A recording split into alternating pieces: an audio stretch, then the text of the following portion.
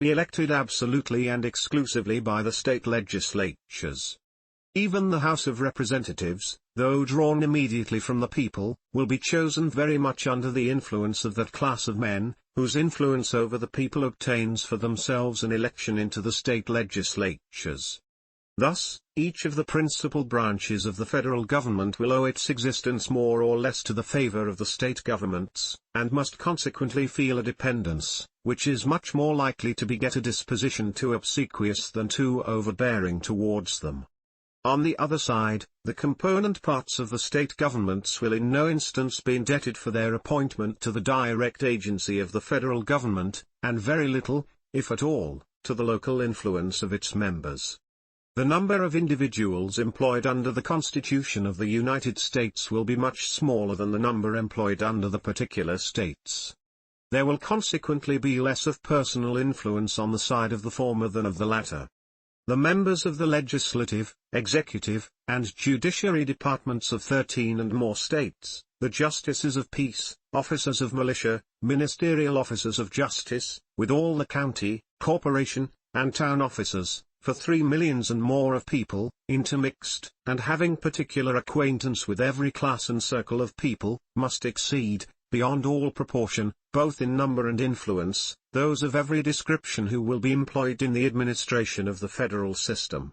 Compare the members of the 3 great departments of the 13 states, excluding from the judiciary department the justices of peace, with the members of the corresponding departments of the single government of the Union. Compare the militia officers of 3 millions of people with the military and marine officers of any establishment which is within the compass of probability, or, I may add, of possibility, and in this view alone, we may pronounce the advantage of the states to be decisive. If the federal government is to have collectors of revenue, the state governments will have theirs also. And as those of the former will be principally on the sea coast, and not very numerous, whilst those of the latter will be spread over the face of the country, and will be very numerous, the advantage in this view also lies on the same side. It is true, that the Confederacy is to possess, and may exercise, the power of collecting internal as well as external taxes throughout the states, but it is probable that this power will not be resorted to, except for supplemental purposes of revenue, that an option will then be given to the states to supply their quotas by previous collections of their own, and that the eventual collection, under the immediate authority of the Union, will generally be made by the officers, and according to the rules appointed by the several states. Indeed, it is extremely probable, that in other instances, particularly in the organization of the judicial power, the officers of the states will be clothed with the correspondent authority of the Union. Should it happen, however, that separate collectors of internal revenue should be appointed under the federal government, the influence of the whole number would not bear a comparison with that of the multitude of state officers in the opposite scale. Within every district to which a federal collector would be allotted, there would not be less than 30 or 40, or even more, officers of different descriptions, and many of them persons of character and weight, whose influence would lie on the side of the state. The powers delegated by the proposed Constitution to the federal government, are few and defined. Those which are to remain in the state governments are numerous and indefinite. The former will be exercised principally on external objects, as war, peace, negotiation, and foreign commerce, with which last the power of taxation will, for the most part, be connected. The powers reserved to the several states will extend to all the objects which, in the ordinary course of affairs, concern the lives, liberties, and properties of the people, and the internal order, improvement, and prosperity of the state.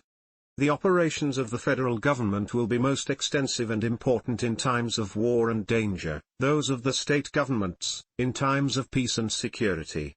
As the former periods will probably bear a small proportion to the latter, the state governments will here enjoy another advantage over the federal government. The more adequate, indeed, the federal powers may be rendered to the national defense, the less frequent will be those scenes of danger which might favor their ascendancy over the governments of the particular states. If the new constitution be examined with accuracy and candor, it will be found that the change which it proposes consists much less in the addition of new powers to the Union, than in the invigoration of its original powers. The regulation of commerce, it is true, is a new power, but that seems to be an addition which few oppose, and from which no apprehensions are entertained. The powers relating to war and peace, armies and fleets, treaties and finance, with the other more considerable powers, are all vested in the existing Congress by the Articles of Confederation. The proposed change does not enlarge these powers, it only substitutes a more effectual mode of administering them. The change relating to taxation may be regarded as the most important, and yet the present Congress have as complete authority to require of the states indefinite supplies of money for the common defense and general welfare, as the future Congress will have to require them of individual citizens, and the latter will be no more bound than the states themselves have been, to pay the quotas respectively taxed on them. Had the states complied punctually with the Articles of Confederation, or could their compliance have been enforced by as peaceable means as may be used with success towards single persons, our past experience is very far from countenancing an opinion, that the state governments would have lost their constitutional powers, and have gradually undergone an entire consolidation. To maintain that such an event would have ensued, would be to say at once, that the existence of the state governments is incompatible with any system whatever that accomplishes the essential purposes of the Union. Federalist number 46. The influence of the state and federal governments compared. From the New York Packet. Tuesday, January 29, 1788. By James Madison.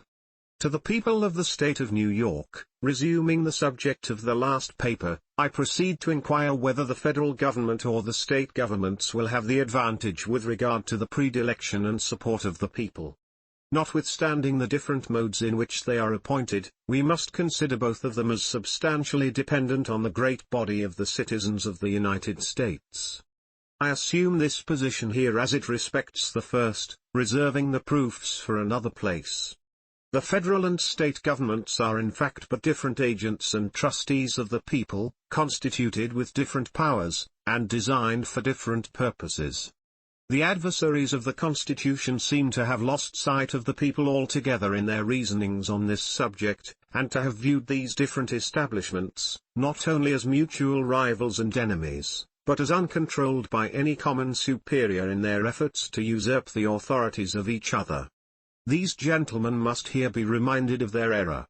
They must be told that the ultimate authority, wherever the derivative may be found, resides in the people alone, and that it will not depend merely on the comparative ambition or address of the different governments, whether either, or which of them, will be able to enlarge its sphere of jurisdiction at the expense of the other. Truth, no less than decency, requires that the event in every case should be supposed to depend on the sentiments and sanction of their common constituents. Many considerations, besides those suggested on a former occasion, seem to place it beyond doubt that the first and most natural attachment of the people will be to the governments of their respective states. Into the administration of these a greater number of individuals will expect to rise.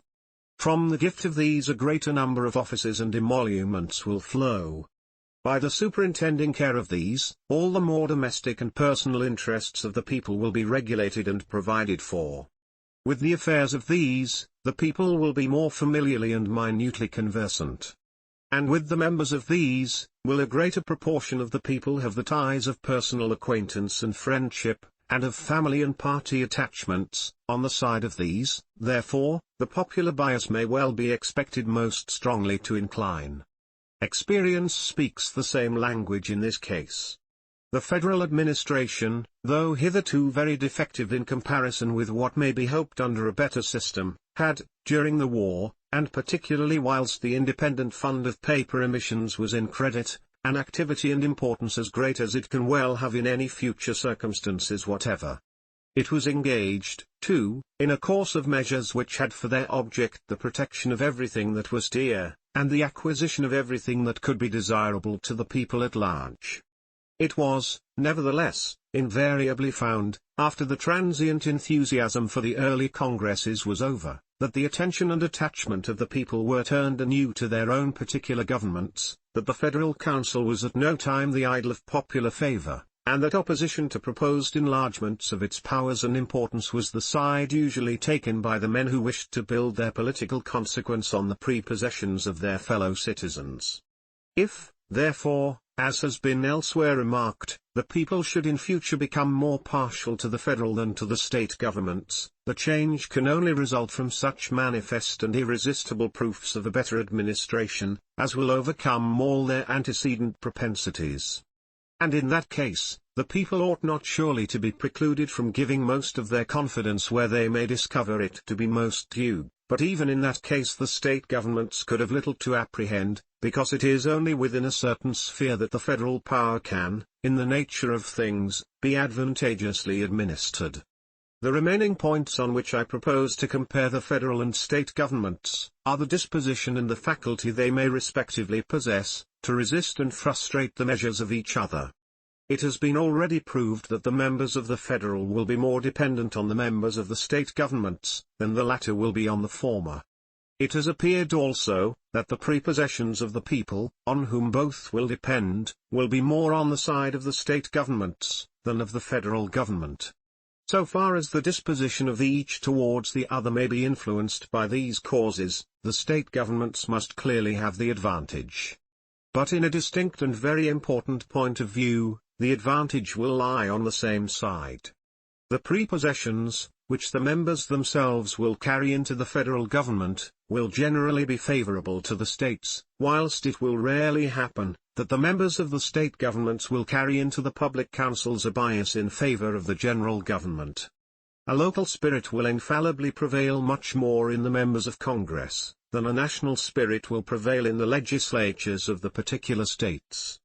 Everyone knows that a great proportion of the errors committed by the state legislatures proceeds from the disposition of the members to sacrifice the comprehensive and permanent interest of the state, to the particular and separate views of the counties or districts in which they reside. And if they do not sufficiently enlarge their policy to embrace the collective welfare of their particular state, how can it be imagined that they will make the aggregate prosperity of the Union, and the dignity and respectability of its government, the objects of their affections and consultations? For the same reason that the members of the state legislatures will be unlikely to attach themselves sufficiently to national objects, the members of the federal legislature will be likely to attach themselves too much to local objects. The states will be to the latter what counties and towns are to the former. Measures will too often be decided according to their probable effect, not on the national prosperity and happiness, but on the prejudices, interests, and pursuits of the governments and people of the individual states. What is the spirit that has in general characterized the proceedings of Congress? A perusal of their journals, as well as the candid acknowledgments of such as have had a seat in that assembly, will inform us, that the members have but too frequently displayed the character, rather of partisans of their respective states, than of impartial guardians of a common interest, that where on one occasion improper sacrifices have been made of local considerations, to the aggrandizement of the federal government, the great interests of the nation have suffered on 100, from an undue attention to the local prejudices, interests, and views of the particular states.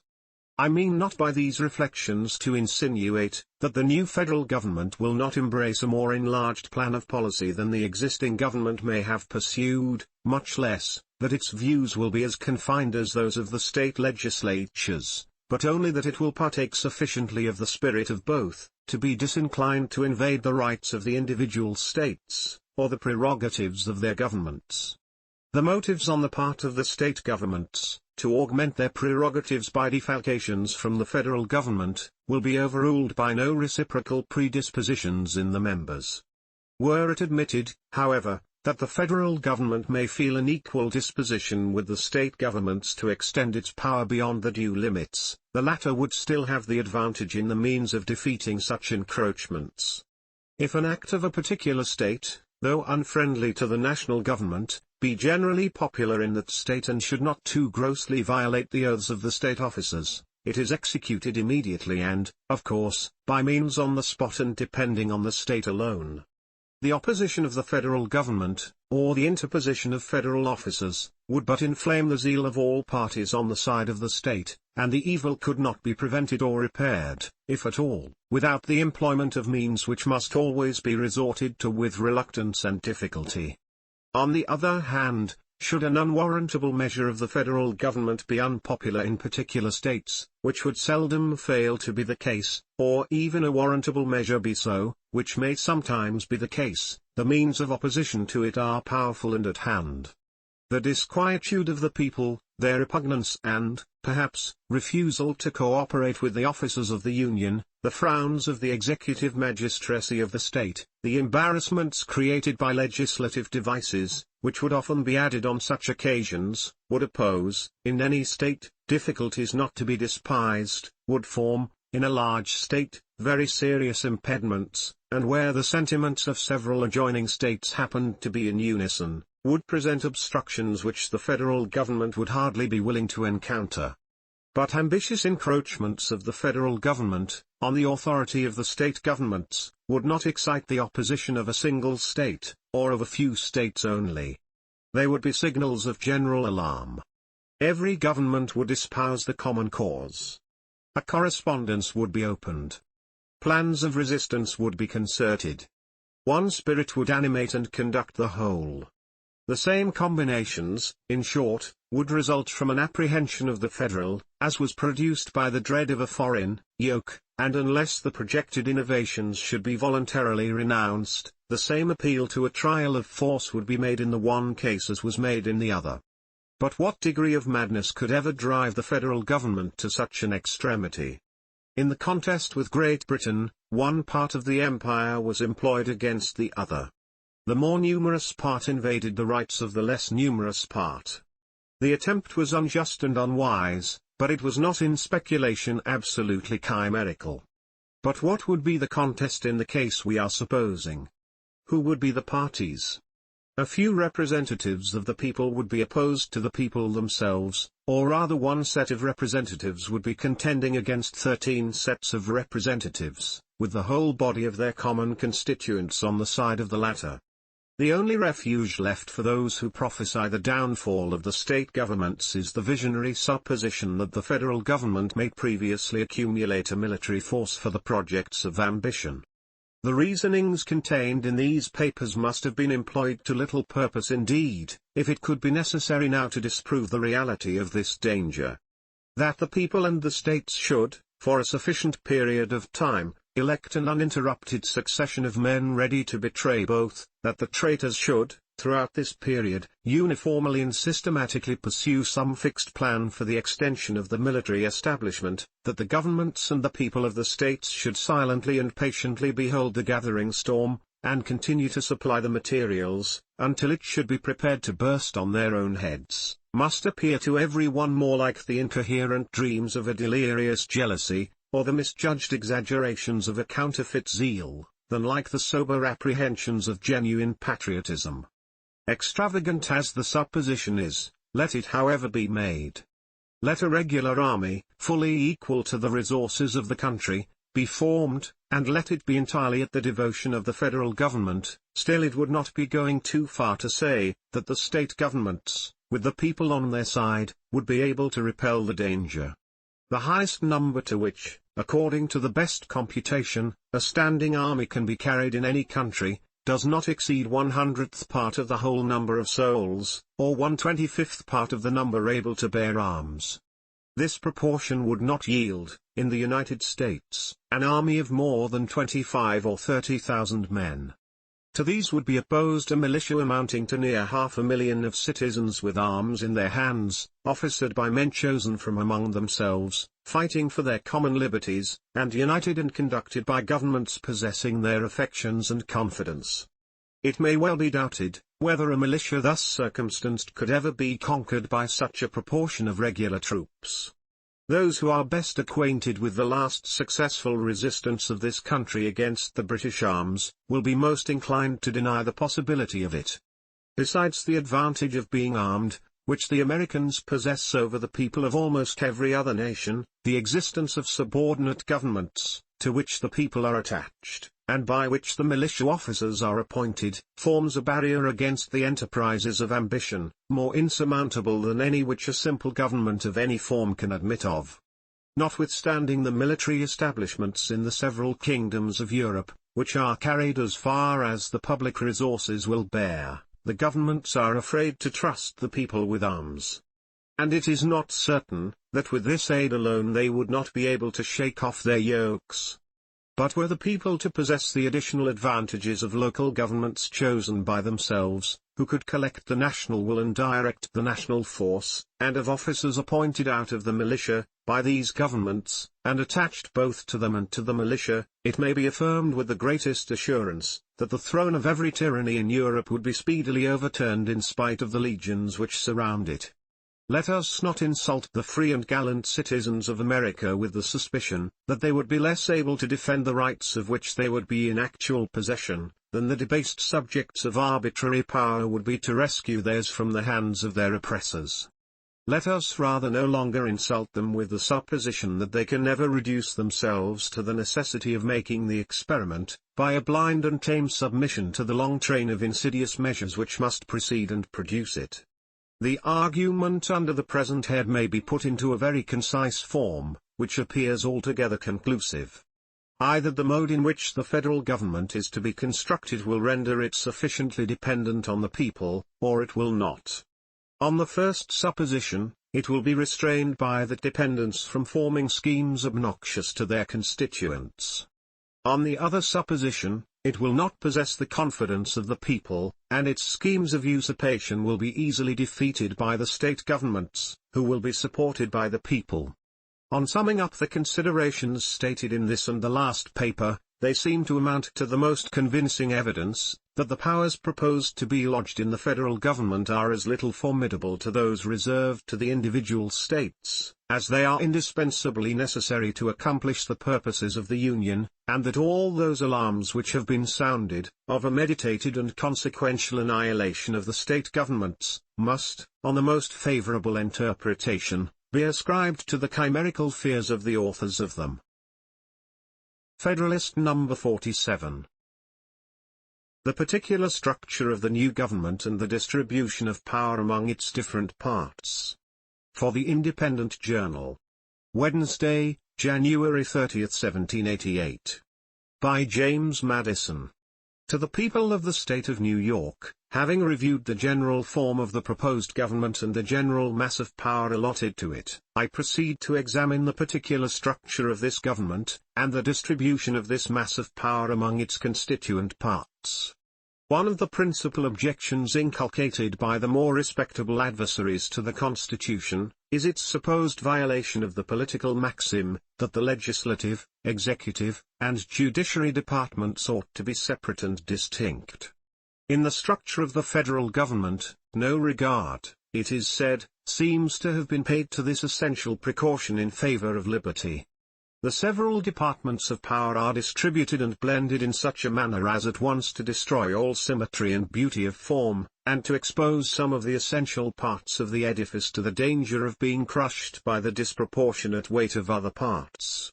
No political truth is certainly of greater intrinsic value, or is stamped with the authority of more enlightened patrons of liberty, than that on which the objection is founded.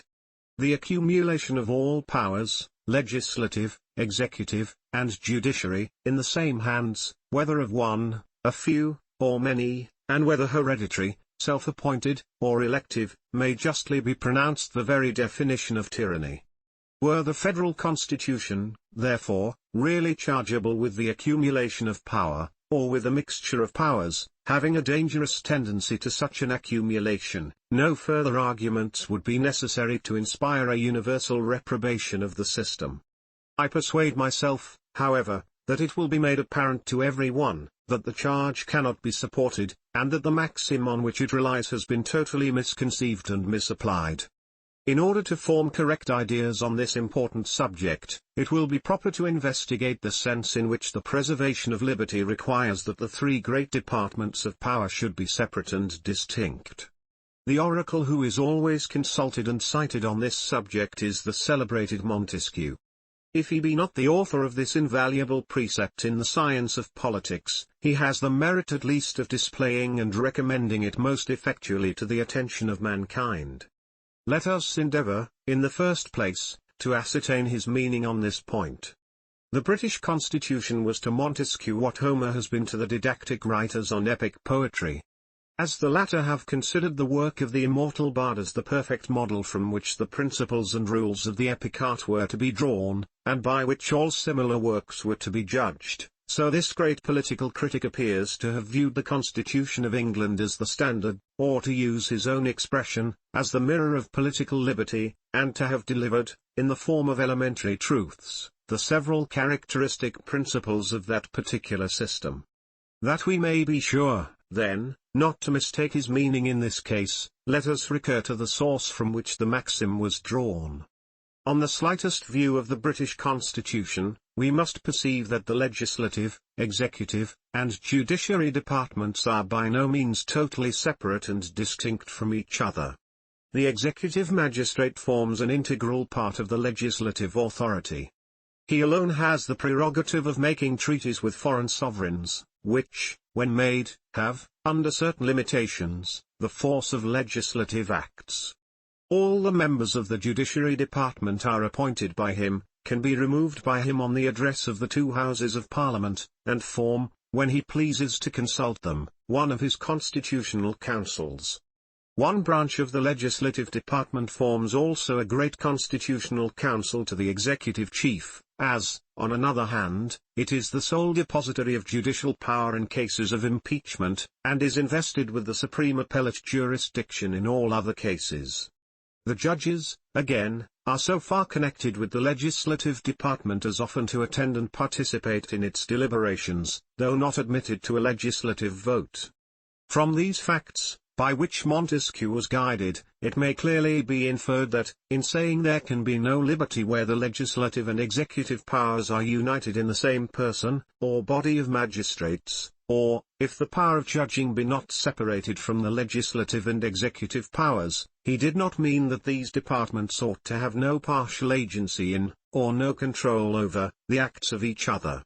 His meaning, as his own words import, and still more conclusively as illustrated by the example in his eye, can amount to no more than this, that where the whole power of one department is exercised by the same hands which possess the whole power of another department, the fundamental principles of a free constitution are subverted.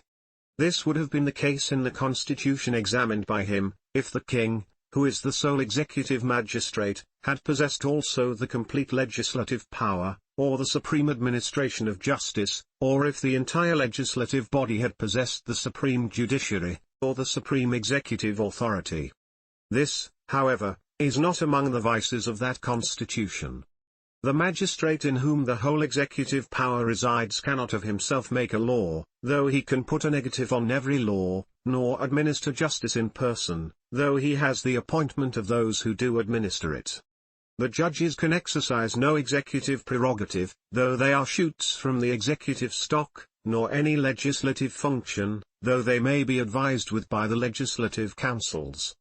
The entire legislature can perform no judiciary act, though by the joint act of two of its branches the judges may be removed from their offices, and though one of its branches is possessed of the judicial power in the last resort.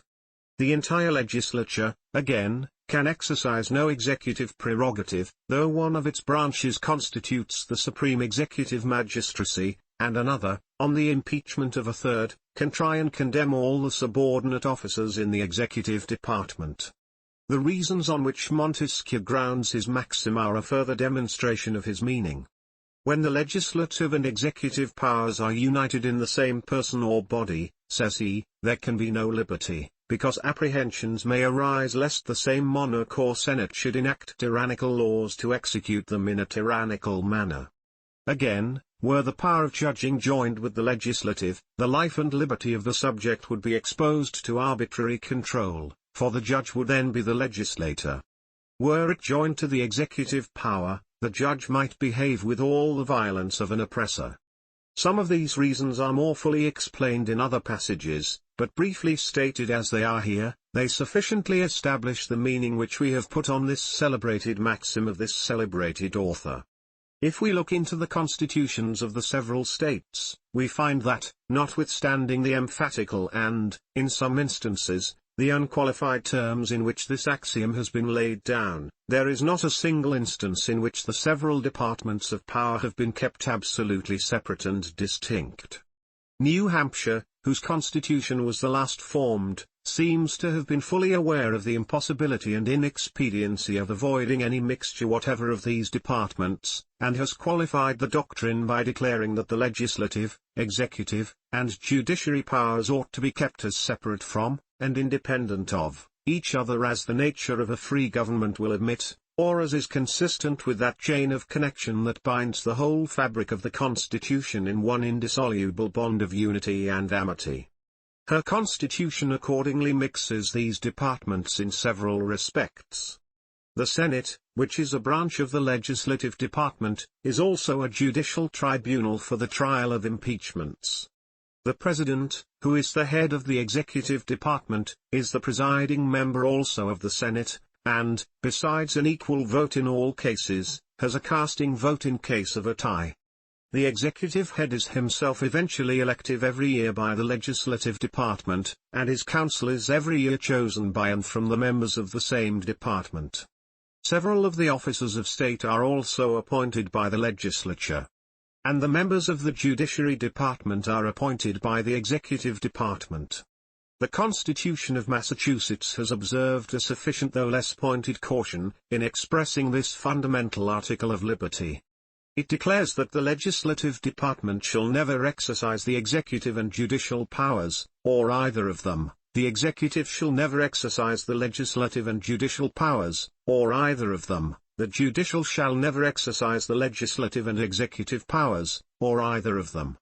This declaration corresponds precisely with the doctrine of Montesquieu, as it has been explained, and is not in a single point violated by the plan of the Convention. It goes no farther than to prohibit any one of the entire departments from exercising the powers of another department.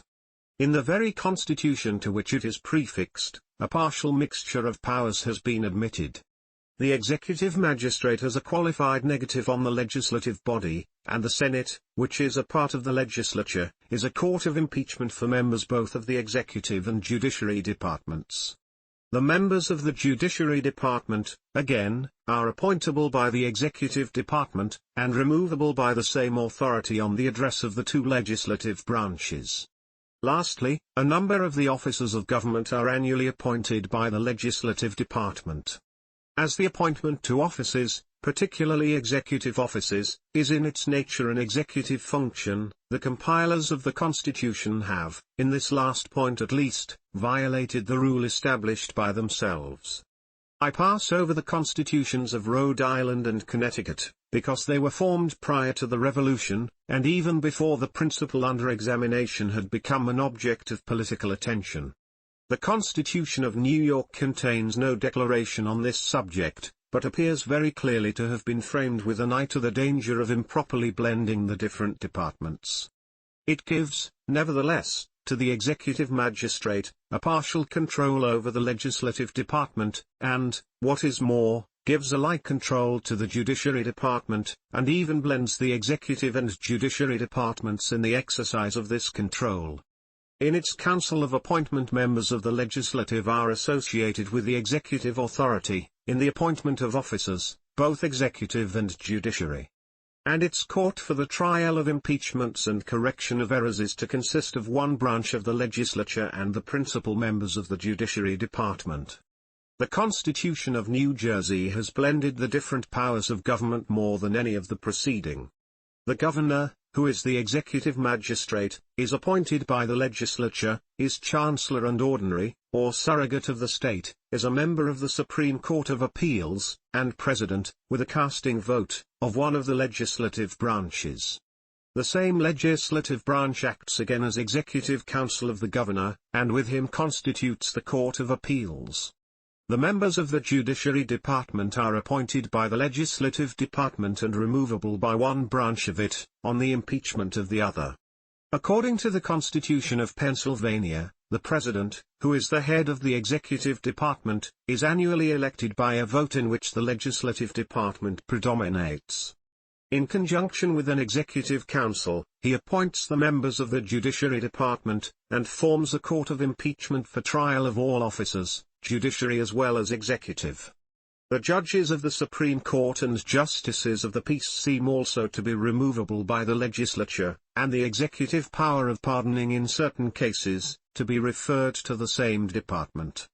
The members of the Executive Council are made ex officio justices of peace throughout the state. In Delaware, the chief executive magistrate is annually elected by the legislative department. The speakers of the two legislative branches are vice presidents in the executive department. The executive chief, with 6 others, appointed, 3 by each of the legislative branches, constitutes the Supreme Court of Appeals. He is joined with the legislative department in the appointment of the other judges. Throughout the states, it appears that the members of the legislature may at the same time be justices of the peace. In this state, the members of one branch of it are ex officio justices of the peace, as are also the members of the Executive Council. The principal officers of the executive department are appointed by the legislative, and one branch of the latter forms a court of impeachments. All officers may be removed on address of the legislature. Maryland has adopted the maxim in the most unqualified terms, declaring that the legislative, executive, and judicial powers of government ought to be forever separate and distinct from each other. Her constitution, notwithstanding, makes the executive magistrate appointable by the legislative department, and the members of the judiciary by the executive department. The language of Virginia is still more pointed on this subject. Her constitution declares that the legislative, executive, and judiciary departments shall be separate and distinct, so that neither exercise the powers properly belonging to the other, nor shall any person exercise the powers of more than one of them at the same time, except that the justices of county courts shall be eligible to either house of assembly.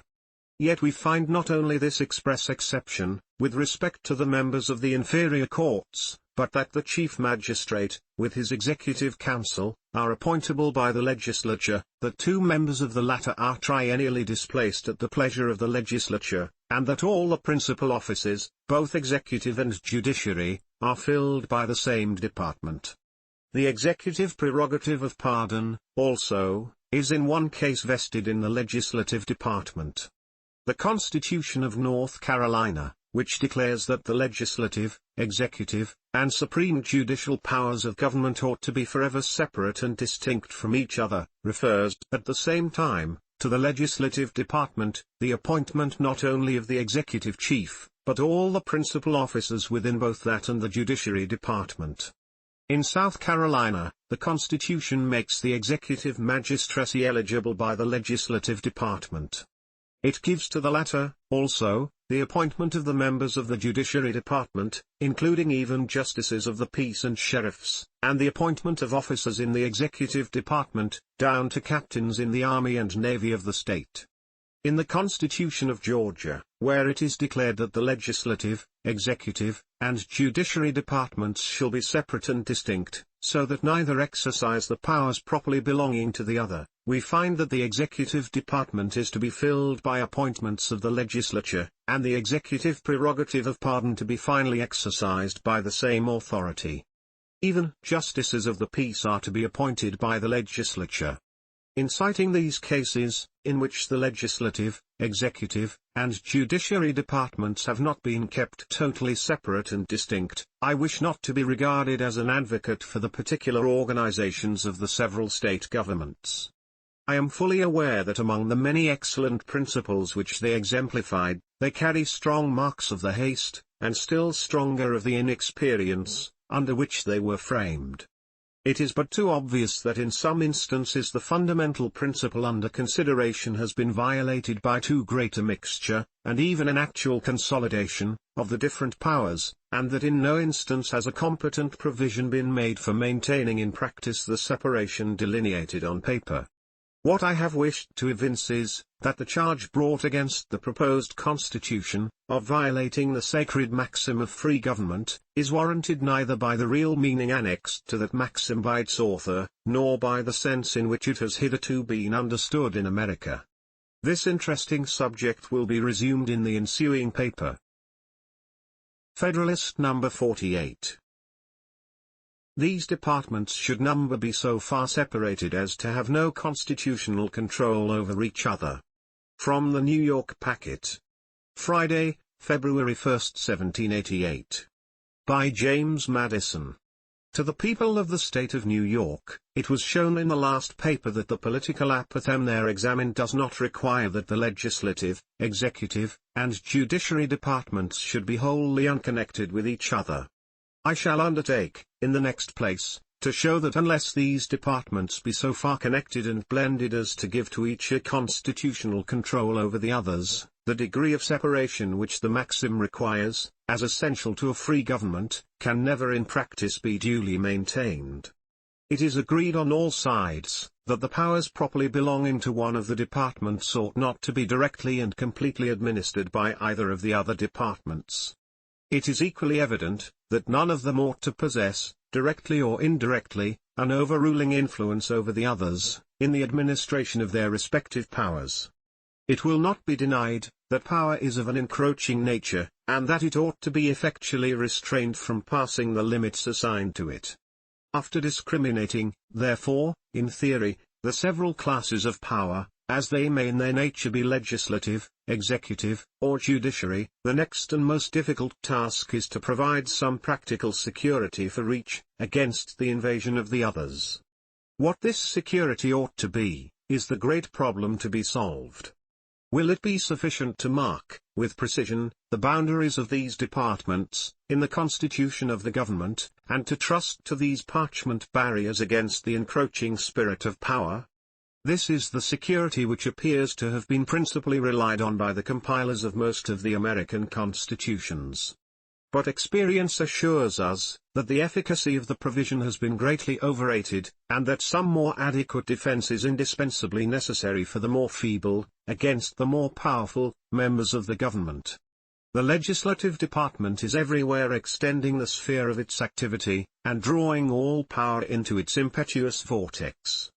The founders of our republics have so much merit for the wisdom which they have displayed, that no task can be less pleasing than that of pointing out the errors into which they have fallen. A respect for truth, however, obliges us to remark, that they seem never for a moment to have turned their eyes from the danger to liberty from the overgrown and all-grasping prerogative of an hereditary magistrate, supported and fortified by an hereditary branch of the legislative authority. They seem never to have recollected the danger from legislative usurpations, which, by assembling all power in the same hands, must lead to the same tyranny as is threatened by executive usurpations.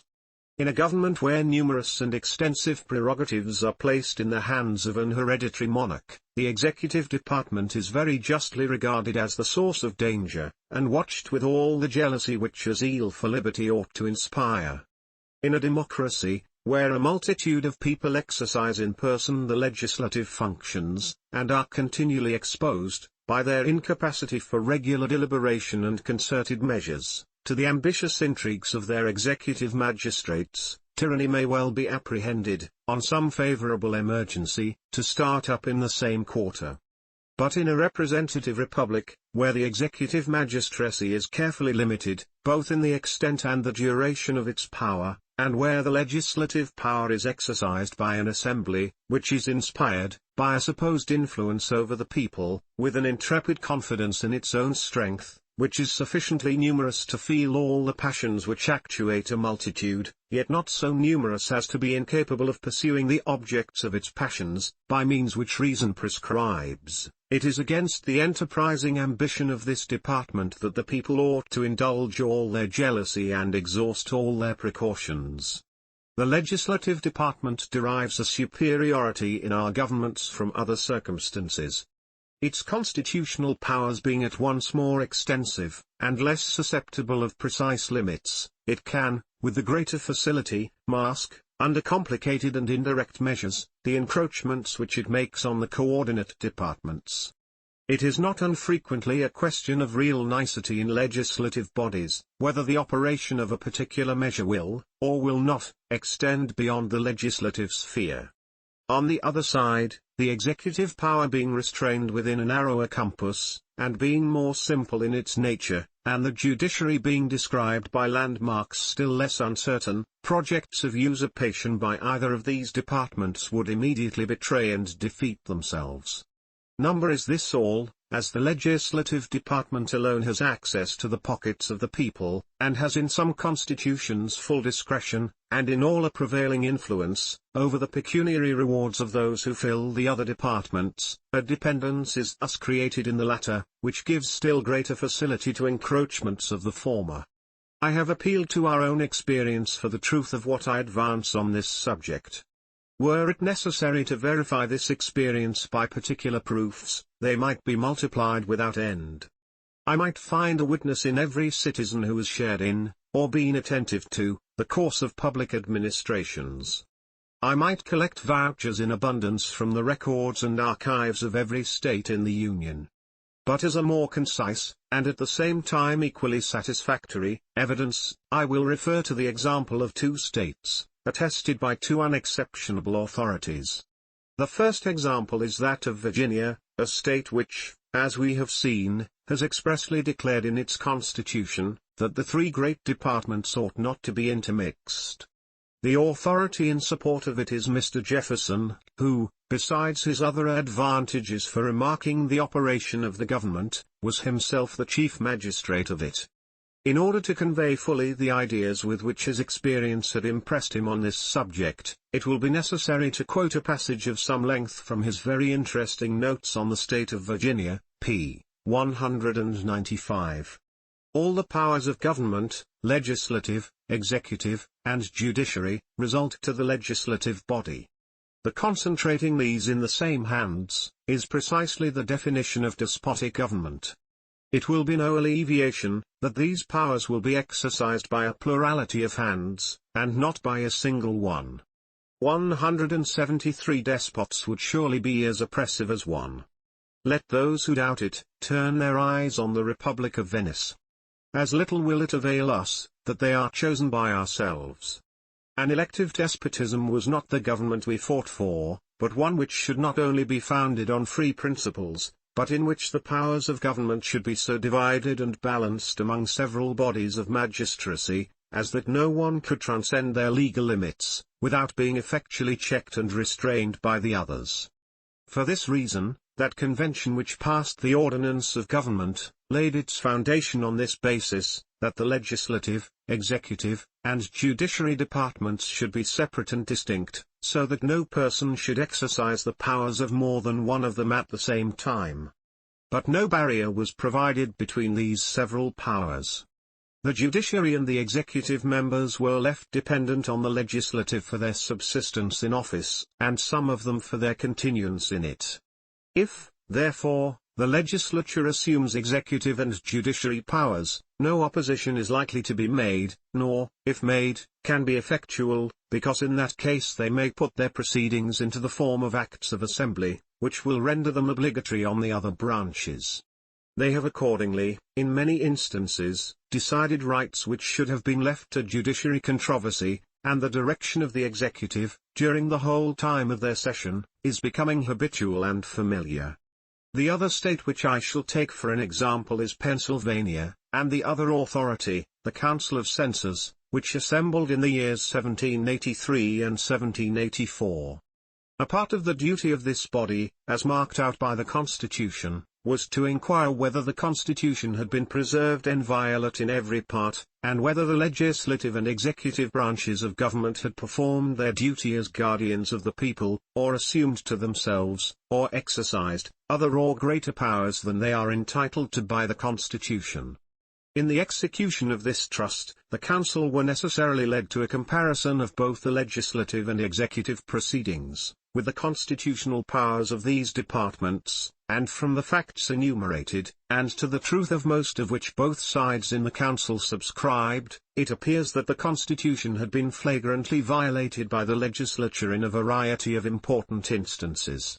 A great number of laws had been passed, violating, without any apparent necessity, the rule requiring that all bills of a public nature shall be previously printed for the consideration of the people, although this is one of the precautions chiefly relied on by the Constitution against improper acts of legislature. The constitutional trial by jury had been violated, and powers assumed which had not been delegated by the Constitution. Executive powers had been usurped. The salaries of the judges, which the Constitution expressly requires to be fixed, had been occasionally varied, and cases belonging to the judiciary department frequently drawn within legislative cognizance and determination. Those who wish to see the several particulars falling under each of these heads, may consult the journals of the Council, which are in print. Some of them, it will be found, may be imputable to peculiar circumstances connected with the war, but the greater part of them may be considered as the spontaneous shoots of an ill-constituted government. It appears, also, that the executive department had not been innocent of frequent breaches of the Constitution. There are 3 observations, however, which ought to be made on this head. First, a great proportion of the instances were either immediately produced by the necessities of the war, or recommended by Congress or the Commander-in-Chief. Second, in most of the other instances, they conformed either to the declared or the known sentiments of the legislative department. Third, the executive department of Pennsylvania is distinguished from that of the other states by the number of members composing it. In this respect, it has as much affinity to a legislative assembly as to an executive council. And being at once exempt from the restraint of an individual responsibility for the acts of the body, and deriving confidence from mutual example and joint influence, unauthorized measures would, of course, be more freely hazarded, than where the executive department is administered by a single hand, or by a few hands. The conclusion which I am warranted in drawing from these observations is, that a mere demarcation on parchment of the constitutional limits of the several departments, is not a sufficient guard against those encroachments which lead to a tyrannical concentration of all the powers of government in the same hands. Federalist number 49. Method of guarding against the encroachments of any one department of government by appealing to the people through a convention. For the Independent Journal. Saturday, February 2, 1788. By James Madison. To the people of the state of New York, the author of the Notes on the State of Virginia, quoted in the last paper, has subjoined to that valuable work the draft of a constitution, which had been prepared in order to be laid before a convention, expected to be called in 1783, by the legislature, for the establishment of a constitution for that commonwealth. The plan, like everything from the same pen, marks a turn of thinking, original, comprehensive, and accurate, and is the more worthy of attention as it equally displays a fervent attachment to republican government and an enlightened view of the dangerous propensities against which it ought to be guarded. One of the precautions which he proposes, and on which he appears ultimately to rely as a palladium to the weaker departments of power against the invasions of the stronger, is perhaps altogether his own, and as it immediately relates to the subject of our present inquiry, ought not to be overlooked. His proposition is, that whenever any 2 of the 3 branches of government shall concur in opinion, each by the voices of 2/3 of their whole number, that a convention is necessary for altering the Constitution, or correcting breaches of it, a convention shall be called for the purpose. As the people are the only legitimate fountain of power, and it is from them that the constitutional charter, under which the several branches of government hold their power, is derived, it seems strictly consonant to the republican theory, to recur to the same original authority, not only whenever it may be necessary to enlarge, diminish, or new model the powers of the government, but also whenever any one of the departments may commit encroachments on the chartered authorities of the others. The several departments being perfectly coordinate by the terms of their common commission, none of them, it is evident, can pretend to an exclusive or superior right of settling the boundaries between their respective powers, and how are the encroachments of the stronger to be prevented, or the wrongs of the weaker to be redressed, without an appeal to the people themselves, who, as the grantors of the commissions, can alone declare its true meaning, and enforce its observance. There is certainly great force in this reasoning, and it must be allowed to prove that a constitutional road to the decision of the people ought to be marked out and kept open, for certain great and extraordinary occasions. But there appear to be insuperable objections against the proposed recurrence to the people, as a provision in all cases for keeping the several departments of power within their constitutional limits. In the first place, the provision does not reach the case of a combination of two of the departments against the third. If the legislative authority, which possesses so many means of operating on the motives of the other departments, should be able to gain to its interest either of the others, or even one-third of its members, the remaining department could derive no advantage from its remedial provision. I do not dwell, however, on this objection, because it may be thought to be rather against the modification of the principle, than against the principle itself. In the next place, it may be considered as an objection inherent in the principle, that as every appeal to the people would carry an implication of some defect in the government, frequent appeals would, in a great measure, deprive the government of that veneration which time bestows on everything, and without which perhaps the wisest and freest governments would not possess the requisite stability. If it be true that all governments rest on opinion, it is no less true that the strength of opinion in each individual, and its practical influence on his conduct, depend much on the number which he supposes to have entertained the same opinion. The reason of man, like man himself, is timid and cautious when left alone, and acquires firmness and confidence in proportion to the number with which it is associated. When the examples which fortify opinion are ancient as well as numerous, they are known to have a double effect. In a nation of philosophers, this consideration ought to be disregarded. A reverence for the laws would be sufficiently inculcated by the voice of an enlightened reason. But a nation of philosophers is as little to be expected as the philosophical race of kings wished for by Plato. And in every other nation, the most rational government will not find it a superfluous advantage to have the prejudices of the community on its side. The danger of disturbing the public tranquillity by interesting too strongly the public passions, is a still more serious objection against a frequent reference of constitutional questions to the decision of the whole society. Notwithstanding the success which has attended the revisions of our established forms of government, and which does so much honor to the virtue and intelligence of the people of America, it must be confessed that the experiments are of too ticklish a nature to be unnecessarily multiplied. We are to recollect that all the existing constitutions were formed in the midst of a danger which repressed the passions most unfriendly to order and concord, of an enthusiastic confidence of the people in their patriotic leaders, which stifled the ordinary diversity of opinions on great national questions, of a universal ardor for new and opposite forms, produced by a universal resentment and indignation against the ancient government, and whilst no spirit of party connected with the changes to be made, or the abuses to be reformed, could mingle its leaven in the operation. The future situations in which we must expect to be usually placed, do not present any equivalent security against the danger which is apprehended. But the greatest objection of all is, that the decisions which would probably result from such appeals would not answer the purpose of maintaining the constitutional equilibrium of the government. We have seen that the tendency of republican governments is to an aggrandizement of the legislative at the expense of the other departments. The appeals to the people, therefore, would usually be made by the executive and judiciary departments. But whether made by one side or the other, would each side enjoy equal advantages on the trial? Let us view their different situations. The members of the executive and judiciary departments are few in number, and can be personally known to a small part only of the people. The latter, by the mode of their appointment, as well as by the nature and permanency of it, are too far removed from the people to share much in their prepossessions. The former are generally the objects of jealousy, and their administration is always liable to be discolored and rendered unpopular. The members of the legislative department, on the other hand, are numerous. They are distributed and dwell among the people at large. Their connections of blood, of friendship, and of acquaintance embrace a great proportion of the most influential part of the society. The nature of their public trust implies a personal influence among the people, and that they are more immediately the confidential guardians of the rights and liberties of the people.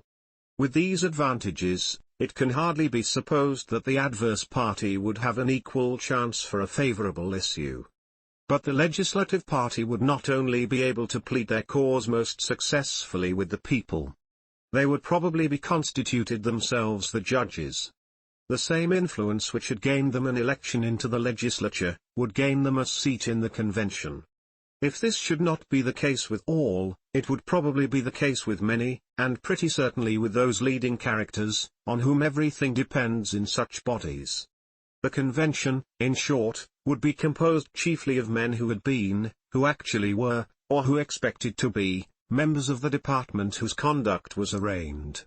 They would consequently be parties to the very question to be decided by them. It might, however, sometimes happen, that appeals would be made under circumstances less adverse to the executive and judiciary departments.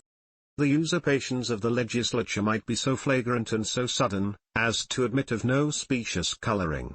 A strong party among themselves might take side with the other branches. The executive power might be in the hands of a peculiar favorite of the people. In such a posture of things, the public decision might be less swayed by prepossessions in favor of the legislative party. But still it could never be expected to turn on the true merits of the question. It would inevitably be connected with the spirit of pre-existing parties, or of parties springing out of the question itself.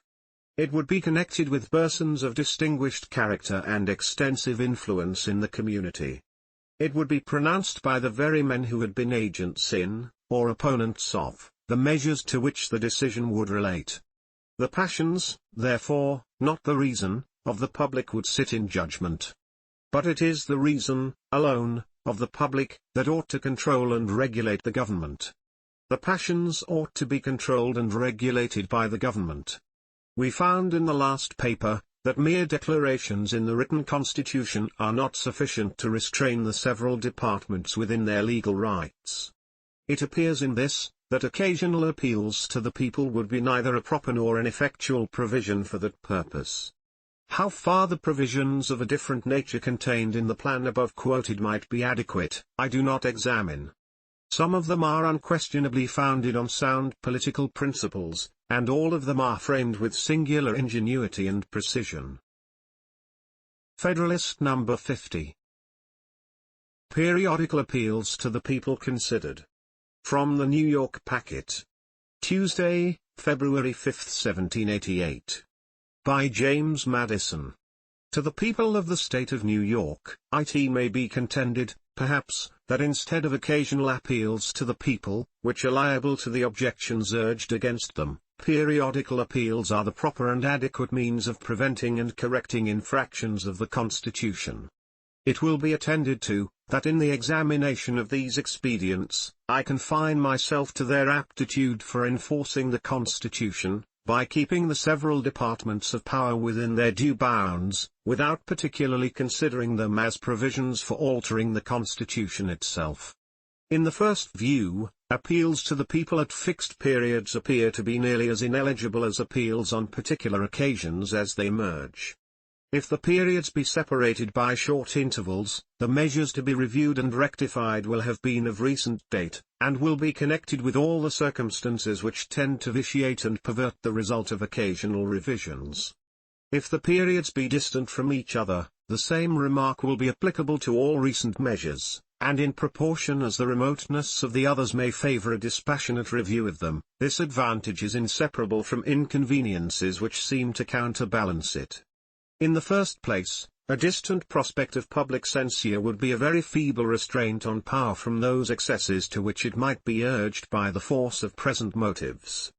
Is it to be imagined that a legislative assembly, consisting of 100 or 200 members, eagerly bent on some favorite object, and breaking through the restraints of the Constitution in pursuit of it, would be arrested in their career, by considerations drawn from a censorial revision of their conduct at the future distance of 10, 15, or 20 years. In the next place, the abuses would often have completed their mischievous effects before the remedial provision would be applied. And in the last place, where this might not be the case, they would be of long standing, would have taken deep root, and would not easily be extirpated. The scheme of revising the Constitution, in order to correct recent breaches of it, as well as for other purposes, has been actually tried in one of the states. One of the objects of the Council of Censors which met in Pennsylvania in 1783 and 1784, was, as we have seen, to inquire, whether the Constitution had been violated, and whether the legislative and executive departments had encroached upon each other. This important and novel experiment in politics merits, in several points of view, very particular attention. In some of them it may, perhaps, as a single experiment, made under circumstances somewhat peculiar, be thought to be not absolutely conclusive. But as applied to the case under consideration, it involves some facts, which I venture to remark, as a complete and satisfactory illustration of the reasoning which I have employed. First, it appears, from the names of the gentlemen who composed the council, that some, at least, of its most active members had also been active and leading characters in the parties which pre-existed in the state. Second, it appears that the same active and leading members of the council had been active and influential members of the legislative and executive branches, within the period to be reviewed, and even patrons or opponents of the very measures to be thus brought to the test of the Constitution.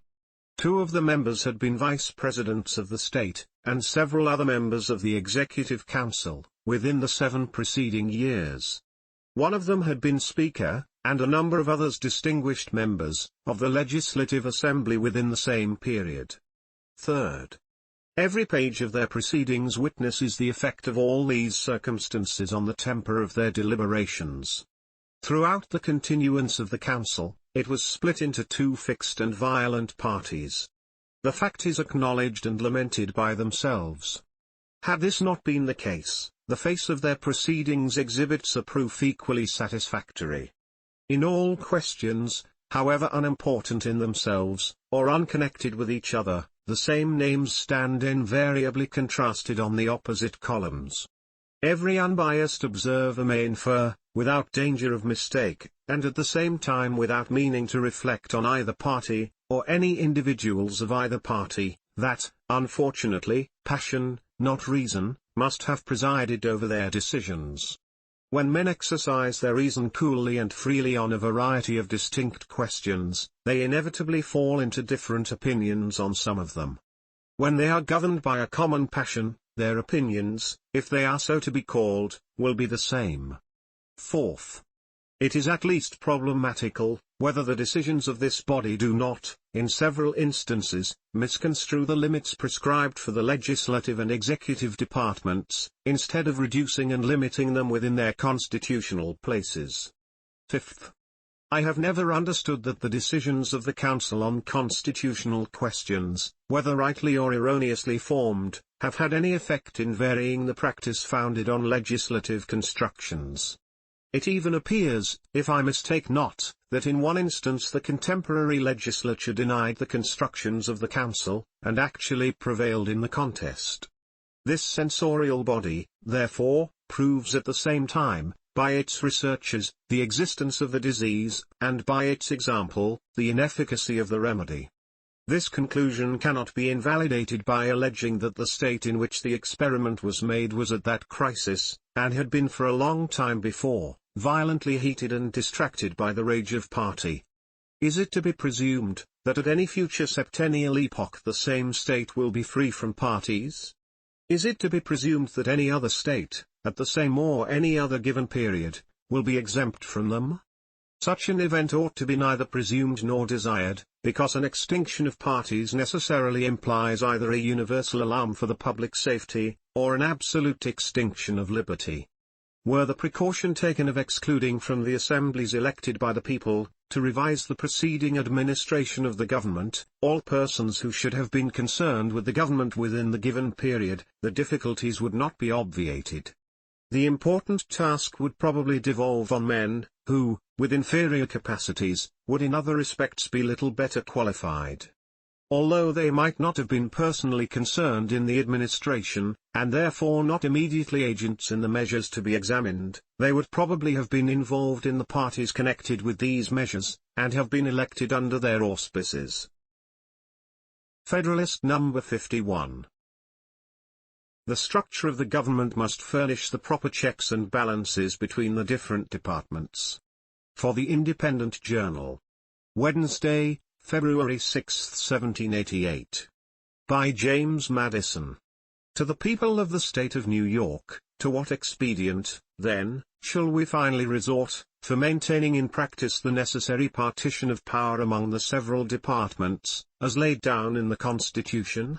The only answer that can be given is, that as all these exterior provisions are found to be inadequate, the defect must be supplied, by so contriving the interior structure of the government as that its several constituent parts may, by their mutual relations, be the means of keeping each other in their proper places. Without presuming to undertake a full development of this important idea, I will hazard a few general observations, which may perhaps place it in a clearer light, and enable us to form a more correct judgment of the principles and structure of the government planned by the Convention.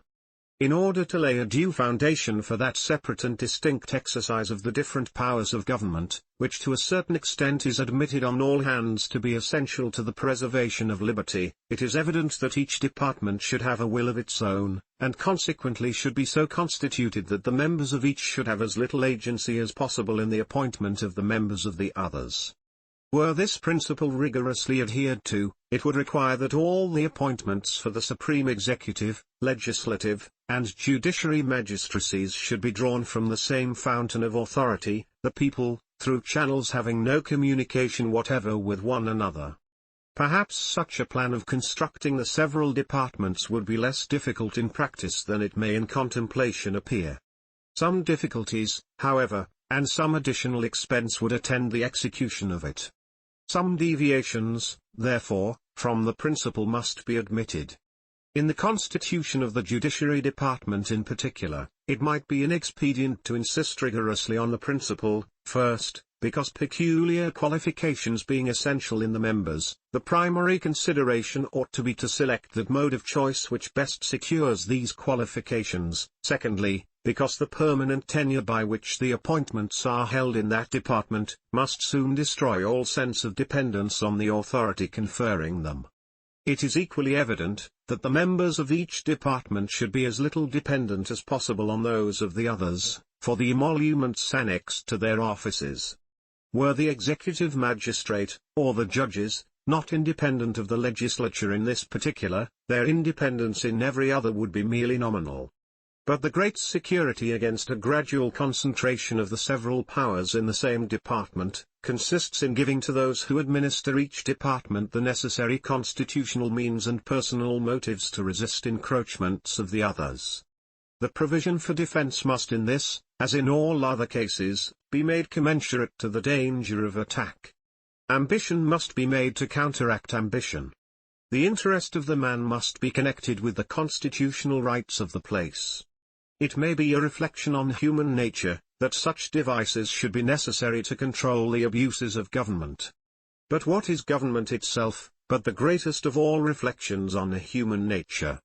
If men were angels, no government would be necessary. If angels were to govern men, neither external nor internal controls on government would be necessary. In framing a government which is to be administered by men over men, the great difficulty lies in this: you must first enable the government to control the governed, and in the next place oblige it to control itself. A dependence on the people is, no doubt, the primary control on the government, but experience has taught mankind the necessity of auxiliary precautions. This policy of supplying, by opposite and rival interests, the defect of better motives, might be traced through the whole system of human affairs, private as well as public. We see it particularly displayed in all the subordinate distributions of power, where the constant aim is to divide and arrange the several offices in such a manner as that each may be a check on the other, that the private interest of every individual may be a sentinel over the public rights. These inventions of prudence cannot be less requisite in the distribution of the supreme powers of the state. But it is not possible to give to each department an equal power of self-defense. In republican government, the legislative authority necessarily predominates. The remedy for this inconveniency is to divide the legislature into different branches, and to render them, by different modes of election and different principles of action, as little connected with each other as the nature of their common functions and their common dependence on the society will admit. It may even be necessary to guard against dangerous encroachments by still further precautions. As the weight of the legislative authority requires that it should be thus divided, the weakness of the executive may require, on the other hand, that it should be fortified. An absolute negative on the legislature appears, at first view, to be the natural defense with which the executive magistrate should be armed. But perhaps it would be neither altogether safe nor alone sufficient. On ordinary occasions it might not be exerted with the requisite firmness, and on extraordinary occasions it might be perfidiously abused. May not this defect of an absolute negative be supplied by some qualified connection between this weaker department and the weaker branch of the stronger department, by which the latter may be led to support the constitutional rights of the former, without being too much detached from the rights of its own department? If the principles on which these observations are founded be just, as I persuade myself they are, and they be applied as a criterion to the several state constitutions, and to the federal constitution, it will be found that if the latter does not perfectly correspond with them, the former are infinitely less able to bear such a test. There are, moreover, two considerations particularly applicable to the federal system of America, which place that system in a very interesting point of view. First, in a single republic, all the power surrendered by the people is submitted to the administration of a single government, and the usurpations are guarded against by a division of the government into distinct and separate departments. In the compound Republic of America, the power surrendered by the people is first divided between two distinct governments, and then the portion allotted to each subdivided among distinct and separate departments. Hence a double security arises to the rights of the people. The different governments will control each other, at the same time that each will be controlled by itself. Second, it is of great importance in a republic not only to guard the society against the oppression of its rulers, but to guard one part of the society against the injustice of the other part. Different interests necessarily exist in different classes of citizens. If a majority be united by a common interest, the rights of the minority will be insecure. There are but two methods of providing against this evil, the one by creating a will in the community independent of the majority, that is, of the society itself, the other, by comprehending in the society so many separate descriptions of citizens as will render an unjust combination of a majority of the whole very improbable, if not impracticable.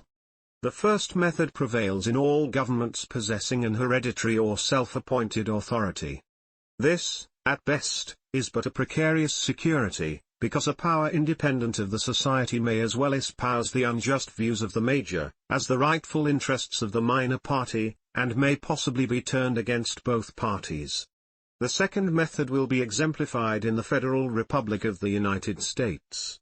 Whilst all authority in it will be derived from and dependent on the society itself will be broken into so many parts, interests, and classes of citizens, that the rights of individuals, or of the minority, will be in little danger from interested combinations of the majority.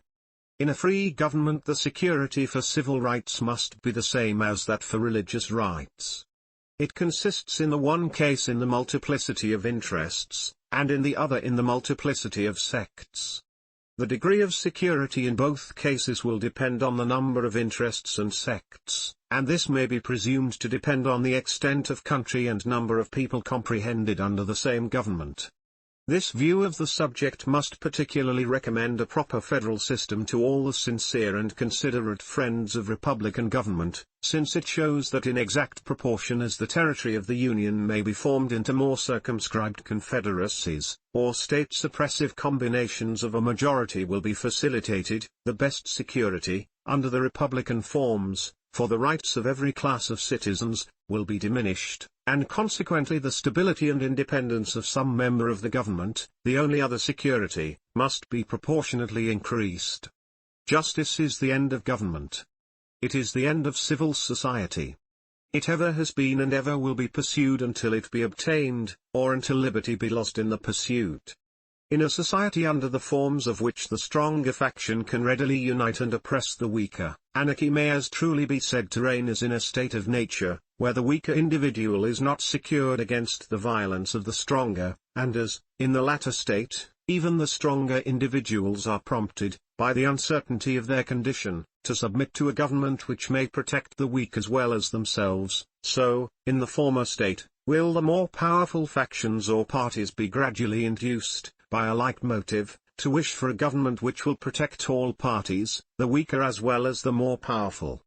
It can be little doubted that if the state of Rhode Island was separated from the Confederacy and left to itself, the insecurity of rights under the popular form of government within such narrow limits would be displayed by such reiterated oppressions of factious majorities that some power altogether independent of the people would soon be called for by the voice of the very factions whose misrule had proved the necessity of it.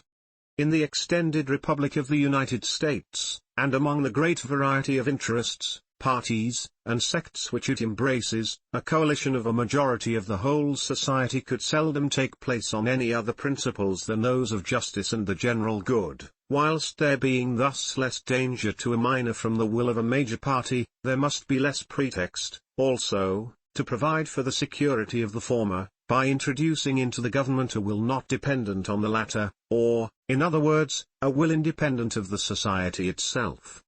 It is no less certain than it is important, notwithstanding the contrary opinions which have been entertained, that the larger the society, provided it lie within a practical sphere, the more duly capable it will be of self-government. And happily for the Republican cause, the practicable sphere may be carried to a very great extent, by a judicious modification and mixture of the federal principle. Federalist No. 52. The House of Representatives. From the New York Packet. Friday, February 8, 1788. By James Madison. To the people of the State of New York, from the more general inquiries pursued in the 4 last papers, I pass on to a more particular examination of the several parts of the government. I shall begin with the House of Representatives. The first view to be taken of this part of the government relates to the qualifications of the electors and the elected. Those of the former are to be the same with those of the electors of the most numerous branch of the state legislatures. The definition of the right of suffrage is very justly regarded as a fundamental article of republican government. It was incumbent on the convention, therefore, to define and establish this right in the Constitution. To have left it open for the occasional regulation of the Congress, would have been improper for the reason just mentioned. To have submitted it to the legislative discretion of the states, would have been improper for the same reason, and for the additional reason that it would have rendered too dependent on the state governments that branch of the federal government which ought to be dependent on the people alone. To have reduced the different qualifications in the different states to one uniform rule, would probably have been as dissatisfactory to some of the states as it would have been difficult to the convention. The provision made by the convention appears, therefore, to be the best that lay within their option. It must be satisfactory to every state, because it is conformable to the standard already established, or which may be established, by the state itself. It will be safe to the United States, because, being fixed by the state constitutions, it is not alterable by the state governments, and it cannot be feared that the people of the states will alter this part of their constitutions in such a manner as to abridge the rights secured to them by the federal constitution. The qualifications of the elected, being less carefully and properly defined by the state constitutions, and being at the same time more susceptible of uniformity, have been very properly considered and regulated by the Convention. A representative of the United States must be of the age of 25 years, must have been 7 years a citizen of the United States, must, at the time of his election, be an inhabitant of the state he is to represent, and, during the time of his service, must be in no office under the United States. Under these reasonable limitations, the door of this part of the federal government is open to merit of every description, whether native or adoptive, whether young or old, and without regard to poverty or wealth, or to any particular profession of religious faith. The term for which the representatives are to be elected falls under a second view which may be taken of this branch. In order to decide on the propriety of this article, two questions must be considered: first, whether biennial elections will, in this case, be safe; secondly, whether they be necessary or useful. First, as it is essential to liberty that the government in general should have a common interest with the people, so it is particularly essential that the branch of it under consideration should have an immediate dependence on, and an intimate sympathy with, the people. Frequent elections are unquestionably the only policy by which this dependence and sympathy can be effectually secured. But what particular degree of frequency may be absolutely necessary for the purpose, does not appear to be susceptible of any precise calculation, and must depend on a variety of circumstances with which it may be connected. Let us consult experience, the guide that ought always to be followed whenever it can be found. The scheme of representation, as a substitute for a meeting of the citizens in person, being at most but very imperfectly known to ancient polity, it is in more modern times only that we are to expect instructive examples. And even here, in order to avoid a research too vague and diffusive, it will be proper to confine ourselves to the few examples which are best known, and which bear the greatest analogy to our particular case. The first to which this character ought to be applied, is the House of Commons in Great Britain. The history of this branch of the English Constitution, anterior to the date of Magna Charta, is too obscure to yield instruction. The very existence of it has been made a question among political antiquaries. The earliest records of subsequent date prove that parliaments were to sit only every year, not that they were to be elected every year. And even these annual sessions were left so much at the discretion of the monarch, that, under various pretexts, very long and dangerous intermissions were often contrived by royal ambition. To remedy this grievance, it was provided by a statute in the reign of Charles II, that the intermissions should not be protracted beyond a period of 3 years. On the accession of William III, when a revolution took place in the government, the subject was still more seriously resumed, and it was declared to be among the fundamental rights of the people that parliaments ought to be held frequently. By another statute, which passed a few years later in the same reign, the term frequently, which had alluded to the triennial period settled in the time of Charles II, is reduced to a precise meaning, it being expressly enacted that a new parliament shall be called within 3 years after the termination of the former. The last change, from 3 to 7 years, is well known to have been introduced pretty early in the present century, under an alarm for the Hanoverian succession. From these facts it appears that the greatest frequency of elections which has been deemed necessary in that kingdom, for binding the representatives to their constituents, does not exceed a triennial return of them.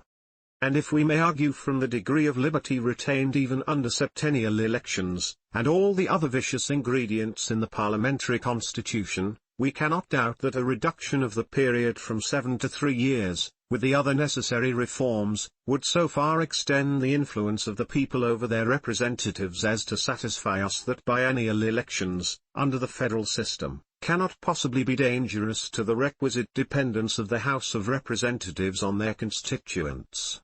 Elections in Ireland, till of late, were regulated entirely by the discretion of the Crown, and were seldom repeated, except on the accession of a new prince, or some other contingent event.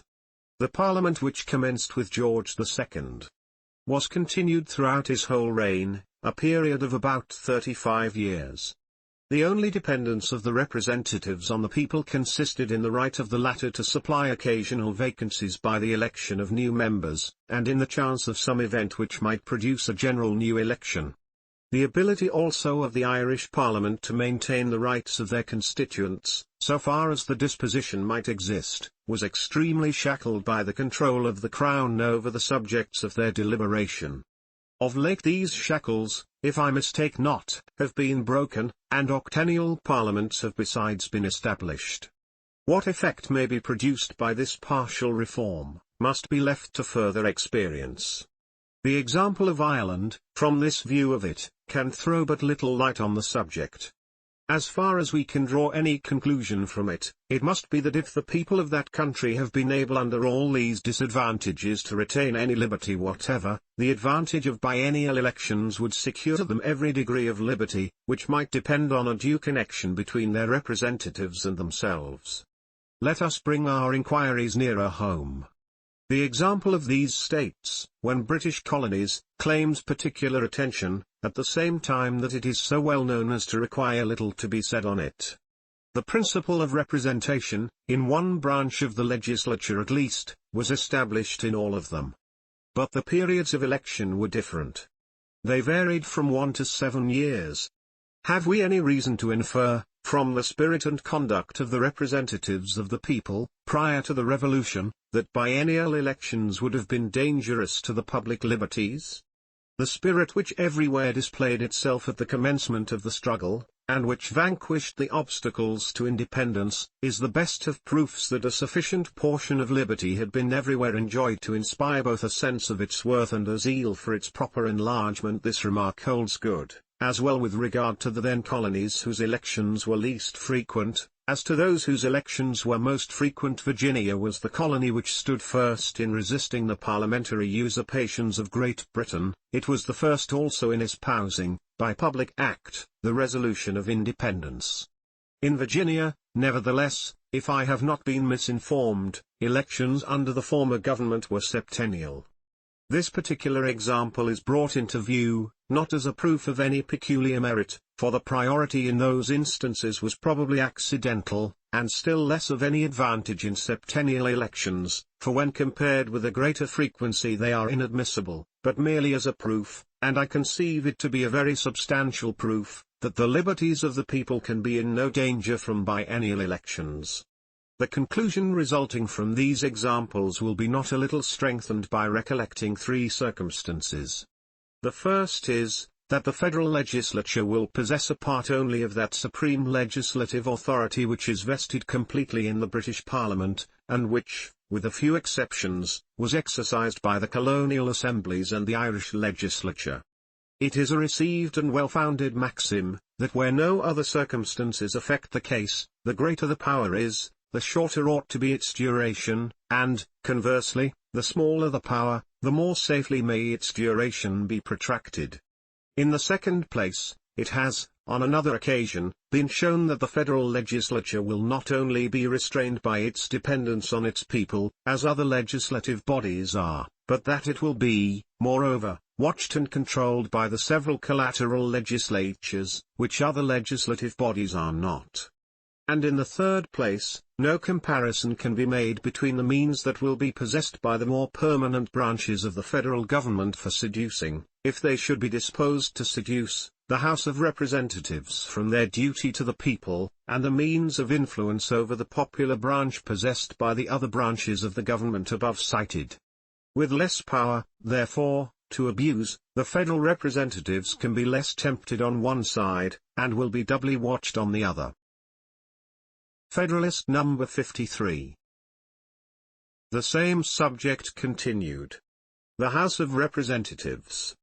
For the Independent Journal. Saturday, February 9, 1788. By James Madison. To the people of the state of New York, I shall here, perhaps, be reminded of a current observation, that where annual elections end, tyranny begins. If it be true, as has often been remarked, that sayings which become proverbial are generally founded in reason, it is not less true, that when once established, they are often applied to cases to which the reason of them does not extend. I need not look for a proof beyond the case before us. What is the reason on which this proverbial observation is founded? No man will subject himself to the ridicule of pretending that any natural connection subsists between the sun or the seasons, and the period within which human virtue can bear the temptations of power.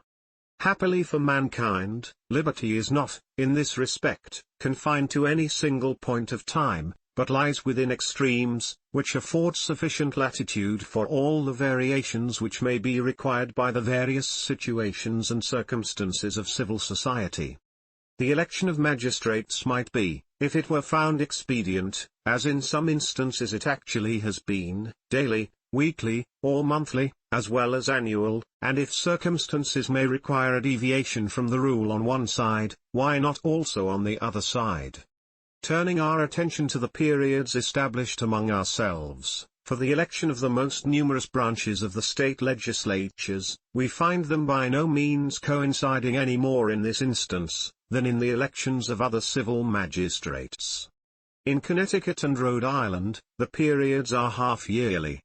In the other states, South Carolina excepted, they are annual.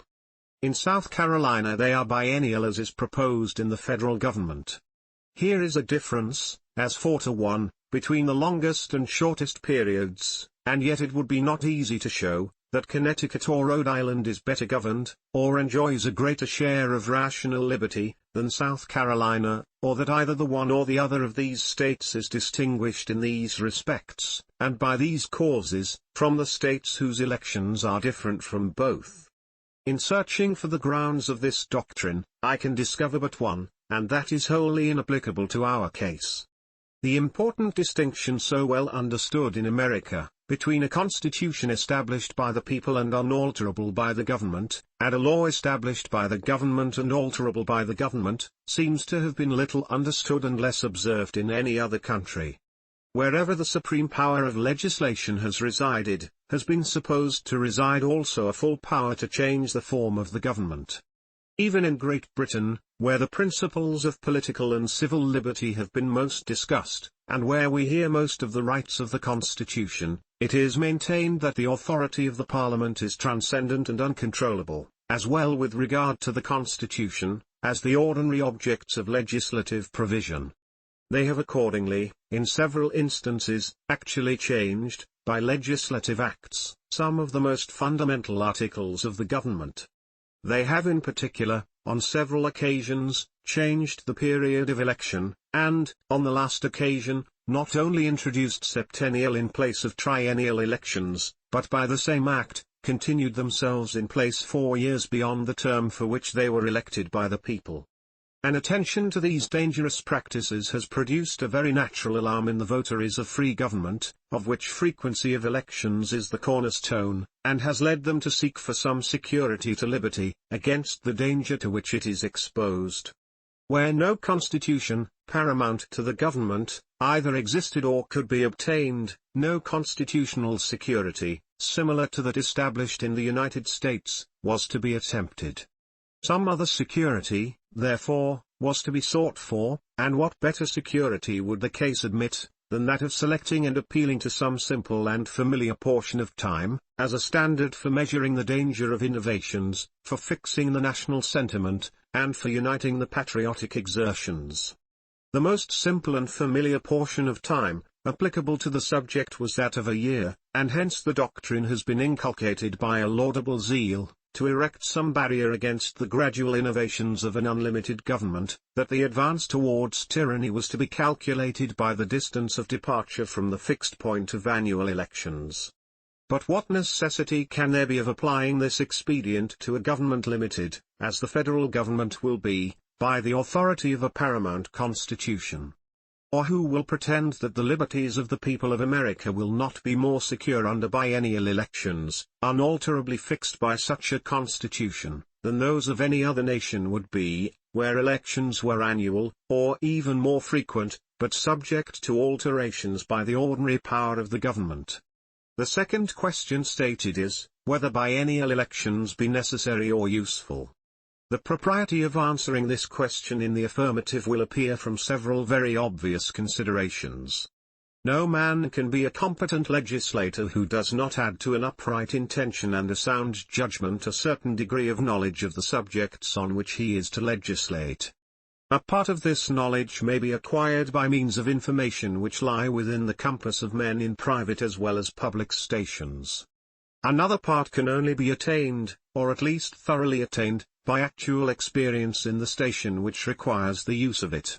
The period of service ought, therefore, in all such cases, to bear some proportion to the extent of practical knowledge requisite to the due performance of the service.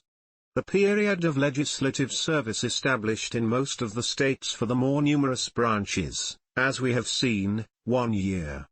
The question then may be put into this simple form: does the period of 2 years bear no greater proportion to the knowledge requisite for federal legislation than 1 year does to the knowledge requisite for state legislation? The very statement of the question, in this form, suggests the answer that ought to be given to it. In a single state, the requisite knowledge relates to the existing laws which are uniform throughout the state, and with which all the citizens are more or less conversant, and to the general affairs of the state, which lie within a small compass, are not very diversified, and occupy much of the attention and conversation of every class of people. The great theatre of the United States presents a very different scene. The laws are so far from being uniform, that they vary in every state, whilst the public affairs of the Union are spread throughout a very extensive region, and are extremely diversified by the local affairs connected with them, and can with difficulty be correctly learnt in any other place than in the central councils to which a knowledge of them will be brought by the representatives of every part of the empire. Yet some knowledge of the affairs, and even of the laws, of all the states, ought to be possessed by the members from each of the states. How can foreign trade be properly regulated by uniform laws, without some acquaintance with the commerce, the ports, the usages, and the regulations of the different states? How can the trade between the different states be duly regulated, without some knowledge of their relative situations in these and other respects? How can taxes be judiciously imposed and effectually collected, if they be not accommodated to the different laws and local circumstances relating to these objects in the different states? How can uniform regulations for the militia be duly provided, without a similar knowledge of many internal circumstances by which the states are distinguished from each other? These are the principal objects of federal legislation, and suggest most forcibly the extensive information which the representatives ought to acquire. The other interior objects will require a proportional degree of information with regard to them. It is true that all these difficulties will, by degrees, be very much diminished. The most laborious task will be the proper inauguration of the government and the primeval formation of a federal code. Improvements on the first drafts will every year become both easier and fewer. Past transactions of the government will be a ready and accurate source of information to new members. The affairs of the Union will become more and more objects of curiosity and conversation among the citizens at large. And the increased intercourse among those of different states will contribute not a little to diffuse a mutual knowledge of their affairs, as this again will contribute to a general assimilation of their manners and laws. But with all these abatements, the business of federal legislation must continue so far to exceed, both in novelty and difficulty, the legislative business of a single state, as to justify the longer period of service assigned to those who are to transact it. A branch of knowledge which belongs to the acquirements of a federal representative, and which has not been mentioned, is that of foreign affairs. In regulating our own commerce he ought to be not only acquainted with the treaties between the United States and other nations, but also with the commercial policy and laws of other nations. He ought not to be altogether ignorant of the law of nations, for that, as far as it is a proper object of municipal legislation, is submitted to the federal government. And although the House of Representatives is not immediately to participate in foreign negotiations and arrangements, yet from the necessary connection between the several branches of public affairs, those particular branches will frequently deserve attention in the ordinary course of legislation, and will sometimes demand particular legislative sanction and cooperation.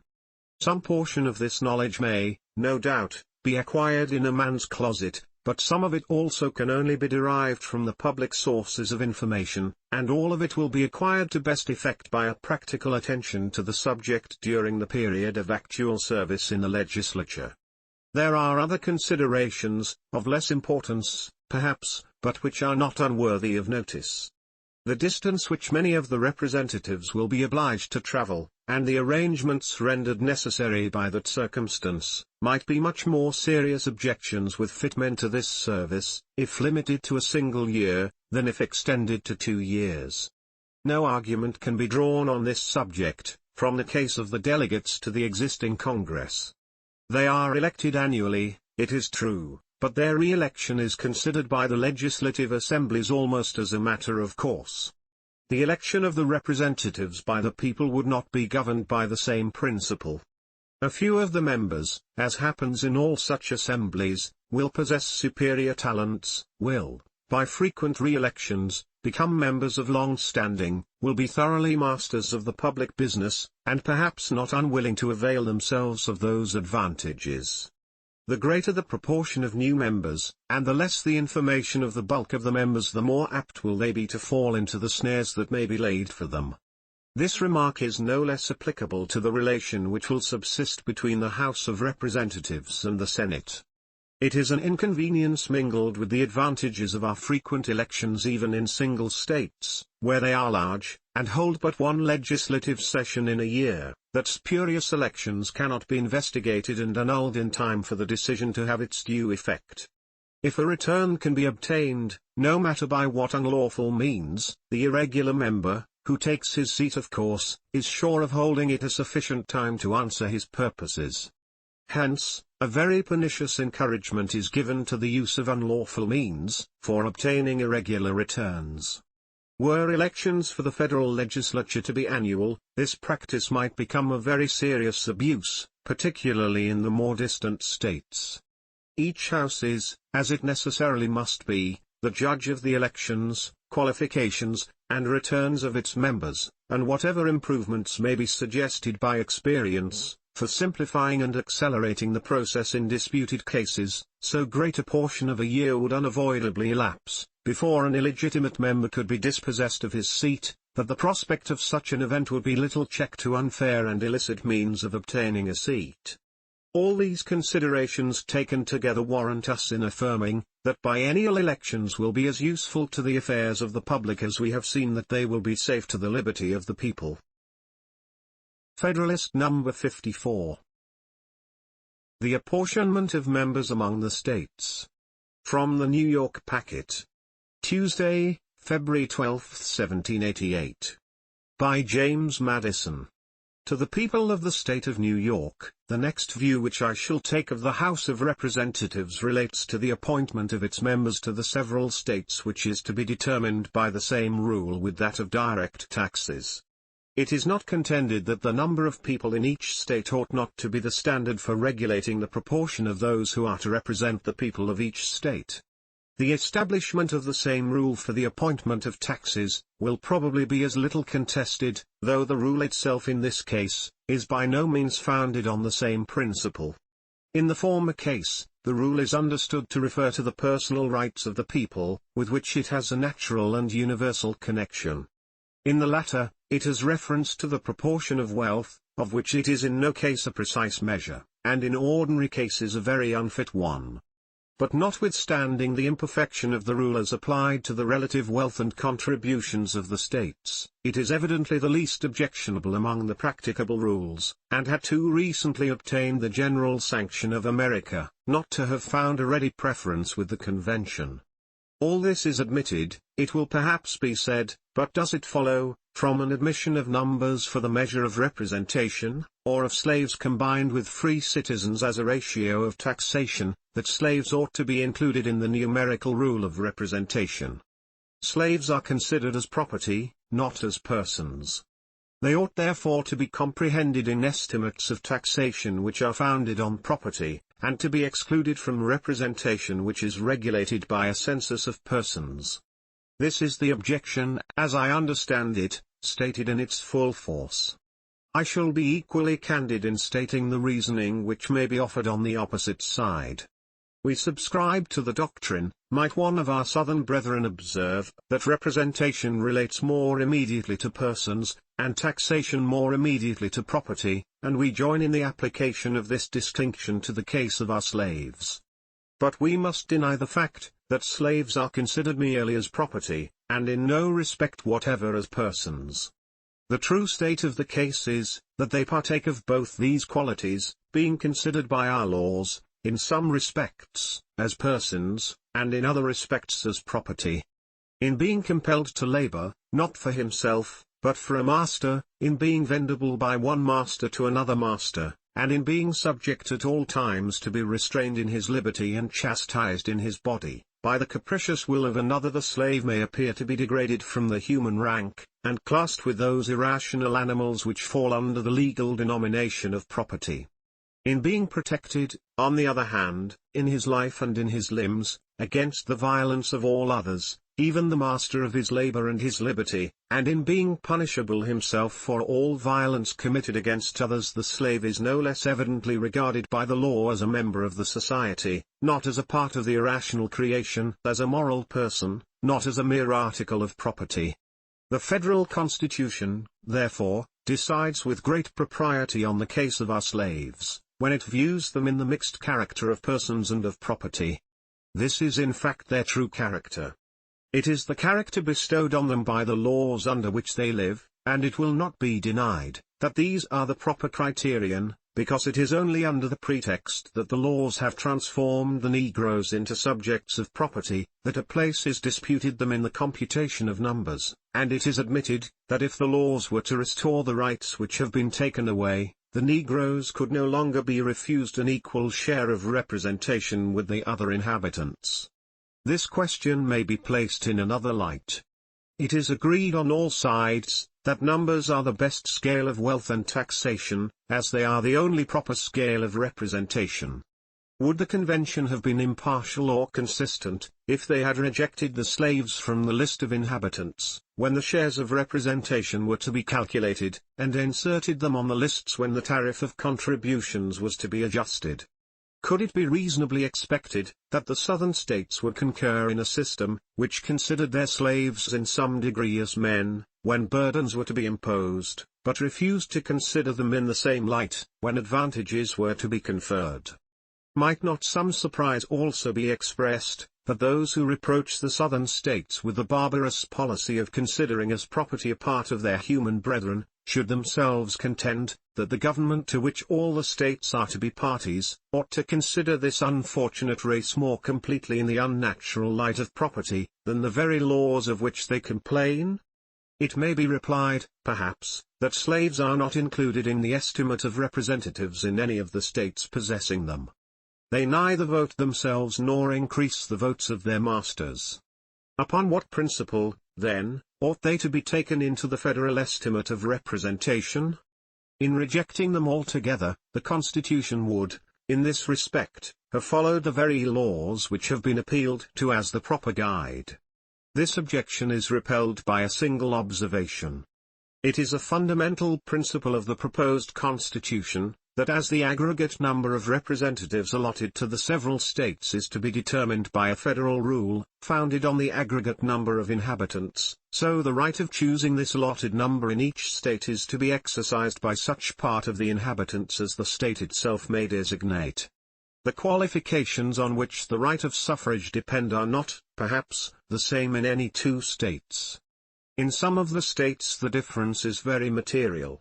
In every state, a certain proportion of inhabitants are deprived of this right by the constitution of the state, who will be included in the census by which the federal constitution apportions the representatives. In this point of view the Southern states might retort the complaint, by insisting that the principle laid down by the convention required that no regard should be had to the policy of particular states towards their own inhabitants, and consequently, that the slaves, as inhabitants, should have been admitted into the census according to their full number, in like manner with other inhabitants, who, by the policy of other states, are not admitted to all the rights of citizens. A rigorous adherence, however, to this principle, is waived by those who would be gainers by it. All that they ask is that equal moderation be shown on the other side. Let the case of the slaves be considered, as it is in truth, a peculiar one. Let the compromising expedient of the Constitution be mutually adopted, which regards them as inhabitants, but as debased by servitude below the equal level of free inhabitants, which regards the slave as divested of 2/5 of the man. After all, may not another ground be taken on which this article of the Constitution will admit of a still more ready defense? We have hitherto proceeded on the idea that representation related to persons only, and not at all to property. But is it a just idea? Government is instituted no less for protection of the property, than of the persons, of individuals. The one as well as the other, therefore, may be considered as represented by those who are charged with the government. Upon this principle it is, that in several of the states, and particularly in the state of New York, one branch of the government is intended more especially to be the guardian of property, and is accordingly elected by that part of the society which is most interested in this object of government. In the federal constitution, this policy does not prevail. The rights of property are committed into the same hands with the personal rights. Some attention ought, therefore, to be paid to property in the choice of those hands. For another reason, the votes allowed in the federal legislature to the people of each state, ought to bear some proportion to the comparative wealth of the states. States have not, like individuals, an influence over each other, arising from superior advantages of fortune. If the law allows an opulent citizen but a single vote in the choice of his representative, the respect and consequence which he derives from his fortunate situation very frequently guide the votes of others to the objects of his choice, and through this imperceptible channel the rights of property are conveyed into the public representation. A state possesses no such influence over other states. It is not probable that the richest state in the Confederacy will ever influence the choice of a single representative in any other state. Nor will the representatives of the larger and richer states possess any other advantage in the federal legislature, over the representatives of other states, than what may result from their superior number alone. As far, therefore, as their superior wealth and weight may justly entitle them to any advantage, it ought to be secured to them by a superior share of representation. The new Constitution is, in this respect, materially different from the existing Confederation, as well as from that of the United Netherlands, and other similar confederacies. In each of the latter, the efficacy of the federal resolutions depends on the subsequent and voluntary resolutions of the states composing the Union. Hence the states, though possessing an equal vote in the public councils, have an unequal influence, corresponding with the unequal importance of these subsequent and voluntary resolutions. Under the proposed Constitution, the federal acts will take effect without the necessary intervention of the individual states. They will depend merely on the majority of votes in the federal legislature, and consequently each vote, whether proceeding from a larger or smaller state, or a state more or less wealthy or powerful, will have an equal weight and efficacy, in the same manner as the votes individually given in a state legislature, by the representatives of unequal counties or other districts, have each a precise equality of value and effect, or if there be any difference in the case, it proceeds from the difference in the personal character of the individual representative, rather than from any regard to the extent of the district from which he comes. Such is the reasoning which an advocate for the Southern interests might employ on this subject, and although it may appear to be a little strained in some points, yet, on the whole, I must confess that it fully reconciles me to the scale of representation which the Convention have established. In one respect, the establishment of a common measure for representation and taxation will have a very salutary effect. As the accuracy of the census to be obtained by the Congress will necessarily depend, in a considerable degree on the disposition, if not on the cooperation, of the states, it is of great importance that the states should feel as little bias as possible, to swell or to reduce the amount of their numbers. Were their share of representation alone to be governed by this rule, they would have an interest in exaggerating their inhabitants. Were the rule to decide their share of taxation alone, a contrary temptation would prevail. By extending the rule to both objects, the states will have opposite interests, which will control and balance each other, and produce the requisite impartiality. Federalist number 55. The total number of the House of Representatives. For the Independent Journal. Wednesday, February 13, 1788. By James Madison. To the people of the state of New York, the number of which the House of Representatives is to consist, forms another and a very interesting point of view, under which this branch of the federal legislature may be contemplated. Scarce any article, indeed, in the whole Constitution seems to be rendered more worthy of attention, by the weight of character and the apparent force of argument with which it has been assailed. The charges exhibited against it are, first, that so small a number of representatives will be an unsafe depository of the public interests; secondly, that they will not possess a proper knowledge of the local circumstances of their numerous constituents; thirdly, that they will be taken from that class of citizens which will sympathize least with the feelings of the mass of the people, and be most likely to aim at a permanent elevation of the few on the depression of the many; fourthly, that defective as the number will be in the first instance, it will be more and more disproportionate, by the increase of the people, and the obstacles which will prevent a correspondent increase of the representatives.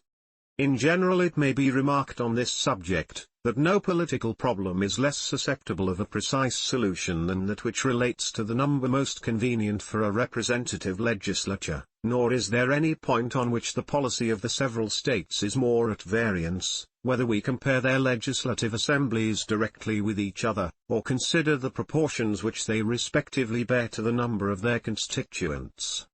Passing over the difference between the smallest and largest states, as Delaware, whose most numerous branch consists of 21 representatives, and Massachusetts, where it amounts to between 300 and 400, a very considerable difference is observable among states nearly equal in population. The number of representatives in Pennsylvania is not more than 1/5 of that in the state last mentioned. New York, whose population is to that of South Carolina's 6 to 5, has little more than 1/3 of the number of representatives. As great a disparity prevails between the states of Georgia and Delaware or Rhode Island. In Pennsylvania, the representatives do not bear a greater proportion to their constituents than of 1 for every 4 or 5,000.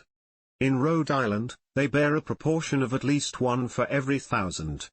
And according to the Constitution of Georgia, the proportion may be carried to 1 to every 10 electors, and must unavoidably far exceed the proportion in any of the other states.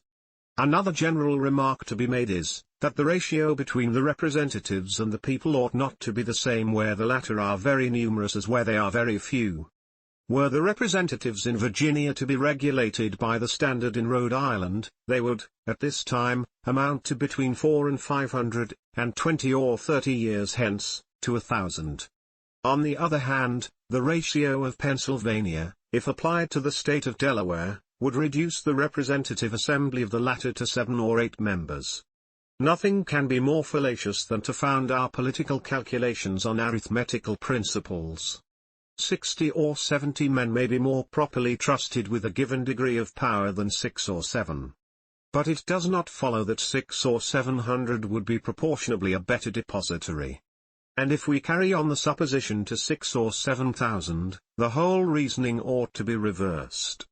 The truth is, that in all cases a certain number at least seems to be necessary to secure benefits of free consultation and discussion, and to guard against too easy a combination for improper purposes, as, on the other hand, the number ought at most to be kept within a certain limit, in order to avoid the confusion and intemperance of a multitude. In all very numerous assemblies, of whatever character composed, passion never fails to wrest the scepter from reason. Had every Athenian citizen been a Socrates, every Athenian assembly would still have been a mob. It is necessary also to recollect here the observations which were applied to the case of biennial elections.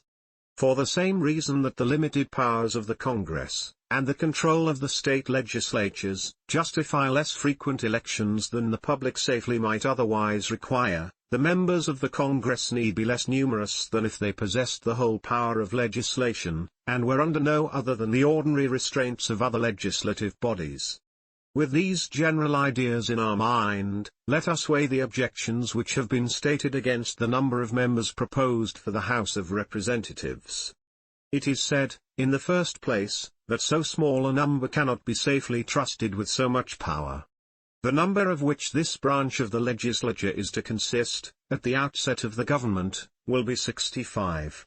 Within 3 years a census is to be taken, when the number may be augmented to 1 for every 30,000 inhabitants, and within every successive period of 10 years the census is to be renewed, and augmentations may continue to be made under the above limitation. It will not be thought an extravagant conjecture that the first census will, at the rate of 1 for every 30,000, raise the number of representatives to at least 100. Estimating the Negroes in the proportion of 3/5, it can scarcely be doubted that the population of the United States will by that time, if it does not already, amount to 3 millions. At the expiration of 25 years, according to the computed rate of increase, the number of representatives will amount to 200, and of 50 years, to 400. This is a number which, I presume, will put an end to all fears arising from the smallness of the body. I take for granted here what I shall, in answering the fourth objection, hereafter show, that the number of representatives will be augmented from time to time in the manner provided by the Constitution. On a contrary supposition, I should admit the objection to have very great weight indeed. The true question to be decided then is, whether the smallness of the number, as a temporary regulation, be dangerous to the public liberty? Whether 65 members for a few years, and 100 or 200 for a few more, be a safe depository for a limited and well-guarded power of legislating for the United States? I must own that I could not give a negative answer to this question, without first obliterating every impression which I have received with regard to the present genius of the people of America, the spirit which actuates the state legislatures, and the principles which are incorporated with the political character of every class of citizens. I am unable to conceive that the people of America, in their present temper, or under any circumstances which can speedily happen, will choose, and every second year repeat the choice of, 65 or 100 men who would be disposed to form and pursue a scheme of tyranny or treachery. I am unable to conceive that the state legislatures, which must feel so many motives to watch, and which possess so many means of counteracting, the federal legislature, would fail either to detect or to defeat a conspiracy of the latter against the liberties of their common constituents.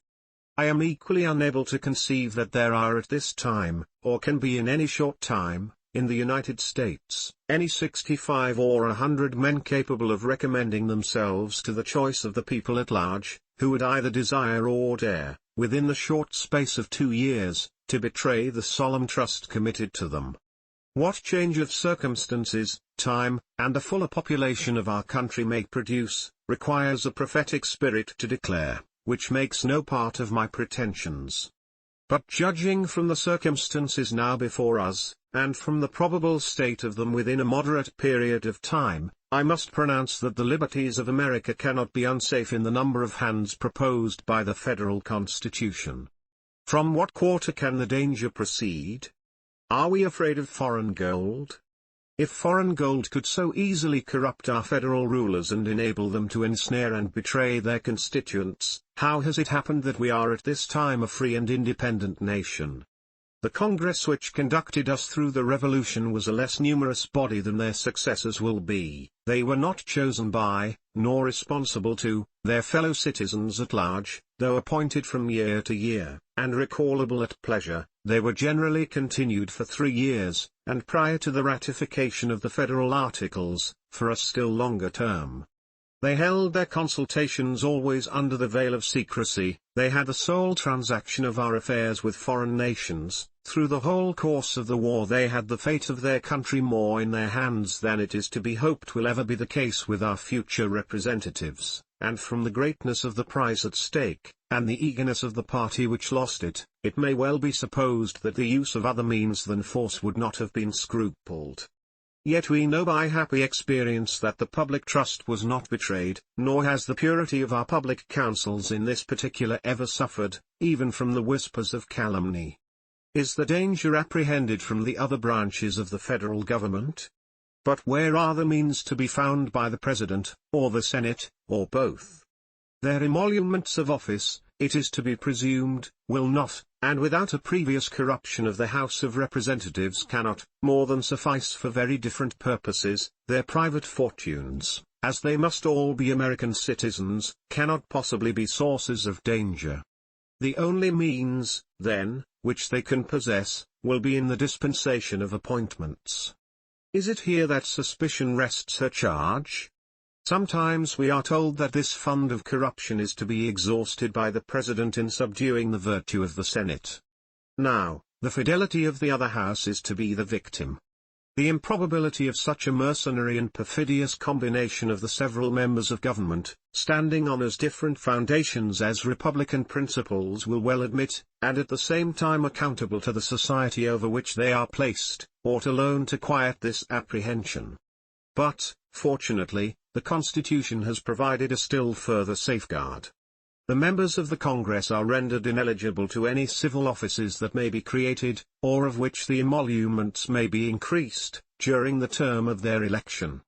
No offices therefore can be dealt out to the existing members but such as may become vacant by ordinary casualties, and to suppose that these would be sufficient to purchase the guardians of the people, selected by the people themselves, is to renounce every rule by which events ought to be calculated, and to substitute an indiscriminate and unbounded jealousy, with which all reasoning must be vain.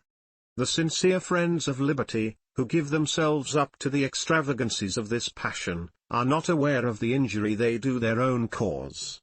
As there is a degree of depravity in mankind which requires a certain degree of circumspection and distrust, so there are other qualities in human nature which justify a certain portion of esteem and confidence. Republican government presupposes the existence of these qualities in a higher degree than any other form. Were the pictures which have been drawn by the political jealousy of some among us faithful likenesses of the human character, the inference would be, that there is not sufficient virtue among men for self-government, and that nothing less than the chains of despotism can restrain them from destroying and devouring one another. Federalist number 56. The same subject continued. The total number of the House of Representatives. For the Independent Journal. Saturday, February 16, 1788.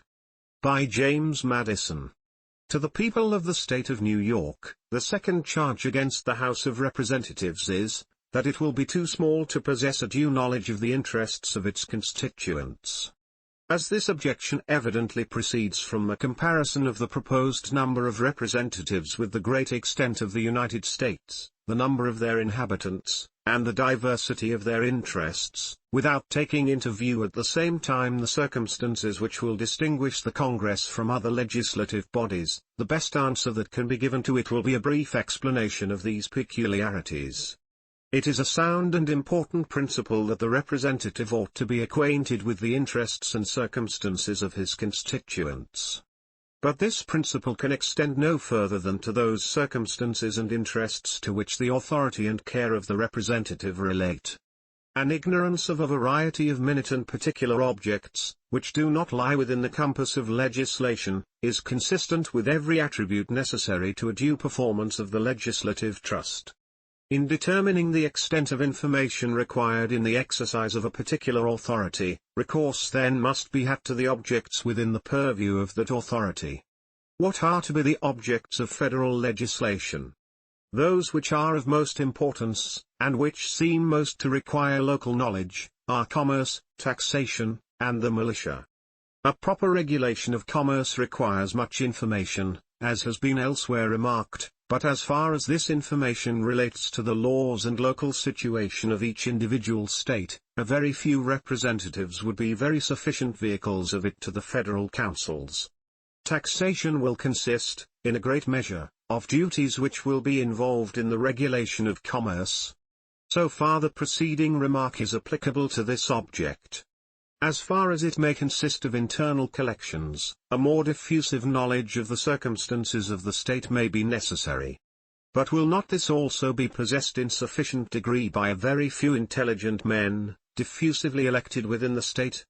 Divide the largest state into 10 or 12 districts, and it will be found that there will be no peculiar local interests in either, which will not be within the knowledge of the representative of the district. Besides this source of information, the laws of the state, framed by representatives from every part of it, will be almost of themselves a sufficient guide. In every state there have been made, and must continue to be made, regulations on this subject which will, in many cases, leave little more to be done by the federal legislature, than to review the different laws, and reduce them in one general act. A skillful individual in his closet with all the local codes before him, might compile a law on some subjects of taxation for the whole Union, without any aid from oral information, and it may be expected that whenever internal taxes may be necessary, and particularly in cases requiring uniformity throughout the states, the more simple objects will be preferred. To be fully sensible of the facility which will be given to this branch of federal legislation by the assistance of the state codes, we need only suppose for a moment that this or any other state were divided into a number of parts, each having and exercising within itself a power of local legislation. Is it not evident that a degree of local information and preparatory labor would be found in the several volumes of their proceedings, which would very much shorten the labors of the general legislature, and render a much smaller number of members sufficient for it? The federal councils will derive great advantage from another circumstance. The representatives of each state will not only bring with them a considerable knowledge of its laws, and a local knowledge of their respective districts, but will probably in all cases have been members, and may even at the very time be members, of the state legislature, where all the local information and interests of the state are assembled, and from whence they may easily be conveyed by a very few hands into the legislature of the United States. With regard to the regulation of the militia, there are scarcely any circumstances in reference to which local knowledge can be said to be necessary. The general face of the country, whether mountainous or level, most fit for the operations of infantry or cavalry, is almost the only consideration of this nature that can occur. The art of war teaches general principles of organization, movement, and discipline, which apply universally. The attentive reader will discern that the reasoning here used, to prove the sufficiency of a moderate number of representatives, does not in any respect contradict what was urged on another occasion with regard to the extensive information which the representatives ought to possess, and the time that might be necessary for acquiring it. This information, so far as it may relate to local objects, is rendered necessary and difficult, not by a difference of laws and local circumstances within a single state, but of those among different states. Taking each state by itself, its laws are the same, and its interests but little diversified. A few men, therefore, will possess all the knowledge requisite for a proper representation of them. Were the interests and affairs of each individual state perfectly simple and uniform, a knowledge of them in one part would involve a knowledge of them in every other, and the whole state might be competently represented by a single member taken from any part of it. On a comparison of the different states together, we find a great dissimilarity in their laws, and in many other circumstances connected with the objects of federal legislation, with all of which the federal representatives ought to have some acquaintance. Whilst a few representatives, therefore, from each state, may bring with them a due knowledge of their own state, every representative will have much information to acquire concerning all the other states. The changes of time, as was formerly remarked, on the comparative situation of the different states, will have an assimilating effect. The effect of time on the internal affairs of the states, taken singly, will be just the contrary. At present some of the states are little more than a society of husbandmen. Few of them have made much progress in those branches of industry which give a variety and complexity to the affairs of a nation. These, however, will in all of them be the fruits of a more advanced population, and will require, on the part of each state, a fuller representation. The foresight of the Convention has accordingly taken care that the progress of population may be accompanied with a proper increase of the representative branch of the government. The experience of Great Britain, which presents to mankind so many political lessons, both of the monetary and exemplary kind, and which has been frequently consulted in the course of these inquiries, corroborates the result of the reflections which we have just made. The number of inhabitants in the two kingdoms of England and Scotland cannot be stated at less than 8 millions. The representatives of these 8 millions in the House of Commons amount to 558.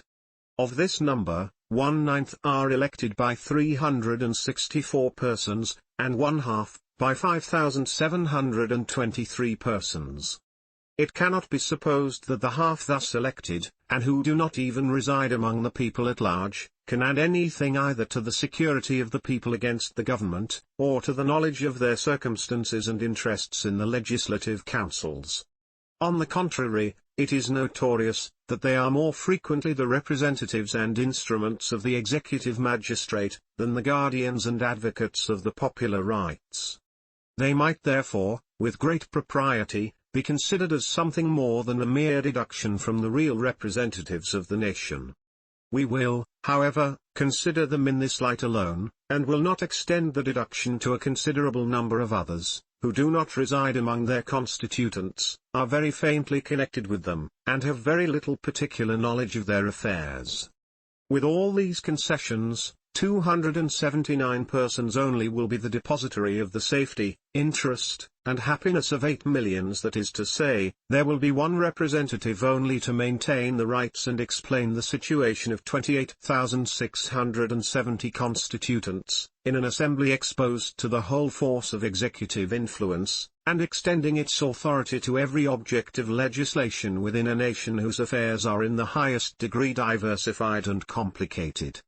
Yet it is very certain, not only that a valuable portion of freedom has been preserved under all these circumstances, but that the defects in the British Code are chargeable, in a very small proportion, on the ignorance of the legislature concerning the circumstances of the people. Allowing to this case the weight which is due to it, and comparing it with that of the House of Representatives as above explained, it seems to give the fullest assurance, that a representative for every 30,000 inhabitants will render the latter both a safe and competent guardian of the interests which will be confided to it. Federalist number 57. The alleged tendency of the new plan to elevate the few at the expense of the many considered in connection with representation. From the New York Packet. Tuesday, February 19, 1788. By James Madison. To the people of the state of New York, the third charge against the House of Representatives is, that it will be taken from that class of citizens which will have least sympathy with the mass of the people, and be most likely to aim at an ambitious sacrifice of the many to the aggrandizement of the few. Of all the objections which have been framed against the federal constitution, this is perhaps the most extraordinary. Whilst the objection itself is levelled against a pretended oligarchy, the principle of it strikes at the very root of republican government.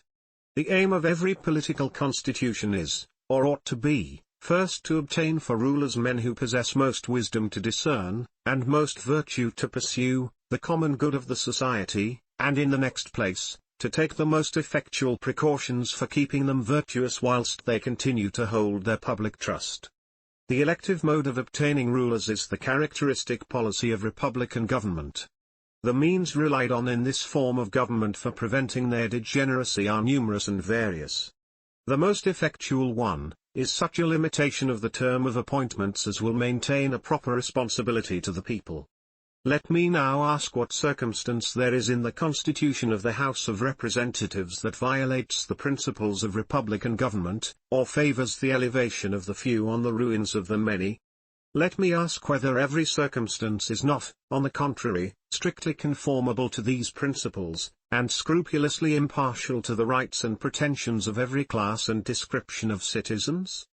Who are to be the electors of the federal representatives?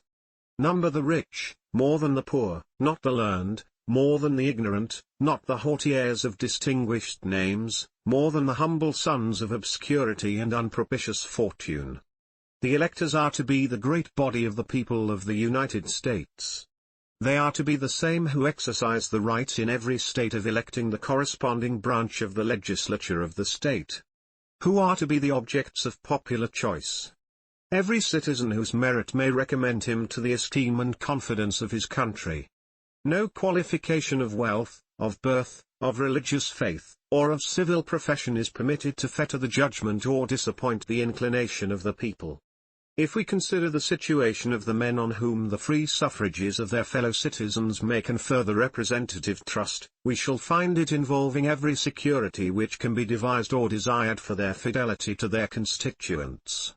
In the first place, as they will have been distinguished by the preference of their fellow citizens, we are to presume that in general they will be somewhat distinguished also by those qualities which entitle them to it, and which promise a sincere and scrupulous regard to the nature of their engagements. In the second place, they will enter into the public service under circumstances which cannot fail to produce a temporary affection at least to their constituents. There is in every breast a sensibility to marks of honor, of favor, of esteem, and of confidence, which, apart from all considerations of interest, is some pledge for grateful and benevolent returns. Ingratitude is a common topic of declamation against human nature, and it must be confessed that instances of it are but too frequent and flagrant, both in public and in private life. But the universal and extreme indignation which it inspires is itself a proof of the energy and prevalence of the contrary sentiment. In the third place, those ties which bind the representative to his constituents are strengthened by motives of a more selfish nature. His pride and vanity attach him to a form of government which favors his pretensions and gives him a share in its honors and distinctions. Whatever hopes or projects might be entertained by a few aspiring characters, it must generally happen that a great proportion of the men deriving their advancement from their influence with the people, would have more to hope from a preservation of the favor, than from innovations in the government subversive of the authority of the people. All these securities, however, would be found very insufficient without the restraint of frequent elections. Hence, in the fourth place, the House of Representatives is so constituted as to support in the members an habitual recollection of their dependence on the people. Before the sentiments impressed on their minds by the mode of their elevation can be effaced by the exercise of power, they will be compelled to anticipate the moment when their power is to cease, when their exercise of it is to be reviewed, and when they must descend to the level from which they were raised, there forever to remain unless a faithful discharge of their trust shall have established their title to a renewal of it. I will add, as a fifth circumstance in the situation of the House of Representatives, restraining them from oppressive measures, that they can make no law which will not have its full operation on themselves and their friends, as well as on the great mass of the society. This has always been deemed one of the strongest bonds by which human policy can connect the rulers and the people together. It creates between them that communion of interests and sympathy of sentiments, of which few governments have furnished examples, but without which every government degenerates into tyranny. If it be asked, what is to restrain the House of Representatives from making legal discriminations in favor of themselves and a particular class of the society? I answer, the genius of the whole system, the nature of just and constitutional laws, and above all, the vigilant and manly spirit which actuates the people of America, a spirit which nourishes freedom, and in return is nourished by it. If this spirit shall ever be so far debased as to tolerate a law not obligatory on the legislature, as well as on the people will be prepared to tolerate anything but liberty. Such will be the relation between the House of Representatives and their constituents. Duty, gratitude, interest, ambition itself, are the cords by which they will be bound to fidelity and sympathy with the great mass of the people. It is possible that these may all be insufficient to control the caprice and wickedness of man. But are they not all that government will admit, and that human prudence can devise? Are they not the genuine and the characteristic means by which republican government provides for the liberty and happiness of the people? Are they not the identical means on which every state government in the Union relies for the attainment of these important ends? What then are we to understand by the objection which this paper has combated? What are we to say to the men who profess the most flaming zeal for republican government, yet boldly impeach the fundamental principle of it, who pretend to be champions for the right and the capacity of the people to choose their own rulers, yet maintain that they will prefer those only who will immediately and infallibly betray the trust committed to them? Were the objection to be read by one who had not seen the mode prescribed by the Constitution for the choice of representatives, he could suppose nothing less than that some unreasonable qualification of property was annexed to the right of suffrage, or that the right of eligibility was limited to persons of particular families or fortunes, or at least that the mode prescribed by the state constitutions was in some respect or other, very grossly departed from. We have seen how far such a supposition would err. As to the two first points, number would it, in fact, be less erroneous as to the last. The only difference discoverable between the two cases is, that each representative of the United States will be elected by 5,000 or 6,000 citizens, whilst in the individual states, the election of a representative is left to about as many hundreds. Will it be pretended that this difference is sufficient to justify an attachment to the state governments, and an abhorrence to the federal government? If this be the point on which the objection turns, it deserves to be examined. Is it supported by reason? This cannot be said, without maintaining that 5,000 or 6,000 citizens are less capable of choosing a fit representative, or more liable to be corrupted by an unfit one, than 500 or 600. Reason, on the contrary, assures us, that as in so great a number a fit representative would be most likely to be found, so the choice would be less likely to be diverted from him by the intrigues of the ambitious or the bribes of the rich. Is the consequence from this doctrine admissible? If we say that 500 or 600 citizens are as many as conjointly exercise their right of suffrage, must we not deprive the people of the immediate choice of their public servants, in every instance where the administration of the government does not require as many of them as will amount to one for that number of citizens? Is the doctrine warranted by facts? It was shown in the last paper, that the real representation in the British House of Commons very little exceeds the proportion of 1 for every 30,000 inhabitants.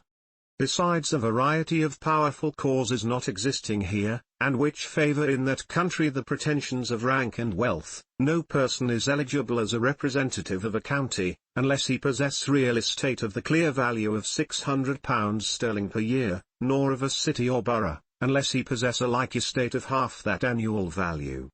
To this qualification on the part of the county representatives is added another on the part of the county electors, which restrains the right of suffrage to persons having a freehold estate of the annual value of more than £20, according to the present rate of money.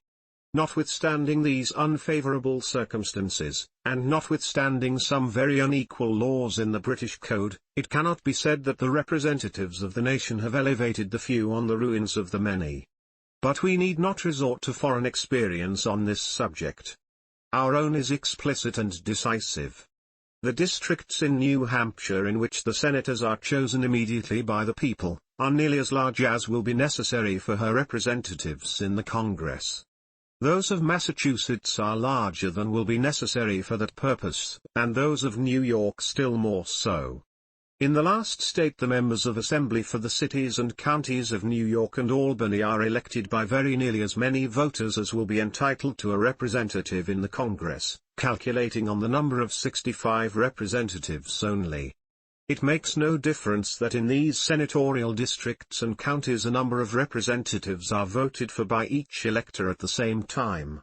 If the same electors at the same time are capable of choosing 4 or 5 representatives, they cannot be incapable of choosing one. Pennsylvania is an additional example. Some of her counties, which elect her state representatives, are almost as large as her districts will be by which her federal representatives will be elected. The city of Philadelphia is supposed to contain between 50 and 60,000 souls. It will therefore form nearly 2 districts for the choice of federal representatives. It forms, however, but one county, in which every elector votes for each of its representatives in the state legislature. And what may appear to be still more directly to our purpose, the whole city actually elects a single member for the executive council. This is the case in all the other counties of the state. Are not these facts the most satisfactory proofs of the fallacy which has been employed against the branch of the federal government under consideration?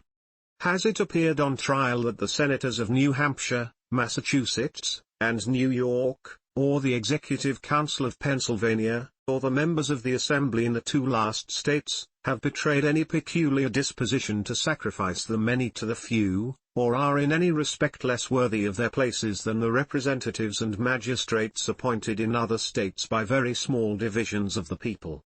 But there are cases of a stronger complexion than any which I have yet quoted.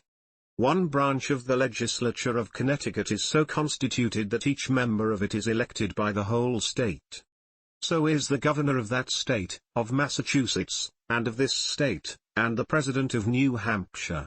I leave every man to decide whether the result of any one of these experiments can be said to countenance a suspicion, that a diffusive mode of choosing representatives of the people tends to elevate traitors and to undermine the public liberty. Federalist number 58. Objection that the number of members will be augmented as the progress of population demands. Considered for the Independent Journal Wednesday, February 20, 1788. By James Madison. To the people of the state of New York, the remaining charge against the House of Representatives, which I am to examine, is grounded on a supposition that the number of members will not be augmented from time to time, as the progress of population may demand. It has been admitted, that this objection, if well supported, would have great weight. The following observations will show that, like most other objections against the Constitution, it can only proceed from a partial view of the subject, or from a jealousy which discolors and disfigures every object which is beheld. 1. Those who urge the objection seem not to have recollected that the federal constitution will not suffer by a comparison with the state constitutions, in the security provided for a gradual augmentation of the number of representatives. The number which is to prevail in the first instance is declared to be temporary. Its duration is limited to the short term of 3 years. Within every successive term of 10 years a census of inhabitants is to be repeated. The unequivocal objects of these regulations are, first, to readjust, from time to time, the apportionment of representatives to the number of inhabitants, under the single exception that each state shall have one representative at least; secondly, to augment the number of representatives at the same periods, under the sole limitation that the whole number shall not exceed one for every 30,000 inhabitants. If we review the constitutions of the several states, we shall find that some of them contain no determinate regulations on this subject, that others correspond pretty much on this point with the federal constitution, and that the most effectual security in any of them is resolvable into a mere directory provision. 2. As far as experience has taken place on this subject, a gradual increase of representatives under the state constitutions has at least kept pace with that of the constituents, and it appears that the former have been as ready to concur in such measures as the latter have been to call for them. 3. There is a peculiarity in the federal constitution which ensures a watchful attention in a majority both of the people and of their representatives to a constitutional augmentation of the latter. The peculiarity lies in this, that one branch of the legislature is a representation of citizens, the other of the states. In the former, consequently, the larger states will have most weight; in the latter, the advantage will be in favor of the smaller states. From this circumstance it may with certainty be inferred that the larger states will be strenuous advocates for increasing the number and weight of that part of the legislature in which their influence predominates. And it so happens that 4 only of the largest will have a majority of the whole votes in the House of Representatives. Should the representatives or people, therefore, of the smaller states oppose at any time a reasonable addition of members, a coalition of a very few states will be sufficient to overrule the opposition, a coalition which, notwithstanding the rivalship and local prejudices which might prevent it on ordinary occasions, would not fail to take place, when not merely prompted by common interest, but justified by equity and the principles of the Constitution.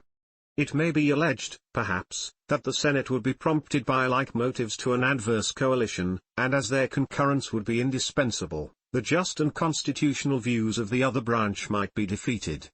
This is the difficulty which has probably created the most serious apprehensions in the jealous friends of a numerous representation. Fortunately, it is among the difficulties which, existing only in appearance, vanish on a close and accurate inspection. The following reflections will, if I mistake not, be admitted to be conclusive and satisfactory on this point. Notwithstanding the equal authority which will subsist between the two houses on all legislative subjects, except the originating of money bills, it cannot be doubted that the House, composed of the greater number of members, when supported by the more powerful states, and speaking the known and determined sense of a majority of the people, will have no small advantage in a question depending on the comparative firmness of the two houses. This advantage must be increased by the consciousness, felt by the same side, of being supported in its demands by right, by reason, and by the Constitution, and the consciousness, on the opposite side, of contending against the force of all these solemn considerations. It is farther to be considered, that in the gradation between the smallest and largest states, there are several, which, though most likely in general to arrange themselves among the former, are too little removed in extent and population from the latter, to second an opposition to their just and legitimate pretensions. Hence it is by no means certain that a majority of votes, even in the Senate, would be unfriendly to proper augmentations in the number of representatives. It will not be looking too far to add, that the senators from all the new states may be gained over to the just views of the House of Representatives, by an expedient too obvious to be overlooked. As these states will, for a great length of time, advance in population with peculiar rapidity, they will be interested in frequent reapportionments of the representatives to the number of inhabitants. The large states, therefore, who will prevail in the House of Representatives, will have nothing to do but to make reapportionments and augmentations mutually conditions of each other, and the senators from all the most growing states will be bound to contend for the latter, by the interest which their states will feel in the former. These considerations seem to afford ample security on this subject, and ought alone to satisfy all the doubts and fears which have been indulged with regard to it. Admitting, however, that they should all be insufficient to subdue the unjust policy of the smaller states, or their predominant influence in the councils of the Senate, a constitutional and infallible resource still remains with the larger states, by which they will be able at all times to accomplish their just purposes. The House of Representatives cannot only refuse, but they alone can propose, the supplies requisite for the support of government.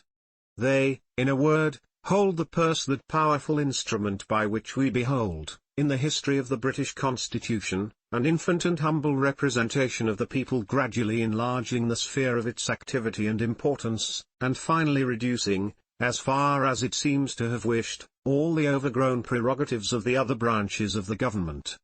This power over the purse may, in fact, be regarded as the most complete and effectual weapon with which any constitution can arm the immediate representatives of the people, for obtaining a redress of every grievance, and for carrying into effect every just and salutary measure.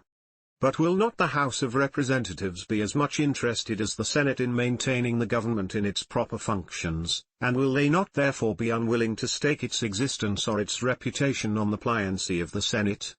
Or, if such a trial of firmness between the two branches were hazarded, would not the one be as likely first to yield as the other? These questions will create no difficulty with those who reflect that in all cases the smaller the number, and the more permanent and conspicuous the station, of men in power, the stronger must be the interest which they will individually feel in whatever concerns the government. Those who represent the dignity of their country in the eyes of other nations, will be particularly sensible to every prospect of public danger, or of dishonorable stagnation in public affairs. To those causes we are to ascribe the continual triumph of the British House of Commons over the other branches of the government, whenever the engine of a money bill has been employed. An absolute inflexibility on the side of the latter, although it could not have failed to involve every department of the state in the general confusion, has neither been apprehended nor experienced. The utmost degree of firmness that can be displayed by the Federal Senate or President, will not be more than equal to a resistance in which they will be supported by constitutional and patriotic principles. In this review of the Constitution of the House of Representatives, I have passed over the circumstances of economy, which, in the present state of affairs, might have had some effect in lessening the temporary number of representatives, and a disregard of which would probably have been as rich a theme of declamation against the Constitution as has been shown by the smallness of the number proposed. I omit also any remarks on the difficulty which might be found, under present circumstances, in engaging in the federal service a large number of such characters as the people will probably elect. One observation, however, I must be permitted to add on this subject as claiming, in my judgment, a very serious attention. It is, that in all legislative assemblies the greater the number composing them may be, the fewer will be the men who will in fact direct their proceedings. In the first place, the more numerous an assembly may be, of whatever characters composed, the greater is known to be the ascendancy of passion over reason. In the next place, the larger the number, the greater will be the proportion of members of limited information and of weak capacities. Now, it is precisely on characters of this description that the eloquence and address of the few are known to act with all their force. In the ancient republics, where the whole body of the people assembled in person, a single orator, or an artful statesman, was generally seen to rule with as complete a sway as if a scepter had been placed in his single hand. On the same principle, the more multitudinous a representative assembly may be rendered, the more it will partake of the infirmities incident to collective meetings of the people. Ignorance will be the dupe of cunning, and passion the slave of sophistry and declamation. The people can never err more than in supposing that by multiplying their representatives beyond a certain limit, they strengthen the barrier against the government of a few. Experience will forever admonish them that, on the contrary, after securing a sufficient number for the purposes of safety, of local information, and of diffusive sympathy with the whole society, they will counteract their own views by every addition to their representatives. The countenance of the government may become more democratic, but the soul that animates it will be more oligarchic. The machine will be enlarged, but the fewer, and often the more secret, will be the springs by which its motions are directed. As connected with the objection against the number of representatives, may properly be here noticed, that which has been suggested against the number made competent for legislative business. It has been said that more than a majority ought to have been required for a quorum, and in particular cases, if not in all, more than a majority of a quorum for a decision. That some advantages might have resulted from such a precaution, cannot be denied. It might have been an additional shield to some particular interests, and another obstacle generally to hasty and partial measures. But these considerations are outweighed by the inconveniences in the opposite scale. In all cases where justice or the general good might require new laws to be passed, or active measures to be pursued, the fundamental principle of free government would be reversed. It would be no longer the majority that would rule, the power would be transferred to the minority. Were the defensive privilege limited to particular cases, an interested minority might take advantage of it to screen themselves from equitable sacrifices to the general weal, or, in particular emergencies, to extort unreasonable indulgences. Lastly, it would facilitate and foster the baneful practice of secessions, a practice which has shown itself even in states where a majority only is required, a practice subversive of all the principles of order and regular government, a practice which leads more directly to public convulsions, and the ruin of popular governments, than any other which has yet been displayed among us. Federalist number 59. Concerning the power of Congress to regulate the election of members. From the New York Packet. Friday, February 22, 1788. By Alexander Hamilton. To the people of the state of New York, the natural order of the subject leads us to consider, in this place, that provision of the Constitution which authorizes the national legislature to regulate, in the last resort, the election of its own members. It is in these words, the times, places, and manner of holding elections for senators and representatives shall be prescribed in each state by the legislature thereof, but the Congress may, at any time, by law, make or alter such regulations, except as to the places of choosing senators. This provision has not only been declaimed against by those who condemn the Constitution in the gross, but it has been censured by those who have objected with less latitude and greater moderation, and, in one instance it has been thought exceptionable by a gentleman who has declared himself the advocate of every other part of the system. I am greatly mistaken, notwithstanding, if there be any article in the whole plan more completely defensible than this. Its propriety rests upon the evidence of this plain proposition, that every government ought to contain in itself the means of its own preservation. Every just reasoner will, at first sight, approve an adherence to this rule, in the work of the Convention, and will disapprove every deviation from it which may not appear to have been dictated by the necessity of incorporating into the work some particular ingredient, with which a rigid conformity to the rule was incompatible. Even in this case, though he may acquiesce in the necessity, yet he will not cease to regard and to regret a departure from so fundamental a principle as a portion of imperfection in the system which may prove the seed of future weakness, and perhaps anarchy. It will not be alleged that an election law could have been framed and inserted in the Constitution, which would have been always applicable to every probable change in the situation of the country, and it will therefore not be denied that a discretionary power over elections ought to exist somewhere. It will, I presume, be as readily conceded, that there were only 3 ways in which this power could have been reasonably modified and disposed, that it must either have been lodged wholly in the national legislature, or wholly in the state legislatures, or primarily in the latter and ultimately in the former. The last mode has, with reason, been preferred by the Convention.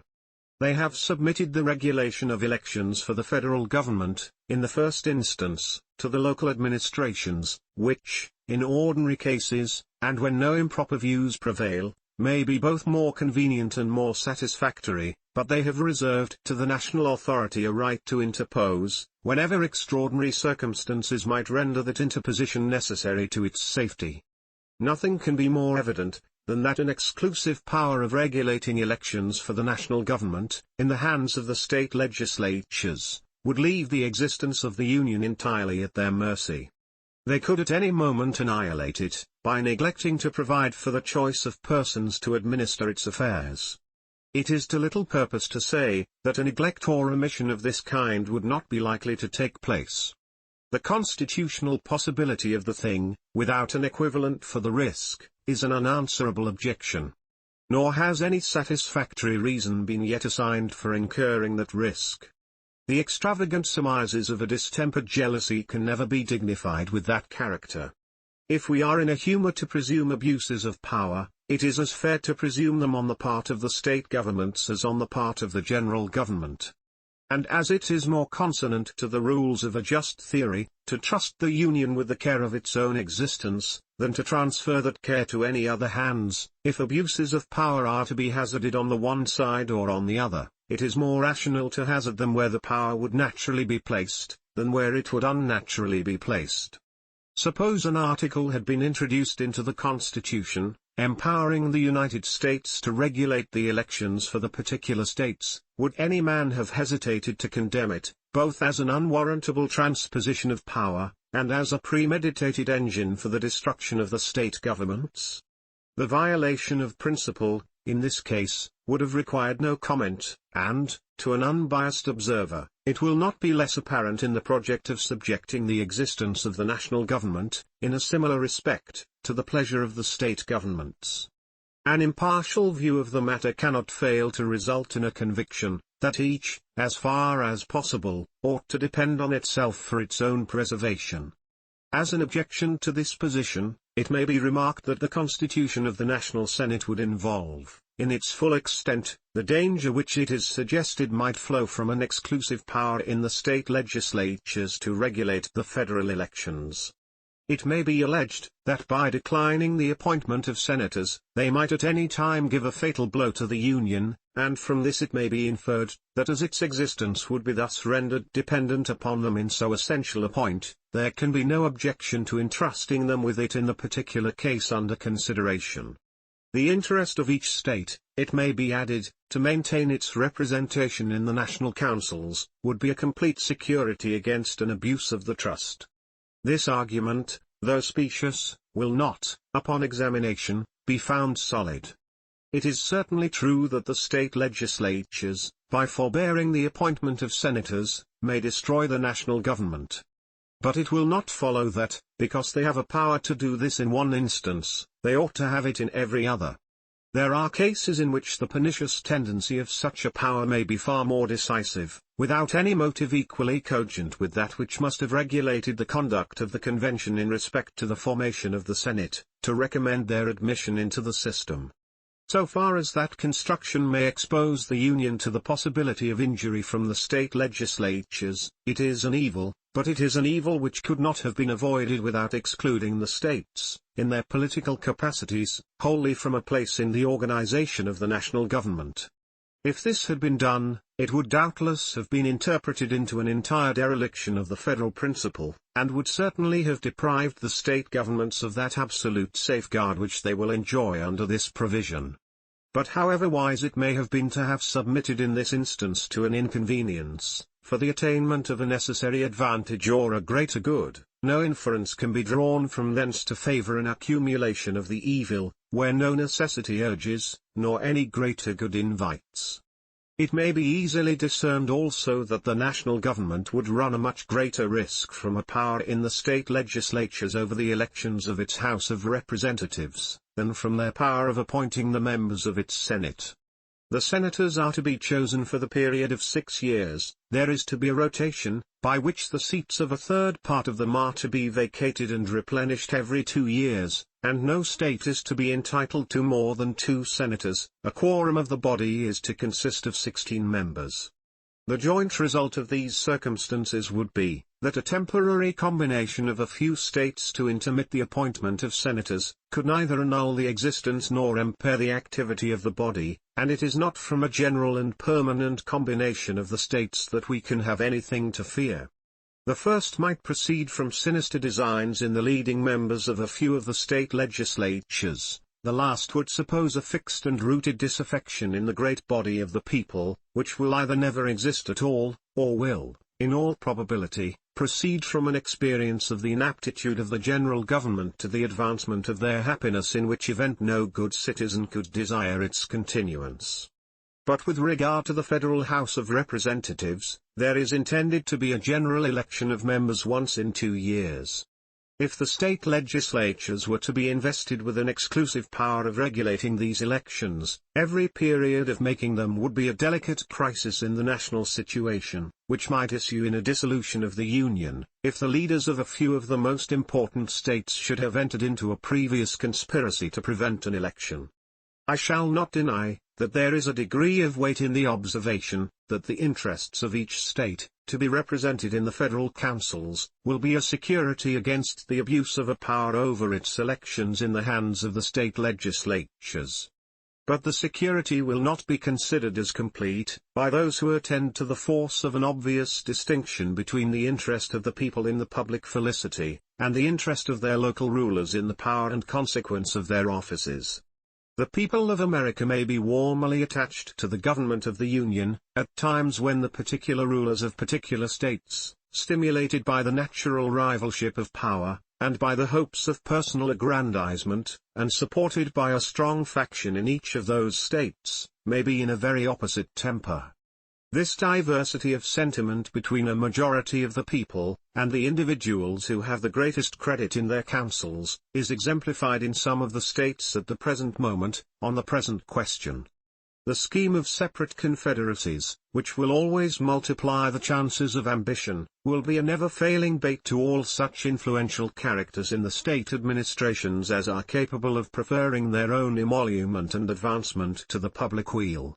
With so effectual a weapon in their hands as the exclusive power of regulating elections for the national government, a combination of a few such men, in a few of the most considerable states, where the temptation will always be the strongest, might accomplish the destruction of the Union, by seizing the opportunity of some casual dissatisfaction among the people, and which perhaps they may themselves have excited, to discontinue the choice of members for the Federal House of Representatives.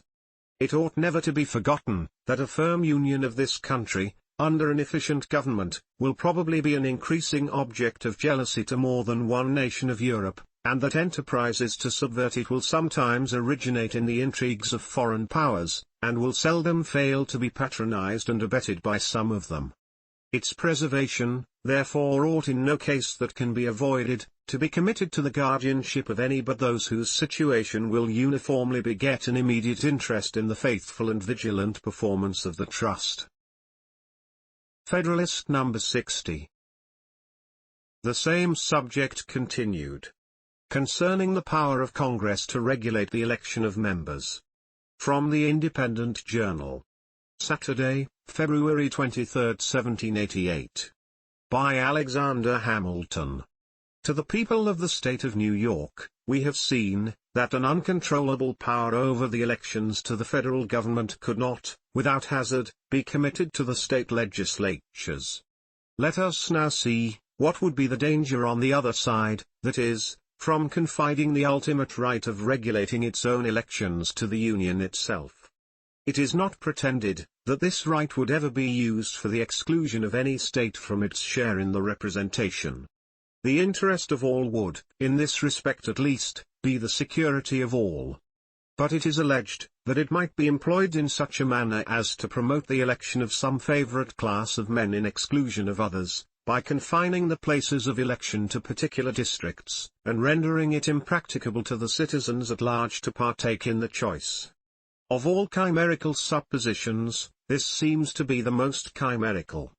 On the one hand, no rational calculation of probabilities would lead us to imagine that the disposition which a conduct so violent and extraordinary would imply, could ever find its way into the national councils, and on the other, it may be concluded with certainty, that if so improper a spirit should ever gain admittance into them, it would display itself in a form altogether different and far more decisive.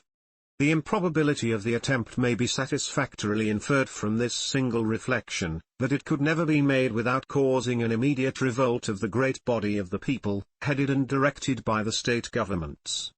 It is not difficult to conceive that this characteristic right of freedom may, in certain turbulent and factious seasons, be violated, in respect to a particular class of citizens, by a victorious and overbearing majority, but that so fundamental a privilege, in a country so situated and enlightened, should be invaded to the prejudice of the great mass of the people, by the deliberate policy of the government, without occasioning a popular revolution, is altogether inconceivable and incredible.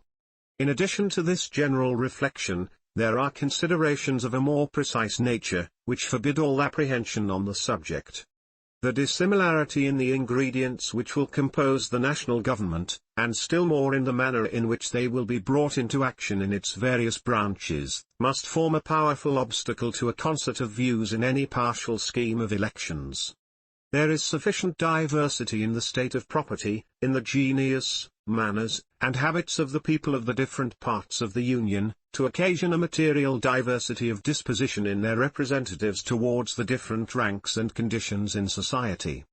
And though an intimate intercourse under the same government will promote a gradual assimilation in some of these respects, yet there are causes, as well physical as moral, which may, in a greater or less degree, permanently nourish different propensities and inclinations in this respect.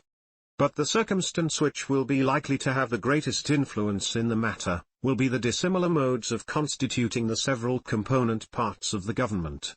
The House of Representatives being to be elected immediately by the people, the Senate by the state legislatures, the President by electors chosen for that purpose by the people, there would be little probability of a common interest to cement these different branches in a predilection for any particular class of electors.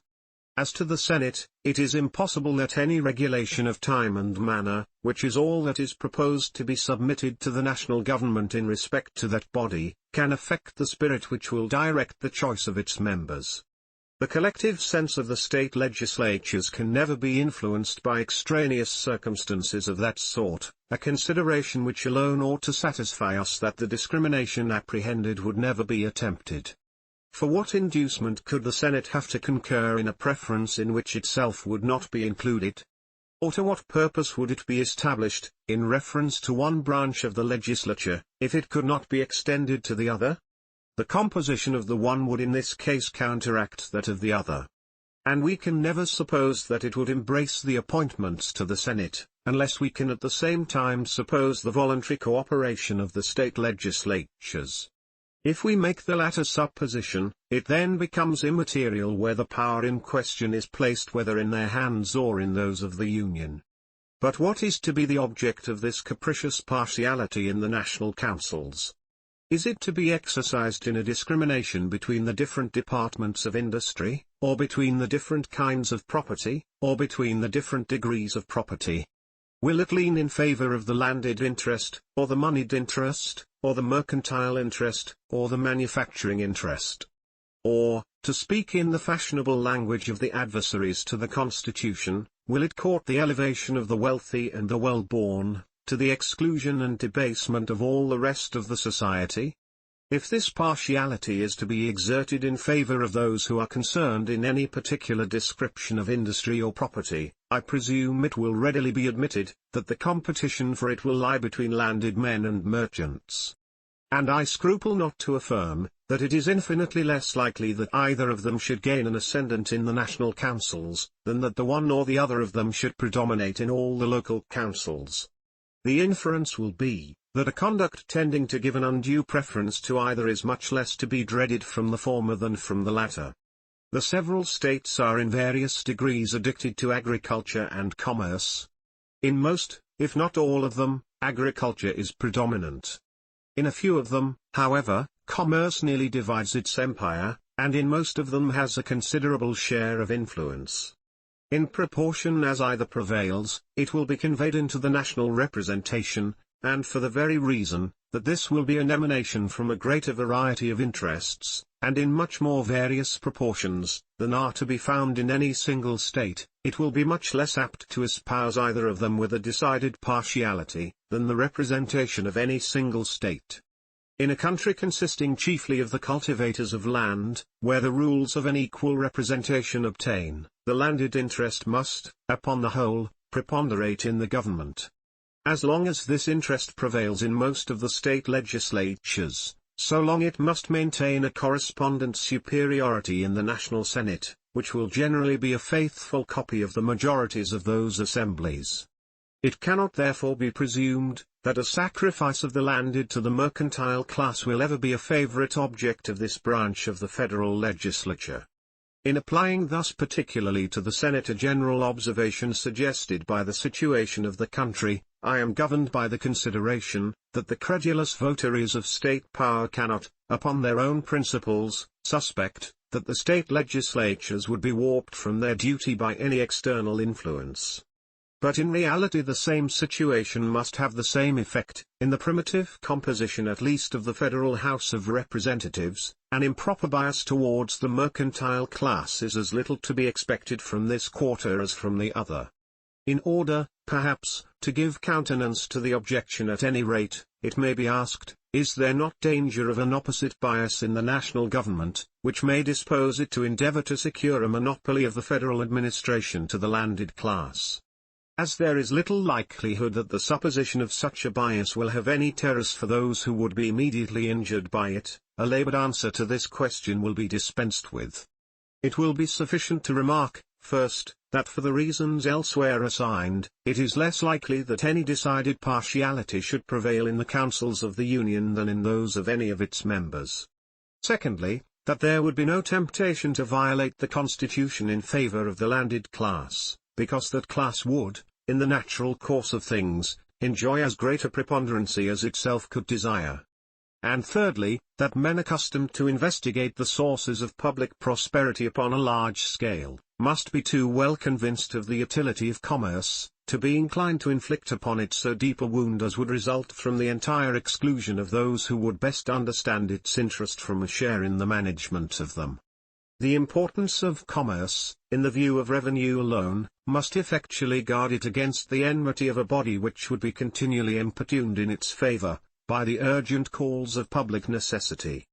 Either rather consult brevity in discussing the probability of a preference founded upon a discrimination between the different kinds of industry and property, because, as far as I understand the meaning of the objectors, they contemplate a discrimination of another kind.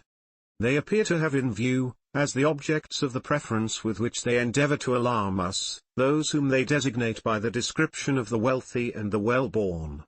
These, it seems, are to be exalted to an odious preeminence over the rest of their fellow citizens. At one time, however, their elevation is to be a necessary consequence of the smallness of the representative body, at another time it is to be effected by depriving the people at large of the opportunity of exercising their right of suffrage in the choice of that body. But upon what principle is the discrimination of the places of election to be made, in order to answer the purpose of the meditated preference? Are the wealthy and the well-born, as they are called, confined to particular spots in the several states? Have they, by some miraculous instinct or foresight, set apart in each of them a common place of residence?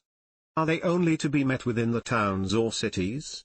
Or are they, on the contrary, scattered over the face of the country as avarice or chance may have happened to cast their own lot or that of their predecessors? If the latter is the case, as every intelligent man knows it to be, is it not evident that the policy of confining the places of election to particular districts would be as subversive of its own aim as it would be exceptionable on every other account?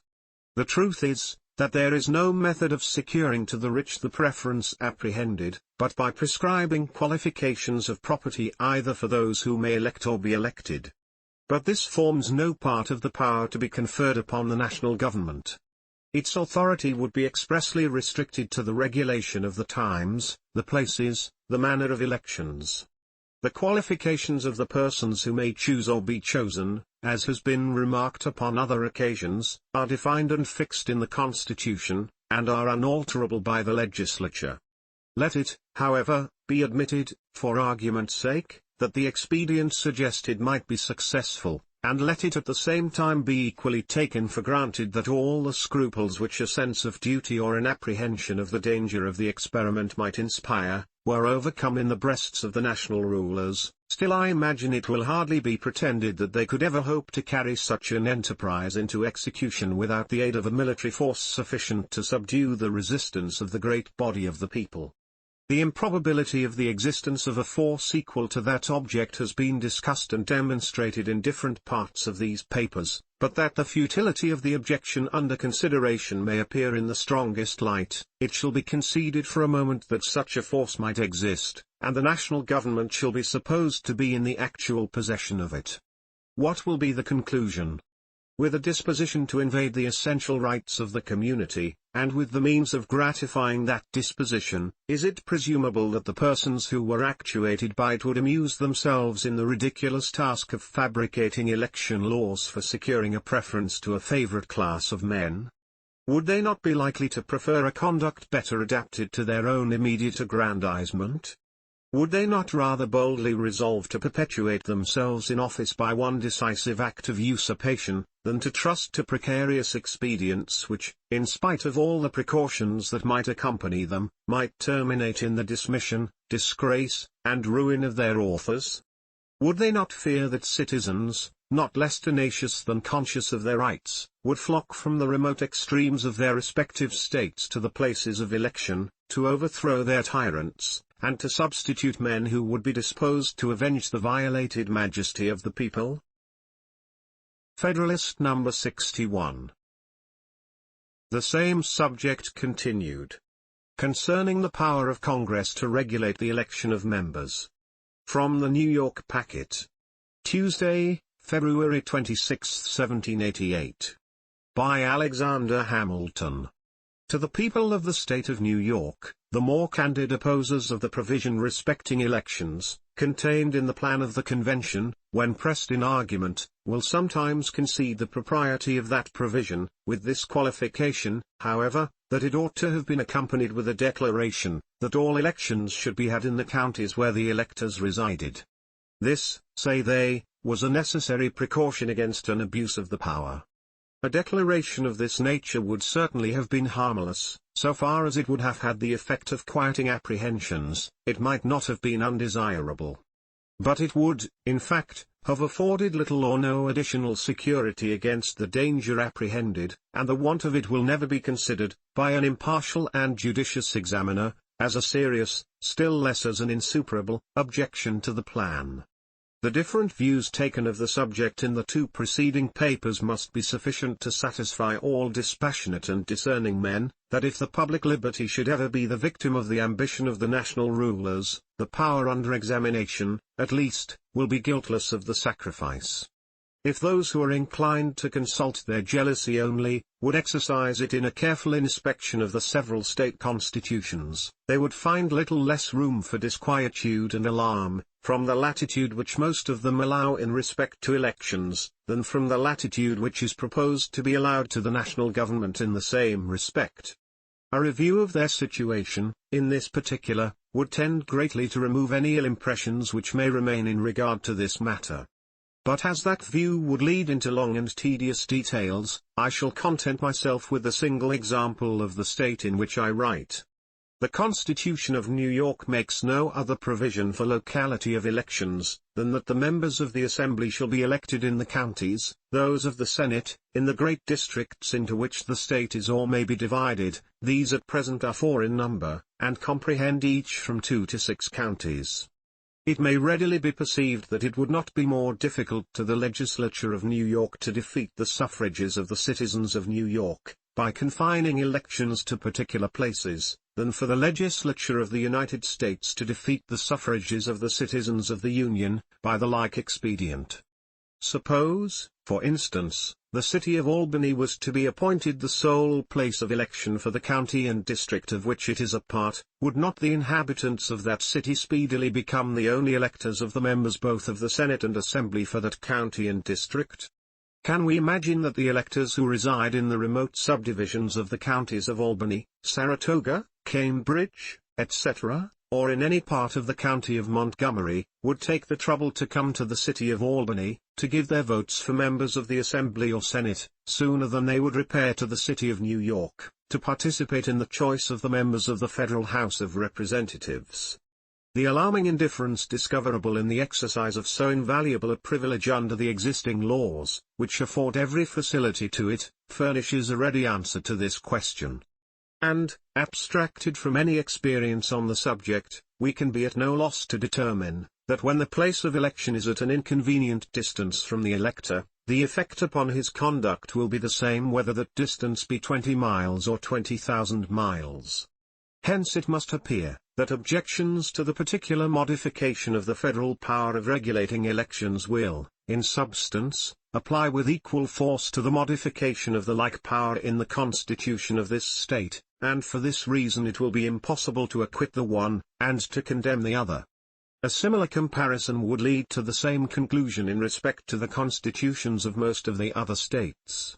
If it should be said that defects in the state constitutions furnish no apology for those which are to be found in the plan proposed, I answer, that as the former have never been thought chargeable with inattention to the security of liberty, where the imputations thrown on the latter can be shown to be applicable to them also, the presumption is that they are rather the cavilling refinements of a predetermined opposition, than the well-founded inferences of a candid research after truth. To those who are disposed to consider, as innocent omissions in the state constitutions, what they regard as unpardonable blemishes in the plan of the convention, nothing can be said, or at most, they can only be asked to assign some substantial reason why the representatives of the people in a single state should be more impregnable to the lust of power, or other sinister motives, than the representatives of the people of the United States. If they cannot do this, they ought at least to prove to us that it is easier to subvert the liberties of 3 millions of people, with the advantage of local governments to head their opposition, than of 200,000 people who are destitute of that advantage. And in relation to the point immediately under consideration, they ought to convince us that it is less probable that a predominant faction in a single state should, in order to maintain its superiority, incline to a preference of a particular class of electors, than that a similar spirit should take possession of the representatives of 13 states, spread over a vast region, and in several respects distinguishable from each other by a diversity of local circumstances, prejudices, and interests. Hitherto my observations have only aimed at a vindication of the provision in question, on the ground of theoretic propriety, on that of the danger of placing the power elsewhere, and on that of the safety of placing it in the manner proposed. But there remains to be mentioned a positive advantage which will result from this disposition, and which could not as well have been obtained from any other. I allude to the circumstance of uniformity in the time of elections for the Federal House of Representatives. It is more than possible that this uniformity may be found by experience to be of great importance to the public welfare, both as a security against the perpetuation of the same spirit in the body, and as a cure for the diseases of faction. If each state may choose its own time of election, it is possible there may be at least as many different periods as there are months in the year. The times of election in the several states, as they are now established for local purposes, vary between extremes as wide as March and November. The consequence of this diversity would be that there could never happen a total dissolution or enervation of the body at one time. If an improper spirit of any kind should happen to prevail in it, that spirit would be apt to infuse itself into the new members, as they come forward in succession. The mass would be likely to remain nearly the same, assimilating constantly to itself its gradual accretions. There is a contagion in example which few men have sufficient force of mind to resist. I am inclined to think that treble the duration in office, with the condition of a total dissolution of the body at the same time, might be less formidable to liberty than 1/3 of that duration subject to gradual and successive alterations. Uniformity in the time of elections seems not less requisite for executing the idea of a regular rotation in the Senate, and for conveniently assembling the legislature at a stated period in each year. It may be asked, why, then, could not a time have been fixed in the Constitution? As the most zealous adversaries of the plan of the convention in this state are, in general, not less zealous admirers of the constitution of the state, the question may be retorted, and it may be asked, why was not a time for the like purpose fixed in the constitution of this state? No better answer can be given than that it was a matter which might safely be entrusted to legislative discretion, and that if a time had been appointed, it might, upon experiment, have been found less convenient than some other time. The same answer may be given to the question put on the other side. And it may be added that the supposed danger of a gradual change being merely speculative, it would have been hardly advisable upon that speculation to establish as a fundamental point, what would deprive several states of the convenience of having the elections for their own governments and for the national government at the same epochs. Federalist number 62. The Senate. For the Independent Journal.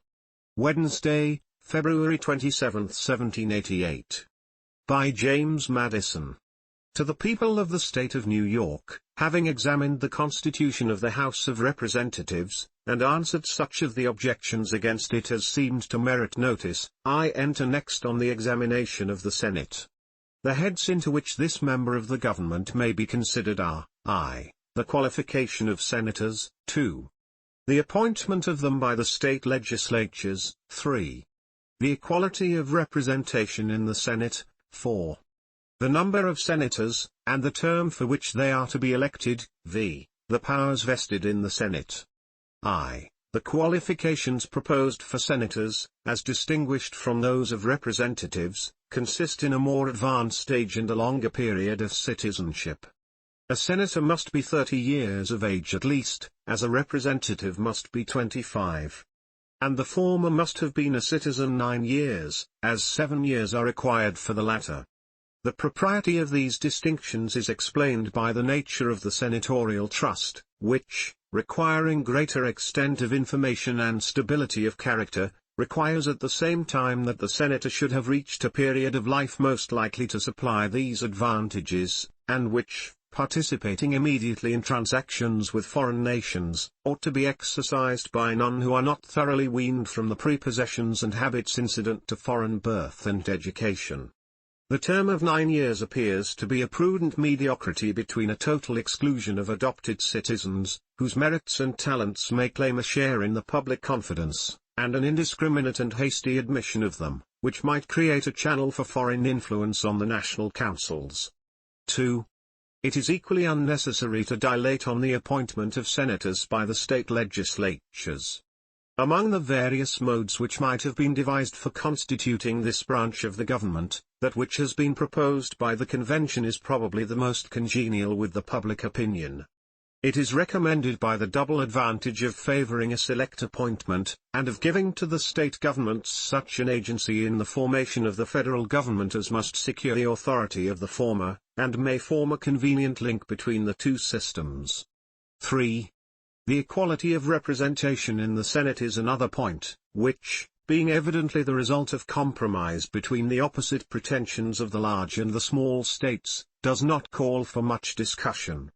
If indeed it be right, that among a people thoroughly incorporated into one nation, every district ought to have a proportional share in the government, and that among independent and sovereign states, bound together by a simple league, the parties, however unequal in size, ought to have an equal share in the common councils, it does not appear to be without some reason that in a compound republic, partaking both of the national and federal character, the government ought to be founded on a mixture of the principles of proportional and equal representation. But it is superfluous to try, by the standard of theory, a part of the Constitution which is allowed on all hands to be the result, not of theory, but of a spirit of amity, and that mutual deference and concession which the peculiarity of our political situation rendered indispensable. A common government, with powers equal to its subjects, is called for by the voice, and still more loudly by the political situation, of America. A government founded on principles more consonant to the wishes of the larger states, is not likely to be obtained from the smaller states. The only option, then, for the former, lies between the proposed government and a government still more objectionable.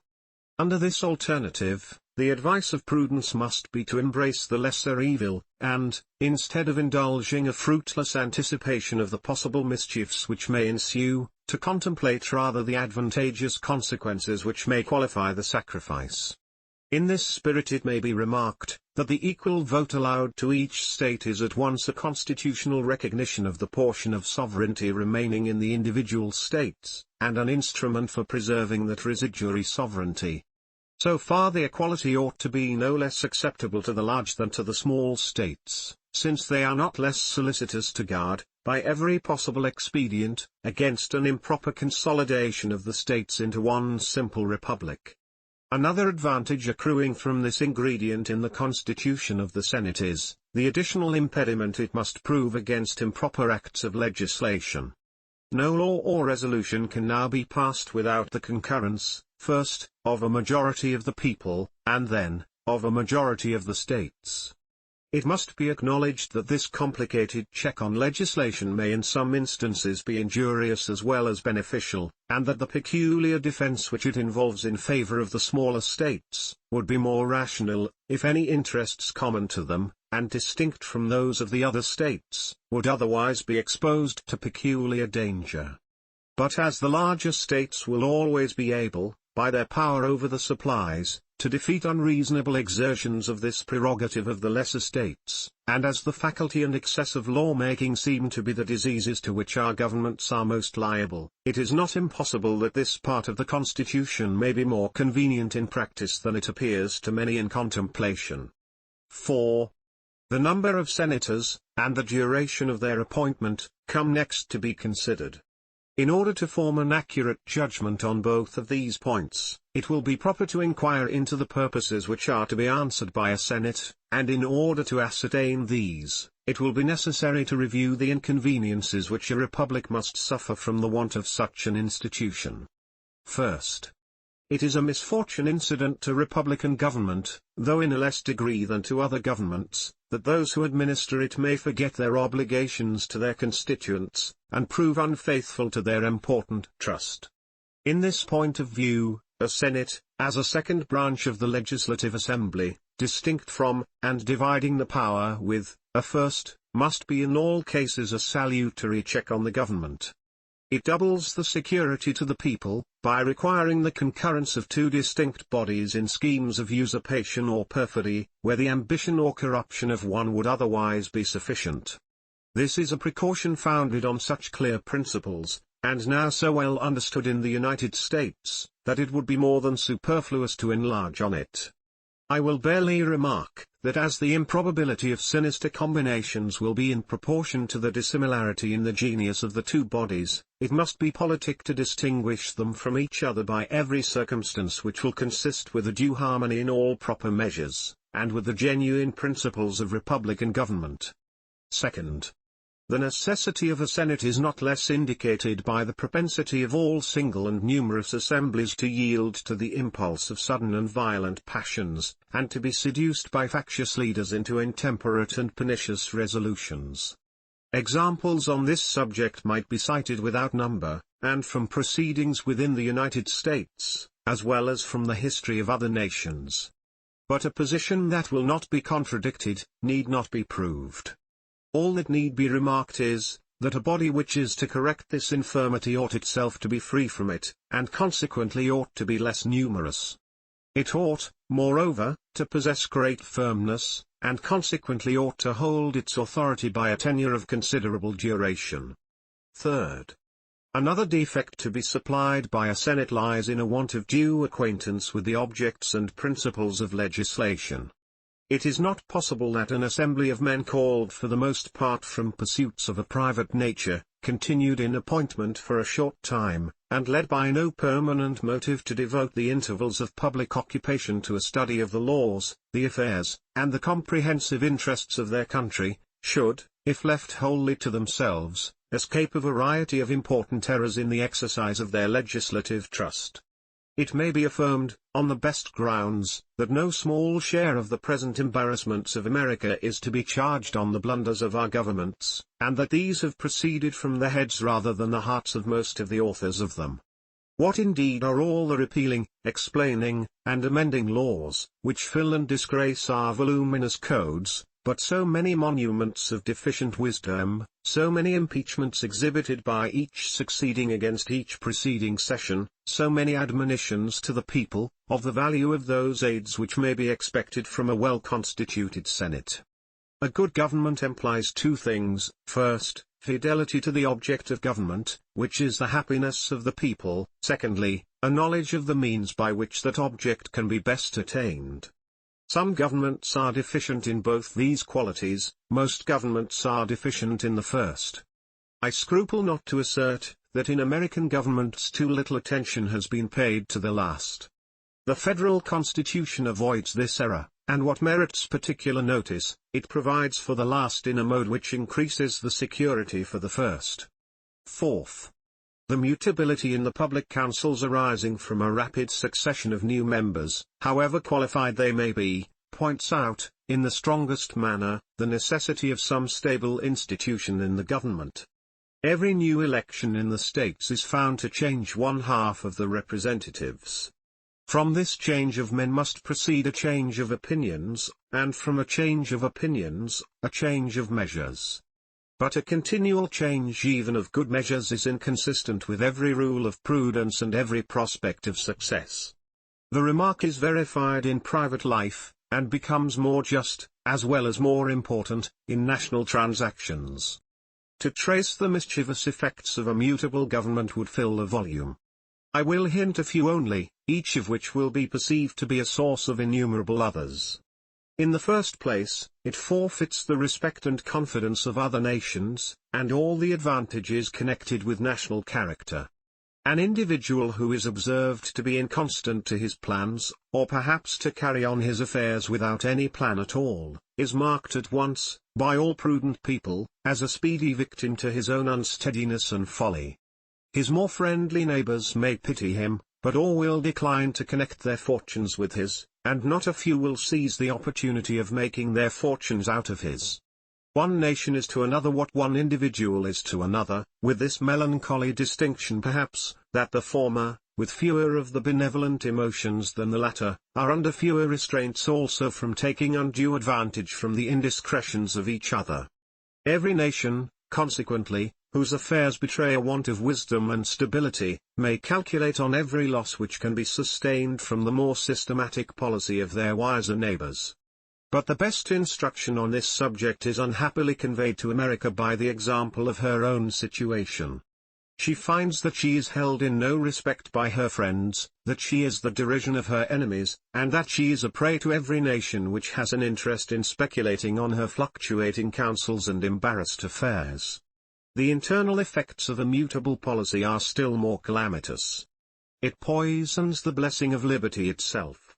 It will be of little avail to the people, that the laws are made by men of their own choice, if the laws be so voluminous that they cannot be read, or so incoherent that they cannot be understood, if they be repealed or revised before they are promulgated, or undergo such incessant changes that no man, who knows what the law is today, can guess what it will be tomorrow. Law is defined to be a rule of action, but how can that be a rule, which is little known, and less fixed? Another effect of public instability is the unreasonable advantage it gives to the sagacious, the enterprising, and the moneyed few over the industrious and uninformed mass of the people. Every new regulation concerning commerce or revenue, or in any way affecting the value of the different species of property, presents a new harvest to those who watch the change, and can trace its consequences, a harvest, reared not by themselves, but by the toils and cares of the great body of their fellow citizens. This is a state of things in which it may be said with some truth that laws are made for the few, not for the many. In another point of view, great injury results from an unstable government. The want of confidence in the public councils damps every useful undertaking, the success and profit of which may depend on a continuance of existing arrangements. What prudent merchant will hazard his fortunes in any new branch of commerce when he knows not but that his plans may be rendered unlawful before they can be executed? What farmer or manufacturer will lay himself out for the encouragement given to any particular cultivation or establishment, when he can have no assurance that his preparatory labors and advances will not render him a victim to an inconstant government? In a word, no great improvement or laudable enterprise can go forward which requires the auspices of a steady system of national policy. But the most deplorable effect of all is that diminution of attachment and reverence which steals into the hearts of the people, towards a political system which betrays so many marks of infirmity, and disappoints so many of their flattering hopes. No government, any more than an individual, will long be respected without being truly respectable, nor be truly respectable, without possessing a certain portion of order and stability. Federalist number 63. The Senate continued. For the Independent Journal. Saturday, March 1, 1788. By James Madison. To the people of the State of New York, a fifth desideratum, illustrating the utility of a Senate, is the want of a due sense of national character. Without a select and stable member of the government, the esteem of foreign powers will not only be forfeited by an unenlightened and variable policy, proceeding from the causes already mentioned, but the national councils will not possess that sensibility to the opinion of the world, which is perhaps not less necessary in order to merit, than it is to obtain, its respect and confidence. An attention to the judgment of other nations is important to every government for two reasons. The one is, that, independently of the merits of any particular plan or measure, it is desirable, on various accounts, that it should appear to other nations as the offspring of a wise and honorable policy. The second is, that in doubtful cases, particularly where the national councils may be warped by some strong passion or momentary interest, the presumed or known opinion of the impartial world may be the best guide that can be followed. What has not America lost by her want of character with foreign nations, and how many errors and follies would she not have avoided, if the justice and propriety of her measures had, in every instance, been previously tried by the light in which they would probably appear to the unbiased part of mankind? Yet however requisite a sense of national character may be, it is evident that it can never be sufficiently possessed by a numerous and changeable body. It can only be found in a number so small that a sensible degree of the praise and blame of public measures may be the portion of each individual, or in an assembly so durably invested with public trust, that the pride and consequence of its members may be sensibly incorporated with the reputation and prosperity of the community. The half-yearly representatives of Rhode Island would probably have been little affected in their deliberations on the iniquitous measures of that state, by arguments drawn from the light in which such measures would be viewed by foreign nations, or even by the sister states, whilst it can scarcely be doubted that if the concurrence of a select and stable body had been necessary, a regard to national character alone would have prevented the calamities under which that misguided people is now laboring. I add, as a sixth defect, the want, in some important cases, of a due responsibility in the government to the people, arising from that frequency of elections which in other cases produces this responsibility. This remark will, perhaps, appear not only new, but paradoxical. It must nevertheless be acknowledged, when explained, to be as undeniable as it is important.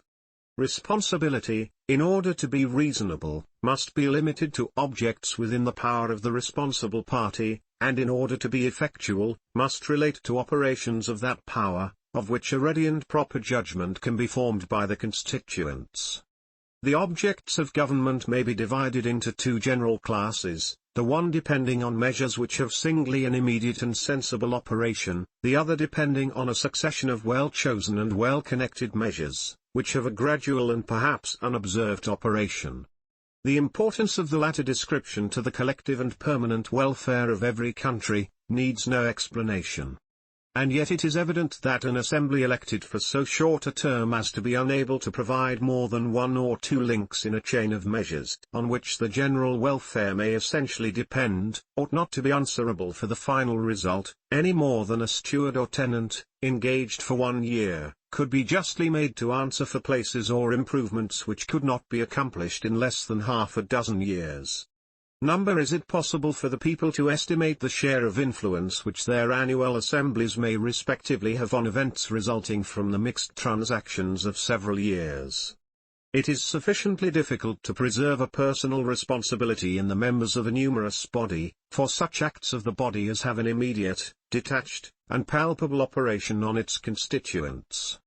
The proper remedy for this defect must be an additional body in the legislative department, which, having sufficient permanency to provide for such objects as require a continued attention, and a train of measures, may be justly and effectually answerable for the attainment of those objects.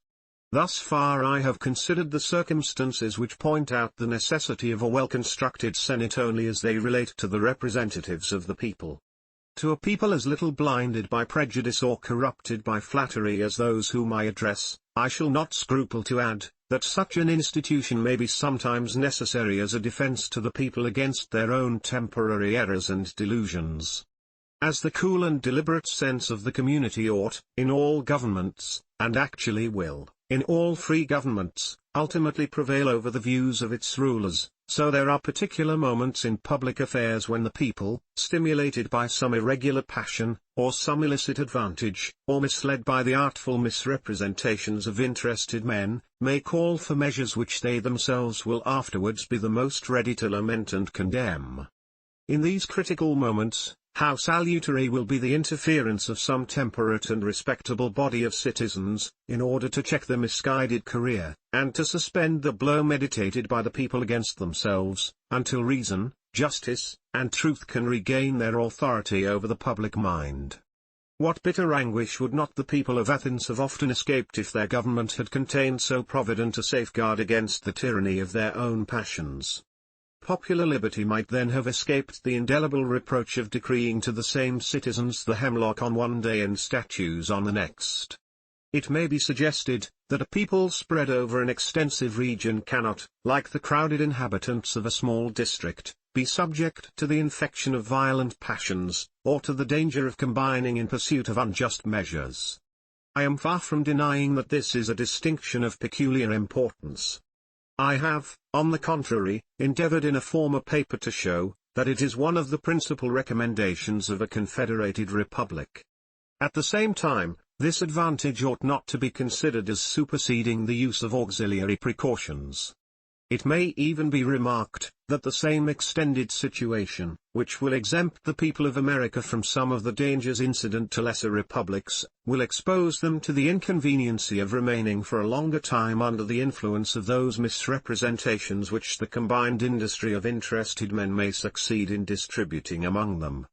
It adds no small weight to all these considerations, to recollect that history informs us of no long-lived republic which had not a senate.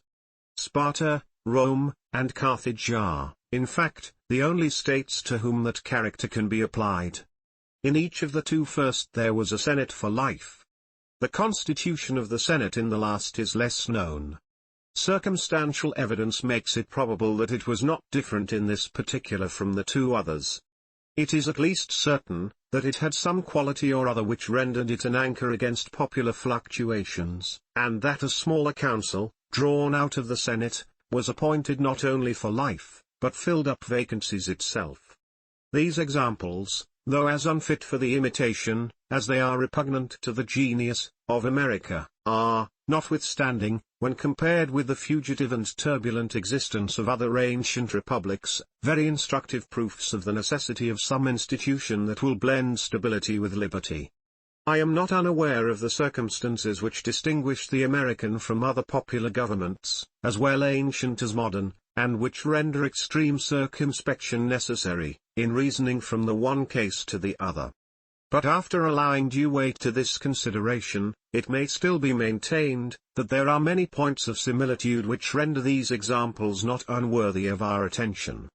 Many of the defects, as we have seen, which can only be supplied by a senatorial institution, are common to a numerous assembly frequently elected by the people, and to the people themselves.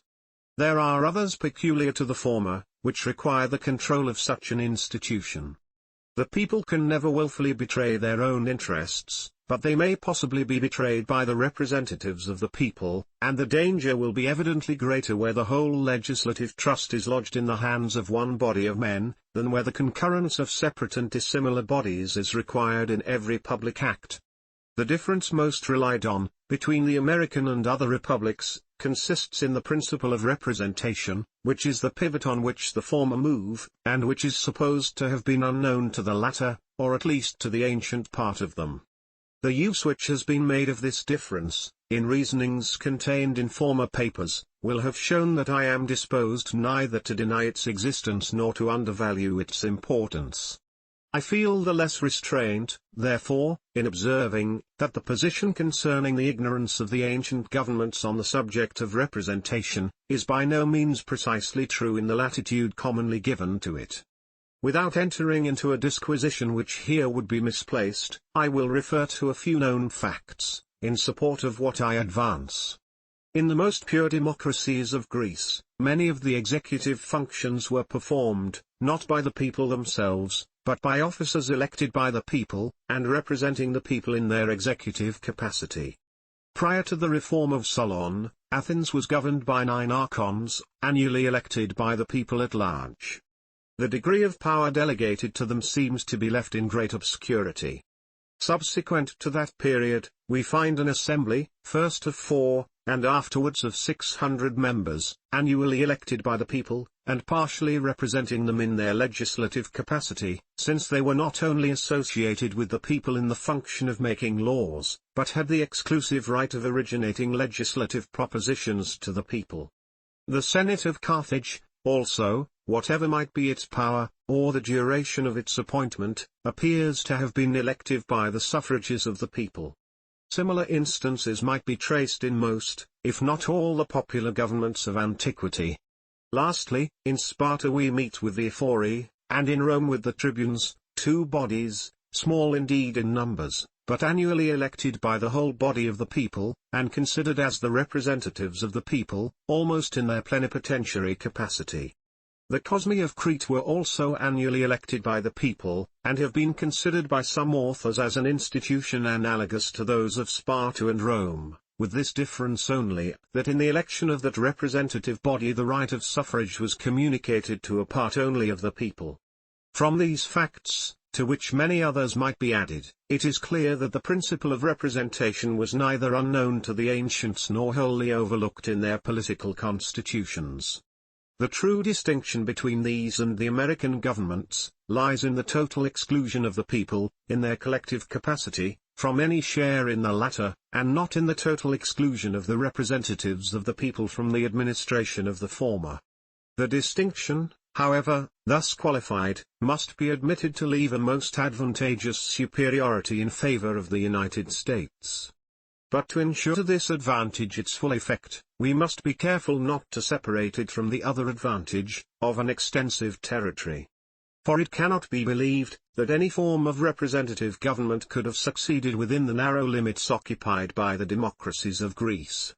In answer to all these arguments, suggested by reason, illustrated by examples, and enforced by our own experience, the jealous adversary of the Constitution will probably content himself with repeating, that a Senate appointed not immediately by the people, and for the term of 6 years, must gradually acquire a dangerous preeminence in the government, and finally transform it into a tyrannical aristocracy. To this general answer, the general reply ought to be sufficient, that liberty may be endangered by the abuses of liberty as well as by the abuses of power, that there are numerous instances of the former as well as of the latter, and that the former, rather than the latter, are apparently most to be apprehended by the United States. But a more particular reply may be given. Before such a revolution can be effected, the Senate, it is to be observed, must in the first place corrupt itself, must next corrupt the state legislatures, must then corrupt the House of Representatives, and must finally corrupt the people at large.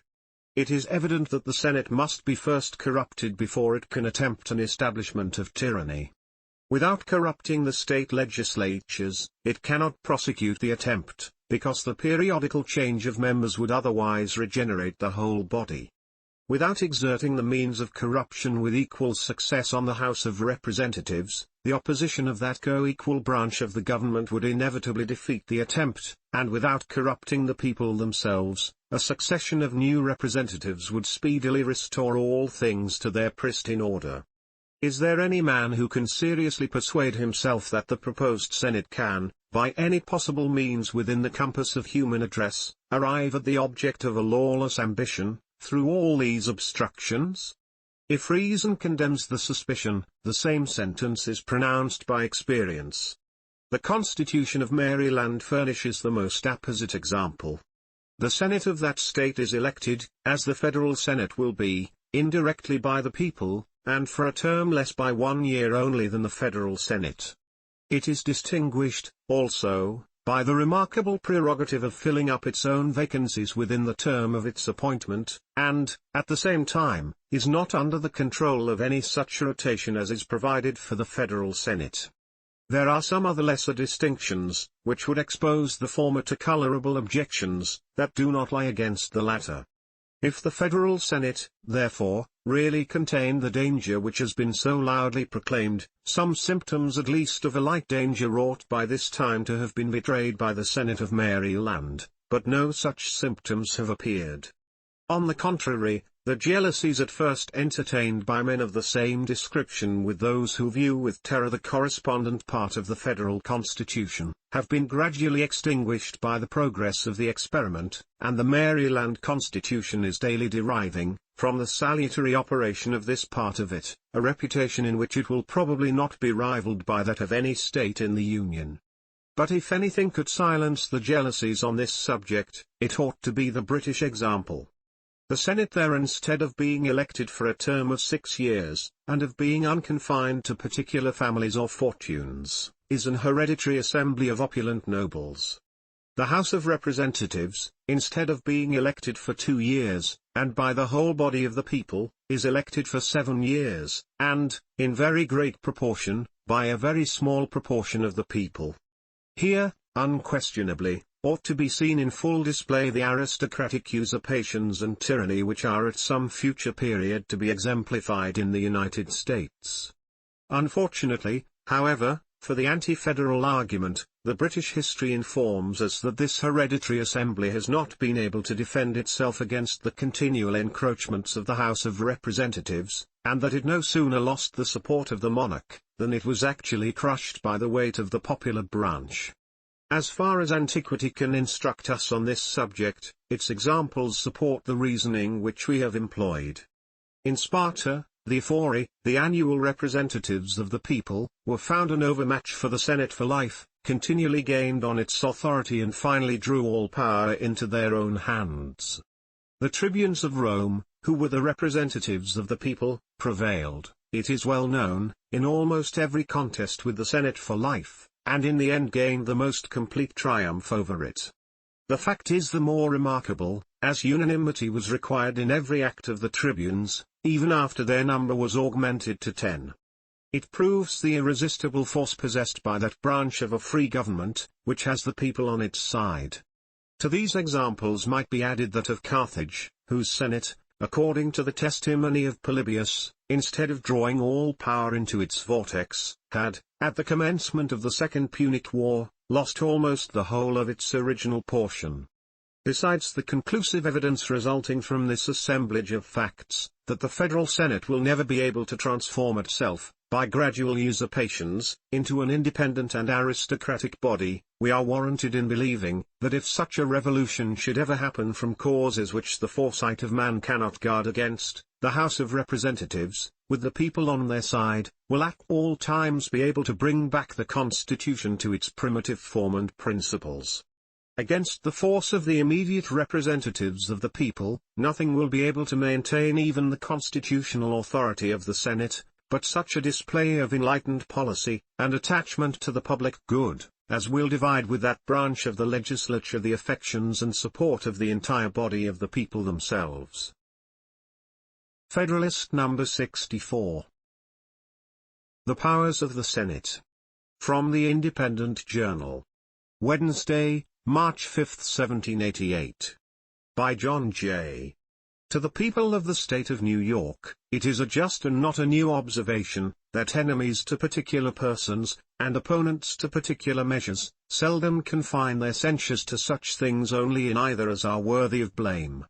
Unless on this principle, it is difficult to explain the motives of their conduct, who condemn the proposed Constitution in the aggregate, and treat with severity some of the most unexceptionable articles in it. The second section gives power to the President, by and with the advice and consent of the Senate, to make treaties, provided 2/3 of the Senators present concur.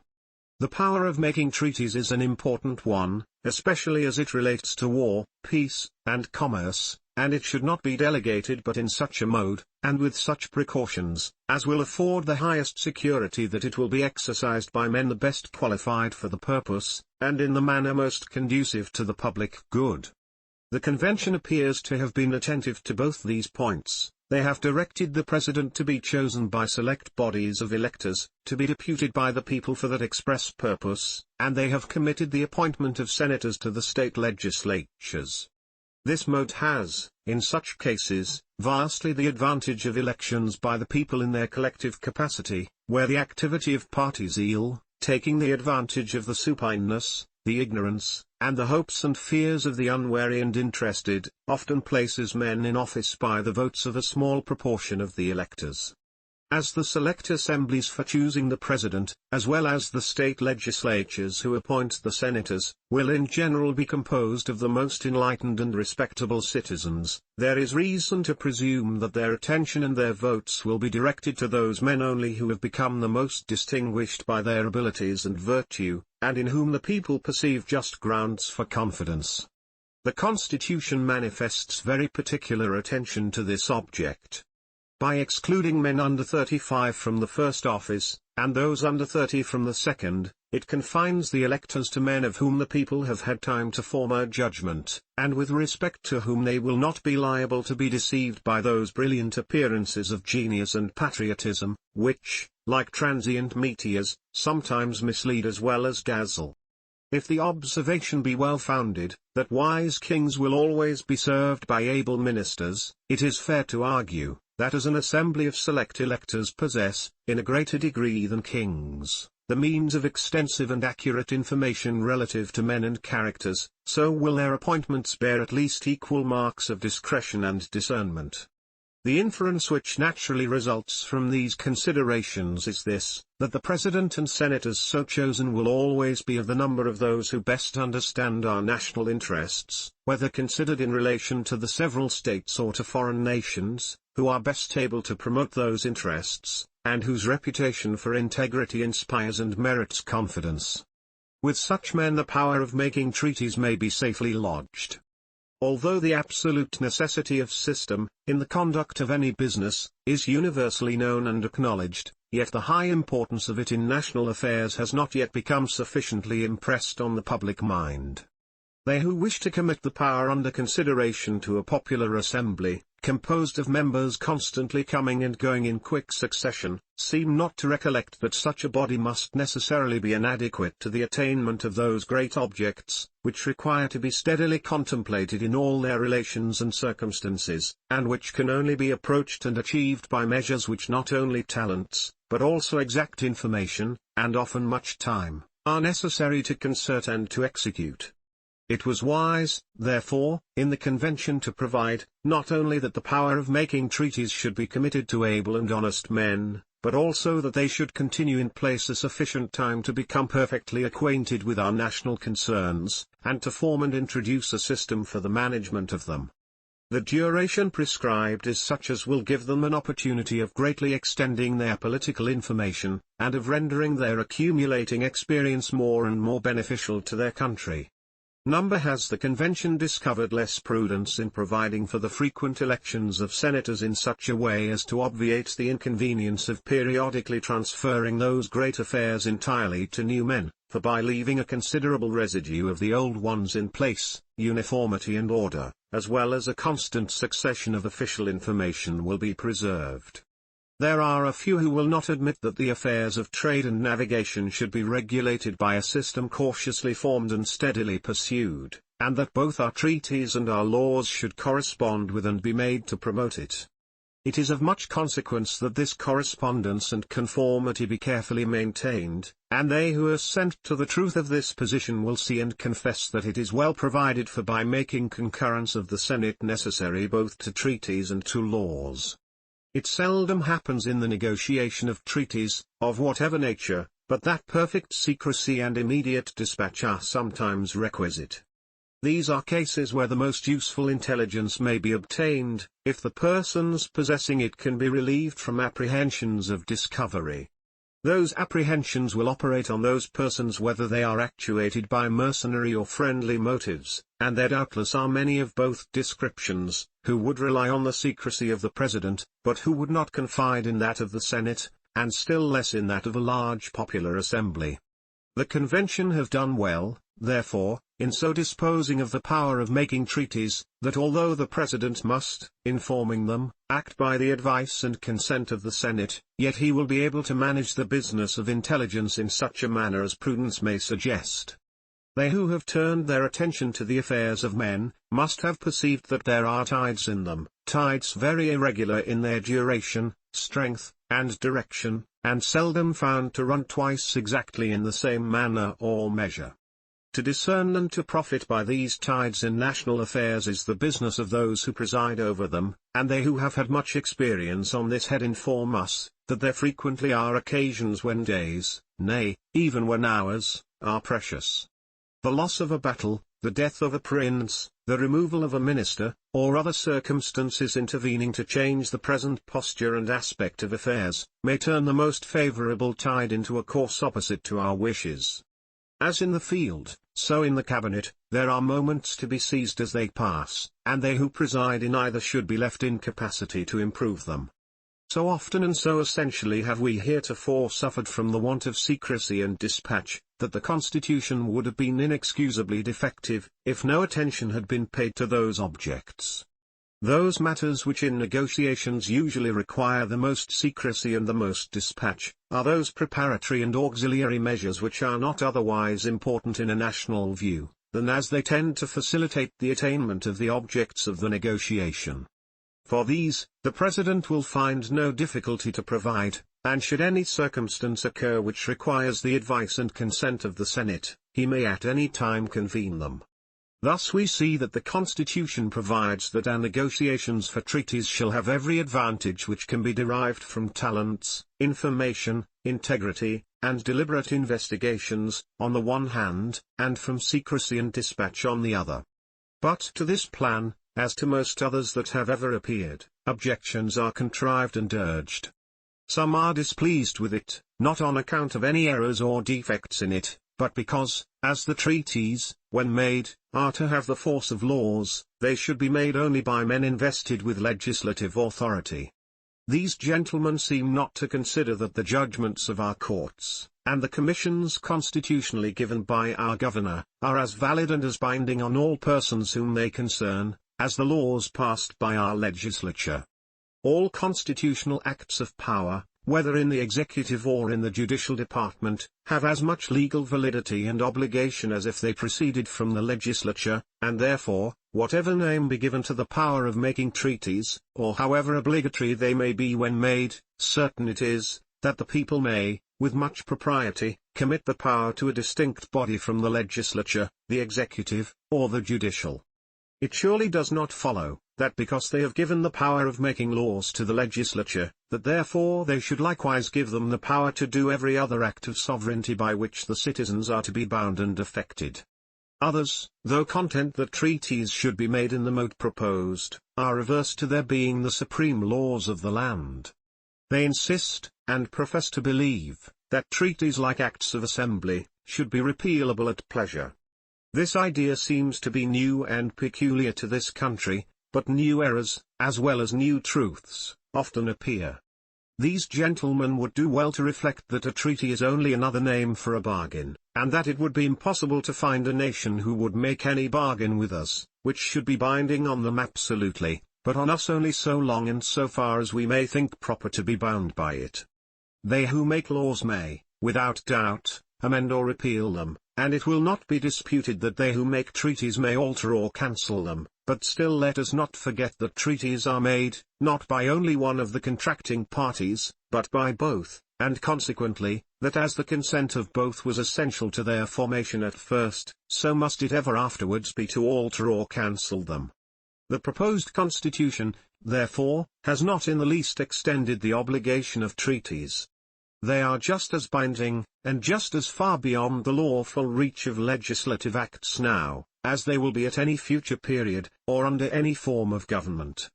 However useful jealousy may be in republics, yet when like bile in the natural, it abounds too much in the body politic, the eyes of both become very liable to be deceived by the delusive appearances which that malady casts on surrounding objects. From this cause, probably, proceed the fears and apprehensions of some, that the President and Senate may make treaties without an equal eye to the interests of all the states. Others suspect that 2/3 will oppress the remaining third, and ask whether those gentlemen are made sufficiently responsible for their conduct, whether, if they act corruptly, they can be punished, and if they make disadvantageous treaties, how are we to get rid of those treaties?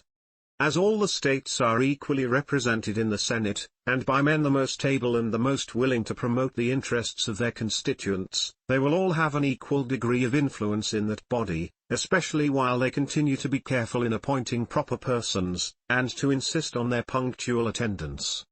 In proportion as the United States assume a national form and a national character, so will the good of the whole be more and more an object of attention, and the government must be a weak one indeed, if it should forget that the good of the whole can only be promoted by advancing the good of each of the parts or members which compose the whole. It will not be in the power of the President and Senate to make any treaties by which they and their families and estates will not be equally bound and affected with the rest of the community, and, having no private interests distinct from that of the nation, they will be under no temptations to neglect the latter. As to corruption, the case is not supposable. He must either have been very unfortunate in his intercourse with the world, or possess a heart very susceptible of such impressions, who can think it probable that the President and 2/3 of the Senate will ever be capable of such unworthy conduct. The idea is too gross and too invidious to be entertained. But in such a case, if it should ever happen, the treaty so obtained from us would, like all other fraudulent contracts, be null and void by the law of nations. With respect to their responsibility, it is difficult to conceive how it could be increased. Every consideration that can influence the human mind, such as honor, oaths, reputations, conscience, the love of country, and family affections and attachments, affords security for their fidelity. In short, as the Constitution has taken the utmost care that they shall be men of talents and integrity, we have reason to be persuaded that the treaties they make will be as advantageous as, all circumstances considered, could be made, and so far as the fear of punishment and disgrace can operate, that motive to good behavior is amply afforded by the article on the subject of impeachments. Federalist number 65. The powers of the Senate continued. From the New York Packet. Friday, March 7, 1788. By Alexander Hamilton. To the people of the State of New York, the remaining powers which the plan of the Convention allots to the Senate, in a distinct capacity, are comprised in their participation with the executive in the appointment to offices, and in their judicial character as a court for the trial of impeachments. As in the business of appointments the executive will be the principal agent, the provisions relating to it will most properly be discussed in the examination of that department. We will, therefore, conclude this head with a view of the judicial character of the Senate.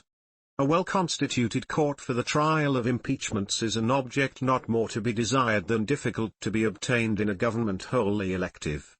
The subjects of its jurisdiction are those offences which proceed from the misconduct of public men, or, in other words, from the abuse or violation of some public trust. They are of a nature which may with peculiar propriety be denominated political, as they relate chiefly to injuries done immediately to the society itself. The prosecution of them, for this reason, will seldom fail to agitate the passions of the whole community, and to divide it into parties more or less friendly or inimical to the accused. In many cases it will connect itself with the pre-existing factions, and will enlist all their animosities, partialities, influence, and interest on one side or on the other, and in such cases there will always be the greatest danger that the decision will be regulated more by the comparative strength of parties, than by the real demonstrations of innocence or guilt. The delicacy and magnitude of a trust which so deeply concerns the political reputation and existence of every man engaged in the administration of public affairs, speak for themselves.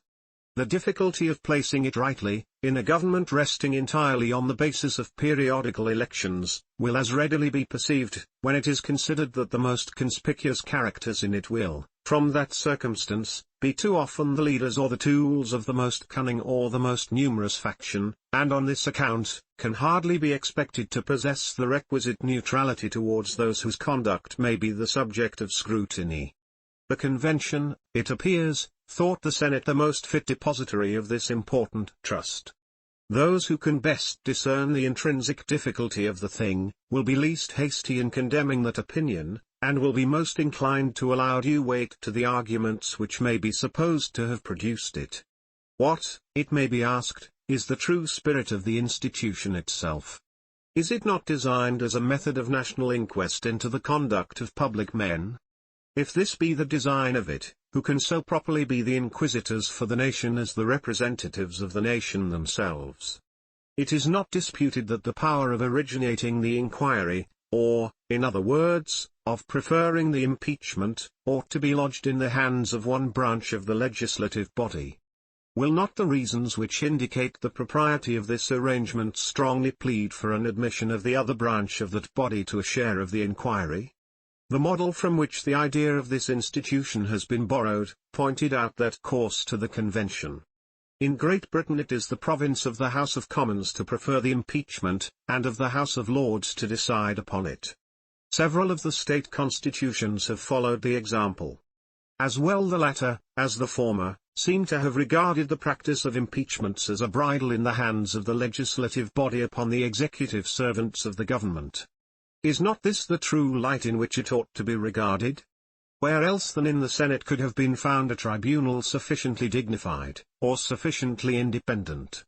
What other body would be likely to feel confidence enough in its own situation, to preserve, unawed and uninfluenced, the necessary impartiality between an individual accused, and the representatives of the people, his accusers.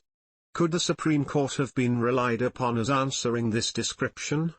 It is much to be doubted, whether the members of that tribunal would at all times be endowed with so eminent a portion of fortitude, as would be called for in the execution of so difficult a task, and it is still more to be doubted, whether they would possess the degree of credit and authority, which might, on certain occasions, be indispensable towards reconciling the people to a decision that should happen to clash with an accusation brought by their immediate representatives. A deficiency in the first, would be fatal to the accused, in the last, dangerous to the public tranquillity. The hazard in both these respects, could only be avoided, if at all, by rendering the tribunal more numerous than would consist with a reasonable attention to economy. The necessity of a numerous court for the trial of impeachments, is equally dictated by the nature of the proceeding. This can never be tied down by such strict rules, either in the delineation of the offence by the prosecutors, or in the construction of it by the judges, as in common cases serve to limit the discretion of courts in favour of personal security. There will be no jury to stand between the judges who are to pronounce the sentence of the law, and the party who is to receive or suffer it. The awful discretion which a court of impeachments must necessarily have, to doom to honor or to infamy the most confidential and the most distinguished characters of the community, forbids the commitment of the trust to a small number of persons. These considerations seem alone sufficient to authorize a conclusion, that the Supreme Court would have been an improper substitute for the Senate, as a court of impeachments.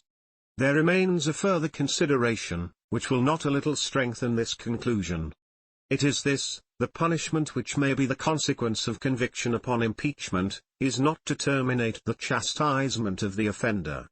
After having been sentenced to a perpetual ostracism from the esteem and confidence, and honours and emoluments of his country, he will still be liable to prosecution and punishment in the ordinary course of law.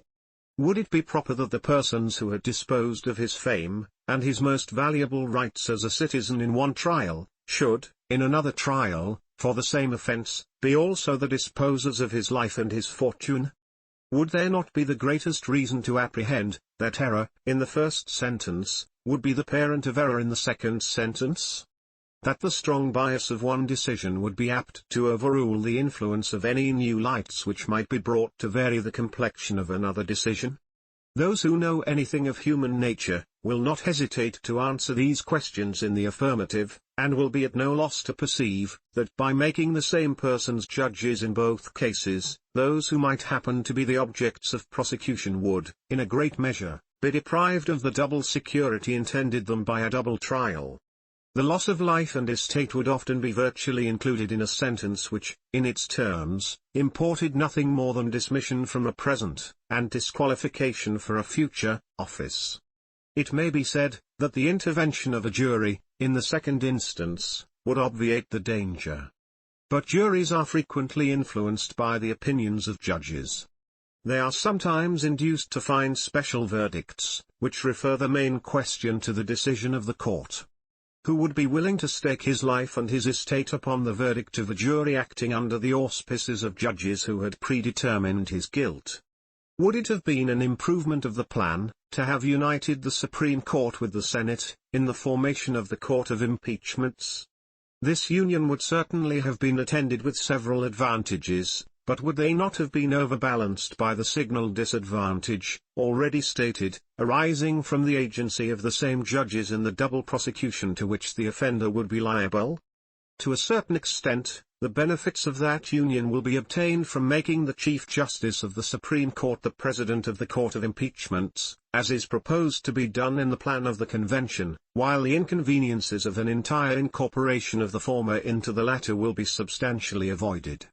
This was perhaps the prudent mean. I forbear to remark upon the additional pretext for clamour against the judiciary, which so considerable an augmentation of its authority would have afforded. Would it have been desirable to have composed the court for the trial of impeachments, of persons wholly distinct from the other departments of the government? There are weighty arguments as well against, as in favour of, such a plan. To some minds it will not appear a trivial objection, that it could tend to increase the complexity of the political machine, and to add a new spring to the government, the utility of which would at best be questionable. But an objection which will not be thought by any unworthy of attention, is this: a court formed upon such a plan, would either be attended with a heavy expense, or might in practice be subject to a variety of casualties and inconveniences. It must either consist of permanent officers, stationary at the seat of government, and of course entitled to fixed and regular stipends, or of certain officers of the state governments to be called upon whenever an impeachment was actually depending. It will not be easy to imagine any third mode materially different, which could rationally be proposed. As the court, for reasons already given, ought to be numerous, the first scheme will be reprobated by every man who can compare the extent of the public wants with the means of supplying them. The second will be espoused with caution by those who will seriously consider the difficulty of collecting men dispersed over the whole Union, the injury to the innocent, from the procrastinated determination of the charges which might be brought against them, the advantage to the guilty, from the opportunities which delay would afford to intrigue and corruption, and in some cases the detriment to the state, from the prolonged inaction of men whose firm and faithful execution of their duty might have exposed them to the persecution of an intemperate or designing majority in the House of Representatives. Though this latter supposition may seem harsh, and might not be likely often to be verified, yet it ought not to be forgotten that the demon of faction will, at certain seasons, extend his scepter over all numerous bodies of men. But though one or the other of the substitutes which have been examined, or some other that might be devised, should be thought preferable to the plan in this respect, reported by the Convention, it will not follow that the Constitution ought for this reason to be rejected. If mankind were to resolve to agree in no institution of government, until every part of it had been adjusted to the most exact standard of perfection, society would soon become a general scene of anarchy, and the world a desert. Where is the standard of perfection to be found? Who will undertake to unite the discordant opinions of a whole community, in the same judgment of it, and to prevail upon one conceited projector to renounce his infallible criterion for the fallible criterion of his more conceited neighbor? To answer the purpose of the adversaries of the Constitution, they ought to prove, not merely that particular provisions in it are not the best which might have been imagined, but that the plan upon the whole is bad and pernicious. Federalist number 66. Objections to the power of the Senate to set as a court for impeachments further considered. From the Independent Journal. Saturday, March 8, 1788. By Alexander Hamilton. To the people of the State of New York, a review of the principal objections that have appeared against the proposed court for the trial of impeachments, will not improbably eradicate the remains of any unfavorable impressions which may still exist in regard to this matter. The first of these objections is, that the provision in question confounds legislative and judiciary authorities in the same body, in violation of that important and well-established maxim which requires a separation between the different departments of power. The true meaning of this maxim has been discussed and ascertained in another place, and has been shown to be entirely compatible with a partial intermixture of those departments for special purposes, preserving them, in the main, distinct and unconnected. This partial intermixture is even, in some cases, not only proper but necessary to the mutual defense of the several members of the government against each other. An absolute or qualified negative in the executive upon the acts of the legislative body, is admitted, by the ablest adepts in political science, to be an indispensable barrier against the encroachments of the latter upon the former. And it may, perhaps, with no less reason be contended, that the powers relating to impeachments are, as before intimated, an essential check in the hands of that body upon the encroachments of the executive. The division of them between the two branches of the legislature, assigning to one the right of accusing, to the other the right of judging, avoids the inconvenience of making the same persons both accusers and judges, and guards against the danger of persecution, from the prevalency of a factious spirit in either of those branches. As the concurrence of 2/3 of the Senate will be requisite to a condemnation, the security to innocence, from this additional circumstance, will be as complete as itself can desire. It is curious to observe with what vehemence this part of the plan is assailed, on the principle here taken notice of, by men who profess to admire, without exception, the constitution of this state, while that constitution makes the Senate, together with the Chancellor and judges of the Supreme Court, not only a court of impeachments, but the highest judicatory in the state, in all causes, civil and criminal. The proportion, in point of numbers, of the Chancellor and judges to the senators, is so inconsiderable, that the judiciary authority of New York, in the last resort, may, with truth, be said to reside in its Senate. If the plan of the convention be, in this respect, chargeable with a departure from the celebrated maxim which has been so often mentioned, and seems to be so little understood, how much more culpable must be the Constitution of New York. A second objection to the Senate, as a court of impeachments, is, that it contributes to an undue accumulation of power in that body, tending to give to the government a countenance too aristocratic. The Senate, it is observed, is to have concurrent authority with the executive in the formation of treaties and in the appointment to offices. If, say the objectors, to these prerogatives is added that of deciding in all cases of impeachment, it will give a decided predominancy to senatorial influence. To an objection so little precise in itself, it is not easy to find a very precise answer. Where is the measure or criterion to which we can appeal, for determining what will give the Senate too much, too little, or barely the proper degree of influence? Will it not be more safe, as well as more simple, to dismiss such vague and uncertain calculations, to examine each power by itself, and to decide, on general principles, where it may be deposited with most advantage and least inconvenience? If we take this course, it will lead to a more intelligible, if not to a more certain result. The disposition of the power of making treaties, which is obtained in the plan of the convention, will, then, if I mistake not, appear to be fully justified by the considerations stated in a former number, and by others which will occur under the next head of our inquiries. The expediency of the junction of the Senate with the executive, in the power of appointing to offices, will, I trust, be placed in a light not less satisfactory, in the disquisitions under the same head. And I flatter myself the observations in my last paper must have gone no inconsiderable way towards proving that it was not easy, if practicable, to find a more fit receptacle for the power of determining impeachments, than that which has been chosen. If this be truly the case, the hypothetical dread of the too great weight of the Senate ought to be discarded from our reasonings. But this hypothesis, such as it is, has already been refuted in the remarks applied to the duration in office prescribed for the senators. It was by them shown, as well on the credit of historical examples, as from the reason of the thing, that the most popular branch of every government, partaking of the republican genius, by being generally the favorite of the people, will be as generally a full match, if not an overmatch, for every other member of the government. But independent of this most active and operative principle, to secure the equilibrium of the National House of Representatives, the plan of the convention has provided in its favor several important counterpoises to the additional authorities to be conferred upon the Senate. The exclusive privilege of originating money bills will belong to the House of Representatives. The same House will possess the sole right of instituting impeachments. Is not this a complete counterbalance to that of determining them?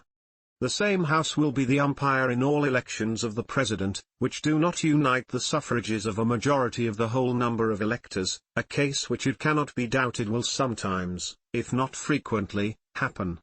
The constant possibility of the thing must be a fruitful source of influence to that body. The more it is contemplated, the more important will appear this ultimate though contingent power, of deciding the competitions of the most illustrious citizens of the Union, for the first office in it. It would not perhaps be rash to predict, that as a mean of influence it will be found to outweigh all the peculiar attributes of the Senate. A third objection to the Senate as a court of impeachments, is drawn from the agency they are to have in the appointments to office. It is imagined that they would be too indulgent judges of the conduct of men, in whose official creation they had participated.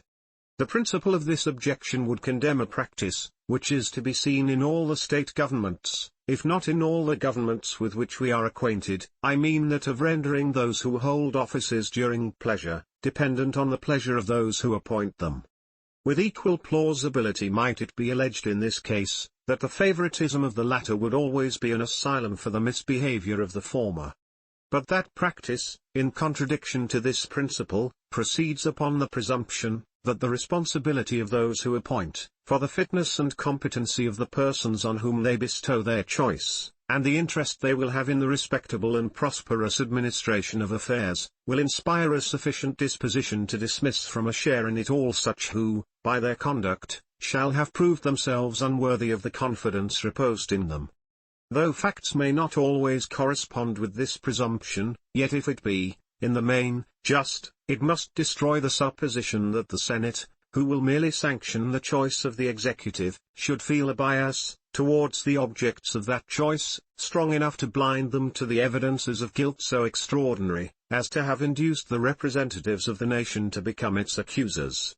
If any further arguments were necessary to evince the improbability of such a bias, it might be found in the nature of the agency of the Senate in the business of appointments. It will be the office of the President to nominate, and, with the advice and consent of the Senate, to appoint. There will, of course, be no exertion of choice on the part of the Senate. They may defeat one choice of the executive, and oblige him to make another, but they cannot themselves choose. They can only ratify or reject the choice of the President. They might even entertain a preference to some other person, at the very moment they were assenting to the one proposed, because there might be no positive ground of opposition to him, and they could not be sure, if they withheld their assent, that the subsequent nomination would fall upon their own favorite, or upon any other person in their estimation more meritorious than the one rejected. Thus it could hardly happen, that the majority of the Senate would feel any other complacency towards the object of an appointment than such as the appearances of merit might inspire, and the proofs of the want of it destroy. A fourth objection to the Senate in the capacity of a court of impeachments, is derived from its union with the executive in the power of making treaties. This, it has been said, would constitute the Senate as their own judges, in every case of a corrupt or perfidious execution of that trust. After having combined with the executive in betraying the interests of the nation in a ruinous treaty, what prospect, it is asked, would there be of their being made to suffer the punishment they would deserve, when they were themselves to decide upon the accusation brought against them for the treachery of which they have been guilty? This objection has been circulated with more earnestness and with greater show of reason than any other which has appeared against this part of the plan, and yet I am deceived if it does not rest upon an erroneous foundation. The security essentially intended by the Constitution against corruption and treachery in the formation of treaties, is to be sought for in the numbers and characters of those who are to make them. The joint agency of the Chief Magistrate of the Union, and of 2/3 of the members of a body selected by the collective wisdom of the legislatures of the several states, is designed to be the pledge for the fidelity of the national councils in this particular. The convention might with propriety have meditated the punishment of the executive, for a deviation from the instructions of the Senate, or a want of integrity in the conduct of the negotiations committed to him. They might also have had in view the punishment of a few leading individuals in the Senate, who should have prostituted their influence in that body as the mercenary instruments of foreign corruption, but they could not, with more or with equal propriety, have contemplated the impeachment and punishment of 2/3 of the Senate, consenting to an improper treaty, than of a majority of that or of the other branch of the national legislature, consenting to a pernicious or unconstitutional law, a principle which, I believe, has never been admitted into any government. How, in fact, could a majority in the House of Representatives impeach themselves? Number better, it is evident, than 2/3 of the Senate might try themselves. And yet what reason is there, that a majority of the House of Representatives, sacrificing the interests of the society by an unjust and tyrannical act of legislation, should escape with impunity, more than 2/3 of the Senate, sacrificing the same interests in an injurious treaty with a foreign power? The truth is, that in all such cases it is essential to the freedom and to the necessary independence of the deliberations of the body, that the members of it should be exempt from punishment for acts done in a collective capacity, and the security to the society must depend on the care which is taken to confide the trust to proper hands, to make it their interest to execute it with fidelity, and to make it as difficult as possible for them to combine in any interest opposite to that of the public good. So far as might concern the misbehavior of the executive in perverting the instructions or contravening the views of the Senate, we need not be apprehensive of the want of a disposition in that body to punish the abuse of their confidence or to vindicate their own authority. We may thus far count upon their pride, if not upon their virtue. And so far even as might concern the corruption of leading members, by whose arts and influence the majority may have been inveigled into measures odious to the community, if the proofs of that corruption should be satisfactory, the usual propensity of human nature will warrant us in concluding that there would be commonly no defect of inclination in the body to divert the public resentment from themselves by a ready sacrifice of the authors of their mismanagement and disgrace. Federalist number 67. The Executive Department. From the New York Packet. Tuesday, March 11, 1788. By Alexander Hamilton. To the people of the State of New York, the Constitution of the Executive Department of the proposed government claims next our attention. There is hardly any part of the system which could have been attended with greater difficulty in the arrangement of it than this, and there is, perhaps, none which has been inveighed against with less candor or criticized with less judgment. Here the writers against the Constitution seem to have taken pains to signalize their talent of misrepresentation. Calculating upon the aversion of the people to monarchy, they have endeavored to enlist all their jealousies and apprehensions in opposition to the intended President of the United States, not merely as the embryo, but as the full-grown progeny, of that detested parent. To establish the pretended affinity, they have not scrupled to draw resources even from the regions of fiction. The authorities of a magistrate, in few instances greater, in some instances less, than those of a governor of New York, have been magnified into more than royal prerogatives. He has been decorated with attributes superior in dignity and splendor to those of a king of Great Britain. He has been shown to us with the diadem sparkling on his brow and the imperial purple flowing in his train. He has been seated on a throne surrounded with minions and mistresses, giving audience to the envoys of foreign potentates, in all the supercilious pomp of majesty. The images of Asiatic despotism and voluptuousness have scarcely been wanting to crown the exaggerated scene. We have been taught to tremble at the terrific visages of murdering Janissaries, and to blush at the unveiled mysteries of a future seraglio. Attempts so extravagant as these to disfigure or, it might rather be said, to metamorphose the object, render it necessary to take an accurate view of its real nature and form, in order as well to ascertain its true aspect and genuine appearance, as to unmask the disingenuity and expose the fallacy of the counterfeit resemblances which have been so insidiously, as well as industriously, propagated. In the execution of this task, there is no man who would not find it an arduous effort either to behold with moderation, or to treat with seriousness, the devices, not less weak than wicked, which have been contrived to pervert the public opinion in relation to the subject. They so far exceed the usual though unjustifiable licenses of party artifice, that even in a disposition the most candid and tolerant, they must force the sentiments which favor an indulgent construction of the conduct of political adversaries to give place to a voluntary and unreserved indignation. It is impossible not to bestow the imputation of deliberate imposture and deception upon the gross pretense of a similitude between a king of Great Britain and a magistrate of the character marked out for that of the President of the United States. It is still more impossible to withhold that imputation from the rash and barefaced expedients which have been employed to give success to the attempted imposition. In one instance, which I cite as a sample of the general spirit, the temerity has proceeded so far as to ascribe to the President of the United States a power which by the instrument reported is expressly allotted to the executives of the individual states. I mean the power of filling casual vacancies in the Senate.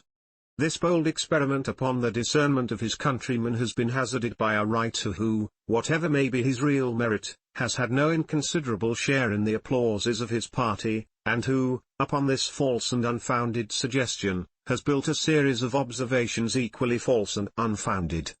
Let him now be confronted with the evidence of the fact, and let him, if he be able, justify or extenuate the shameful outrage he has offered to the dictates of truth and to the rules of fair dealing. The second clause of the second section of the second article empowers the President of the United States to nominate, and by and with the advice and consent of the Senate, to appoint ambassadors, other public ministers and consuls, judges of the Supreme Court, and all other officers of the United States whose appointments are not in the Constitution otherwise provided for, and which shall be established by law. Immediately after this clause follows another in these words: the President shall have power to fill up all vacancies that may happen during the recess of the Senate, by granting commissions which shall expire at the end of their next session. It is from this last provision that the pretended power of the President to fill vacancies in the Senate has been deduced. A slight attention to the connection of the clauses, and to the obvious meaning of the terms, will satisfy us that the deduction is not even colorable. The first of these two clauses, it is clear, only provides a mode for appointing such officers, whose appointments are not otherwise provided for in the Constitution, and which shall be established by law. Of course it cannot extend to the appointments of senators, whose appointments are otherwise provided for in the Constitution, and who are established by the Constitution, and will not require a future establishment by law. This position will hardly be contested. The last of these two clauses, it is equally clear, cannot be understood to comprehend the power of filling vacancies in the Senate, for the following reasons. First, the relation in which that clause stands to the other, which declares the general mode of appointing officers of the United States, denotes it to be nothing more than a supplement to the other, for the purpose of establishing an auxiliary method of appointment, in cases to which the general method was inadequate. The ordinary power of appointment is confined to the President and Senate jointly, and can therefore only be exercised during the session of the Senate, but as it would have been improper to oblige this body to be continually in session for the appointment of officers, and as vacancies might happen in their recess, which it might be necessary for the public service to fill without delay, the succeeding clause is evidently intended to authorize the President, singly, to make temporary appointments during the recess of the Senate, by granting commissions which shall expire at the end of their next session. Second, if this clause is to be considered as supplementary to the one which precedes, the vacancies of which it speaks must be construed to relate to the officers described in the preceding one, and this, we have seen, excludes from its description the members of the Senate. Third, the time within which the power is to operate, during the recess of the Senate, and the duration of the appointments, to the end of the next session of that body, conspire to elucidate the sense of the provision, which, if it had been intended to comprehend senators, would naturally have referred the temporary power of filling vacancies to the recess of the state legislatures, who are to make the permanent appointments, and not to the recess of the National Senate, who are to have no concern in those appointments, and would have extended the duration in office of the temporary senators to the next session of the legislature of the state, in whose representation the vacancies had happened, instead of making it to expire at the end of the ensuing session of the National Senate. The circumstances of the body authorized to make the permanent appointments would, of course, have governed the modification of a power which related to the temporary appointments, and as the National Senate is the body, whose situation is alone contemplated in the clause upon which the suggestion under examination has been founded, the vacancies to which it alludes can only be deemed to respect those officers in whose appointment that body has a concurrent agency with the President. But last, the first and second clauses of the third section of the first article, not only obviate all possibility of doubt, but destroy the pretext of misconception. The former provides, that the Senate of the United States shall be composed of 2 senators from each state, chosen by the legislature thereof for 6 years, and the latter directs, that, if vacancies in that body should happen by resignation or otherwise, during the recess of the legislature of any state, the executive thereof may make temporary appointments until the next meeting of the legislature, which shall then fill such vacancies.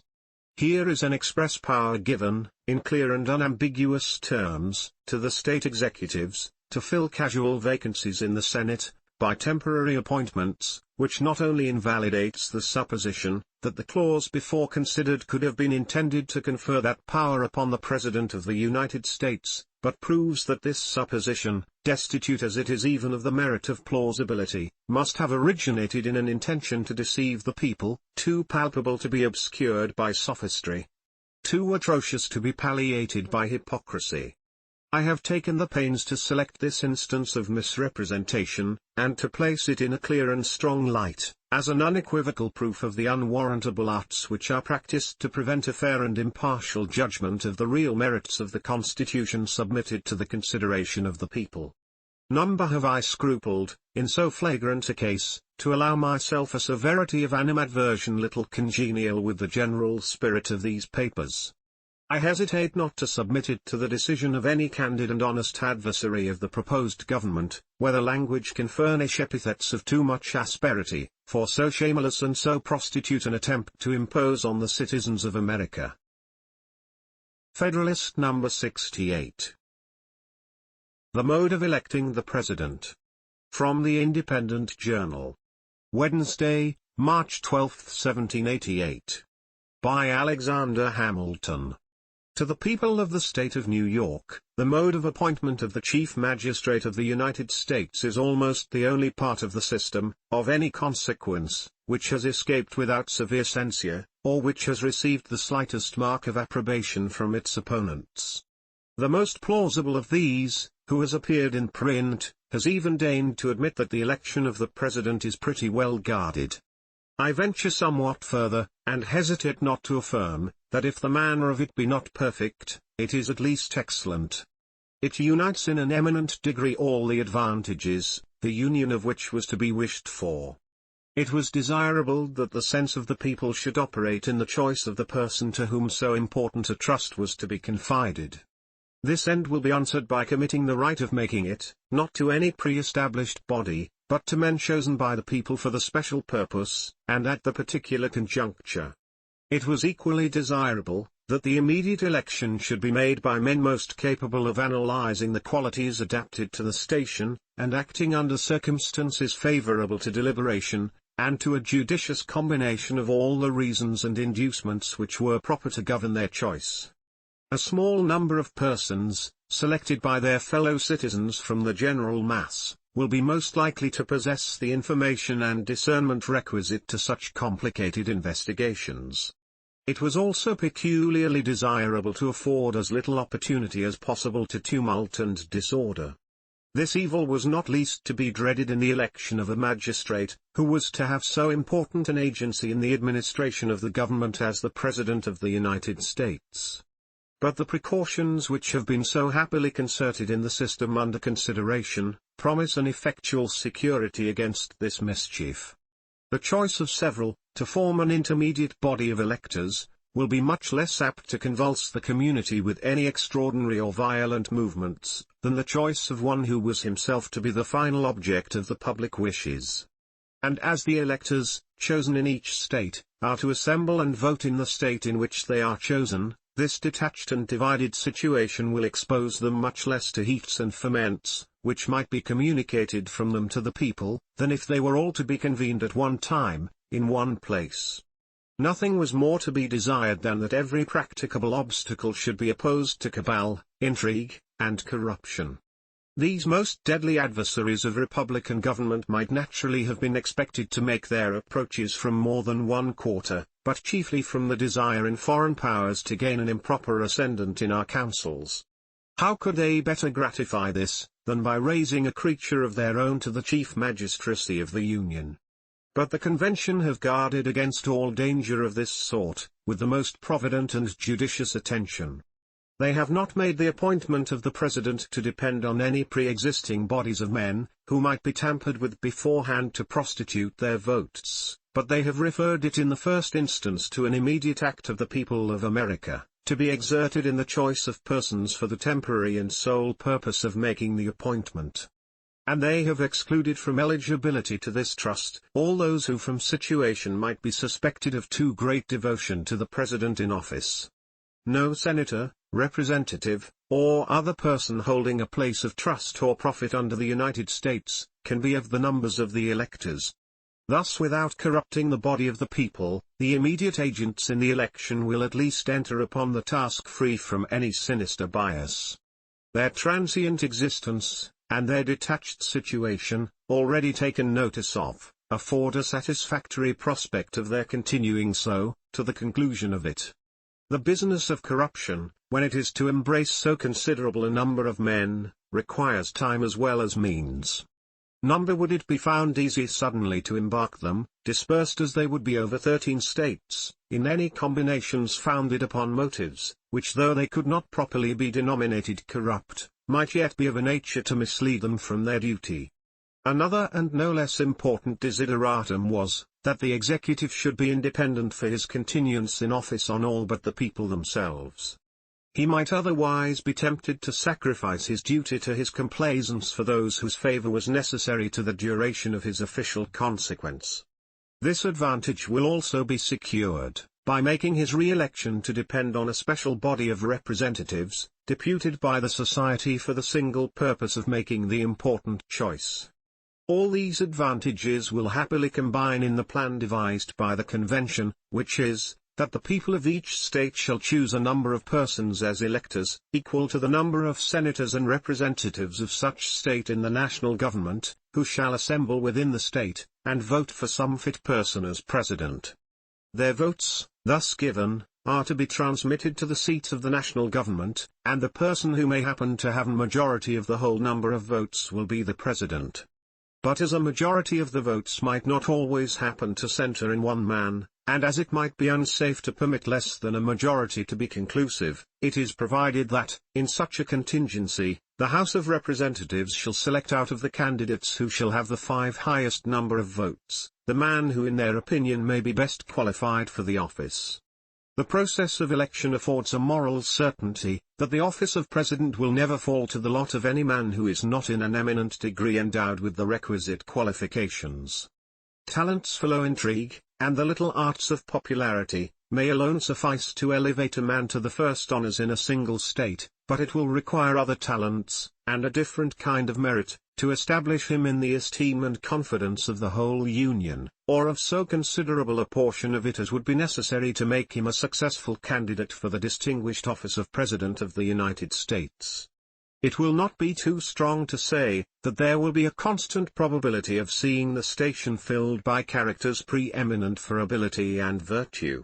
And this will be thought no inconsiderable recommendation of the Constitution, by those who are able to estimate the share which the executive in every government must necessarily have in its good or ill administration.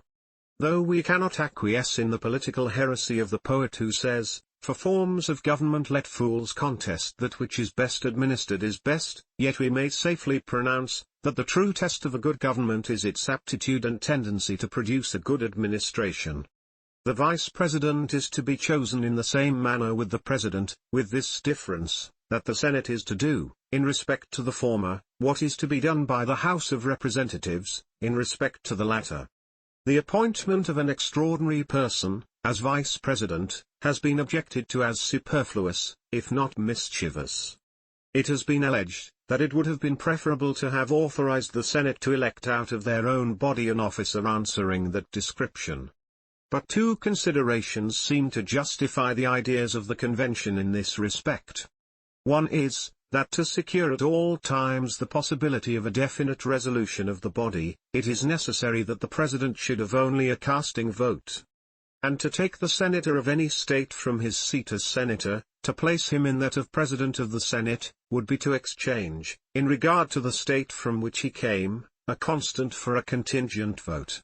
The other consideration is, that as the Vice President may occasionally become a substitute for the President, in the supreme executive magistracy, all the reasons which recommend the mode of election prescribed for the one, apply with great if not with equal force to the manner of appointing the other. It is remarkable that in this, as in most other instances, the objection which is made would lie against the constitution of this state. We have a lieutenant governor, chosen by the people at large, who presides in the Senate, and is the constitutional substitute for the governor, in casualties similar to those which would authorize the vice president to exercise the authorities and discharge the duties of the president. Federalist number 69. The real character of the executive. From the New York Packet. Friday, March 14, 1788. By Alexander Hamilton. To the people of the state of New York, I proceed now to trace the real characters of the proposed executive, as they are marked out in the plan of the convention. This will serve to place in a strong light the unfairness of the representations which have been made in regard to it. The first thing which strikes our attention is, that the executive authority, with few exceptions, is to be vested in a single magistrate. This will scarcely, however, be considered as a point upon which any comparison can be grounded, for if, in this particular, there be a resemblance to the King of Great Britain, there is not less a resemblance to the Grand Seigneur, to the Khan of Tartary, to the Man of the Seven Mountains, or to the Governor of New York. That magistrate is to be elected for 4 years, and is to be re-eligible as often as the people of the United States shall think him worthy of their confidence. In these circumstances there is a total dissimilitude between him and a King of Great Britain, who is an hereditary monarch, possessing the crown as a patrimony descendable to his heirs forever, but there is a close analogy between him and a Governor of New York, who is elected for 3 years, and is re-eligible without limitation or intermission. If we consider how much less time would be requisite for establishing a dangerous influence in a single state, than for establishing a like influence throughout the United States, we must conclude that a duration of 4 years for the Chief Magistrate of the Union is a degree of permanency far less to be dreaded in that office, than a duration of 3 years for a corresponding office in a single state. The President of the United States would be liable to be impeached, tried, and, upon conviction of treason, bribery, or other high crimes or misdemeanors, removed from office, and would afterwards be liable to prosecution and punishment in the ordinary course of law. The person of the King of Great Britain is sacred and inviolable, there is no constitutional tribunal to which he is amenable, no punishment to which he can be subjected without involving the crisis of a national revolution. In this delicate and important circumstance of personal responsibility, the President of Confederated America would stand upon no better ground than a Governor of New York, and upon worse ground than the Governors of Maryland and Delaware. The President of the United States is to have power to return a bill, which shall have passed the 2 branches of the legislature, for reconsideration, and the bill so returned is to become a law, if, upon that reconsideration, it be approved by 2/3 of both houses. The King of Great Britain, on his part, has an absolute negative upon the acts of the 2 houses of Parliament. The disuse of that power for a considerable time past does not affect the reality of its existence, and is to be ascribed wholly to the Crown's having found the means of substituting influence to authority, or the art of gaining a majority in one or the other of the 2 houses, to the necessity of exerting a prerogative which could seldom be exerted without hazarding some degree of national agitation. The qualified negative of the President differs widely from this absolute negative of the British sovereign, and tallies exactly with the revisionary authority of the Council of Revision of this state, of which the Governor is a constituent part. In this respect the power of the President would exceed that of the Governor of New York, because the former would possess, singly, what the latter shares with the Chancellor and judges, but it would be precisely the same with that of the Governor of Massachusetts, whose constitution, as to this article, seems to have been the original from which the convention have copied. The President is to be the Commander-in-Chief of the Army and Navy of the United States, and of the militia of the several states, when called into the actual service of the United States. He is to have power to grant reprieves and pardons for offenses against the United States, except in cases of impeachment, to recommend to the consideration of Congress such measures as he shall judge necessary and expedient, to convene, on extraordinary occasions, both houses of the legislature, or either of them, and, in case of disagreement between them with respect to the time of adjournment, to adjourn them to such time as he shall think proper, to take care that the laws be faithfully executed, and to commission all officers of the United States. In most of these particulars, the power of the President will resemble equally that of the King of Great Britain and of the Governor of New York. The most material points of difference are these: first, the President will have only the occasional command of such part of the militia of the nation as by legislative provision may be called into the actual service of the Union. The King of Great Britain and the Governor of New York have at all times the entire command of all the militia within their several jurisdictions. In this article, therefore, the power of the President would be inferior to that of either the monarch or the governor. Second, the President is to be Commander-in-Chief of the Army and Navy of the United States. In this respect his authority would be nominally the same with that of the King of Great Britain, but in substance much inferior to it. It would amount to nothing more than the supreme command and direction of the military and naval forces, as First General and Admiral of the Confederacy, while that of the British King extends to the declaring of war and to the raising and regulating of fleets and armies, all which, by the Constitution under consideration, would appertain to the legislature. The Governor of New York, on the other hand, is by the Constitution of the state vested only with the command of its militia and navy. But the constitutions of several of the states expressly declare their governors to be commanders-in-chief, as well of the army as navy, and it may well be a question, whether those of New Hampshire and Massachusetts, in particular, do not, in this instance, confer larger powers upon their respective governors, than could be claimed by a President of the United States. Third, the power of the President, in respect to pardons, would extend to all cases, except those of impeachment. The Governor of New York may pardon in all cases, even in those of impeachment, except for treason and murder. Is not the power of the Governor, in this article, on a calculation of political consequences, greater than that of the President? All conspiracies and plots against the government, which have not been matured into actual treason, may be screened from punishment of every kind, by the interposition of the prerogative of pardoning.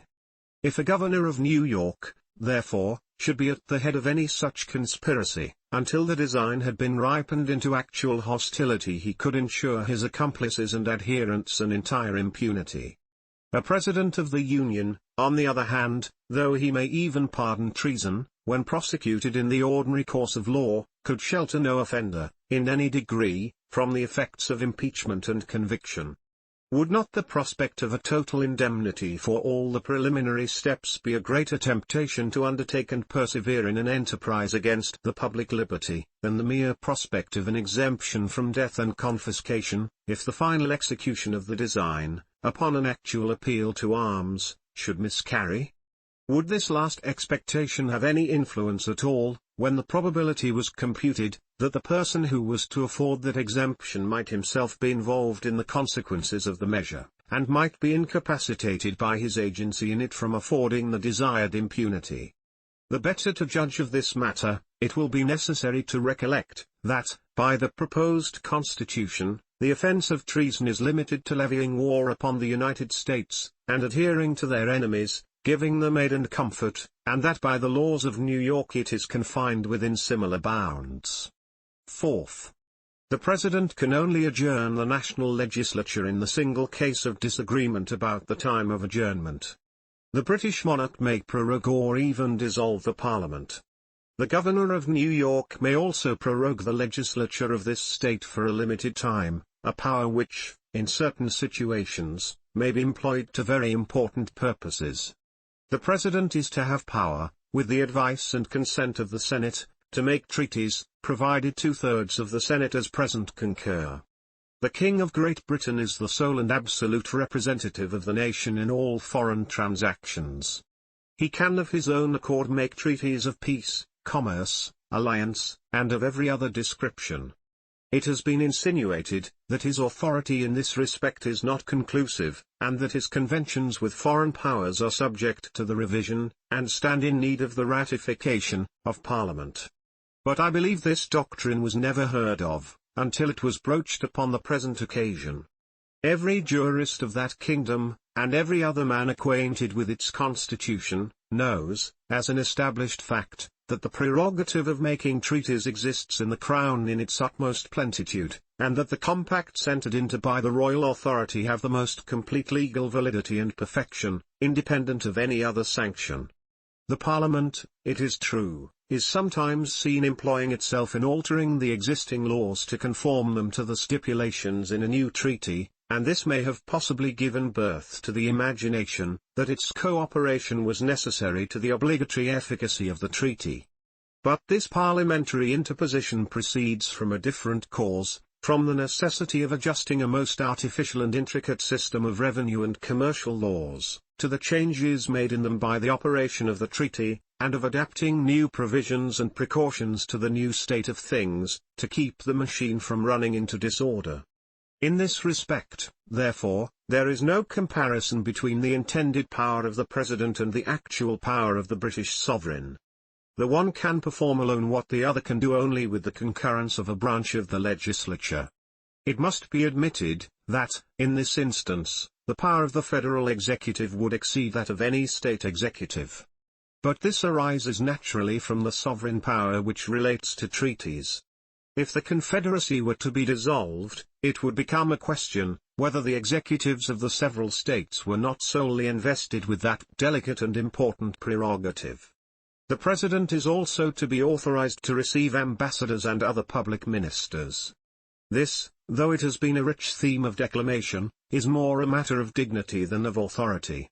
It is a circumstance which will be without consequence in the administration of the government, and it was far more convenient that it should be arranged in this manner, than that there should be a necessity of convening the legislature, or one of its branches, upon every arrival of a foreign minister, though it were merely to take the place of a departed predecessor.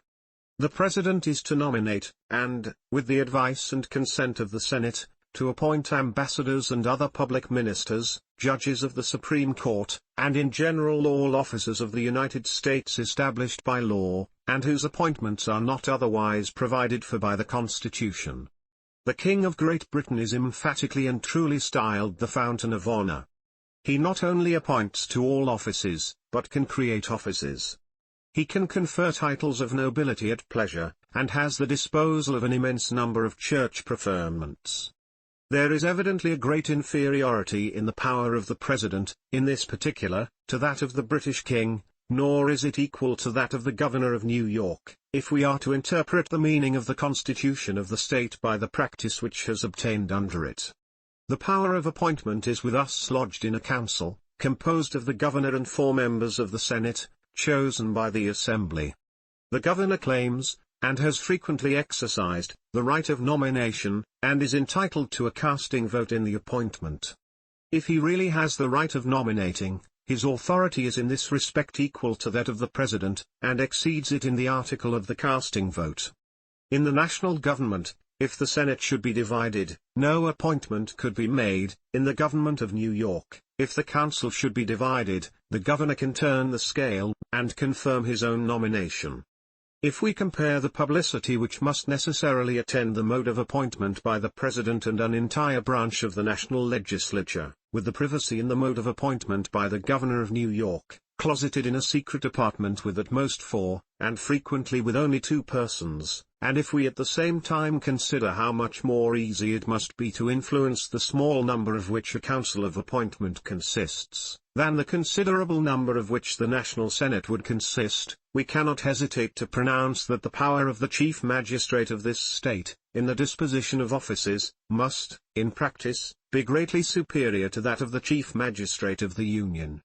Hence it appears that, except as to the concurrent authority of the President in the article of treaties, it would be difficult to determine whether that magistrate would, in the aggregate, possess more or less power than the Governor of New York. And it appears yet more unequivocally, that there is no pretence for the parallel which has been attempted between him and the King of Great Britain. But to render the contrast in this respect still more striking, it may be of use to throw the principal circumstances of dissimilitude into a closer group. The President of the United States would be an officer elected by the people for 4 years, the King of Great Britain is a perpetual and hereditary prince. The one would be amenable to personal punishment and disgrace, the person of the other is sacred and inviolable. The one would have a qualified negative upon the acts of the legislative body, the other has an absolute negative. The one would have a right to command the military and naval forces of the nation, the other, in addition to this right, possesses that of declaring war, and of raising and regulating fleets and armies by his own authority. The one would have a concurrent power with a branch of the legislature in the formation of treaties, the other is the sole possessor of the power of making treaties. The one would have a like concurrent authority in appointing to offices, the other is the sole author of all appointments. The one can confer no privileges whatever, the other can make denizens of aliens, noblemen of commoners, can erect corporations with all the rights incident to corporate bodies. The one can prescribe no rules concerning the commerce or currency of the nation, the other is in several respects the arbiter of commerce, and in this capacity can establish markets and fairs, can regulate weights and measures, can lay embargoes for a limited time, can coin money, can authorize or prohibit the circulation of foreign coin. The one has no particle of spiritual jurisdiction, the other is the supreme head and governor of the national church. What answer shall we give to those who would persuade us that things so unlike resemble each other? The same that ought to be given to those who tell us that a government, the whole power of which would be in the hands of the elective and periodical servants of the people, is an aristocracy, a monarchy, and a despotism. Federalist number 70. The Executive Department further considered. From the Independent Journal. Saturday, March 15, 1788. By Alexander Hamilton. To the people of the state of New York, there is an idea, which is not without its advocates, that a vigorous executive is inconsistent with the genius of republican government. The enlightened well-wishers to this species of government must at least hope that the supposition is destitute of foundation, since they can never admit its truth, without at the same time admitting the condemnation of their own principles. Energy in the executive is a leading character in the definition of good government. It is essential to the protection of the community against foreign attacks. It is not less essential to the steady administration of the laws, to the protection of property against those irregular and high-handed combinations which sometimes interrupt the ordinary course of justice, to the security of liberty against the enterprises and assaults of ambition, of faction, and of anarchy. Every man the least conversant in Roman history, knows how often that republic was obliged to take refuge in the absolute power of a single man, under the formidable title of dictator, as well against the intrigues of ambitious individuals who aspired to the tyranny, and the seditions of whole classes of the community whose conduct threatened the existence of all government, as against the invasions of external enemies who menaced the conquest and destruction of Rome. There can be no need, however, to multiply arguments or examples on this head. A feeble executive implies a feeble execution of the government. A feeble execution is but another phrase for a bad execution, and a government ill executed, whatever it may be in theory, must be, in practice, a bad government. Taking it for granted, therefore, that all men of sense will agree in the necessity of an energetic executive, it will only remain to inquire, what are the ingredients which constitute this energy? How far can they be combined with those other ingredients which constitute safety in the republican sense? And how far does this combination characterize the plan which has been reported by the convention? The ingredients which constitute energy in the executive are, first, unity, secondly, duration, thirdly, an adequate provision for its support, fourthly, competent powers. The ingredients which constitute safety in the republican sense are, first, a due dependence on the people, secondly, a due responsibility. Those politicians and statesmen who have been the most celebrated for the soundness of their principles and for the justice of their views, have declared in favor of a single executive and a numerous legislature. They have with great propriety, considered energy as the most necessary qualification of the former, and have regarded this as most applicable to power in a single hand, while they have, with equal propriety, considered the latter as best adapted to deliberation and wisdom, and best calculated to conciliate the confidence of the people and to secure their privileges and interests. That unity is conducive to energy will not be disputed. Decision, activity, secrecy, and dispatch will generally characterize the proceedings of one man in a much more eminent degree than the proceedings of any greater number, and in proportion as the number is increased, these qualities will be diminished.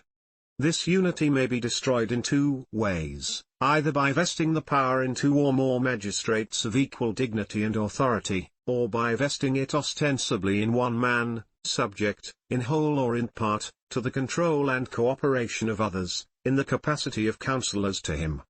Of the first, the two consuls of Rome may serve as an example; of the last, we shall find examples in the constitutions of several of the states. New York and New Jersey, if I recollect right, are the only states which have entrusted the executive authority wholly to single men. Both these methods of destroying the unity of the executive have their partisans, but the votaries of an executive council are the most numerous. They are both liable, if not to equal, to similar objections, and may in most lights be examined in conjunction. The experience of other nations will afford little instruction on this head. As far, however, as it teaches anything, it teaches us not to be enamored of plurality in the executive. We have seen that the Achaeans, on an experiment of two praetors, were induced to abolish one. The Roman history records many instances of mischiefs to the Republic from the dissensions between the consuls, and between the military tribunes, who were at times substituted for the consuls. But it gives us no specimens of any peculiar advantages derived to the state from the circumstance of the plurality of those magistrates. That the dissensions between them were not more frequent or more fatal, is a matter of astonishment, until we advert to the singular position in which the Republic was almost continually placed, and to the prudent policy pointed out by the circumstances of the state, and pursued by the consuls, of making a division of the government between them. The patricians engaged in a perpetual struggle with the plebeians for the preservation of their ancient authorities and dignities; the consuls, who were generally chosen out of the former body, were commonly united by the personal interest they had in the defense of the privileges of their order. In addition to this motive of union, after the arms of the Republic had considerably expanded the bounds of its empire, it became an established custom with the consuls to divide the administration between themselves by a lot, one of them remaining at Rome to govern the city and its environs, the other taking the command in the more distant provinces. This expedient must, no doubt, have had great influence in preventing those collisions and rivalships which might otherwise have embroiled the peace of the Republic. But quitting the dim light of historical research, attaching ourselves purely to the dictates of reason and good sense, we shall discover much greater cause to reject than to approve the idea of plurality in the executive, under any modification whatever. Wherever two or more persons are engaged in any common enterprise or pursuit, there is always danger of difference of opinion. If it be a public trust or office, in which they are clothed with equal dignity and authority, there is peculiar danger of personal emulation and even animosity. From either, and especially from all these causes, the most bitter dissensions are apt to spring. Whenever these happen, they lessen the respectability, weaken the authority, and distract the plans and operation of those whom they divide. If they should unfortunately assail the supreme executive magistracy of a country, consisting of a plurality of persons, they might impede or frustrate the most important measures of the government, in the most critical emergencies of the state. And what is still worse, they might split the community into the most violent and irreconcilable factions, adhering differently to the different individuals who composed the magistracy.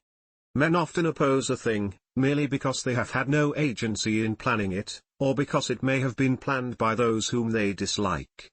But if they have been consulted, and have happened to disapprove, opposition then becomes, in their estimation, an indispensable duty of self-love. They seem to think themselves bound in honor, and by all the motives of personal infallibility, to defeat the success of what has been resolved upon contrary to their sentiments. Men of upright, benevolent tempers have too many opportunities of remarking, with horror, to what desperate lengths this disposition is sometimes carried, and how often the great interests of society are sacrificed to the vanity, to the conceit, and to the obstinacy of individuals, who have credit enough to make their passions and their caprices interesting to mankind. Perhaps the question now before the public may, in its consequences, afford melancholy proofs of the effects of this despicable frailty, or rather detestable vice, in the human character. Upon the principles of a free government, inconveniences from the source just mentioned must necessarily be submitted to in the formation of the legislature, but it is unnecessary, and therefore unwise, to introduce them into the constitution of the executive. It is here too that they may be most pernicious. In the legislature, promptitude of decision is oftener an evil than a benefit. The differences of opinion, and the jarrings of parties in that department of the government, though they may sometimes obstruct salutary plans, yet often promote deliberation and circumspection, and serve to check excesses in the majority. When a resolution too is once taken, the opposition must be at an end. That resolution is a law, and resistance to it punishable.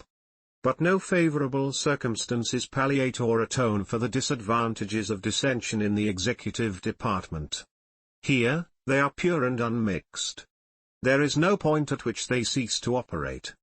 They serve to embarrass and weaken the execution of the plan or measure to which they relate, from the first step to the final conclusion of it. They constantly counteract those qualities in the executive which are the most necessary ingredients in its composition, vigor and expedition, and this without any counterbalancing good. In the conduct of war, in which the energy of the executive is the bulwark of the national security, everything would be to be apprehended from its plurality.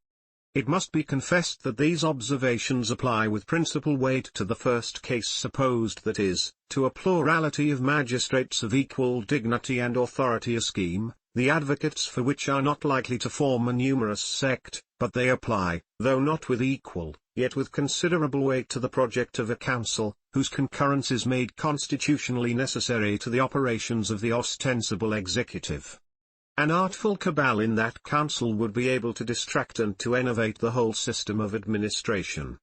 If no such cabal should exist, the mere diversity of views and opinions would alone be sufficient to tincture the exercise of the executive authority with a spirit of habitual feebleness and dilatoriness. But one of the weightiest objections to a plurality in the executive, and which lies as much against the last as the first plan, is, that it tends to conceal faults and destroy responsibility. Responsibility is of two kinds, to censure and to punishment. The first is the more important of the two, especially in an elective office. Man, in public trust, will much oftener act in such a manner as to render him unworthy of being any longer trusted, than in such a manner as to make him obnoxious to legal punishment. But the multiplication of the executive adds to the difficulty of detection in either case. It often becomes impossible, amidst mutual accusations, to determine on whom the blame or the punishment of a pernicious measure, or series of pernicious measures, ought really to fall. It is shifted from one to another with so much dexterity, and under such plausible appearances, that the public opinion is left in suspense about the real author. The circumstances which may have led to any national miscarriage or misfortune are sometimes so complicated that, where there are a number of actors who may have had different degrees and kinds of agency, though we may clearly see upon the whole that there has been mismanagement, yet it may be impracticable to pronounce to whose account the evil which may have been incurred is truly chargeable. I was overruled by my council. The council were so divided in their opinions that it was impossible to obtain any better resolution on the point. These and similar pretexts are constantly at hand, whether true or false. And who is there that will either take the trouble or incur the odium, of a strict scrutiny into the secret springs of the transaction? Should there be found a citizen zealous enough to undertake the unpromising task, if there happen to be collusion between the parties concerned, how easy it is to clothe the circumstances with so much ambiguity, as to render it uncertain what was the precise conduct of any of those parties. In the single instance in which the governor of this state is coupled with a council, that is, in the appointment to offices, we have seen the mischiefs of it in the view now under consideration. Scandalous appointments to important offices have been made. Some cases, indeed, have been so flagrant that all parties have agreed in the impropriety of the thing. When inquiry has been made, the blame has been laid by the governor on the members of the council, who, on their part, have charged it upon his nomination, while the people remain altogether at a loss to determine, by whose influence their interests have been committed to hands so unqualified and so manifestly improper. In tenderness to individuals, I forbear to descend to particulars. It is evident from these considerations, that the plurality of the executive tends to deprive the people of the two greatest securities they can have for the faithful exercise of any delegated power: first, the restraints of public opinion, which lose their efficacy, as well on account of the division of the censure attendant on bad measures among a number, as on account of the uncertainty on whom it ought to fall, and, second, the opportunity of discovering with facility and clearness the misconduct of the persons they trust, in order either to their removal from office or to their actual punishment in cases which admit of it. In England, the king is a perpetual magistrate, and it is a maxim which has obtained for the sake of the public peace, that he is unaccountable for his administration, and his person sacred. Nothing, therefore, can be wiser in that kingdom, than to annex to the king a constitutional council, who may be responsible to the nation for the advice they give. Without this, there would be no responsibility whatever in the executive department, an idea inadmissible in a free government. But even there the king is not bound by the resolutions of his council, though they are answerable for the advice they give. He is the absolute master of his own conduct in the exercise of his office, and may observe or disregard the counsel given to him at his sole discretion. But in a republic, where every magistrate ought to be personally responsible for his behavior in office, the reason which in the British Constitution dictates the propriety of a council, not only ceases to apply, but turns against the institution. In the monarchy of Great Britain, it furnishes a substitute for the prohibited responsibility of the chief magistrate, which serves in some degree as a hostage to the national justice for his good behavior. In the American Republic, it would serve to destroy, or would greatly diminish, the intended and necessary responsibility of the chief magistrate himself. The idea of a council to the executive, which has so generally obtained in the state constitutions, has been derived from that maxim of republican jealousy which considers power as safer in the hands of a number of men than of a single man. If the maxim should be admitted to be applicable to the case, I should contend that the advantage on that side would not counterbalance the numerous disadvantages on the opposite side. But I do not think the rule at all applicable to the executive power. I clearly concur in opinion, in this particular, with a writer whom the celebrated Uniush pronounces to be deep, solid, and ingenious, that the executive power is more easily confined when it is one, that it is far more safe there should be a single object for the jealousy and watchfulness of the people, and, in a word, that all multiplication of the executive is rather dangerous than friendly to liberty. A little consideration will satisfy us, that the species of security sought for in the multiplication of the executive, is unattainable. Numbers must be so great as to render combination difficult, or they are rather a source of danger than of security. The united credit and influence of several individuals must be more formidable to liberty, than the credit and influence of either of them separately. When power, therefore, is placed in the hands of so small a number of men, as to admit of their interests and views being easily combined in a common enterprise, by an artful leader, it becomes more liable to abuse, and more dangerous when abused, than if it be lodged in the hands of one man, who, from the very circumstance of his being alone, will be more narrowly watched and more readily suspected, and who cannot unite so great a mass of influence as when he is associated with others. The Decemvirs of Rome, whose name denotes their number, were more to be dreaded in their usurpation than any one of them would have been. No person would think of proposing an executive much more numerous than that body. From 6 to a dozen have been suggested for the number of the council.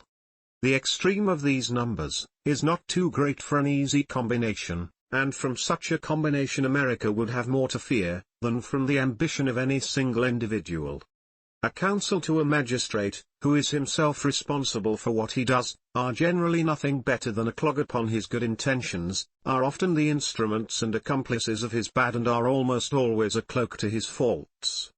I forbear to dwell upon the subject of expense, though it be evident that if the council should be numerous enough to answer the principal end aimed at by the institution, the salaries of the members, who must be drawn from their homes to reside at the seat of government, would form an item in the catalogue of public expenditures too serious to be incurred for an object of equivocal utility. I will only add that, prior to the appearance of the Constitution, I rarely met with an intelligent man from any of the states, who did not admit, as the result of experience, that the unity of the executive of this state was one of the best of the distinguishing features of our Constitution. Federalist number 71. The duration in office of the executive. From the New York Packet. Tuesday, March 18, 1788. By Alexander Hamilton. To the people of the state of New York, duration in office has been mentioned as the second requisite to the energy of the executive authority. This has relation to two objects: to the personal firmness of the executive magistrate, in the employment of his constitutional powers, and to the stability of the system of administration which may have been adopted under his auspices. With regard to the first, it must be evident, that the longer the duration in office, the greater will be the probability of obtaining so important an advantage.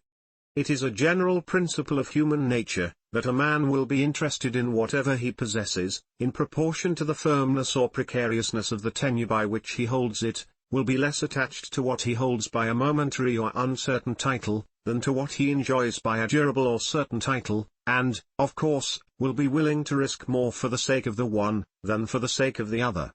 This remark is not less applicable to a political privilege, or honor, or trust, than to any article of ordinary property. The inference from it is, that a man acting in the capacity of chief magistrate, under a consciousness that in a very short time he must lay down his office, will be apt to feel himself too little interested in it to hazard any material censure or perplexity, from the independent exertion of his powers, or from encountering the ill humors, however transient, which may happen to prevail, either in a considerable part of the society itself, or even in a predominant faction in the legislative body.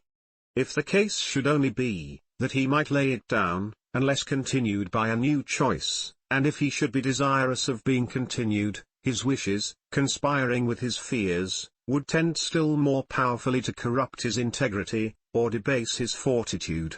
In either case, feebleness and irresolution must be the characteristics of the station.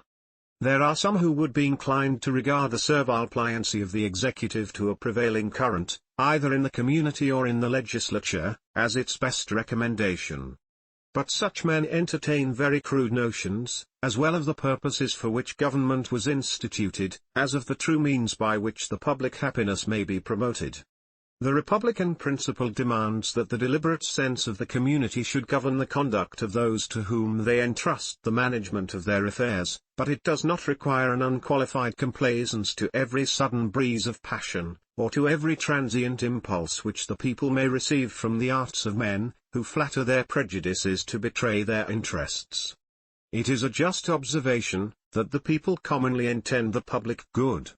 This often applies to their very errors. But their good sense would despise the adulator who should pretend that they always reason right about the means of promoting it.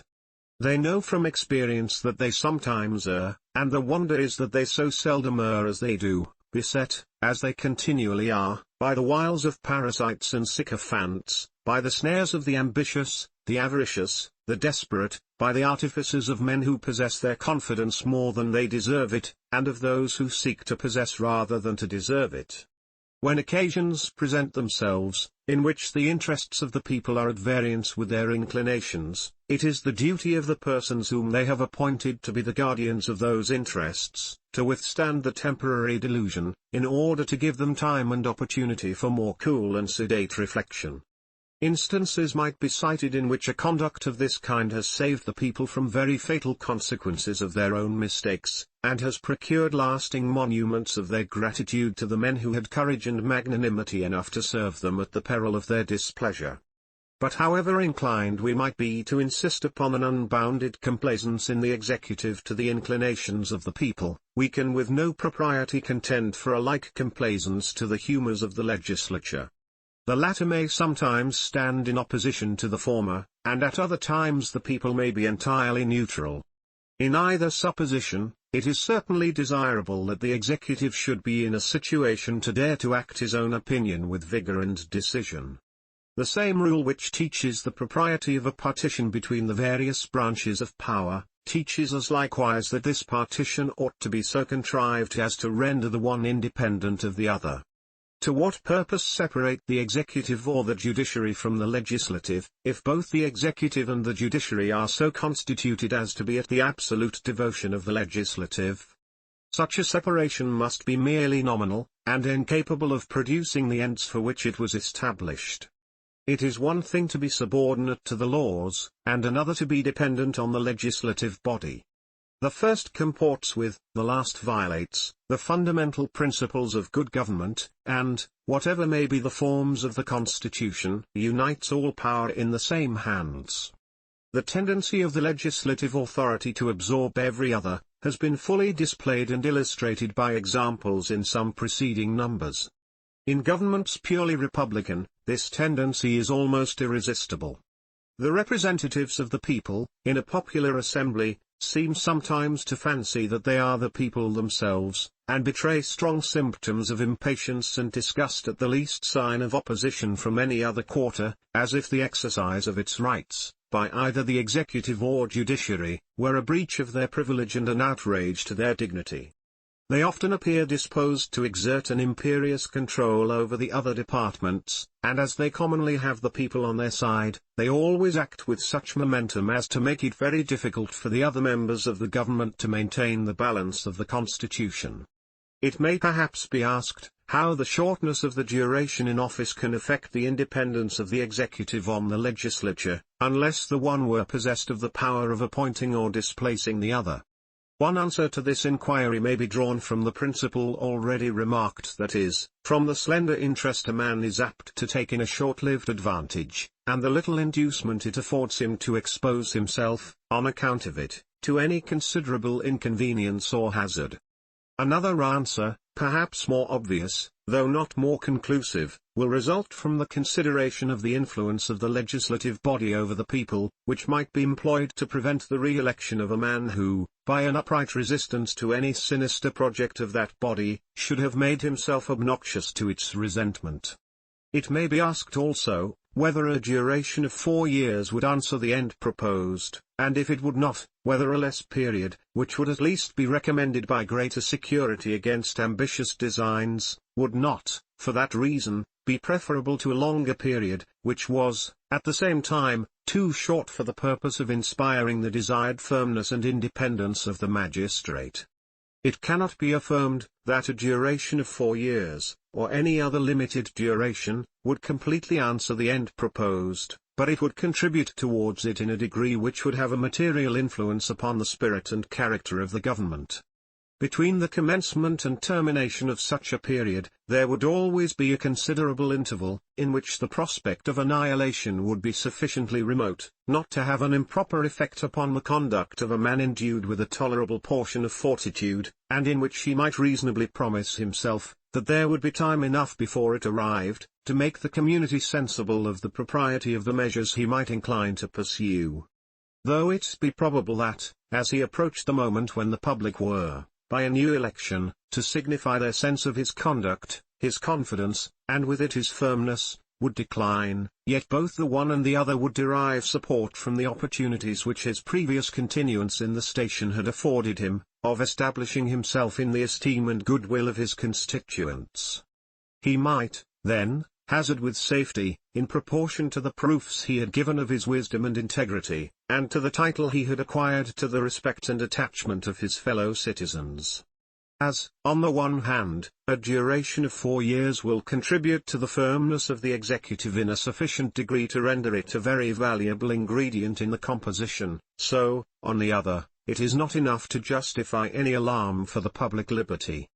if a British House of Commons, from the most feeble beginnings, from the mere power of assenting or disagreeing to the imposition of a new tax, have, by rapid strides, reduced the prerogatives of the Crown and the privileges of the nobility within the limits they conceived to be compatible with the principles of a free government, while they raised themselves to the rank and consequence of a co-equal branch of the legislature, if they have been able, in one instance, to abolish both the royalty and the aristocracy, and to overturn all the ancient establishments, as well in the Church as State, if they have been able, on a recent occasion, to make the monarch tremble at the prospect of an innovation attempted by them, what would be to be feared from an elective magistrate of 4 years' duration, with the confined authorities of a President of the United States? What, but that he might be unequal to the task which the Constitution assigns him? I shall only add, that if his duration be such as to leave a doubt of his firmness, that doubt is inconsistent with a jealousy of his encroachments. Federalist No. 72. The same subject continued, and re-eligibility of the executive considered. From the Independent Journal. Wednesday, March 19, 1788. By Alexander Hamilton. To the people of the State of New York, the administration of government, in its largest sense, comprehends all the operations of the body politic, whether legislative, executive, or judiciary, but in its most usual, and perhaps its most precise signification. It is limited to executive details, and falls peculiarly within the province of the executive department. The actual conduct of foreign negotiations, the preparatory plans of finance, the application and disbursement of the public moneys in conformity to the general appropriations of the legislature, the arrangement of the army and navy, the directions of the operations of war, these, and other matters of a like nature, constitute what seems to be most properly understood by the administration of government. The persons, therefore, to whose immediate management these different matters are committed, ought to be considered as the assistants or deputies of the chief magistrate, and on this account, they ought to derive their offices from his appointment, at least from his nomination, and ought to be subject to his superintendence. This view of the subject will at once suggest to us the intimate connection between the duration of the executive magistrate in office and the stability of the system of administration. To reverse and undo what has been done by a predecessor, is very often considered by a successor as the best proof he can give of his own capacity and desert, and in addition to this propensity, where the alteration has been the result of public choice, the person substituted is warranted in supposing that the dismission of his predecessor has proceeded from a dislike to his measures, and that the less he resembles him, the more he will recommend himself to the favor of his constituents. These considerations, and the influence of personal confidences and attachments, would be likely to induce every new president to promote a change of men to fill the subordinate stations, and these causes together could not fail to occasion a disgraceful and ruinous mutability in the administration of the government. With a positive duration of considerable extent, I connect the circumstance of re-eligibility. The first is necessary to give to the officer himself the inclination and the resolution to act his part well, and to the community time and leisure to observe the tendency of his measures, and thence to form an experimental estimate of their merits.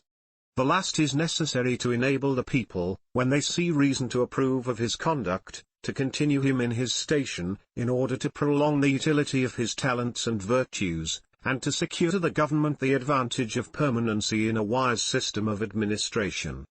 Nothing appears more plausible at first sight, nor more ill-founded upon close inspection, than a scheme which in relation to the present point has had some respectable advocates, I mean that of continuing the chief magistrate in office for a certain time, and then excluding him from it, either for a limited period or forever after.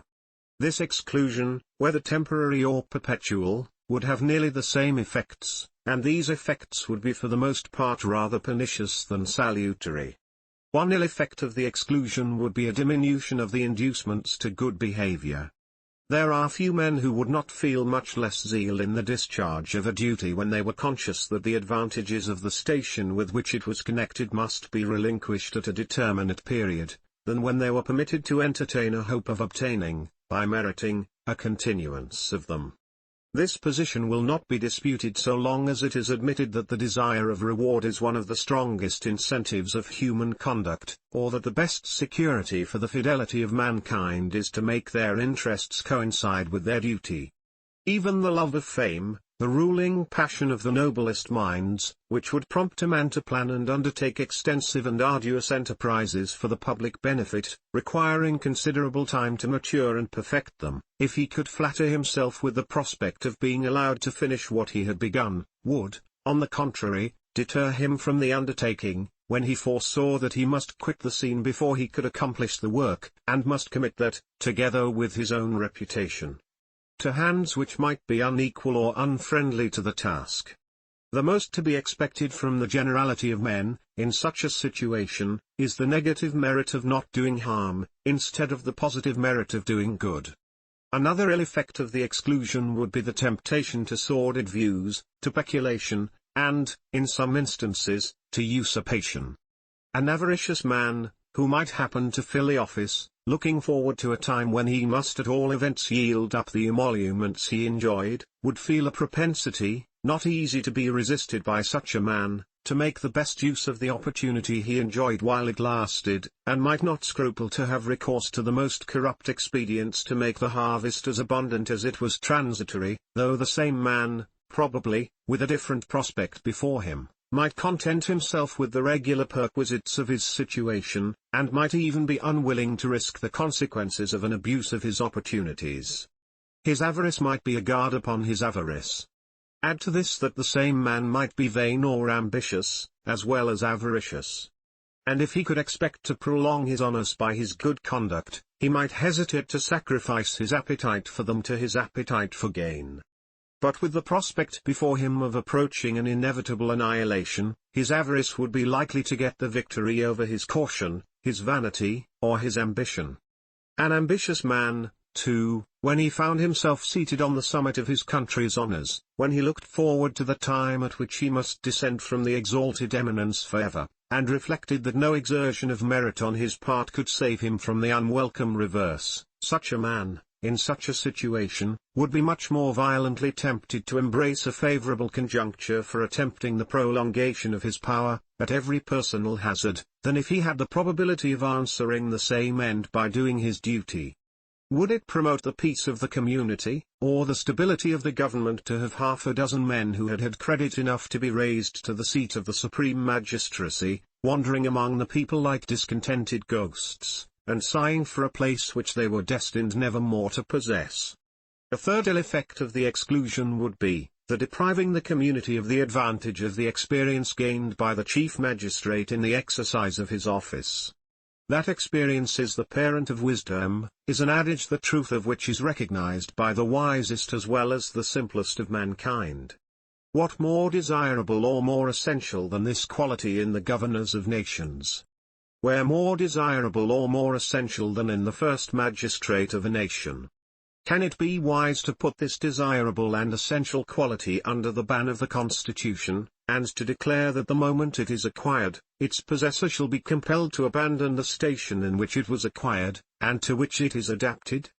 This, nevertheless, is the precise import of all those regulations which exclude men from serving their country, by the choice of their fellow citizens, after they have by a course of service fitted themselves for doing it with a greater degree of utility. A fourth ill effect of the exclusion would be the banishing men from stations in which, in certain emergencies of the state, their presence might be of the greatest moment to the public interest or safety.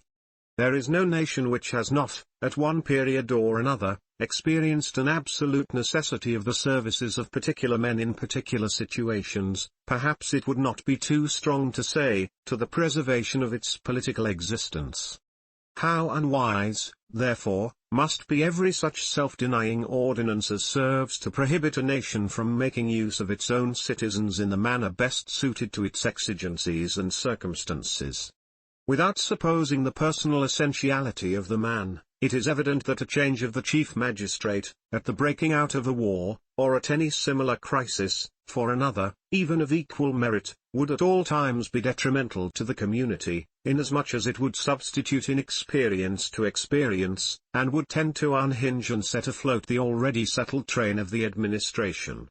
A fifth ill effect of the exclusion would be, that it would operate as a constitutional interdiction of stability in the administration. By necessitating a change of men, in the first office of the nation, it would necessitate a mutability of measures. It is not generally to be expected, that men will vary and measures remain uniform. The contrary is the usual course of things. And we need not be apprehensive that there will be too much stability, while there is even the option of changing, nor need we desire to prohibit the people from continuing their confidence where they think it may be safely placed, and where, by constancy on their part, they may obviate the fatal inconveniences of fluctuating counsels and a variable policy. These are some of the disadvantages which would flow from the principle of exclusion. They apply most forcibly to the scheme of a perpetual exclusion, but when we consider that even a partial exclusion would always render the readmission of the person a remote and precarious object, the observations which have been made will apply nearly as fully to one case as to the other. What are the advantages promised to counterbalance these disadvantages? They are represented to be, first, greater independence in the magistrate, 2d, greater security to the people. Unless the exclusion be perpetual, there will be no pretence to infer the first advantage. But even in that case, may he have no object beyond his present station, to which he may sacrifice his independence? May he have no connections, no friends, for whom he may sacrifice it? May he not be less willing by a firm conduct, to make personal enemies, when he acts under the impression that a time is fast approaching, on the arrival of which he not only may, but must, be exposed to their resentments, upon an equal, perhaps upon an inferior, footing? It is not an easy point to determine whether his independence would be most promoted or impaired by such an arrangement. As to the second supposed advantage, there is still greater reason to entertain doubts concerning it. If the exclusion were to be perpetual, a man of irregular ambition, of whom alone there could be reason in any case to entertain apprehension, would, with infinite reluctance, yield to the necessity of taking his leave forever of a post in which his passion for power and preeminence had acquired the force of habit. And if he had been fortunate or adroit enough to conciliate the goodwill of the people, he might induce them to consider as a very odious and unjustifiable restraint upon themselves, a provision which was calculated to debar them of the right of giving a fresh proof of their attachment to a favourite. There may be conceived circumstances in which this disgust of the people, seconding the thwarted ambition of such a favourite, might occasion greater danger to liberty, than could ever reasonably be dreaded from the possibility of a perpetuation in office, by the voluntary suffrages of the community, exercising a constitutional privilege. There is an excessive refinement in the idea of disabling the people to continue in office men who had entitled themselves, in their opinion, to approbation and confidence, the advantages of which are at best speculative and equivocal, and are overbalanced by disadvantages far more certain and decisive. Federalist number 73. The provision for the support of the executive, and the veto power. From the New York Packet. Friday, March 21, 1788. By Alexander Hamilton. To the people of the state of New York, the third ingredient towards constituting the vigor of the executive authority, is an adequate provision for its support. It is evident that, without proper attention to this article, the separation of the executive from the legislative department would be merely nominal and nugatory. The legislature, with a discretionary power over the salary and emoluments of the chief magistrate, could render him as obsequious to their will as they might think proper to make him. They might, in most cases, either reduce him by famine, or tempt him by largesses, to surrender at discretion his judgment to their inclinations. These expressions, taken in all the latitude of the terms, would no doubt convey more than is intended. There are men who could neither be distressed nor won into a sacrifice of their duty, but this stern virtue is the growth of few soils, and in the main it will be found that a power over a man's support is a power over his will. If it were necessary to confirm so plain a truth by facts, examples would not be wanting, even in this country, of the intimidation or seduction of the executive by the terrors or allurements of the pecuniary arrangements of the legislative body. It is not easy, therefore, to commend too highly the judicious attention which has been paid to this subject in the proposed Constitution. It is there provided that the President of the United States shall, at stated times, receive for his services a compensation which shall neither be increased nor diminished during the period for which he shall have been elected, and he shall not receive within that period any other emolument from the United States, or any of them. It is impossible to imagine any provision which would have been more eligible than this. The legislature, on the appointment of a president, is once for all to declare what shall be the compensation for his services during the time for which he shall have been elected. This done, they will have no power to alter it, either by increase or diminution, till a new period of service by a new election commences. They can neither weaken his fortitude by operating on his necessities, nor corrupt his integrity by appealing to his avarice. Neither the Union, nor any of its members, will be at liberty to give, nor will he be at liberty to receive, any other emolument than that which may have been determined by the first act. He can, of course, have no pecuniary inducement to renounce or desert the independence intended for him by the Constitution. The last of the requisites to energy, which have been enumerated, are competent powers. Let us proceed to consider those which are proposed to be vested in the President of the United States. The first thing that offers itself to our observation, is the qualified negative of the President upon the acts or resolutions of the two houses of the legislature, or, in other words, his power of returning all bills with objections, to have the effect of preventing their becoming laws, unless they should afterwards be ratified by 2/3 of each of the component members of the legislative body.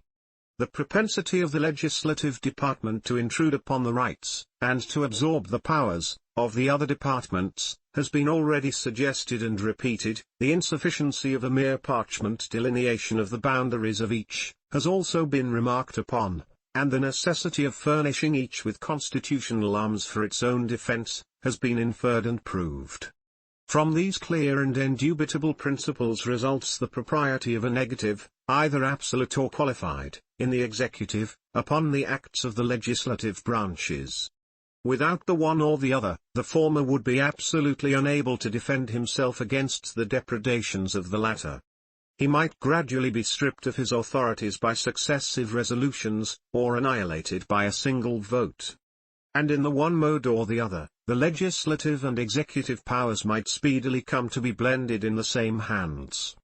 If even no propensity had ever discovered itself in the legislative body to invade the rights of the executive, the rules of just reasoning and theoretic propriety would of themselves teach us that the one ought not to be left to the mercy of the other, but ought to possess a constitutional and effectual power of self-defense. But the power in question has a further use. It not only serves as a shield to the executive, but it furnishes an additional security against the inaction of improper laws. It establishes a salutary check upon the legislative body, calculated to guard the community against the effects of faction, precipitancy, or of any impulse unfriendly to the public good, which may happen to influence a majority of that body. The propriety of a negative has, upon some occasions, been combated by an observation, that it was not to be presumed a single man would possess more virtue and wisdom than a number of men, and that unless this presumption should be entertained, it would be improper to give the executive magistrate any species of control over the legislative body. But this observation, when examined, will appear rather specious than solid.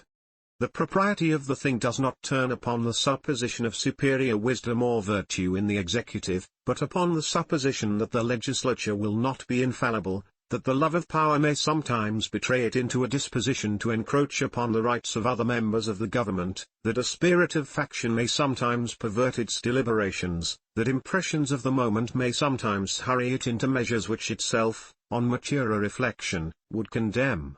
The primary inducement to conferring the power in question upon the executive is, to enable him to defend himself, The secondary one is to increase the chances in favor of the community against the passing of bad laws, through haste, inadvertence, or design. The oftener the measure is brought under examination, the greater the diversity in the situations of those who are to examine it, the less must be the danger of those errors which flow from want of due deliberation, or of those missteps which proceed from the contagion of some common passion or interest. It is far less probable that culpable views of any kind should infect all the parts of the government at the same moment and in relation to the same object, than that they should by turns govern and mislead every one of them. It may perhaps be said that the power of preventing bad laws includes that of preventing good ones, and may be used to the one purpose as well as to the other. But this objection will have little weight with those who can properly estimate the mischiefs of that inconstancy and mutability in the laws, which form the greatest blemish in the character and genius of our governments.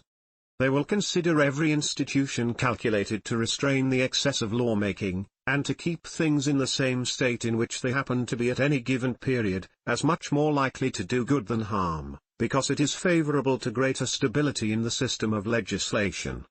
The injury which may possibly be done by defeating a few good laws, will be amply compensated by the advantage of preventing a number of bad ones. Nor is this all. The superior weight and influence of the legislative body in a free government, and the hazard to the executive in a trial of strength with that body, afford a satisfactory security that the negative would generally be employed with great caution, and there would oftener be room for a charge of timidity than of rashness in the exercise of it. A king of Great Britain, with all his train of sovereign attributes, and with all the influence he draws from 1,000 sources, would, at this day, hesitate to put a negative upon the joint resolutions of the two Houses of Parliament. He would not fail to exert the utmost resources of that influence to strangle a measure disagreeable to him, in its progress to the throne, to avoid being reduced to the dilemma of permitting it to take effect, or of risking the displeasure of the nation by an opposition to the sense of the legislative body. Nor is it probable that he would ultimately venture to exert his prerogatives, but in a case of manifest propriety, or extreme necessity. All well-informed men in that kingdom will accede to the justness of this remark. A very considerable period has elapsed since the negative of the crown has been exercised. If a magistrate so powerful and so well fortified as a British monarch, would have scruples about the exercise of the power under consideration, how much greater caution may be reasonably expected in a President of the United States, clothed for the short period of 4 years with the executive authority of a government wholly and purely republican. It is evident that there would be greater danger of his not using his power when necessary, than of his using it too often, or too much. An argument, indeed, against its expediency, has been drawn from this very source.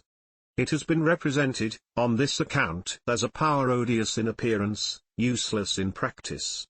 But it will not follow, that because it might be rarely exercised, it would never be exercised.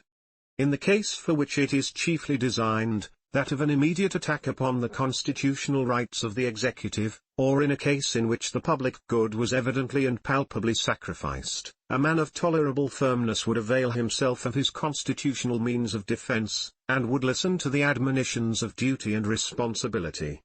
In the former supposition, his fortitude would be stimulated by his immediate interest in the power of his office; in the latter, by the probability of the sanction of his constituents, who, though they would naturally incline to the legislative body in a doubtful case, would hardly suffer their partiality to delude them in a very plain case. I speak now with an eye to a magistrate possessing only a common share of firmness. There are men who, under any circumstances, will have the courage to do their duty at every hazard. But the Convention have pursued a mean in this business, which will both facilitate the exercise of the power vested in this respect in the executive magistrate, and make its efficacy to depend on the sense of a considerable part of the legislative body. Instead of an absolute negative, it is proposed to give the executive the qualified negative already described. This is a power which would be much more readily exercised than the other. A man who might be afraid to defeat a law by his single veto, might not scruple to return it for reconsideration, subject to being finally rejected only in the event of more than 1/3 of each house concurring in the sufficiency of his objections. He would be encouraged by the reflection, that if his opposition should prevail, it would embark in it a very respectable proportion of the legislative body, whose influence would be united with his in supporting the propriety of his conduct in the public opinion. A direct and categorical negative has something in the appearance of it more harsh, and more apt to irritate, than the mere suggestion of argumentative objections to be approved or disapproved by those to whom they are addressed. In proportion as it would be less apt to offend, it would be more apt to be exercised, and for this very reason, it may in practice be found more effectual. It is to be hoped that it will not often happen that improper views will govern so large a proportion as 2/3 of both branches of the legislature at the same time, and this, too, in spite of the counterposing weight of the executive. It is at any rate far less probable that this should be the case, than that such views should taint the resolutions and conduct of a bare majority. A power of this nature in the executive, will often have a silent and unperceived, though forcible, operation. When men, engaged in unjustifiable pursuits, are aware that obstructions may come from a quarter which they cannot control, they will often be restrained by the bare apprehension of opposition, from doing what they would with eagerness rush into, if no such external impediments were to be feared. This qualified negative, as has been elsewhere remarked, is in this state vested in a council, consisting of the governor, with the chancellor and judges of the Supreme Court, or any two of them. It has been freely employed upon a variety of occasions, and frequently with success. And its utility has become so apparent, that persons who, in compiling the Constitution, were violent opposers of it, have from experience become its declared admirers. I have in another place remarked, that the Convention, in the formation of this part of their plan, had departed from the model of the Constitution of this state, in favor of that of Massachusetts. Two strong reasons may be imagined for this preference. One is that the judges, who are to be the interpreters of the law, might receive an improper bias, from having given a previous opinion in their revisionary capacities. The other is that by being often associated with the executive, they might be induced to embark too far in the political views of that magistrate, and thus a dangerous combination might by degrees be cemented between the executive and judiciary departments. It is impossible to keep the judges too distinct from every other avocation than that of expounding the laws. It is peculiarly dangerous to place them in a situation to be either corrupted or influenced by the executive. Federalist number 74. The command of the military and naval forces, and the pardoning power of the executive. From the New York Packet. Tuesday, March 25, 1788. By Alexander Hamilton. To the people of the state of New York, the President of the United States is to be Commander-in-Chief of the Army and Navy of the United States, and of the militia of the several states when called into the actual service of the United States. The propriety of this provision is so evident in itself, and it is, at the same time, so consonant to the precedents of the state constitutions in general, that little need be said to explain or enforce it. Even those of them which have, in other respects, coupled the chief magistrate with a council, have for the most part concentrated the military authority in him alone. Of all the cares or concerns of government, the direction of war most peculiarly demands those qualities which distinguish the exercise of power by a single hand. The direction of war implies the direction of the common strength, and the power of directing and employing the common strength, forms a usual and essential part in the definition of the executive authority. The President may require the opinion, in writing, of the principal officer in each of the executive departments, upon any subject relating to the duties of their respective officers. This I consider as a mere redundancy in the plan, as the right for which it provides would result of itself from the office. He is also to be authorized to grant reprieves and pardons for offenses against the United States, except in cases of impeachment.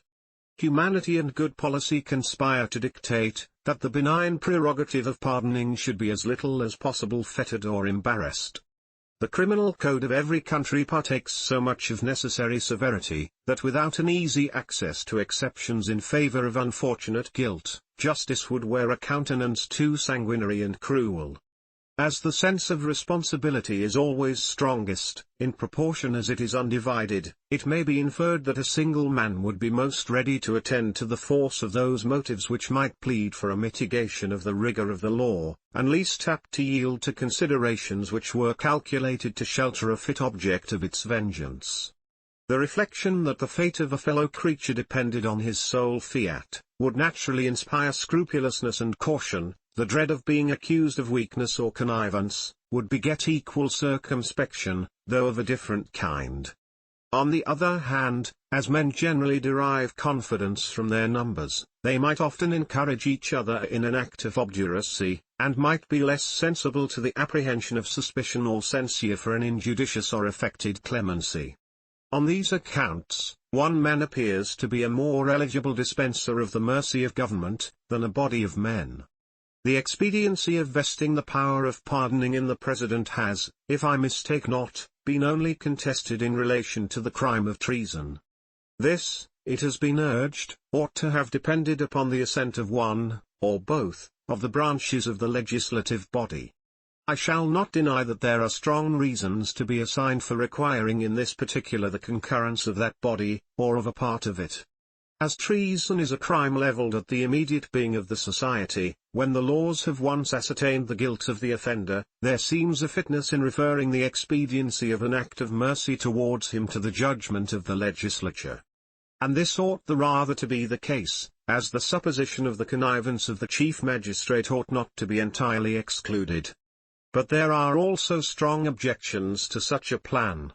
It is not to be doubted, that a single man of prudence and good sense is better fitted, in delicate conjunctures, to balance the motives which may plead for and against the remission of the punishment, than any numerous body whatever.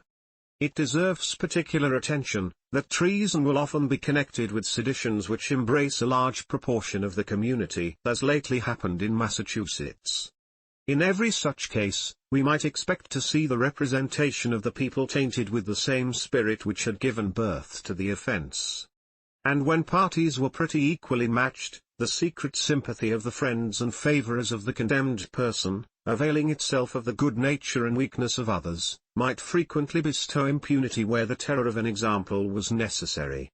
On the other hand, when the sedition had proceeded from causes which had inflamed the resentments of the major party, they might often be found obstinate and inexorable, when policy demanded a conduct of forbearance and clemency.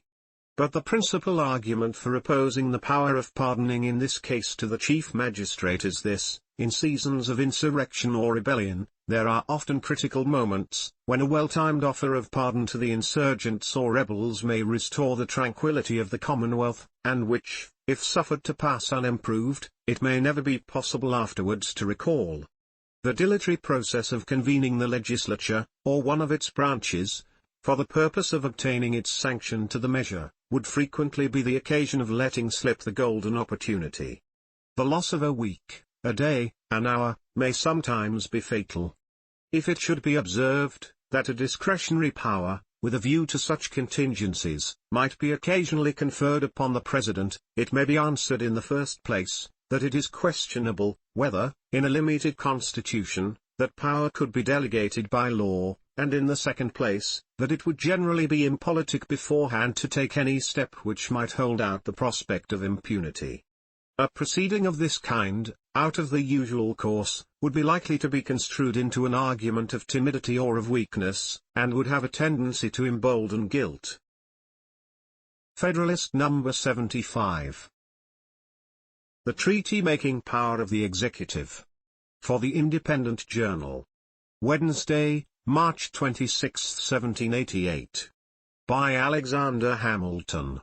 To the people of the state of New York, the President is to have power, by and with the advice and consent of the Senate, to make treaties, provided 2/3 of the Senators present concur.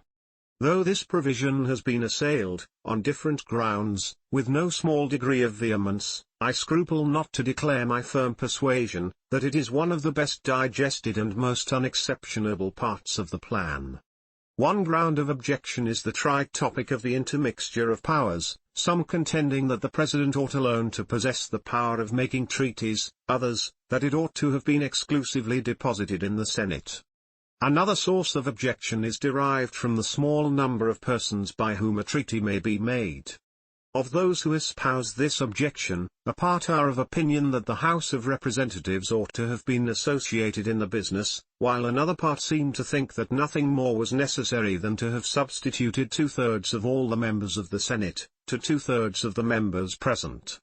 As I flatter myself the observations made in a preceding number upon this part of the plan must have sufficed to place it, to a discerning eye, in a very favourable light, I shall here content myself with offering only some supplementary remarks, principally with a view to the objections which have been just stated.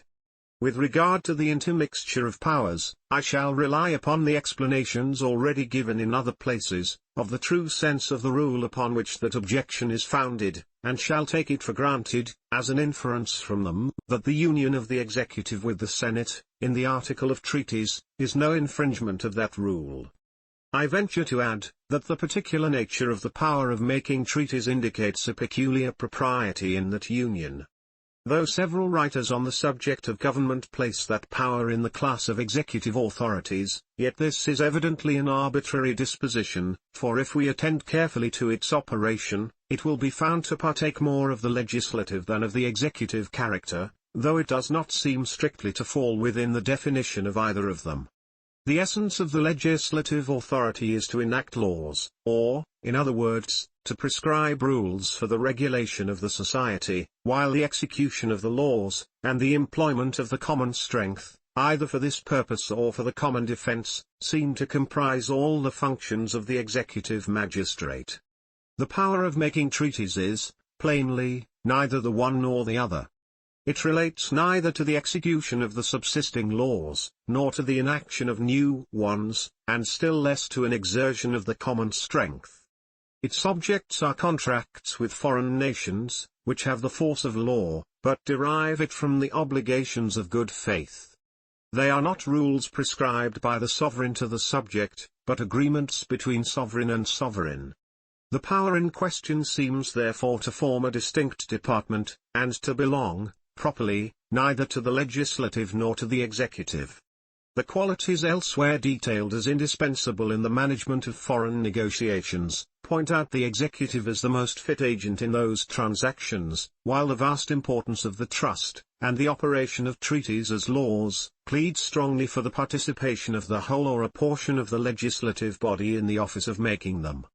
However proper or safe it may be in governments where the executive magistrate is an hereditary monarch, to commit to him the entire power of making treaties, it would be utterly unsafe and improper to entrust that power to an elective magistrate of 4 years' duration.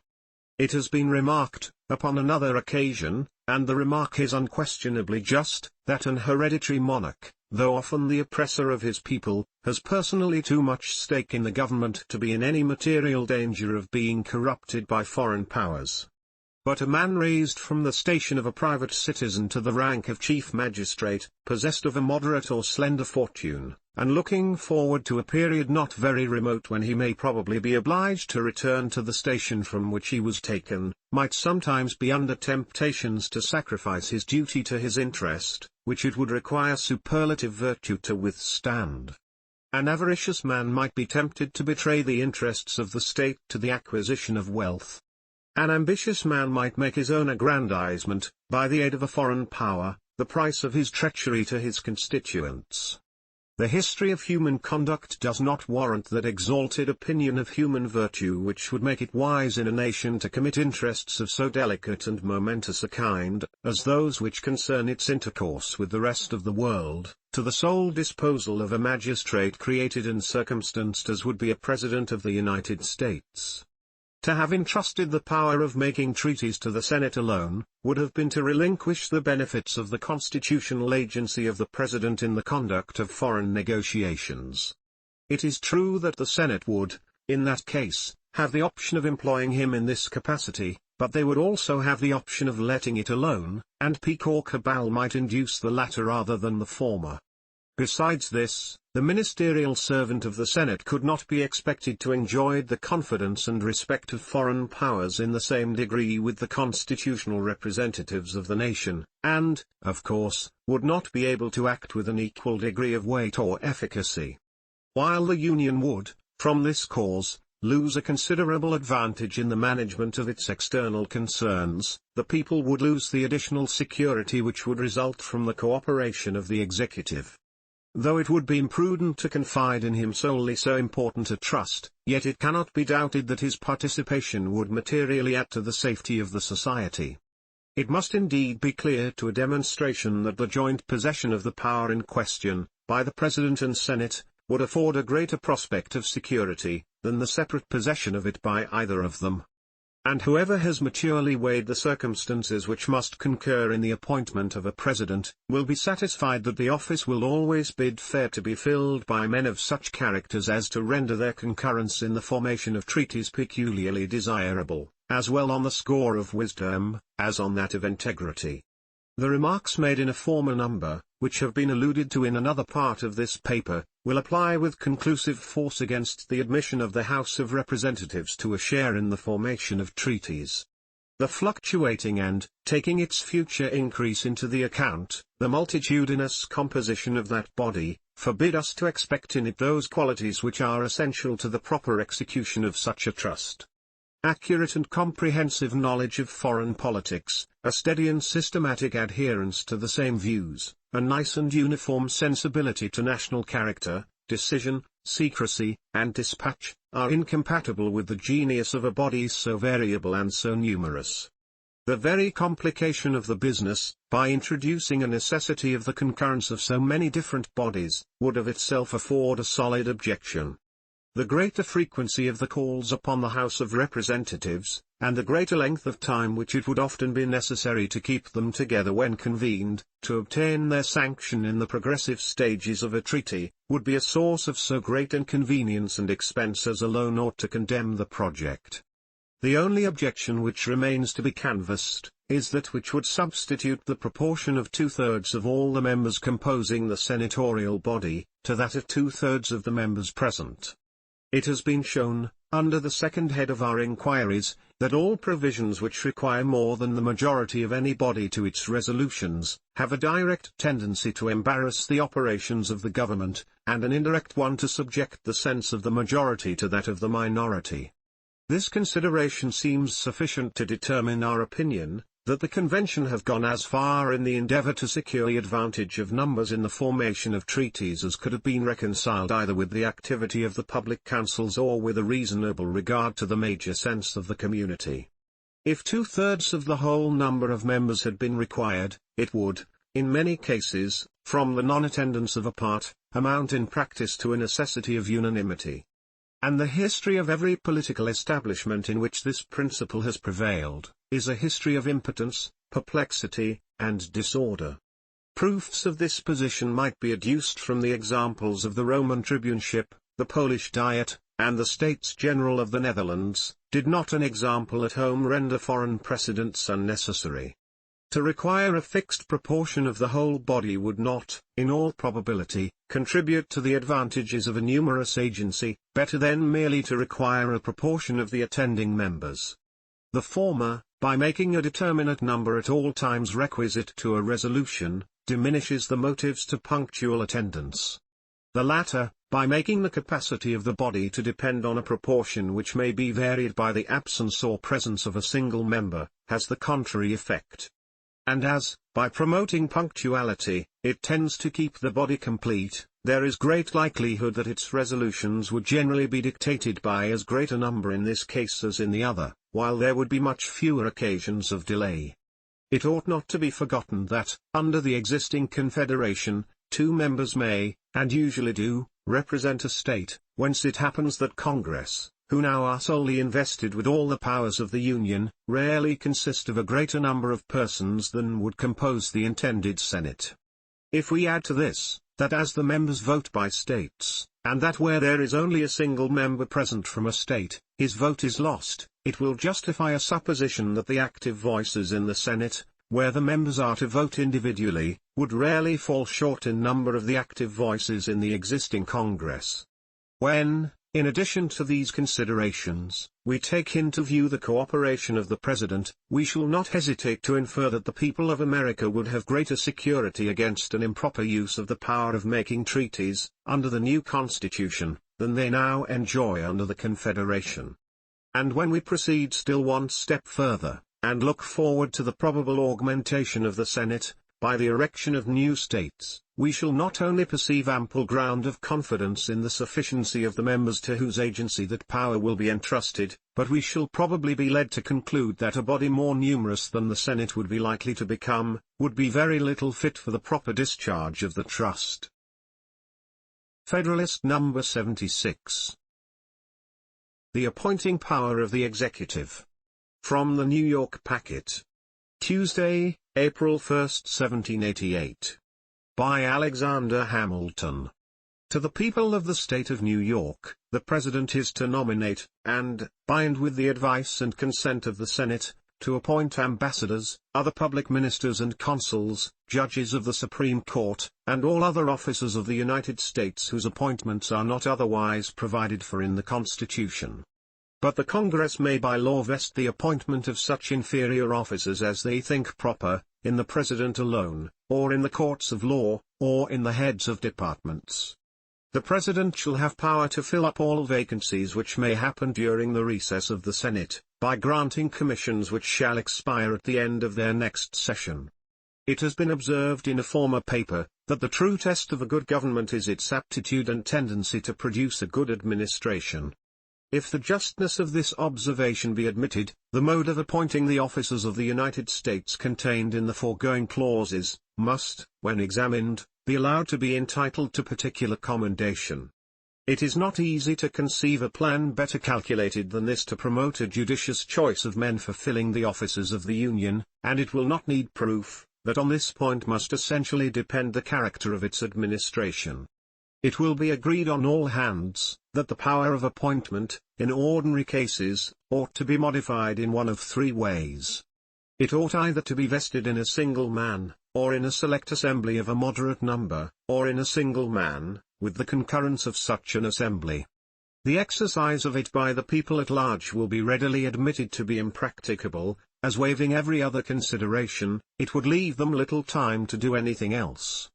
When, therefore, mention is made in the subsequent reasonings of an assembly or body of men, what is said must be understood to relate to a select body or assembly, of the description already given. The people collectively, from their number and from their dispersed situation, cannot be regulated in their movements by that systematic spirit of cabal and intrigue, which will be urged as the chief objections to reposing the power in question in a body of men. Those who have themselves reflected upon the subject, or who have attended to the observations made in other parts of these papers, in relation to the appointment of the President, will, I presume, agree to the position, that there would always be great probability of having the place supplied by a man of abilities, at least respectable. Premising this, I proceed to lay it down as a rule, that one man of discernment is better fitted to analyze and estimate the peculiar qualities adapted to particular offices, than a body of men of equal or perhaps even of superior discernment. The sole and undivided responsibility of one man will naturally beget a livelier sense of duty and a more exact regard to reputation. He will, on this account, feel himself under stronger obligations, and more interested to investigate with care the qualities requisite to the stations to be filled, and to prefer with impartiality the persons who may have the fairest pretensions to them. He will have fewer personal attachments to gratify, than a body of men who may each be supposed to have an equal number, and will be so much the less liable to be misled by the sentiments of friendship and of affection. A single well-directed man, by a single understanding, cannot be distracted and warped by that diversity of views, feelings, and interests, which frequently distract and warp the resolutions of a collective body. There is nothing so apt to agitate the passions of mankind as personal considerations, whether they relate to ourselves or to others, who are to be the objects of our choice or preference. Hence, in every exercise of the power of appointing to offices, by an assembly of men, we must expect to see a full display of all the private and party likings and dislikes, partialities and antipathies, attachments and animosities, which are felt by those who compose the assembly. The choice which may at any time happen to be made under such circumstances, will of course be the result either of a victory gained by one party over the other, or of a compromise between the parties. In either case, the intrinsic merit of the candidate will be too often out of sight. In the first, the qualifications best adapted to uniting the suffrages of the party, will be more considered than those which fit the person for the station. In the last, the coalition will commonly turn upon some interested equivalent: give us the man we wish for this office, and you shall have the one you wish for that. This will be the usual condition of the bargain. And it will rarely happen that the advancement of the public service will be the primary object either of party victories or of party negotiations. The truth of the principles here advanced seems to have been felt by the most intelligent of those who have found fault with the provision made, in this respect, by the convention. They contend that the president ought solely to have been authorized to make the appointments under the federal government. But it is easy to show that every advantage to be expected from such an arrangement would, in substance, be derived from the power of nomination, which is proposed to be conferred upon him, while several disadvantages which might attend the absolute power of appointment in the hands of that officer would be avoided. In the act of nomination, his judgment alone would be exercised, and as it would be his sole duty to point out the man who, with the approbation of the Senate, should fill an office, his responsibility would be as complete as if he were to make the final appointment. There can, in this view, be no difference between nominating and appointing. The same motives which would influence a proper discharge of his duty in one case, would exist in the other. And as no man could be appointed but on his previous nomination, every man who might be appointed would be, in fact, his choice. But might not his nomination be overruled? I grant it might, yet this could only be to make place for another nomination by himself. The person ultimately appointed must be the object of his preference, though perhaps not in the first degree. It is also not very probable that his nomination would often be overruled.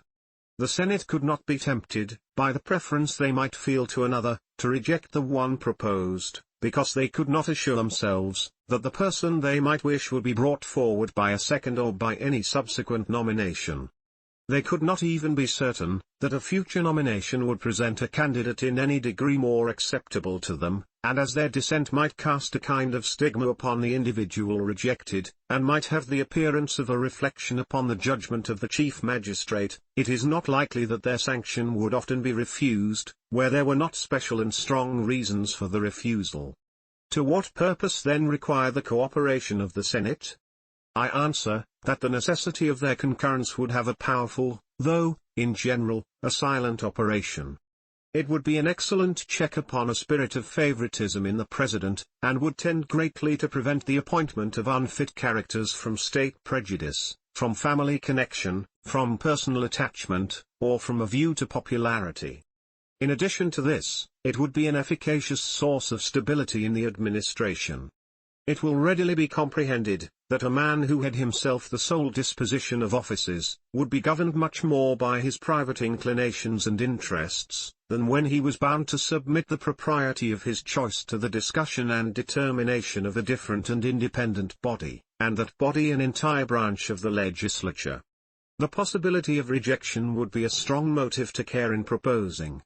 The danger to his own reputation, and, in the case of an elective magistrate, to his political existence, from betraying a spirit of favoritism, or an unbecoming pursuit of popularity, to the observation of a body whose opinion would have great weight in forming that of the public, could not fail to operate as a barrier to the one and to the other. He would be both ashamed and afraid to bring forward, for the most distinguished or lucrative stations, candidates who had no other merit than that of coming from the same state to which he particularly belonged, or of being in some way or other personally allied to him, or of possessing the necessary insignificance and pliancy to render them the obsequious instruments of his pleasure. To this reasoning it has been objected that the President, by the influence of the power of nomination, may secure complaisance of the Senate to his views. This supposition of universal venality in human nature is little less an error in political reasoning, than the supposition of universal rectitude. The institution of delegated power implies, that there is a portion of virtue and honor among mankind, which may be a reasonable foundation of confidence, and experience justifies the theory. It has been found to exist in the most corrupt periods of the most corrupt governments. The venality of the British House of Commons has been long a topic of accusation against that body, in the country to which they belong as well as in this, and it cannot be doubted that the charge is, to a considerable extent, well-founded. But it is as little to be doubted, that there is always a large proportion of the body, which consists of independent and public-spirited men, who have an influential weight in the councils of the nation. Hence it is, the present reign not excepted, that the sense of that body is often seen to control the inclinations of the monarch, both with regard to men and to measures. Though it might therefore be allowable to suppose that the executive might occasionally influence some individuals in the Senate, yet the supposition, that he could in general purchase the integrity of the whole body, would be forced and improbable. A man disposed to view human nature as it is, without either flattering its virtues or exaggerating its vices, will see sufficient ground of confidence in the probity of the Senate, to rest satisfied, not only that it will be impracticable to the executive to corrupt or seduce a majority of its members, but that the necessity of its cooperation, in the business of appointments, will be a considerable and salutary restraint upon the conduct of that magistrate. Number is the integrity of the Senate the only reliance. The Constitution has provided some important guards against the danger of executive influence upon the legislative body. It declares that no senator or representative shall during the time for which he was elected, be appointed to any civil office under the United States, which shall have been created, or the emoluments whereof shall have been increased, during such time, and no person, holding any office under the United States, shall be a member of either house during his continuance in office. Federalist No. 77. The appointing power continued and other powers of the executive considered. From the Independent Journal. Wednesday, April 2, 1788. By Alexander Hamilton. To the people of the state of New York, it has been mentioned as one of the advantages to be expected from the cooperation of the Senate, in the business of appointments, that it would contribute to the stability of the administration. The consent of that body would be necessary to displace as well as to appoint. A change of the chief magistrate, therefore, would not occasion so violent or so general a revolution in the offices of the government as might be expected, if he were the sole disposer of offices. Where a man in any station had given satisfactory evidence of his fitness for it, a new president would be restrained from attempting a change in favor of a person more agreeable to him, by the apprehension that a discountenance of the Senate might frustrate the attempt, and bring some degree of discredit upon himself. Those who can best estimate the value of a steady administration, will be most disposed to prize a provision which connects the official existence of public men with the approbation or disapprobation of that body which, from the greater permanency of its own composition, will in all probability be less subject to inconstancy than any other member of the government. To this union of the Senate with the President, in the article of appointments, it has in some cases been suggested that it would serve to give the President an undue influence over the Senate, and in others that it would have an opposite tendency, a strong proof that neither suggestion is true. To state the first in its proper form, is to refute it. It amounts to this: the President would have an improper influence over the Senate, because the Senate would have the power of restraining him. This is an absurdity in terms. It cannot admit of a doubt that the entire power of appointment would enable him much more effectually to establish a dangerous empire over that body, than a mere power of nomination subject to their control. Let us take a view of the converse of the proposition: the Senate would influence the executive. As I have had occasion to remark in several other instances, the indistinctness of the objection forbids a precise answer. In what manner is this influence to be exerted? In relation to what objects? The power of influencing a person, in the sense in which it is here used, must imply a power of conferring a benefit upon him. How could the Senate confer a benefit upon the President by the manner of employing their right of negative upon his nominations? If it be said they might sometimes gratify him by an acquiescence in a favorite choice, when public motives might dictate a different conduct, I answer, that the instances in which the President could be personally interested in the result, would be too few to admit of his being materially affected by the compliances of the Senate. The power which can originate the disposition of honors and emoluments, is more likely to attract than to be attracted by the power which can merely obstruct their course. If by influencing the President be meant restraining him, this is precisely what must have been intended. And it has been shown that the restraint would be salutary, at the same time that it would not be such as to destroy a single advantage to be looked for from the uncontrolled agency of that magistrate. The right of nomination would produce all the good, without the ill. Upon a comparison of the plan for the appointment of the officers of the proposed government with that which is established by the Constitution of this state, a decided preference must be given to the former. In that plan the power of nomination is unequivocally vested in the executive. And as there would be a necessity for submitting each nomination to the judgment of an entire branch of the legislature, the circumstances attending an appointment, from the mode of conducting it, would naturally become matters of notoriety, and the public would be at no loss to determine what part had been performed by the different actors. The blame of a bad nomination would fall upon the President singly and absolutely. The censure of rejecting a good one would lie entirely at the door of the Senate, aggravated by the consideration of their having counteracted the good intentions of the executive. If an ill appointment should be made, the executive for nominating, and the Senate for approving, would participate, though in different degrees, in the opprobrium and disgrace. The reverse of all this characterizes the manner of appointment in this state. The Council of Appointment consists of from 3 to 5 persons, of whom the governor is always one. This small body, shut up in a private apartment, impenetrable to the public eye, proceed to the execution of the trust committed to them. It is known that the governor claims the right of nomination, upon the strength of some ambiguous expressions in the Constitution, but it is not known to what extent, or in what manner he exercises it, nor upon what occasions he is contradicted or opposed. The censure of a bad appointment, on account of the uncertainty of its author, and for want of a determinate object, has neither poignancy nor duration. And while an unbounded field for cabal and intrigue lies open, all idea of responsibility is lost. The most that the public can know, is that the governor claims the right of nomination, that 2 out of the inconsiderable number of 4 men can too often be managed without much difficulty, that if some of the members of a particular council should happen to be of an uncomplying character, it is frequently not impossible to get rid of their opposition by regulating the times of meeting in such a manner as to render their attendance inconvenient, and that from whatever cause it may proceed, a great number of very improper appointments are from time to time made. Whether a governor of this state avails himself of the ascendant he must necessarily have, in this delicate and important part of the administration, to prefer to offices men who are best qualified for them, or whether he prostitutes that advantage to the advancement of persons whose chief merit is their implicit devotion to his will, and to the support of a despicable and dangerous system of personal influence, are questions which, unfortunately for the community, can only be the subjects of speculation and conjecture. Every mere council of appointment, however constituted, will be a conclave, in which cabal and intrigue will have their full scope. Their number, without an unwarrantable increase of expense, cannot be large enough to preclude a facility of combination.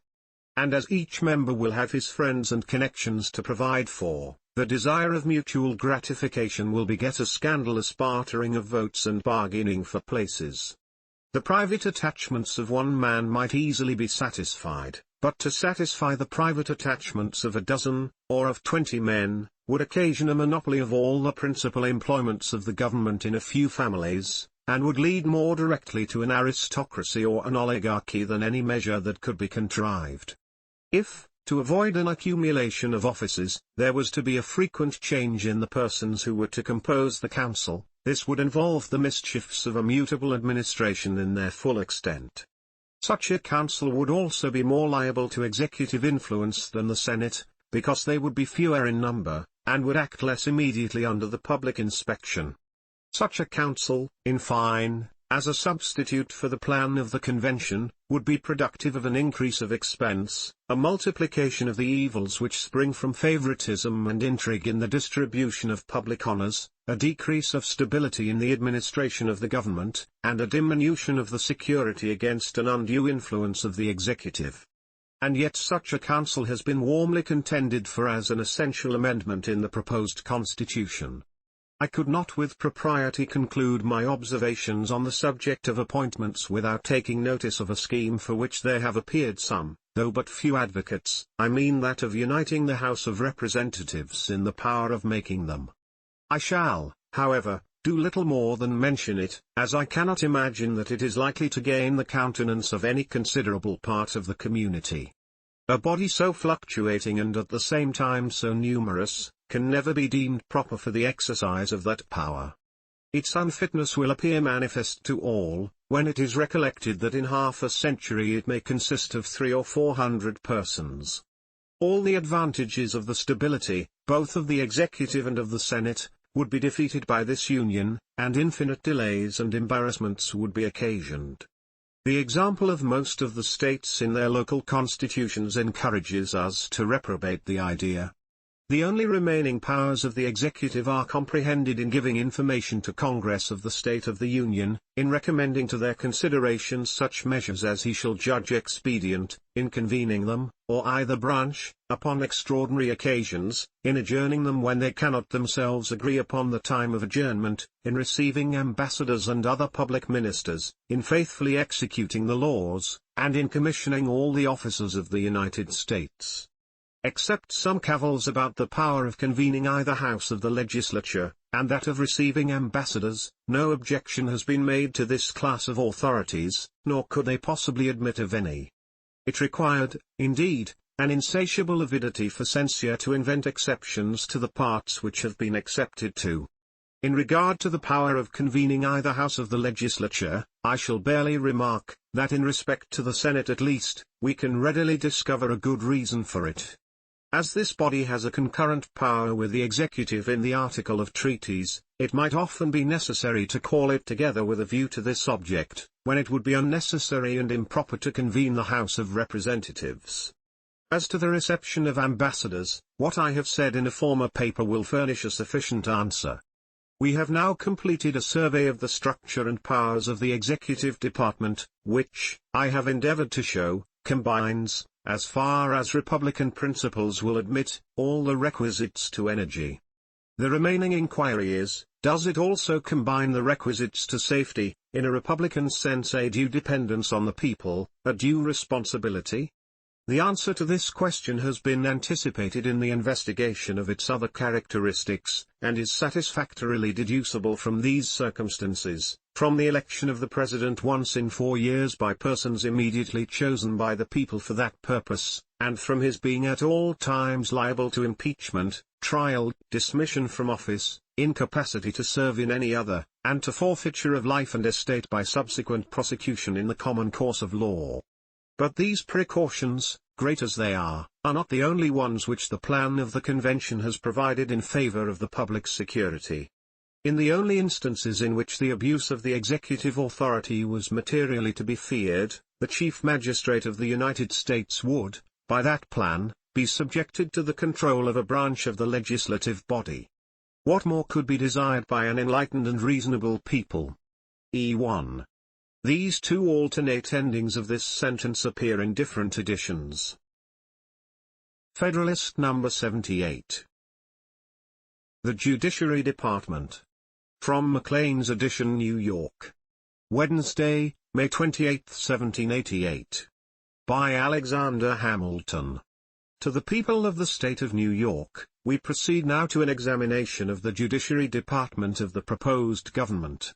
In unfolding the defects of the existing confederation, the utility and necessity of a federal judicature have been clearly pointed out. It is the less necessary to recapitulate the considerations there urged, as the propriety of the institution in the abstract is not disputed, the only questions which have been raised being relative to the manner of constituting it, and to its extent. To these points, therefore, our observations shall be confined. The manner of constituting it seems to embrace these several objects. First, the mode of appointing the judges. 2d. The tenure by which they are to hold their places. 3d. The partition of the judiciary authority between different courts, and their relations to each other. First, as to the mode of appointing the judges, this is the same with that of appointing the officers of the Union in general, and has been so fully discussed in the two last numbers, that nothing can be said here which would not be useless repetition. Second, as to the tenure by which the judges are to hold their places, this chiefly concerns their duration in office, the provisions for their support, the precautions for their responsibility. According to the plan of the Convention, all judges who may be appointed by the United States are to hold their offices during good behavior, which is conformable to the most approved of the state constitutions and among the rest, to that of this state. Its propriety having been drawn into question by the adversaries of that plan, is no light symptom of the rage for objection, which disorders their imaginations and judgments.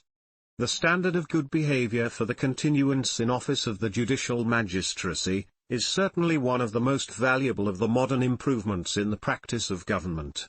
In a monarchy it is an excellent barrier to the despotism of the prince, in a republic it is a no less excellent barrier to the encroachments and oppressions of the representative body. And it is the best expedient which can be devised in any government, to secure a steady, upright, and impartial administration of the laws. Whoever attentively considers the different departments of power must perceive, that, in a government in which they are separated from each other, the judiciary, from the nature of its functions, will always be the least dangerous to the political rights of the Constitution, because it will be least in a capacity to annoy or injure them. The executive not only dispenses the honors, but holds the sword of the community. The legislature not only commands the purse, but prescribes the rules by which the duties and rights of every citizen are to be regulated. The judiciary, on the contrary, has no influence over either the sword or the purse, no direction either of the strength or of the wealth of the society, and can take no active resolution whatever. It may truly be said to have neither force nor will, but merely judgment, and must ultimately depend upon the aid of the executive arm even for the efficacy of its judgments. This simple view of the matter suggests several important consequences. It proves incontestably, that the judiciary is beyond comparison the weakest of the three departments of power, that it can never attack with success either of the other two, and that all possible care is requisite to enable it to defend itself against their attacks. It equally proves, that though individual oppression may now and then proceed from the courts of justice, the general liberty of the people can never be endangered from that quarter, I mean so long as the judiciary remains truly distinct from both the legislature and the executive. For I agree, that there is no liberty, if the power of judging be not separated from the legislative and executive powers. And it proves, in the last place, that as liberty can have nothing to fear from the judiciary alone, but would have everything to fear from its union with either of the other departments, that as all the effects of such a union must ensue from a dependence of the former on the latter, notwithstanding a nominal and apparent separation, that as, from the natural feebleness of the judiciary, it is in continual jeopardy of being overpowered, awed, or influenced by its coordinate branches, and that as nothing can contribute so much to its firmness and independence as permanency in office, this quality may therefore be justly regarded as an indispensable ingredient in its constitution, and, in a great measure, as the citadel of the public justice and the public security. The complete independence of the courts of justice is peculiarly essential in a limited constitution. By a limited constitution, I understand one which contains certain specified exceptions to the legislative authority, such, for instance, as that it shall pass no bills of attainder, no ex post facto laws, and the like. Limitations of this kind can be preserved in practice no other way than through the medium of courts of justice, whose duty it must be to declare all acts contrary to the manifest tenor of the Constitution void. Without this, all the reservations of particular rights or privileges would amount to nothing. Some perplexity respecting the rights of the courts to pronounce legislative acts void, because contrary to the Constitution, has arisen from an imagination that the doctrine would imply a superiority of the judiciary to the legislative power. It is urged that the authority which can declare the acts of another void, must necessarily be superior to the one whose acts may be declared void. As this doctrine is of great importance in all the American constitutions, a brief discussion of the ground on which it rests cannot be unacceptable. There is no position which depends on clearer principles, than that every act of a delegated authority, contrary to the tenor of the commission under which it is exercised, is void. No legislative act, therefore, contrary to the Constitution, can be valid. To deny this, would be to affirm, that the deputy is greater than his principal, that the servant is above his master, that the representatives of the people are superior to the people themselves, that men acting by virtue of powers, may do not only what their powers do not authorize, but what they forbid. If it be said that the legislative body are themselves the constitutional judges of their own powers, and that the construction they put upon them is conclusive upon the other departments, it may be answered, that this cannot be the natural presumption, where it is not to be collected from many particular provisions in the Constitution. It is not otherwise to be supposed, that the Constitution could intend to enable the representatives of the people to substitute their will to that of their constituents. It is far more rational to suppose, that the courts were designed to be an intermediate body between the people and the legislature, in order, among other things, to keep the latter within the limits assigned to their authority. The interpretation of the laws is the proper and peculiar province of the courts. A constitution is, in fact, and must be regarded by the judges, as a fundamental law. It therefore belongs to them to ascertain its meaning, as well as the meaning of any particular act proceeding from the legislative body. If there should happen to be an irreconcilable variance between the two, that which has the superior obligation and validity ought, of course, to be preferred, or, in other words, the Constitution ought to be preferred to the statute, the intention of the people to the intention of their agents.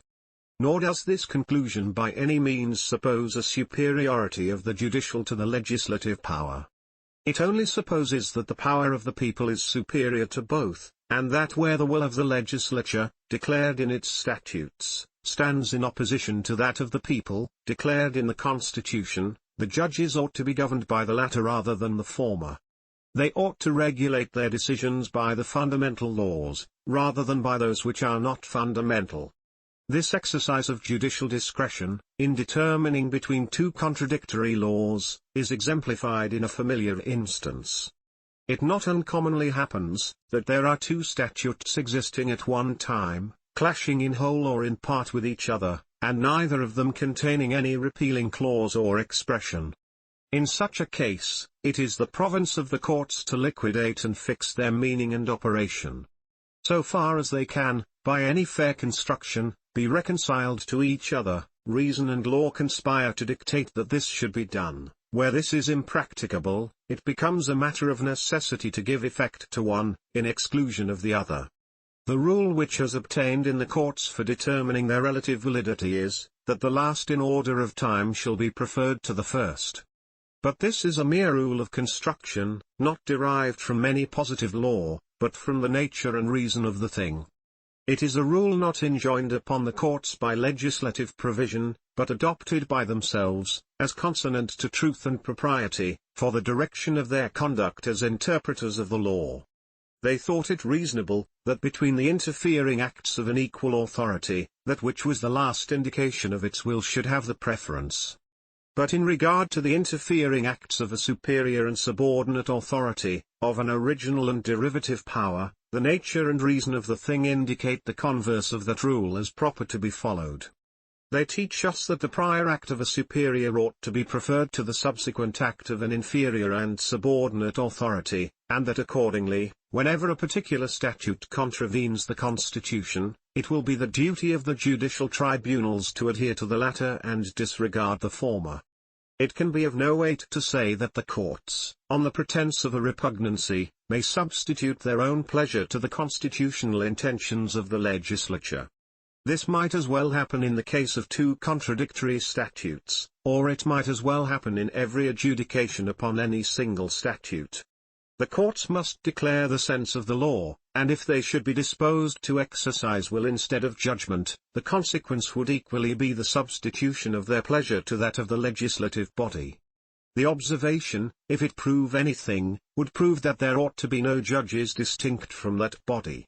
If, then, the courts of justice are to be considered as the bulwarks of a limited constitution against legislative encroachments, this consideration will afford a strong argument for the permanent tenure of judicial offices, since nothing will contribute so much as this to that independent spirit in the judges which must be essential to the faithful performance of so arduous a duty.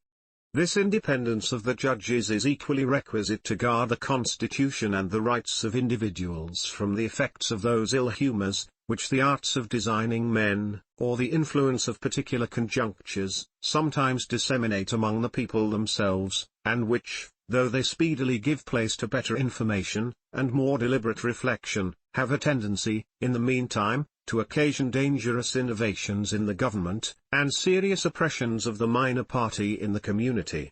Though I trust the friends of the proposed constitution will never concur with its enemies, in questioning that fundamental principle of republican government, which admits the right of the people to alter or abolish the established constitution, whenever they find it inconsistent with their happiness, yet it is not to be inferred from this principle, that the representatives of the people, whenever a momentary inclination happens to lay hold of a majority of their constituents, incompatible with the provisions in the existing constitution, would, on that account, be justifiable in a violation of those provisions, or that the courts would be under a greater obligation to connive at infractions in this shape than when they had proceeded wholly from the cabals of the representative body. Until the people have, by some solemn and authoritative act, annulled or changed the established form, it is binding upon themselves collectively, as well as individually, and no presumption, or even knowledge, of their sentiments, can warrant their representatives in a departure from it, prior to such an act. But it is easy to see, that it would require an uncommon portion of fortitude in the judges to do their duty as faithful guardians of the Constitution, where legislative invasions of it had been instigated by the major voice of the community. But it is not with a view to infractions of the Constitution only, that the independence of the judges may be an essential safeguard against the effects of occasional ill humours in the society. These sometimes extend no farther than to the injury of the private rights of particular classes of citizens, by unjust and partial laws. Here also the firmness of the judicial magistracy is of vast importance in mitigating the severity and confining the operation of such laws. It not only serves to moderate the immediate mischiefs of those which may have been passed, but it operates as a check upon the legislative body in passing them, who, perceiving that obstacles to the success of iniquitous intention are to be expected from the scruples of the courts, are in a manner compelled, by the very motives of the injustice they meditate, to qualify their attempts. This is a circumstance calculated to have more influence upon the character of our governments, than but few may be aware of. The benefits of the integrity and moderation of the judiciary have already been felt in more states than one, and though they may have displeased those whose sinister expectations they may have disappointed, they must have commanded the esteem and applause of all the virtuous and disinterested. Considerate men, of every description, ought to prize whatever will tend to beget or fortify that temper in the courts, as no man can be sure that he may not be tomorrow the victim of a spirit of injustice, by which he may be a gainer today.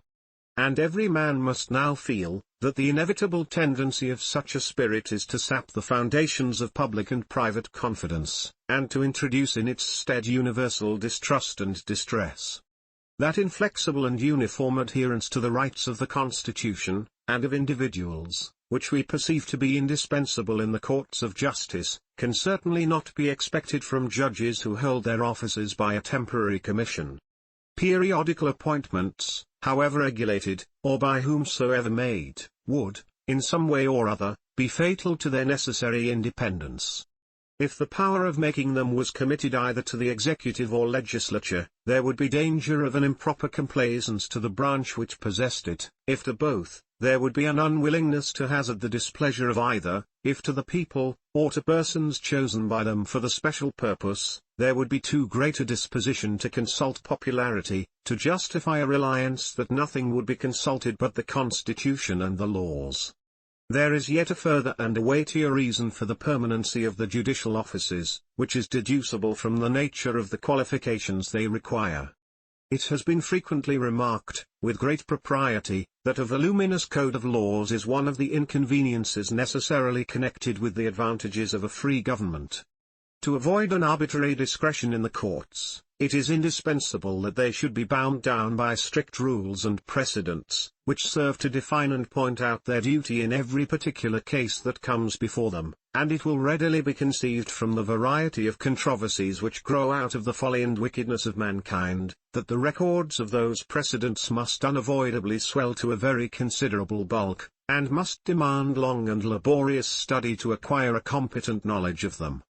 Hence it is, that there can be but few men in the society who will have sufficient skill in the laws to qualify them for the stations of judges. And making the proper deductions for the ordinary depravity of human nature, the number must be still smaller of those who unite the requisite integrity with the requisite knowledge. These considerations apprise us, that the government can have no great option between fit character, and that a temporary duration in office, which would naturally discourage such characters from quitting a lucrative line of practice to accept a seat on the bench, would have a tendency to throw the administration of justice into hands less able, and less well qualified, to conduct it with utility and dignity. In the present circumstances of this country, and in those in which it is likely to be for a long time to come, the disadvantages on this score would be greater than they may at first sight appear, but it must be confessed, that they are far inferior to those which present themselves under the other aspects of the subject. Upon the whole, there can be no room to doubt that the Convention acted wisely in copying from the models of those constitutions which have established good behavior as the tenure of their judicial offices, in point of duration, and that so far from being blamable on this account, their plan would have been inexcusably defective, if it had wanted this important feature of good government. The experience of Great Britain affords an illustrious comment on the excellence of the institution. Federalist No. 79. The Judiciary Continued. From Maclean's edition, New York. Wednesday, May 28, 1788.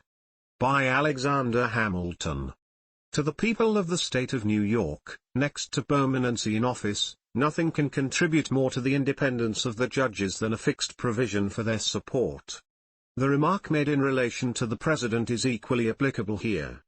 In the general course of human nature, a power over a man's subsistence amounts to a power over his will.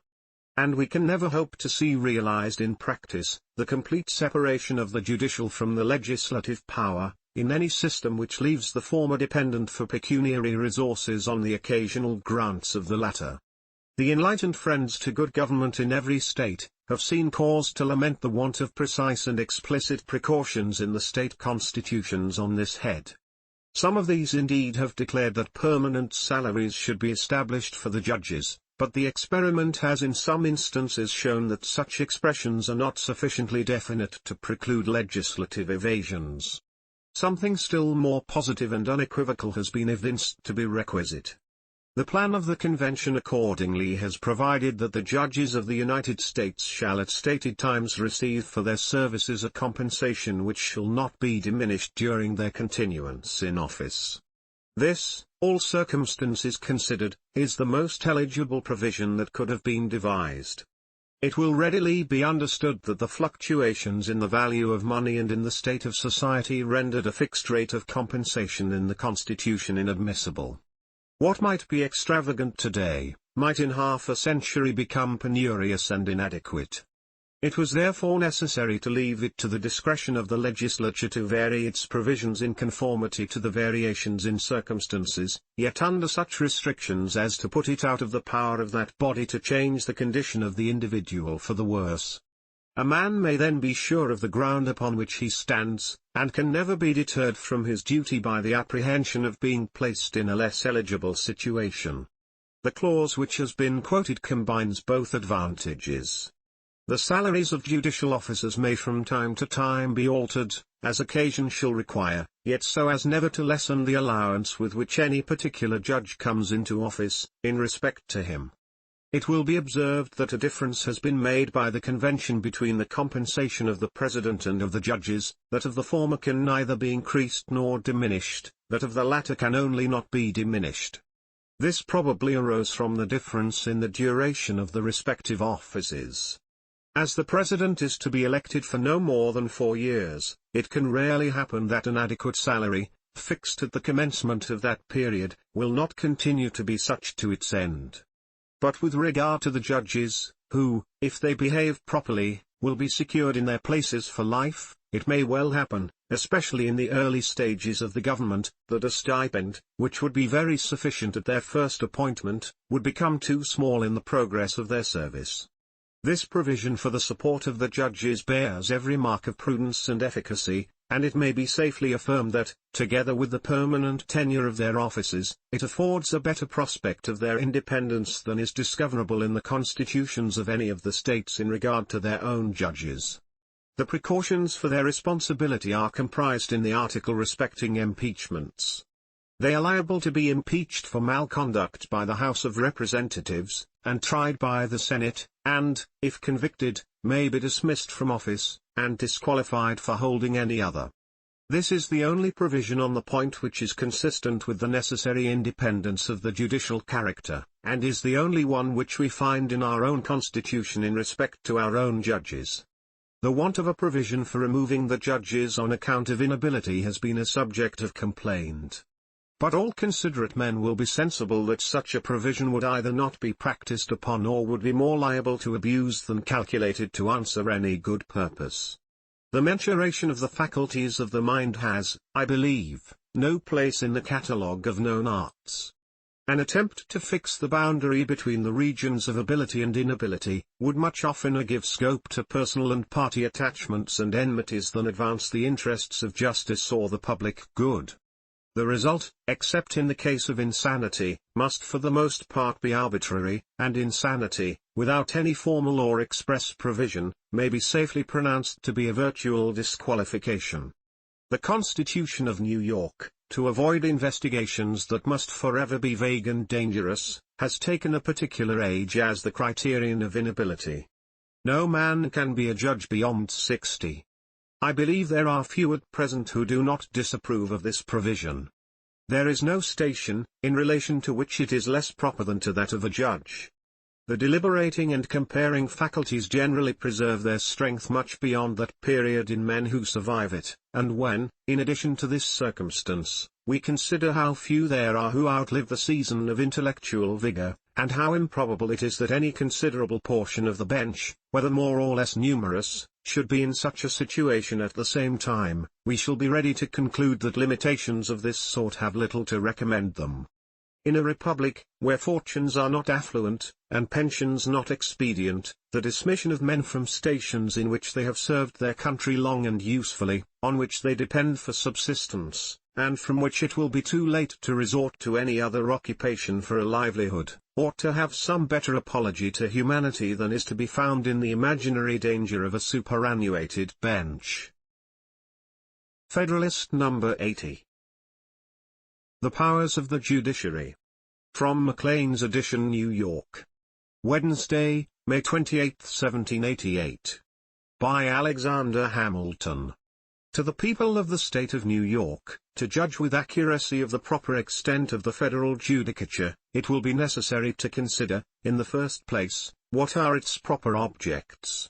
It seems scarcely to admit of controversy, that the judiciary authority of the Union ought to extend to these several descriptions of cases: first, to all those which arise out of the laws of the United States, passed in pursuance of their just and constitutional powers of legislation; 2d, to all those which concern the execution of the provisions expressly contained in the Articles of Union; 3d, to all those in which the United States are a party; 4th, to all those which involve the peace of the Confederacy, whether they relate to the intercourse between the United States and foreign nations, or to that between the states themselves; 5th, to all those which originate on the high seas, and are of admiralty or maritime jurisdiction, and, lastly, to all those in which the state tribunals cannot be supposed to be impartial and unbiased.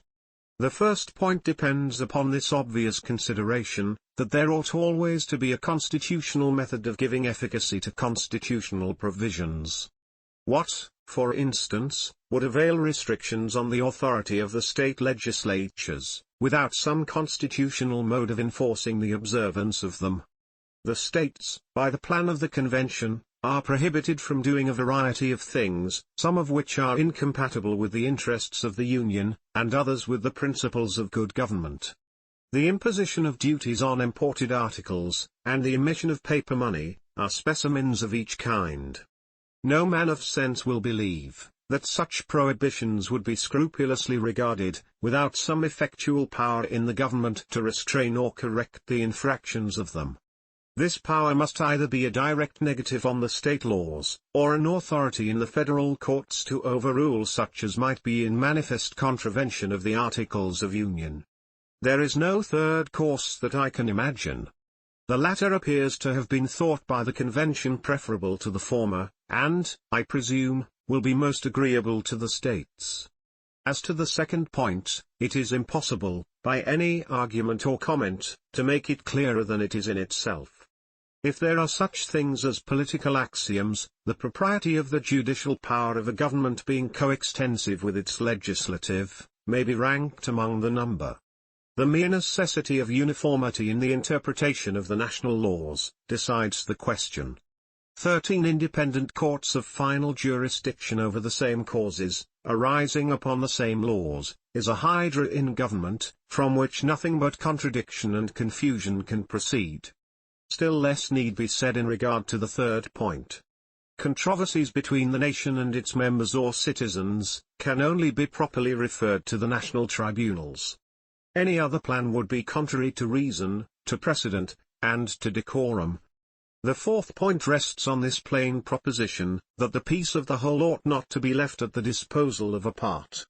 The Union will undoubtedly be answerable to foreign powers for the conduct of its members. And the responsibility for an injury ought ever to be accompanied with the faculty of preventing it. As the denial or perversion of justice by the sentences of courts, as well as in any other manner, is with reason classed among the just causes of war, it will follow that the federal judiciary ought to have cognizance of all causes in which the citizens of other countries are concerned. This is not less essential to the preservation of the public faith, than to the security of the public tranquility. A distinction may perhaps be imagined between cases arising upon treaties and the laws of nations and those which may stand merely on the footing of the municipal law. The former kind may be supposed proper for the federal jurisdiction, the latter for that of the states. But it is at least problematical, whether an unjust sentence against a foreigner, where the subject of controversy was wholly relative to the lex loci, would not, if unredressed, be an aggression upon his sovereign, as well as one which violated the stipulations of a treaty or the general law of nations. And a still greater objection to the distinction would result from the immense difficulty, if not impossibility, of a practical discrimination between the cases of one complexion and those of the other. So great a proportion of the cases in which foreigners are parties, involve national questions, that it is by far most safe and most expedient to refer all those in which they are concerned to the national tribunals. The power of determining causes between two states, between one state and the citizens of another, and between the citizens of different states, is perhaps not less essential to the peace of the Union than that which has been just examined. History gives us a horrid picture of the dissensions and private wars which distracted and desolated Germany prior to the institution of the imperial chamber by Maximilian, towards the close of the 15th century, and informs us, at the same time, of the vast influence of that institution in appeasing the disorders and establishing the tranquility of the empire. This was a court invested with authority to decide finally all differences among the members of the Germanic body. A method of terminating territorial disputes between the states, under the authority of the federal head, was not unattended to, even in the imperfect system by which they have been hitherto held together. But there are many other sources, besides interfering claims of boundary, from which bickerings and animosities may spring up among the members of the Union. To some of these we have been witnesses in the course of our past experience. It will readily be conjectured that I allude to the fraudulent laws which have been passed in too many of the states. And though the proposed constitution establishes particular guards against the repetition of those instances which have heretofore made their appearance, yet it is warrantable to apprehend that the spirit which produced them will assume new shapes, that could not be foreseen nor specifically provided against. Whatever practices may have a tendency to disturb the harmony between the states, are proper objects of federal superintendence and control. It may be esteemed the basis of the Union, that the citizens of each state shall be entitled to all the privileges and immunities of citizens of the several states. And if it be a just principle that every government ought to possess the means of executing its own provisions by its own authority, it will follow, that in order to the inviolable maintenance of that equality of privileges and immunities to which the citizens of the Union will be entitled, the national judiciary ought to preside in all cases in which one state or its citizens are opposed to another state or its citizens. To secure the full effect of so fundamental a provision against all evasion and subterfuge, it is necessary that its construction should be committed to that tribunal which, having no local attachments, will be likely to be impartial between the different states and their citizens, and which, owing its official existence to the Union, will never be likely to feel any bias inauspicious to the principles on which it is founded. The fifth point will demand little animadversion. The most bigoted idolizers of state authority have not thus far shown a disposition to deny the national judiciary the cognizances of maritime causes. These so generally depend on the laws of nations, and so commonly affect the rights of foreigners, that they fall within the considerations which are relative to the public peace.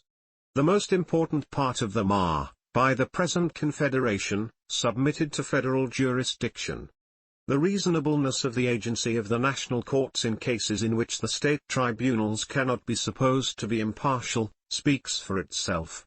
No man ought certainly to be a judge in his own cause, or in any cause in respect to which he has the least interest or bias.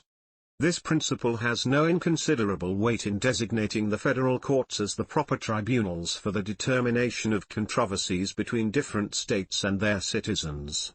And it ought to have the same operation in regard to some cases between citizens of the same state. Claims to land under grants of different states, founded upon adverse pretensions of boundary, are of this description. The courts of neither of the granting states could be expected to be unbiased. The laws may have even prejudged the question, and tied the courts down to decisions in favor of the grants of the state to which they belonged. And even where this had not been done, it would be natural that the judges, as men, should feel a strong predilection to the claims of their own government. Having thus laid down and discussed the principles which ought to regulate the constitution of the federal judiciary, we will proceed to test, by these principles, the particular powers of which, according to the plan of the convention, it is to be composed.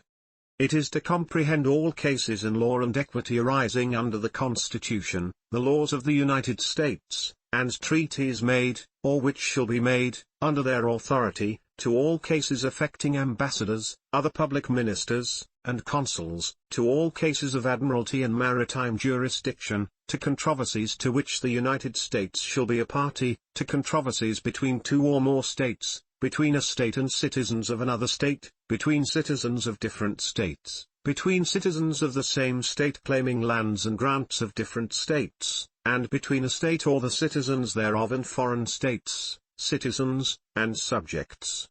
This constitutes the entire mass of the judicial authority of the Union. Let us now review it in detail. It is, then, to extend, first, to all cases in law and equity, arising under the Constitution and the laws of the United States.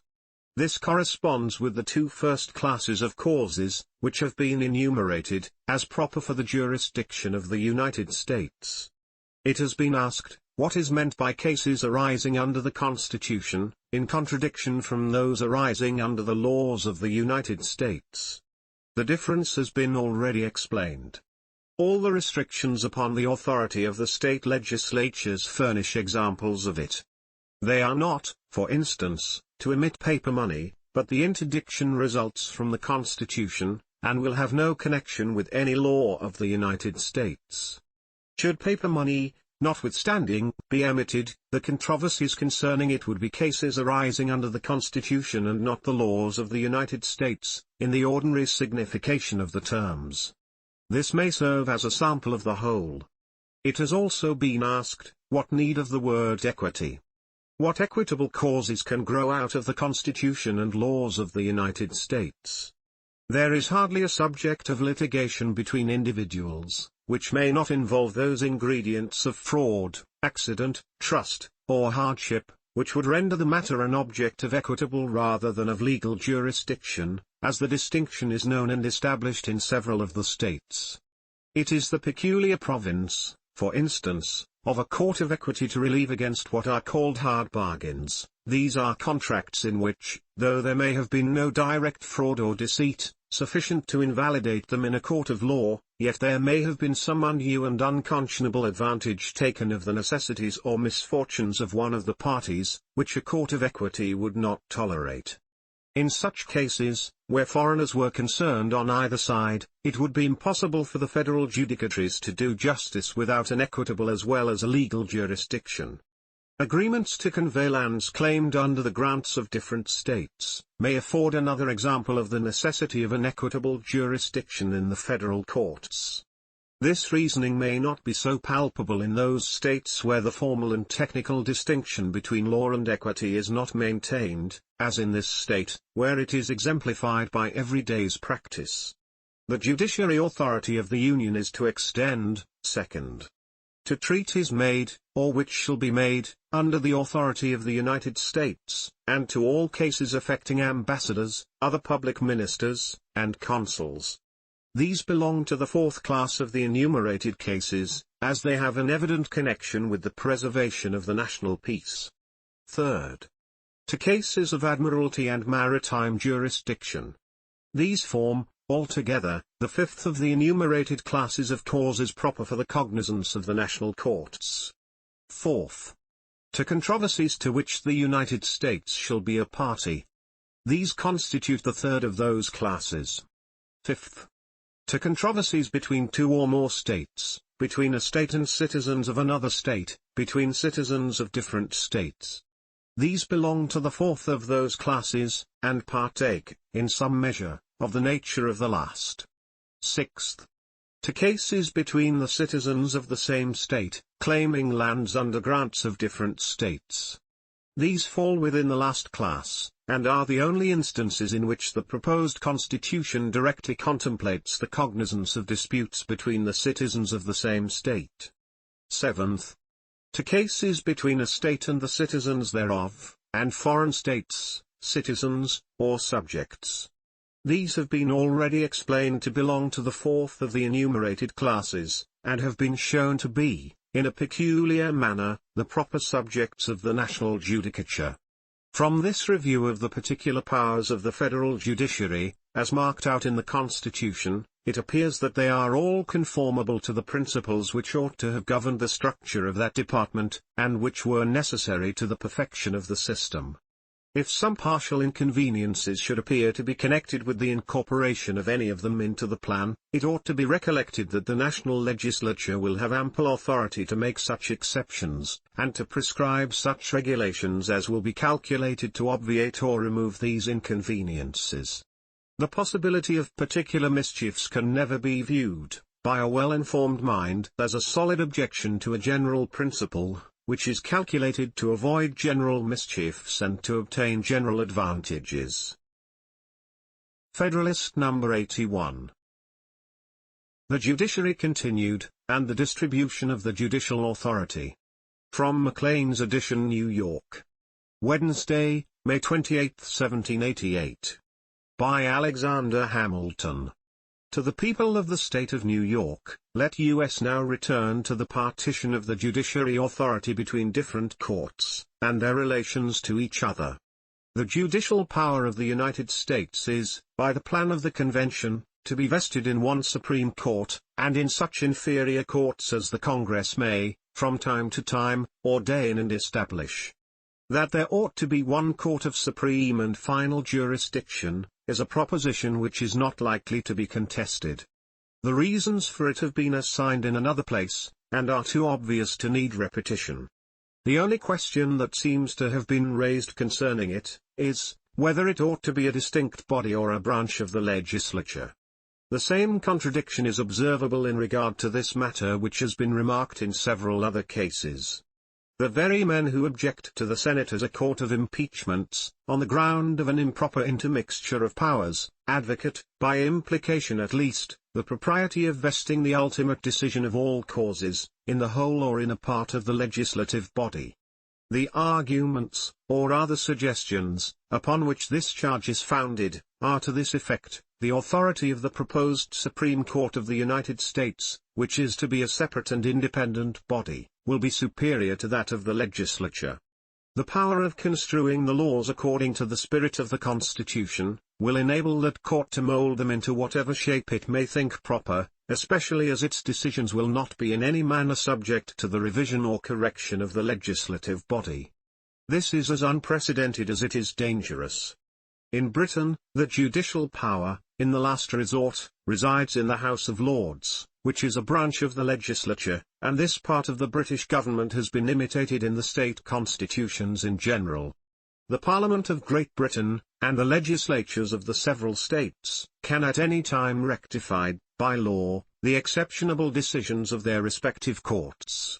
But the errors and usurpations of the Supreme Court of the United States will be uncontrollable and remediless. This, upon examination, will be found to be made up altogether of false reasoning upon misconceived fact.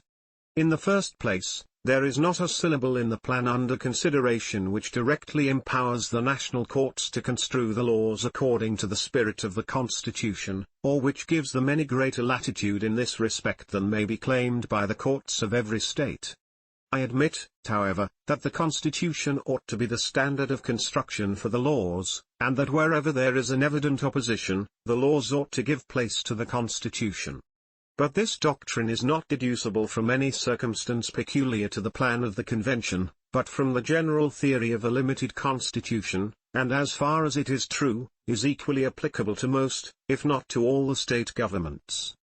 There can be no objection, therefore, on this account, to the federal judicature which will not lie against the local judicatures in general, and which will not serve to condemn every constitution that attempts to set bounds to legislative discretion. But perhaps the force of the objection may be thought to consist in the particular organization of the Supreme Court, in its being composed of a distinct body of magistrates, instead of being one of the branches of the legislature, as in the government of Great Britain and that of the state. To insist upon this point, the authors of the objection must renounce the meaning they have labored to annex to the celebrated maxim, requiring a separation of the departments of power. It shall, nevertheless, be conceded to them, agreeably to the interpretation given to that maxim in the course of these papers, that it is not violated by vesting the ultimate power of judging in a part of the legislative body. But though this be not an absolute violation of that excellent rule, yet it verges so nearly upon it, as on this account alone to be less eligible than the mode preferred by the Convention. From a body which had even a partial agency in passing bad laws, we could rarely expect a disposition to temper and moderate them in the application. The same spirit which had operated in making them, would be too apt in interpreting them. Still less could it be expected that men who had infringed the Constitution in the character of legislators, would be disposed to repair the breach in the character of judges. Number is this all. Every reason which recommends the tenure of good behavior for judicial offices, militates against placing the judiciary power, in the last resort, in a body composed of men chosen for a limited period. There is an absurdity in referring the determination of causes, in the first instance, to judges of permanent standing, in the last, to those of a temporary and mutable constitution. And there is a still greater absurdity in subjecting the decisions of men, selected for their knowledge of the laws, acquired by long and laborious study, to the revision and control of men who, for want of the same advantage, cannot but be deficient in that knowledge. The members of the legislature will rarely be chosen with a view to those qualifications which fit men for the stations of judges, and as, on this account, there will be great reason to apprehend all the ill consequences of defective information, so, on account of the natural propensity of such bodies to party divisions, there will be no less reason to fear that the pestilential breath of faction may poison the fountains of justice. The habit of being continually marshalled on opposite sides will be too apt to stifle the voice both of law and of equity. These considerations teach us to applaud the wisdom of those states who have committed the judicial power, in the last resort, not to a part of the legislature, but to distinct and independent bodies of men. Contrary to the supposition of those who have represented the plan of the convention, in this respect, as novel and unprecedented, it is but a copy of the constitutions of New Hampshire, Massachusetts, Pennsylvania, Delaware, Maryland, Virginia, North Carolina, South Carolina, and Georgia, and the preference which has been given to those models is highly to be commended. It is not true, in the second place, that the Parliament of Great Britain, or the legislatures of the particular states, can rectify the exceptionable decisions of their respective courts, in any other sense than might be done by a future legislature of the United States. The theory, neither of the British, nor the state constitutions, authorizes the revisal of a judicial sentence by a legislative act. Nor is there anything in the proposed constitution, more than in either of them, by which it is forbidden.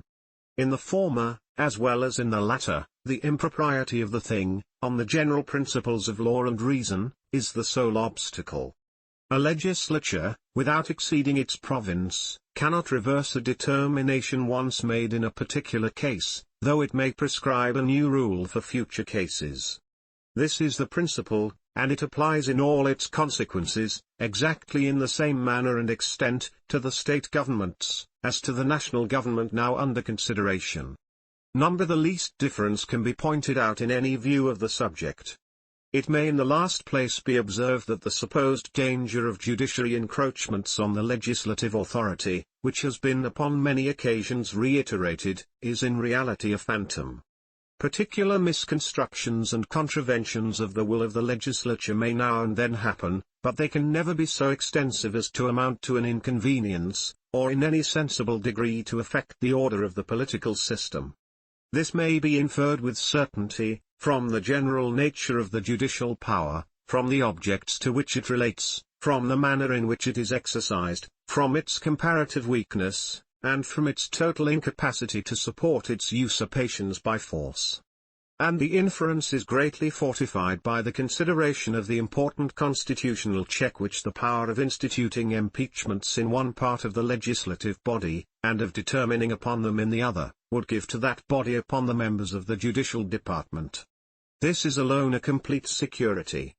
There never can be danger that the judges, by a series of deliberate usurpations on the authority of the legislature, would hazard the united resentment of the body entrusted with it, while this body was possessed of the means of punishing their presumption, by degrading them from their stations. While this ought to remove all apprehensions on the subject, it affords, at the same time, a cogent argument for constituting the Senate a court for the trial of impeachments.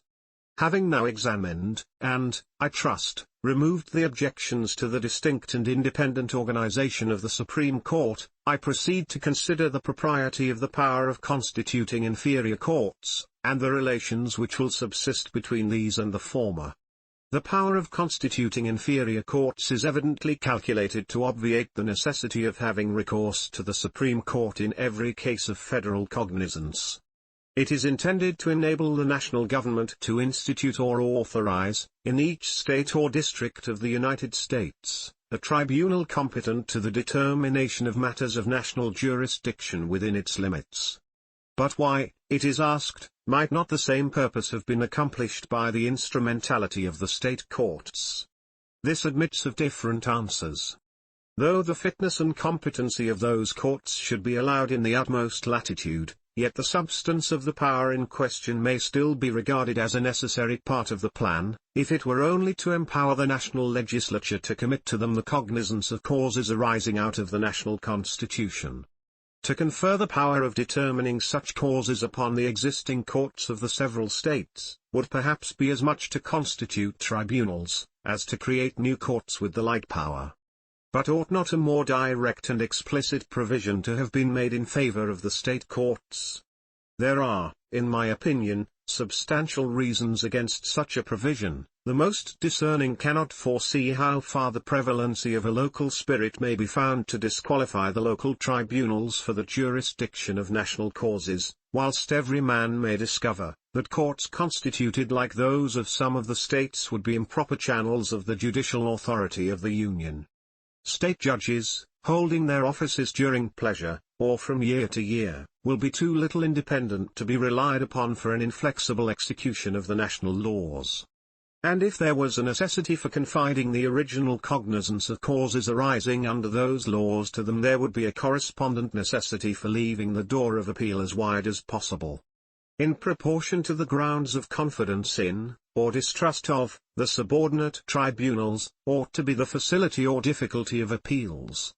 And well satisfied as I am of the propriety of the appellate jurisdiction, in the several classes of causes to which it is extended by the plan of the Convention, I should consider everything calculated to give, in practice, an unrestrained course to appeals, as a source of public and private inconvenience.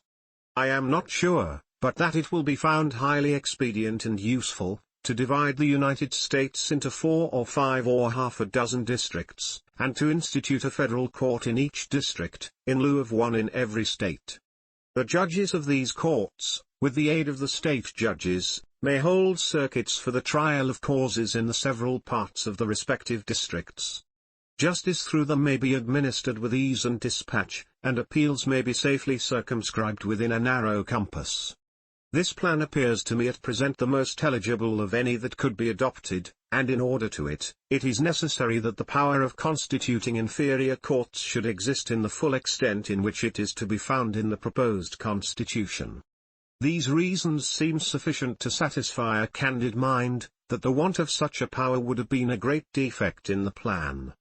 Let us now examine in what manner the judicial authority is to be distributed between the Supreme and the inferior courts of the Union. The Supreme Court is to be invested with original jurisdiction, only in cases affecting ambassadors, other public ministers, and consuls, and those in which a state shall be a party. Public ministers of every class are the immediate representatives of their sovereigns.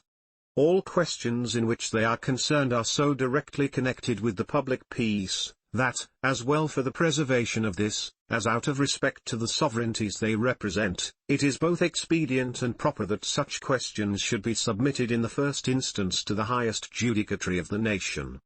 Though consuls have not in strictness a diplomatic character, yet as they are the public agents of the nations to which they belong, the same observation is in a great measure applicable to them. In cases in which a state might happen to be a party, it would ill suit its dignity to be turned over to an inferior tribunal. Though it may rather be a digression from the immediate subject of this paper, I shall take occasion to mention here a supposition which has excited some alarm upon very mistaken grounds.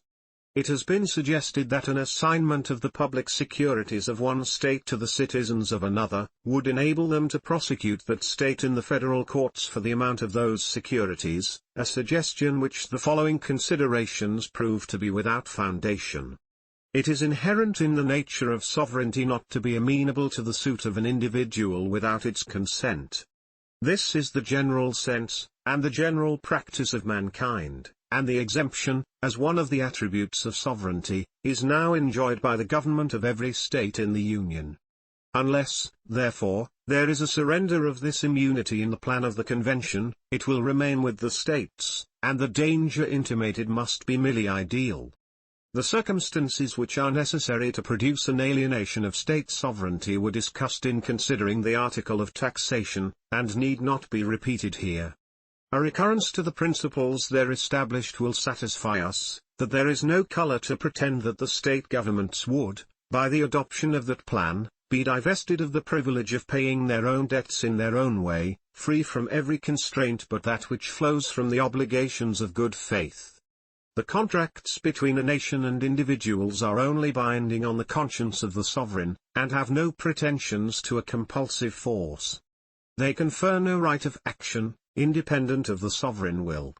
To what purpose would it be to authorize suits against states for the debts they owe?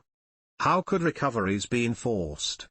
It is evident, it could not be done without waging war against the contracting state, and to ascribe to the federal courts, by mere implication, and in destruction of a pre-existing right of the state governments, a power which would involve such a consequence, would be altogether forced and unwarrantable. Let us resume the train of our observations. We have seen that the original jurisdiction of the Supreme Court would be confined to two classes of causes, and those of a nature rarely to occur. In all other cases of federal cognizance, the original jurisdiction would appertain to the inferior tribunals, and the Supreme Court would have nothing more than an appellate jurisdiction, with such exceptions and under such regulations as the Congress shall make. The propriety of this appellate jurisdiction has been scarcely called in question in regard to matters of law, but the clamors have been loud against it as applied to matters of fact.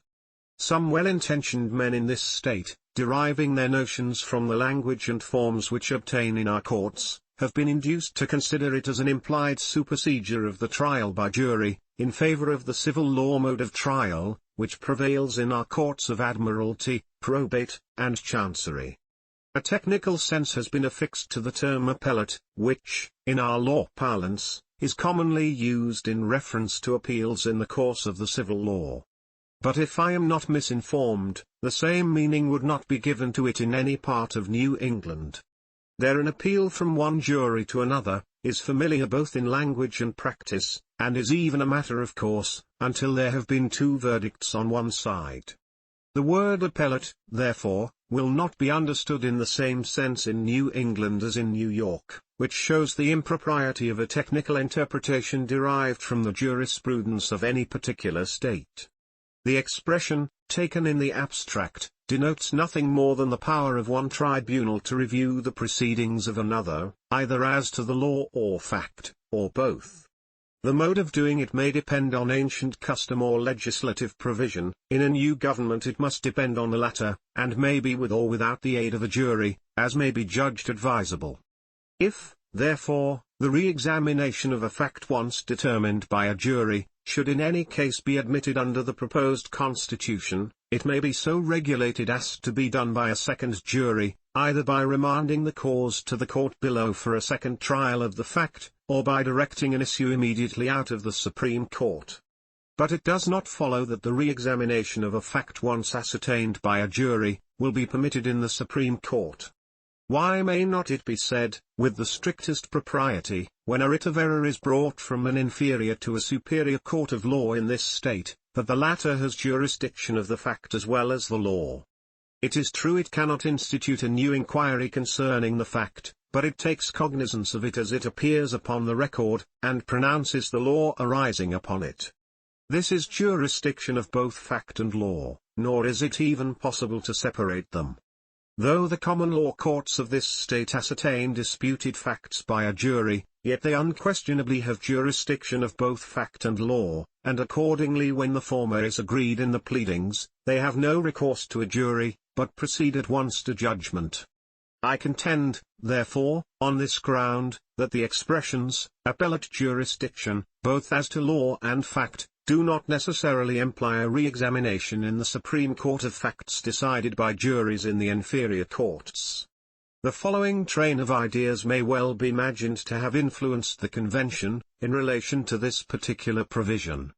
The appellate jurisdiction of the Supreme Court, it may have been argued, will extend to causes determinable in different modes, some in the course of the common law, others in the course of the civil law. In the former, the revision of the law only will be, generally speaking, the proper province of the Supreme Court. In the latter, the re-examination of the fact is agreeable to usage, and in some cases, of which prize causes are an example, might be essential to the preservation of the public peace.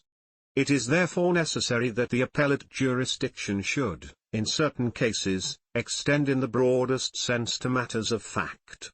It will not answer to make an express exception of cases which shall have been originally tried by a jury, because in the courts of some of the states all causes are tried in this mode, and such an exception would preclude the revision of matters of fact, as well where it might be proper, as where it might be improper. To avoid all inconveniences, it will be safest to declare generally, that the Supreme Court shall possess appellate jurisdiction both as to law and fact, and that this jurisdiction shall be subject to such exceptions and regulations as the national legislature may prescribe. This will enable the government to modify it in such a manner as will best answer the ends of public justice and security. This view of the matter, at any rate, puts it out of all doubt that the supposed abolition of the trial by jury, by the operation of this provision, is fallacious and untrue. The legislature of the United States would certainly have full power to provide, that in appeals to the Supreme Court there should be no re-examination of facts where they had been tried in the original causes by juries. This would certainly be an authorized exception, but if, for the reason already intimated, it should be thought too extensive, it might be qualified with a limitation to such causes only as are determinable at common law in that mode of trial. The amount of the observations hitherto made on the authority of the judicial department is this, that it has been carefully restricted to those causes which are manifestly proper for the cognizance of the national judicature, that in the partition of this authority a very small portion of original jurisdiction has been preserved to the Supreme Court, and the rest consigned to the subordinate tribunals, that the Supreme Court will possess an appellate jurisdiction, both as to law and fact, in all the cases referred to them, both subject to any exceptions and regulations which may be thought advisable, that this appellate jurisdiction does, in no case, abolish the trial by jury, and that an ordinary degree of prudence and integrity in the national councils will ensure us solid advantages from the establishment of the proposed judiciary, without exposing us to any of the inconveniences which have been predicted from that source. Federalist number 82. The Judiciary Continued. From Maclean's edition, New York. Wednesday, May 28, 1788. By Alexander Hamilton. To the people of the state of New York, the erection of a new government, whatever care or wisdom may distinguish the work, cannot fail to originate questions of intricacy and nicety, and these may, in a particular manner, be expected to flow from the establishment of a constitution founded upon the total or partial incorporation of a number of distinct sovereignties. 'Tis time only that can mature and perfect so compound a system, can liquidate the meaning of all the parts, and can adjust them to each other in a harmonious and consistent whole. Such questions, accordingly, have arisen upon the plan proposed by the Convention, and particularly concerning the Judiciary Department. The principal of these respect the situation of the state courts in regard to those causes which are to be submitted to federal jurisdiction. Is this to be exclusive, or are those courts to possess a concurrent jurisdiction? If the latter, in what relation will they stand to the national tribunals? These are inquiries which we meet with in the mouths of men of sense, and which are certainly entitled to attention. The principles established in a former paper teach us that the states will retain all pre-existing authorities which may not be exclusively delegated to the federal head, and that this exclusive delegation can only exist in one of three cases, where an exclusive authority is, in express terms, granted to the Union, or where a particular authority is granted to the Union, and the exercise of a like authority is prohibited to the states, or where an authority is granted to the Union, with which a similar authority in the states would be utterly incompatible. Though these principles may not apply with the same force to the judiciary as to the legislative power, yet I am inclined to think that they are, in the main, just with respect to the former, as well as the latter. And under this impression, I shall lay it down as a rule, that the state courts will retain the jurisdiction they now have, unless it appears to be taken away in one of the enumerated modes.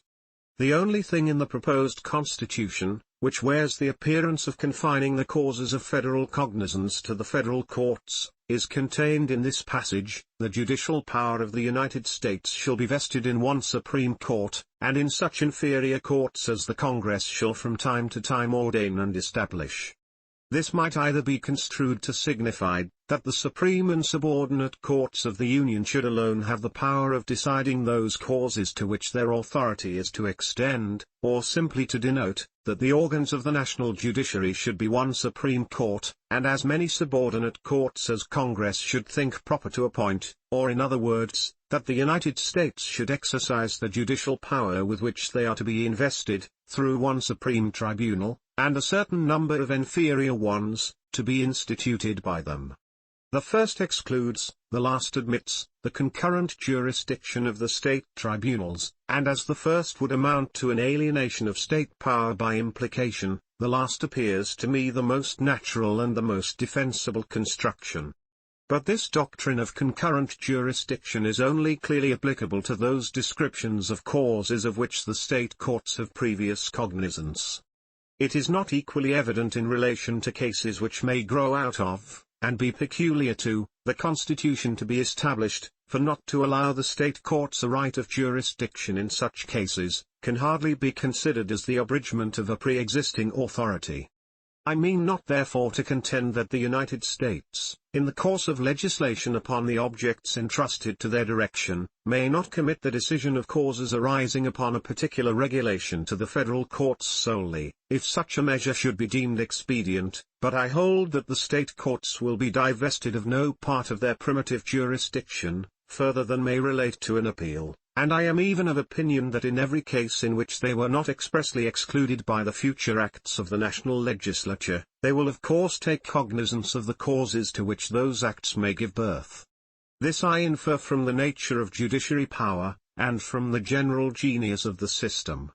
The judiciary power of every government looks beyond its own local or municipal laws, and in civil cases lays hold of all subjects of litigation between parties within its jurisdiction, though the causes of dispute are relative to the laws of the most distant part of the globe. Those of Japan, not less than of New York, may furnish the objects of legal discussion to our courts.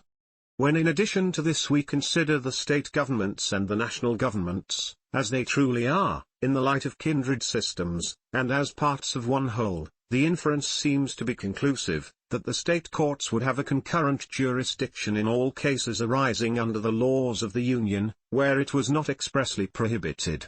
Here another question occurs: what relation would subsist between the national and state courts in these instances of concurrent jurisdiction? I answer, that an appeal would certainly lie from the latter, to the Supreme Court of the United States. The Constitution in direct terms gives an appellate jurisdiction to the Supreme Court in all the enumerated cases of federal cognizance in which it is not to have an original one, without a single expression to confine its operation to the inferior federal courts. The objects of appeals, not the tribunals from which it is to be made, are alone contemplated. From this circumstance, and from the reason of the thing, it ought to be construed to extend to the state tribunals. Either this must be the case, or the local courts must be excluded from a concurrent jurisdiction in matters of national concern, else the judiciary authority of the Union may be eluded at the pleasure of every plaintiff or prosecutor. Neither of these consequences ought, without evident necessity, to be involved. The latter would be entirely inadmissible, as it would defeat some of the most important and avowed purposes of the proposed government, and would essentially embarrass its measures. Nor do I perceive any foundation for such a supposition. Agreeably to the remark already made, the national and state systems are to be regarded as one whole. The courts of the latter will of course be natural auxiliaries to the execution of the laws of the Union, and an appeal from them will as naturally lie to that tribunal which is destined to unite and assimilate the principles of national justice and the rules of national decisions. The evident aim of the plan of the Convention is, that all the causes of the specified classes shall, for weighty public reasons, receive their original or final determination in the courts of the Union. To confine, therefore, the general expressions giving appellate jurisdiction to the Supreme Court, to appeals from the subordinate federal courts, instead of allowing their extension to the state courts, would be to abridge the latitude of the terms, in subversion of the intent, contrary to every sound rule of interpretation. But could an appeal be made to lie from the state courts to the subordinate federal judicatories?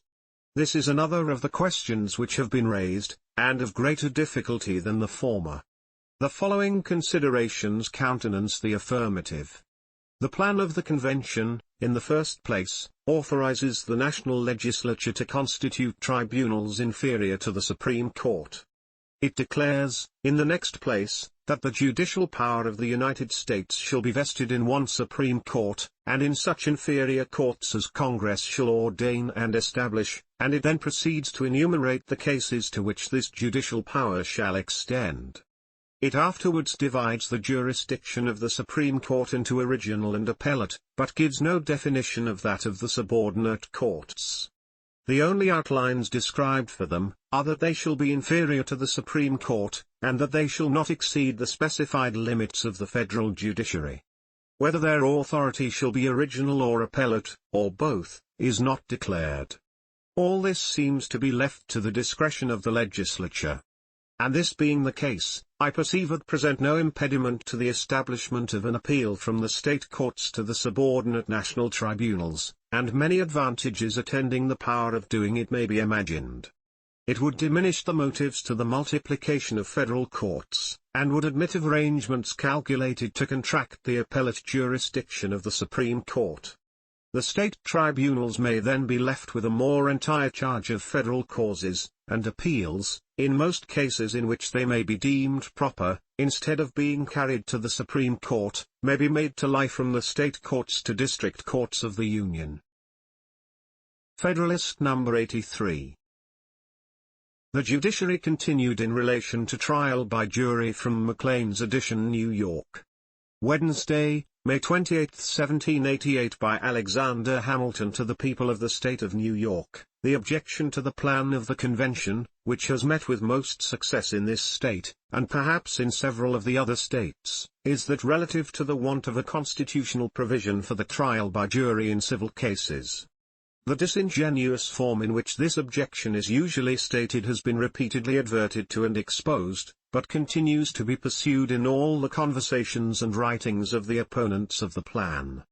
The mere silence of the Constitution in regard to civil causes, is represented as an abolition of the trial by jury, and the declamations to which it has afforded a pretext are artfully calculated to induce a persuasion that this pretended abolition is complete and universal, extending not only to every species of civil, but even to criminal causes.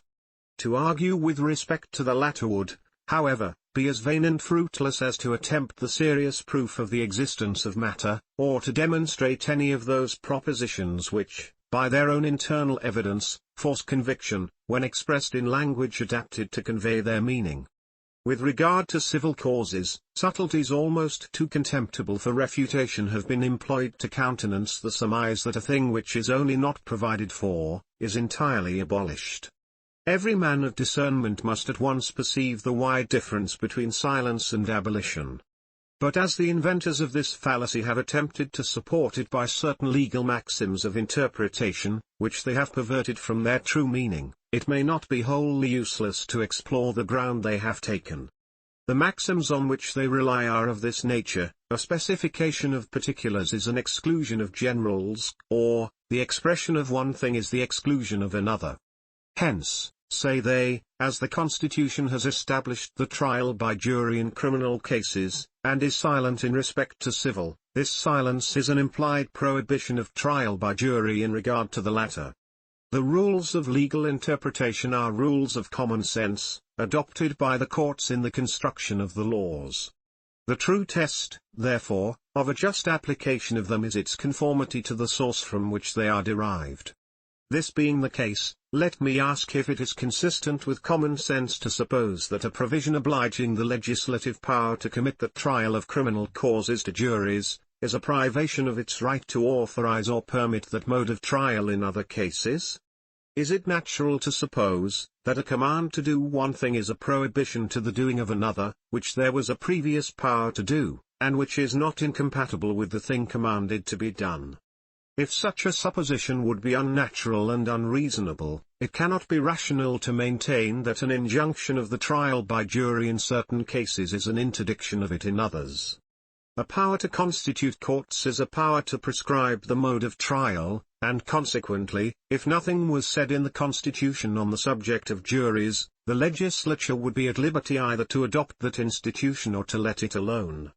This discretion, in regard to criminal causes, is abridged by the express injunction of trial by jury in all such cases, but it is, of course, left at large in relation to civil causes, there being a total silence on this head. The specification of an obligation to try all criminal causes in a particular mode, excludes indeed the obligation or necessity of employing the same mode in civil causes, but does not abridge the power of the legislature to exercise that mode if it should be thought proper. The pretense, therefore, that the national legislature would not be at full liberty to submit all the civil causes of federal cognizance to the determination of juries, is a pretense destitute of all just foundation. From these observations this conclusion results, that the trial by jury in civil cases would not be abolished, and that the use attempted to be made of the maxims which have been quoted, is contrary to reason and common sense, and therefore not admissible. Even if these maxims had a precise technical sense, corresponding with the idea of those who employ them upon the present occasion, which, however, is not the case, they would still be inapplicable to a constitution of government. In relation to such a subject, the natural and obvious sense of its provisions, apart from any technical rules, is the true criterion of construction. Having now seen that the maxims relied upon will not bear the use made of them, let us endeavor to ascertain their proper use and true meaning. This will be best done by examples.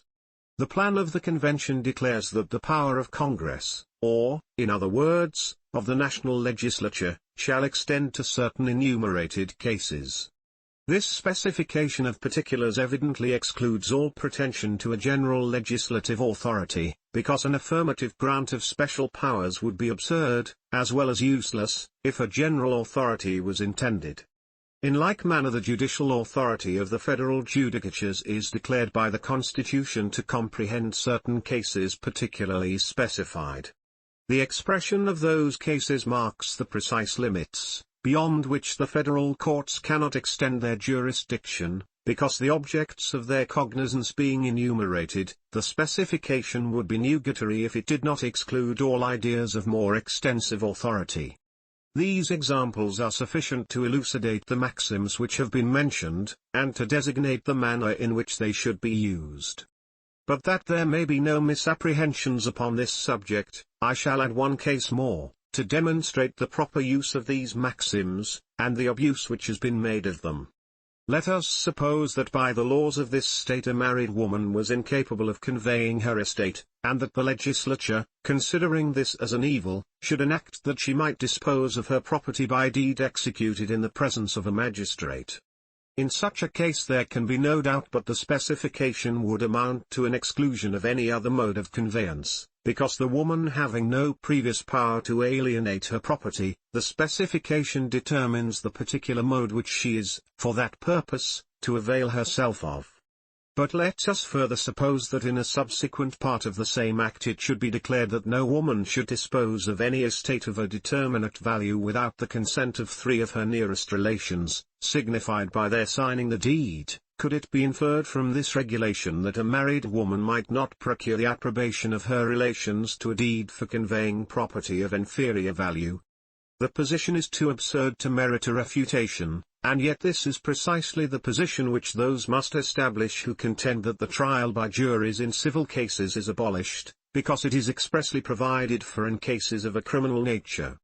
From these observations it must appear unquestionably true, that trial by jury is in no case abolished by the proposed Constitution, and it is equally true, that in those controversies between individuals in which the great body of the people are likely to be interested, that institution will remain precisely in the same situation in which it is placed by the state constitutions, and will be in no degree altered or influenced by the adoption of the plan under consideration. The foundation of this assertion is, that the national judiciary will have no cognizance of them, and of course they will remain determinable as heretofore by the state courts only, and in the manner which the state constitutions and laws prescribe. All land causes, except where claims under the grants of different states come into question, and all other controversies between the citizens of the same state, unless where they depend upon positive violations of the Articles of Union, by acts of the state legislatures, will belong exclusively to the jurisdiction of the state tribunals. Add to this, that admiralty causes, and almost all those which are of equity jurisdiction, are determinable under our own government without the intervention of a jury, and the inference from the whole will be, that this institution, as it exists with us at present, cannot possibly be affected to any great extent by the proposed alteration in our system of government. The friends and adversaries of the plan of the Convention, if they agree in nothing else, concur at least in the value they set upon the trial by jury, or if there is any difference between them it consists in this: the former regard it as a valuable safeguard to liberty, the latter represent it as the very palladium of free government. For my own part, the more the operation of the institution has fallen under my observation, the more reason I have discovered for holding it in high estimation, and it would be altogether superfluous to examine to what extent it deserves to be esteemed useful or essential in a representative republic, or how much more merit it may be entitled to, as a defense against the oppressions of an hereditary monarch, than as a barrier to the tyranny of popular magistrates in a popular government. Discussions of this kind would be more curious than beneficial, as all are satisfied of the utility of the institution, and of its friendly aspect to liberty. But I must acknowledge that I cannot readily discern the inseparable connection between the existence of liberty, and the trial by jury in civil cases. Arbitrary impeachments, arbitrary methods of prosecuting pretended offences, and arbitrary punishments upon arbitrary convictions, have ever appeared to me to be the great engines of judicial despotism, and these have all relation to criminal proceedings. The trial by jury in criminal cases, aided by the Habeas Corpus Act, seems therefore to be alone concerned in the question. And both of these are provided for, in the most ample manner, in the plan of the Convention. It has been observed that trial by jury is a safeguard against an oppressive exercise of the power of taxation. This observation deserves to be canvassed. It is evident that it can have no influence upon the legislature, in regard to the amount of taxes to be laid, to the objects upon which they are to be imposed, or to the rule by which they are to be apportioned. If it can have any influence, therefore, it must be upon the mode of collection, and the conduct of the officers entrusted with the execution of the revenue laws. As to the mode of collection in this state, under our own constitution, the trial by jury is in most cases out of use. The taxes are usually levied by the more summary proceeding of distress and sale, as in cases of rent. And it is acknowledged on all hands, that this is essential to the efficacy of the revenue laws. The dilatory course of a trial at law to recover the taxes imposed on individuals, would neither suit the exigencies of the public nor promote the convenience of the citizens. It would often occasion an accumulation of costs, more burdensome than the original sum of the tax to be levied. And as to the conduct of the officers of the revenue, the provision in favor of trial by jury in criminal cases, will afford the security aimed at. Wilful abuses of a public authority, to the oppression of the subject, and every species of official extortion, are offences against the government, for which the persons who commit them may be indicted and punished according to the circumstances of the case. The excellence of the trial by jury in civil cases appears to depend on circumstances foreign to the preservation of liberty. The strongest argument in its favor is, that it is a security against corruption. As there is always more time and better opportunity to tamper with a standing body of magistrates than with a jury summoned for the occasion, there is room to suppose that a corrupt influence would more easily find its way to the former than to the latter. The force of this consideration is, however, diminished by others.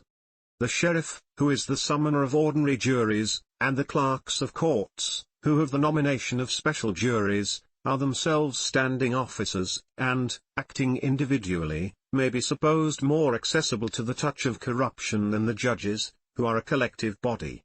It is not difficult to see, that it would be in the power of those officers to select jurors who would serve the purpose of the party as well as a corrupted bench. In the next place, it may fairly be supposed, that there would be less difficulty in gaining some of the jurors promiscuously taken from the public mass, than in gaining men who had been chosen by the government for their probity and good character.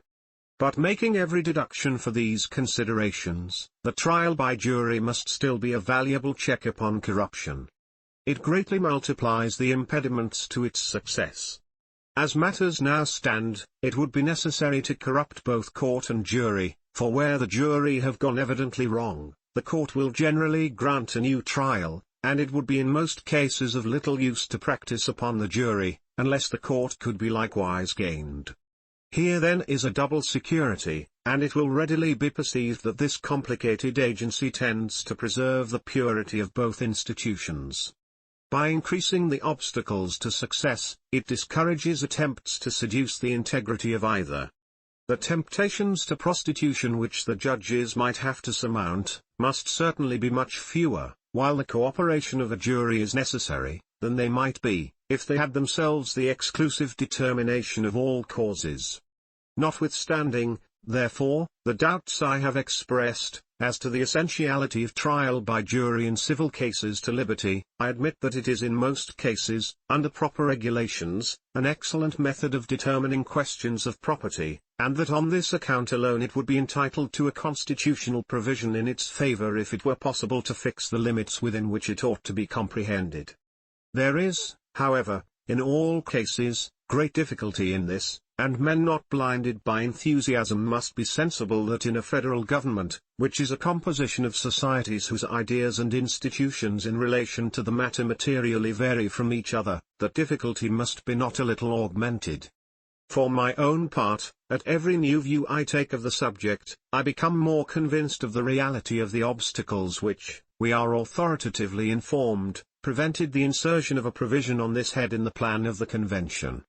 The great difference between the limits of the jury trial in different states is not generally understood, and as it must have considerable influence on the sentence we ought to pass upon the omission complained of in regard to this point, an explanation of it is necessary. In this state, our judicial establishments resemble, more nearly than in any other, those of Great Britain. We have courts of common law, courts of probates, analogous in certain matters to the spiritual courts in England, a court of admiralty and a court of chancery. In the courts of common law only, the trial by jury prevails, and this with some exceptions. In all the others a single judge presides, and proceeds in general either according to the course of the canon or civil law, without the aid of a jury. In New Jersey, there is a court of chancery which proceeds like ours, but neither courts of admiralty nor of probates, in the sense in which these last are established with us.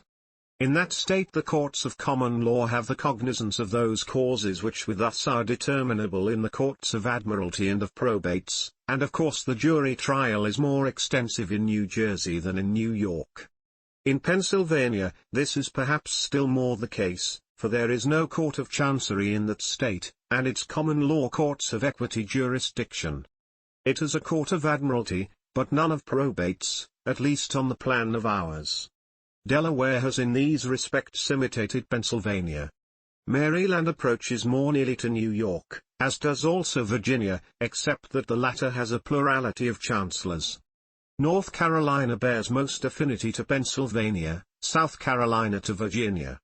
I believe, however, that in some of those states which have distinct courts of admiralty, the causes depending in them are triable by juries. In Georgia there are none but common law courts, and an appeal of course lies from the verdict of one jury to another, which is called a special jury, and for which a particular mode of appointment is marked out. In Connecticut, they have no distinct courts either of chancery or of admiralty, and their courts of probates have no jurisdiction of causes. Their common law courts have admiralty and, to a certain extent, equity jurisdiction. In cases of importance, their General Assembly is the only court of chancery. In Connecticut, therefore, the trial by jury extends in practice further than in any other state yet mentioned. Rhode Island is, I believe, in this particular, pretty much in the situation of Connecticut. Massachusetts and New Hampshire, in regard to the blending of law, equity, and admiralty jurisdictions, are in a similar predicament. In the four eastern states, the trial by jury not only stands upon a broader foundation than in the other states, but it is attended with a peculiarity unknown, in its full extent, to any of them. There is an appeal of course from one jury to another, till there have been 2 verdicts out of 3 on one side. From this sketch it appears that there is a material diversity, as well in the modification as in the extent of the institution of trial by jury in civil cases, in the several states, and from this fact these obvious reflections flow: first, that no general rule could have been fixed upon by the convention which would have corresponded with the circumstances of all the states, and secondly, that more or at least as much might have been hazarded by taking the system of any one state for a standard, as by omitting a provision altogether and leaving the matter, as has been done, to legislative regulation.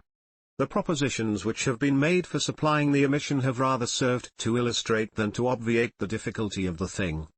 The minority of Pennsylvania have proposed this mode of expression for the purpose trial by jury shall be as heretofore, and this I maintain would be senseless and nugatory. The United States, in their united or collective capacity, are the object to which all general provisions in the Constitution must necessarily be construed to refer. It is evident that though trial by jury, with various limitations, is known in each state individually, yet in the United States, as such, it is at this time altogether unknown, because the present federal government has no judiciary power whatever, and consequently there is no proper antecedent or previous establishment to which the term heretofore could relate. It would therefore be destitute of a precise meaning, and inoperative from its uncertainty. As, on the one hand, the form of the provision would not fulfill the intent of its proposers, so, on the other, if I apprehend that intent rightly, it would be in itself inexpedient. I presume it to be, that causes in the federal courts should be tried by jury, if, in the state where the courts sat, that mode of trial would obtain in a similar case in the state courts, that is to say, admiralty causes should be tried in Connecticut by a jury, in New York without one. The capricious operation of so dissimilar a method of trial in the same cases, under the same government, is of itself sufficient to indispose every well-regulated judgment towards it. Whether the cause should be tried with or without a jury, would depend, in a great number of cases, on the accidental situation of the court and parties. But this is not, in my estimation, the greatest objection. I feel a deep and deliberate conviction that there are many cases in which the trial by jury is an ineligible one. I think it so particularly in cases which concern the public peace with foreign nations, that is, in most cases where the question turns wholly on the laws of nations. Of this nature, among others, are all prize causes. Juries cannot be supposed competent to investigations that require a thorough knowledge of the laws and usages of nations, and they will sometimes be under the influence of impressions which will not suffer them to pay sufficient regard to those considerations of public policy which ought to guide their inquiries. There would of course be always danger that the rights of other nations might be infringed by their decisions, so as to afford occasions of reprisal and war. Though the proper province of juries be to determine matters of fact, yet in most cases legal consequences are complicated with fact in such a manner as to render a separation impracticable. It will add great weight to this remark, in relation to prize causes, to mention that the method of determining them has been thought worthy of particular regulation in various treaties between different powers of Europe, and that, pursuant to such treaties, they are determinable in Great Britain, in the last resort, before the King himself, in his Privy Council, where the fact, as well as the law, undergoes a re-examination. This alone demonstrates the impolicy of inserting a fundamental provision in the Constitution which would make the state systems a standard for the national government in the article under consideration, and the danger of encumbering the government with any constitutional provisions the propriety of which is not indisputable. My convictions are equally strong that great advantages result from the separation of the equity from the law jurisdiction, and that the causes which belong to the former would be improperly committed to juries. The great and primary use of a court of equity is to give relief in extraordinary cases, which are exceptions to general rules. To unite the jurisdiction of such cases with the ordinary jurisdiction, must have a tendency to unsettle the general rules, and to subject every case that arises to a special determination, while a separation of the one from the other has the contrary effect of rendering one a sentinel over the other, and of keeping each within the expedient limits. Besides this, the circumstances that constitute cases proper for courts of equity are in many instances so nice and intricate, that they are incompatible with the genius of trials by jury. They require often such long, deliberate, and critical investigation as would be impracticable to men called from their occupations, and obliged to decide before they were permitted to return to them. The simplicity and expedition which form the distinguishing characters of this mode of trial require that the matter to be decided should be reduced to some single and obvious point, while the litigations usual in Chancery frequently comprehend a long train of minute and independent particulars. It is true that the separation of the equity from the legal jurisdiction is peculiar to the English system of jurisprudence, which is the model that has been followed in several of the states. But it is equally true that the trial by jury has been unknown in every case in which they have been united. And the separation is essential to the preservation of that institution in its pristine purity.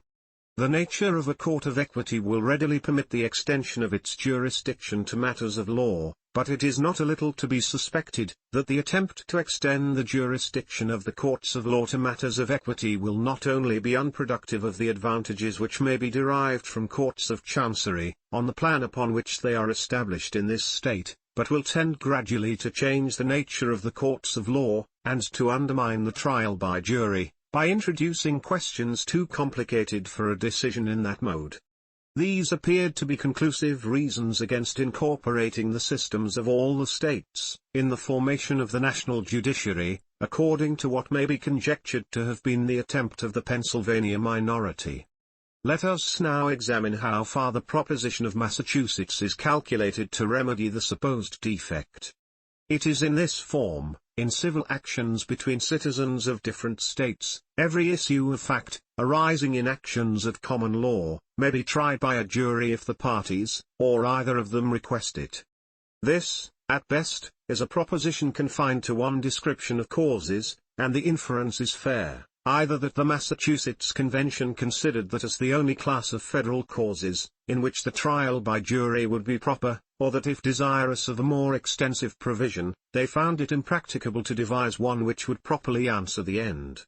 If the first, the omission of regulation respecting so partial an object can never be considered as a material imperfection in the system. If the last, it affords a strong corroboration of the extreme difficulty of the thing. But this is not all. If we advert to the observations already made respecting the courts that subsist in the several states of the Union, and the different powers exercised by them, it will appear that there are no expressions more vague and indeterminate than those which have been employed to characterize that species of causes which it is intended shall be entitled to a trial by jury. In this state, the boundaries between actions at common law and actions of equitable jurisdiction, are ascertained in conformity to the rules which prevail in England upon that subject. In many of the other states the boundaries are less precise. In some of them every cause is to be tried in a court of common law, and upon that foundation every action may be considered as an action at common law, to be determined by a jury, if the parties, or either of them, choose it. Hence the same irregularity and confusion would be introduced by a compliance with this proposition, that I have already noticed as resulting from the regulation proposed by the Pennsylvania minority. In one state a cause would receive its determination from a jury, if the parties, or either of them, requested it, but in another state, a cause exactly similar to the other, must be decided without the intervention of a jury, because the state judicatories varied as to common law jurisdiction. It is obvious, therefore, that the Massachusetts proposition, upon this subject cannot operate as a general regulation, until some uniform plan, with respect to the limits of common law and equitable jurisdictions, shall be adopted by the different states. To devise a plan of that kind is a task arduous in itself, and which it would require much time and reflection to mature. It would be extremely difficult, if not impossible, to suggest any general regulation that would be acceptable to all the states in the Union, or that would perfectly quadrate with the several state institutions. It may be asked, why could not a reference have been made to the constitution of this state, taking that, which is allowed by me to be a good one, as a standard for the United States? I answer that it is not very probable the other states would entertain the same opinion of our institutions as we do ourselves. It is natural to suppose that they are hitherto more attached to their own, and that each would struggle for the preference. If the plan of taking one state as a model for the whole had been thought of in the convention, it is to be presumed that the adoption of it in that body would have been rendered difficult by the predilection of each representation in favor of its own government, and it must be uncertain which of the states would have been taken as the model. It has been shown that many of them would be improper ones. And I leave it to conjecture, whether, under all circumstances, it is most likely that New York, or some other state, would have been preferred. But admit that a judicious selection could have been effected in the convention, still there would have been great danger of jealousy and disgust in the other states, at the partiality which had been shown to the institutions of one. The enemies of the plan would have been furnished with a fine pretext for raising a host of local prejudices against it, which perhaps might have hazarded, in no inconsiderable degree, its final establishment. To avoid the embarrassments of a definition of the cases which the trial by jury ought to embrace, it is sometimes suggested by men of enthusiastic tempers, that a provision might have been inserted for establishing it in all cases whatsoever. For this I believe no precedent is to be found in any member of the Union, and the considerations which have been stated in discussing the proposition of the minority of Pennsylvania, must satisfy every sober mind that the establishment of the trial by jury in all cases would have been an unpardonable error in the plan. In short, the more it is considered the more arduous will appear the task of fashioning a provision in such a form as not to express too little to answer the purpose, or too much to be advisable, or which might not have opened other sources of opposition to the great and essential object of introducing a firm national government. I cannot but persuade myself, on the other hand, that the different lights in which the subject has been placed in the course of these observations, will go far towards removing in candid minds the apprehensions they may have entertained on the point.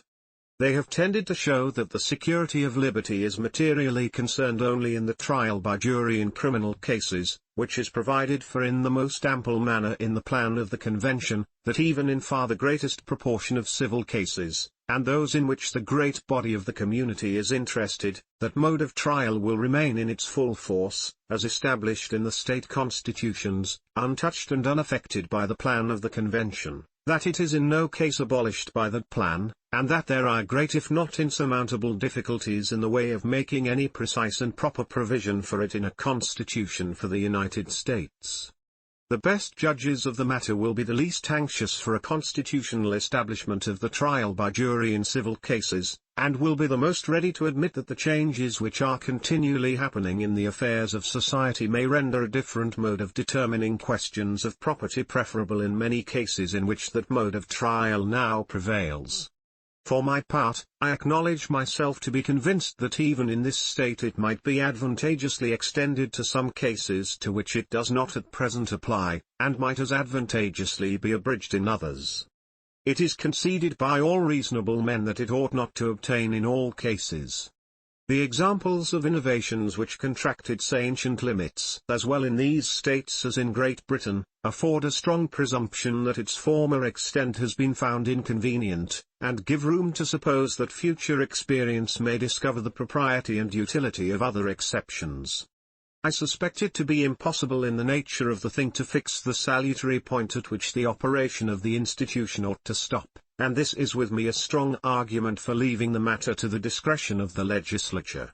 This is now clearly understood to be the case in Great Britain, and it is equally so in the state of Connecticut, and yet it may be safely affirmed that more numerous encroachments have been made upon the trial by jury in this state since the Revolution, though provided for by a positive article of our Constitution, than has happened in the same time either in Connecticut or Great Britain.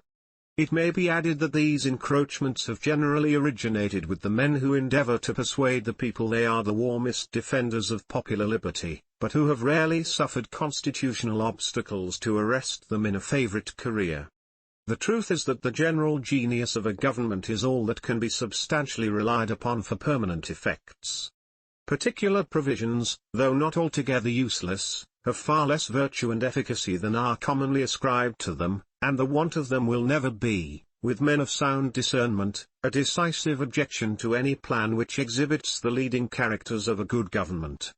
It certainly sounds not a little harsh and extraordinary to affirm that there is no security for liberty in a constitution which expressly establishes the trial by jury in criminal cases, because it does not do it in civil also, while it is a notorious fact that Connecticut, which has been always regarded as the most populous state in the Union, can boast of no constitutional provision for either. Federalist number 84. Certain general and miscellaneous objections to the Constitution considered and answered. From Maclean's edition, New York. Wednesday, May 28, 1788. By Alexander Hamilton. To the people of the State of New York, in the course of the foregoing review of the Constitution, I have taken notice of, and endeavored to answer most of the objections which have appeared against it. There, however, remain a few which either did not fall naturally under any particular head or were forgotten in their proper places. These shall now be discussed, but as the subject has been drawn into great length, I shall so far consult brevity as to comprise all my observations on these miscellaneous points in a single paper. The most considerable of the remaining objections is that the plan of the Convention contains no Bill of Rights. Among other answers given to this, it has been upon different occasions remarked that the constitutions of several of the states are in a similar predicament. I add that New York is of the number. And yet the opposers of the new system, in this state, who profess an unlimited admiration for its constitution, are among the most intemperate partisans of a Bill of Rights. To justify their zeal in this matter, they allege two things. One is that, though the Constitution of New York has no Bill of Rights prefixed to it, yet it contains, in the body of it, various provisions in favor of particular privileges and rights, which, in substance amount to the same thing. The other is, that the Constitution adopts, in their full extent, the common and statute law of Great Britain, by which many other rights, not expressed in it, are equally secured. To the first I answer, that the Constitution proposed by the Convention contains, as well as the Constitution of this state, a number of such provisions.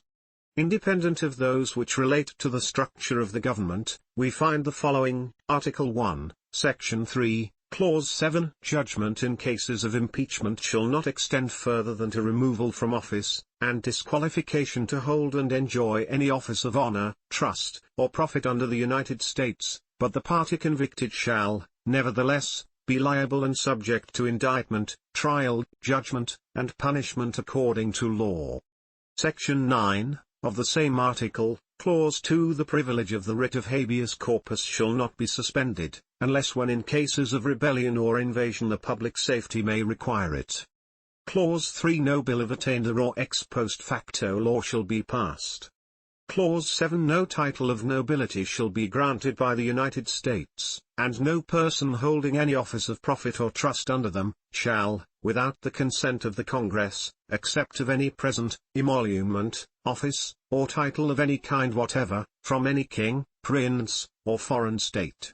Article 3, Section 2, Clause 3. The trial of all crimes, except in cases of impeachment, shall be by jury, and such trial shall be held in the state where the said crimes shall have been committed, but when not committed within any state, the trial shall be at such place or places as the Congress may by law have directed.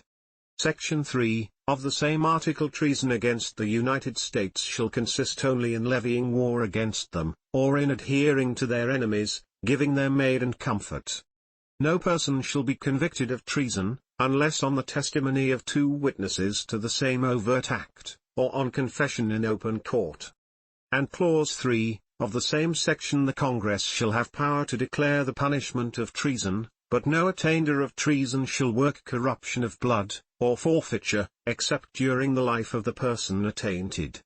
It may well be a question, whether these are not, upon the whole, of equal importance with any which are to be found in the Constitution of this state. The establishment of the writ of habeas corpus, the prohibition of ex post facto laws, and of titles of nobility, to which we have no corresponding provision in our Constitution, are perhaps greater securities to liberty and republicanism than any it contains.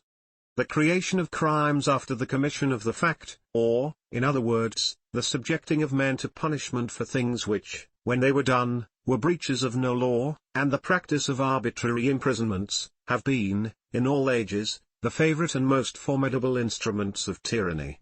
The observations of the judicious Blackstone, in reference to the latter, are well worthy of recital. To bereave a man of life, says he, or by violence to confiscate his estate, without accusation or trial, would be so gross and notorious an act of despotism as must at once convey the alarm of tyranny throughout the whole nation, but confinement of the person, by secretly hurrying him to jail, where his sufferings are unknown or forgotten, is a less public, a less striking, and therefore a more dangerous engine of arbitrary government. And as a remedy for this fatal evil he is everywhere peculiarly emphatical in his encomiums on the Habeas Corpus Act, which in one place he calls the bulwark of the British Constitution. Nothing need be said to illustrate the importance of the prohibition of titles of nobility. This may truly be denominated the cornerstone of republican government, for so long as they are excluded, there can never be serious danger that the government will be any other than that of the people. To the second, that is, to the pretended establishment of the common and state law by the Constitution, I answer, that they are expressly made subject to such alterations and provisions as the legislature shall from time to time make concerning the same. They are therefore at any moment liable to repeal by the ordinary legislative power, and of course have no constitutional sanction. The only use of the declaration was to recognize the ancient law and to remove doubts which might have been occasioned by the Revolution. This consequently can be considered as no part of a declaration of rights, which under our constitutions must be intended as limitations of the power of the government itself. It has been several times truly remarked that bills of rights are, in their origin, stipulations between kings and their subjects, abridgments of prerogative in favor of privilege, reservations of rights not surrendered to the prince. Such was Magna Charta, obtained by the barons, sword in hand, from King John. Such were the subsequent confirmations of that charter by succeeding princes. Such was the petition of right assented to by Charles I, in the beginning of his reign. Such, also, was the Declaration of Right presented by the Lords and Commons to the Prince of Orange in 1688, and afterwards thrown into the form of an Act of Parliament called the Bill of Rights.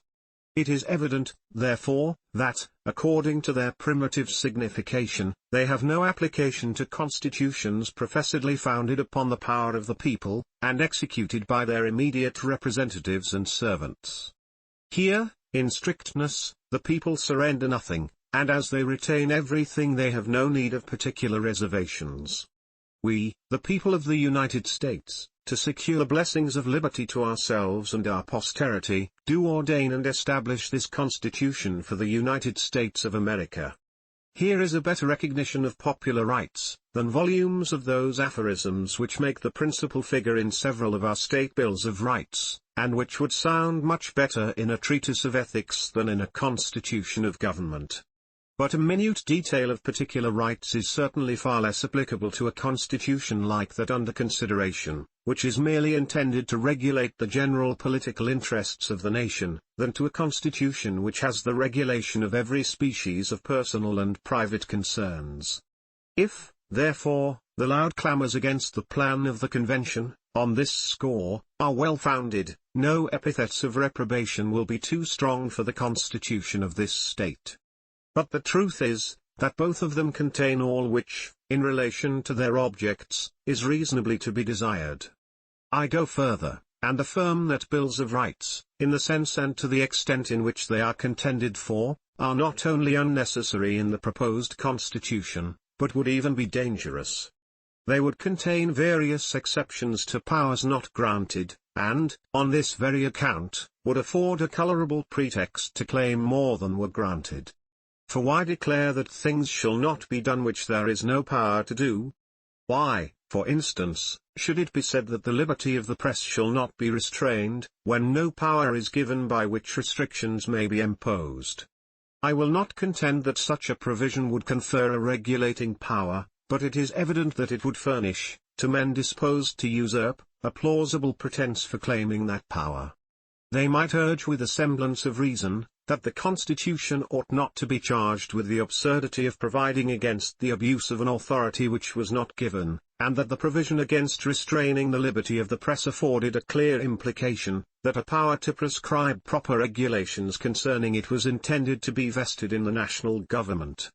This may serve as a specimen of the numerous handles which would be given to the doctrine of constructive powers, by the indulgence of an injudicious zeal for bills of rights.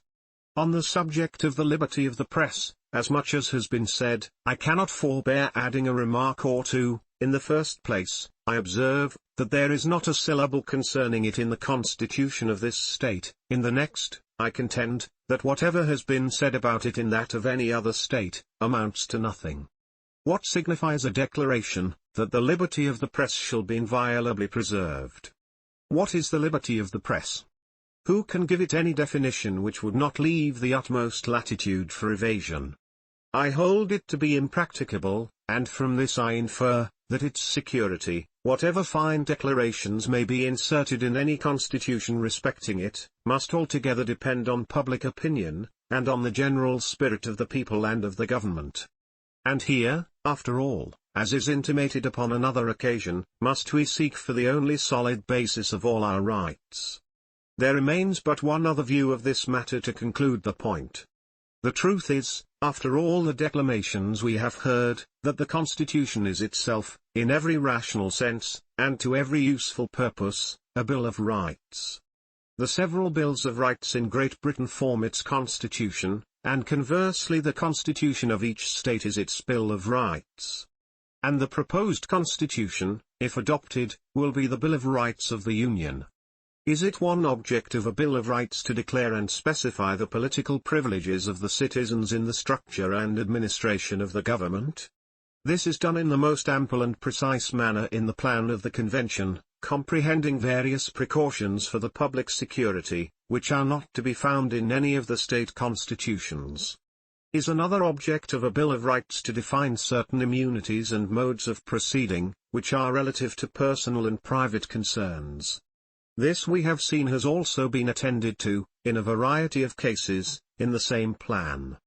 Adverting therefore to the substantial meaning of a Bill of Rights, it is absurd to allege that it is not to be found in the work of the Convention. It may be said that it does not go far enough, though it will not be easy to make this appear, but it can with no propriety be contended that there is no such thing. It certainly must be material what mode is observed as to the order of declaring the rights of the citizens, if they are to be found in any part of the instrument which establishes the government. And hence it must be apparent, that much of what has been said on this subject rests merely on verbal and nominal distinctions, entirely foreign from the substance of the thing. Another objection which has been made, and which, from the frequency of its repetition, it is to be presumed is relied on, is of this nature: it is improper, say the objectors, to confer such large powers, as are proposed, upon the national government, because the seat of that government must of necessity be too remote from many of the states to admit of a proper knowledge on the part of the constituent, of the conduct of the representative body. This argument, if it proves anything, proves that there ought to be no general government whatever. For the powers which, it seems to be agreed on all hands, ought to be vested in the Union, cannot be safely entrusted to a body which is not under every requisite control. But there are satisfactory reasons to show that the objection is in reality not well founded.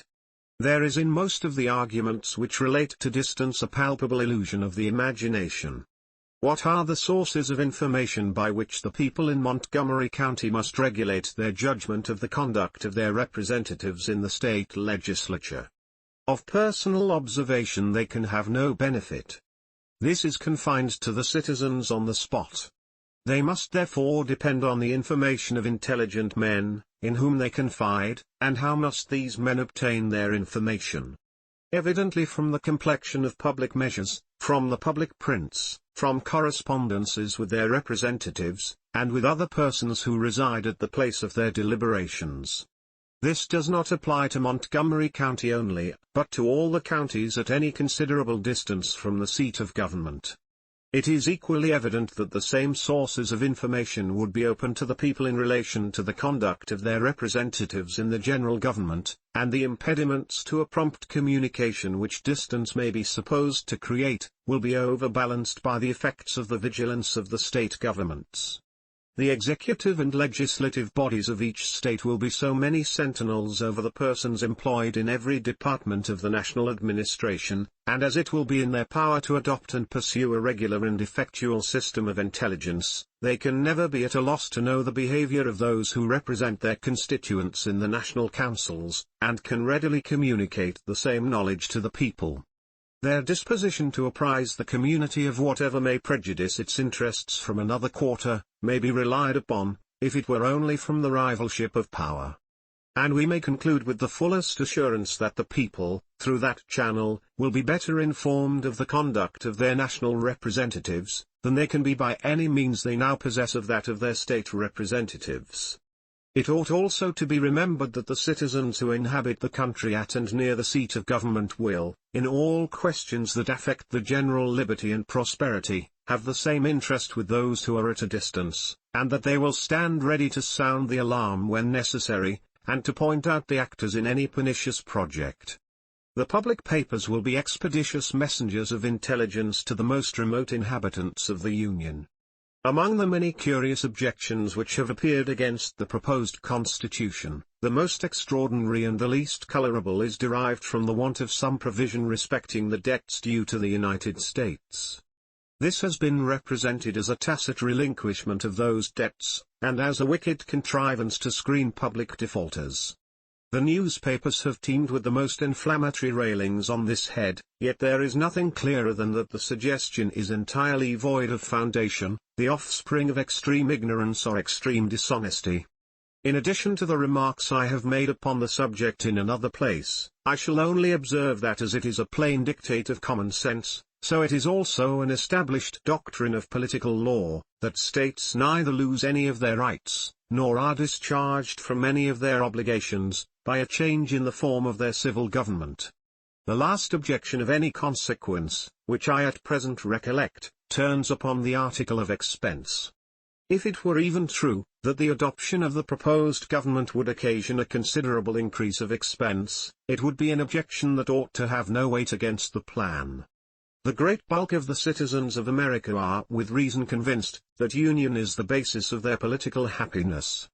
Men of sense of all parties now, with few exceptions, agree that it cannot be preserved under the present system, nor without radical alterations, that new and extensive powers ought to be granted to the national head, and that these require a different organization of the federal government, a single body being an unsafe depository of such ample authorities. In conceding all this, the question of expense must be given up, for it is impossible, with any degree of safety, to narrow the foundation upon which the system is to stand. The two branches of the legislature are, in the first instance, to consist of only 65 persons, which is the same number of which Congress, under the existing Confederation, may be composed. It is true that this number is intended to be increased, but this is to keep pace with the progress of the population and resources of the country. It is evident that a less number would, even in the first instance, have been unsafe, and that a continuance of the present number would, in a more advanced stage of population, be a very inadequate representation of the people. Whence is the dreaded augmentation of expense to spring? One source indicated, is the multiplication of offices under the new government. Let us examine this a little. It is evident that the principal departments of the administration under the present government, are the same which will be required under the new. There are now a Secretary of War, a Secretary of Foreign Affairs, a Secretary for Domestic Affairs, a Board of Treasury, consisting of 3 persons, a Treasurer, assistants, clerks, etc. These officers are indispensable under any system, and will suffice under the new as well as the old. As to ambassadors and other ministers and agents in foreign countries, the proposed constitution can make no other difference than to render their characters, where they reside, more respectable, and their services more useful. As to persons to be employed in the collection of the revenues, it is unquestionably true that these will form a very considerable addition to the number of federal officers, but it will not follow that this will occasion an increase of public expense. It will be in most cases nothing more than an exchange of state for national officers. In the collection of all duties, for instance, the persons employed will be wholly of the latter description. The states individually will stand in no need of any for this purpose. What difference can it make in point of expense to pay officers of the customs appointed by the state or by the United States? There is no good reason to suppose that either the number or the salaries of the latter will be greater than those of the former. Where then are we to seek for those additional articles of expense which are to swell the account to the enormous size that has been represented to us? The chief item which occurs to me respects the support of the judges of the United States. I do not add the President, because there is now a President of Congress, whose expenses may not be far, if anything, short of those which will be incurred on account of the President of the United States. The support of the judges will clearly be an extra expense, but to what extent will depend on the particular plan which may be adopted in regard to this matter. But upon no reasonable plan can it amount to a sum which will be an object of material consequence. Let us now see what there is to counterbalance any extra expense that may attend the establishment of the proposed government. The first thing which presents itself is that a great part of the business which now keeps Congress sitting through the year will be transacted by the President. Even the management of foreign negotiations will naturally devolve upon him, according to general principles concerted with the Senate, and subject to their final concurrence. Hence it is evident that a portion of the year will suffice for the session of both the Senate and the House of Representatives, we may suppose about a fourth for the latter and a third, or perhaps half, for the former. The extra business of treaties and appointments may give this extra occupation to the Senate. From this circumstance we may infer that, until the House of Representatives shall be increased greatly beyond its present number, there will be a considerable saving of expense from the difference between the constant session of the present and the temporary session of the future Congress. But there is another circumstance of great importance in the view of economy. The business of the United States has hitherto occupied the state legislatures, as well as Congress. The latter has made requisitions which the former have had to provide for. Hence it has happened that the sessions of the state legislatures have been protracted greatly beyond what was necessary for the execution of the mere local business of the states. More than half their time has been frequently employed in matters which related to the United States. Now the members who compose the legislatures of the several states amount to 2,000 and upwards, which number has hitherto performed what under the new system will be done in the first instance by 65 persons, and probably at no future period by above a fourth or fifth of that number. The Congress under the proposed government will do all the business of the United States themselves, without the intervention of the state legislatures, who thenceforth will have only to attend to the affairs of their particular states, and will not have to sit in any proportion as long as they have heretofore done. This difference in the time of the sessions of the state legislatures will be clear gain, and will alone form an article of saving, which may be regarded as an equivalent for any additional objects of expense that may be occasioned by the adoption of the new system. The result from these observations is that the sources of additional expense from the establishment of the proposed constitution are much fewer than may have been imagined, that they are counterbalanced by considerable objects of saving, and that while it is questionable on which side the scale will preponderate, it is certain that a government less expensive would be incompetent to the purposes of the Union. Federalist No. 85.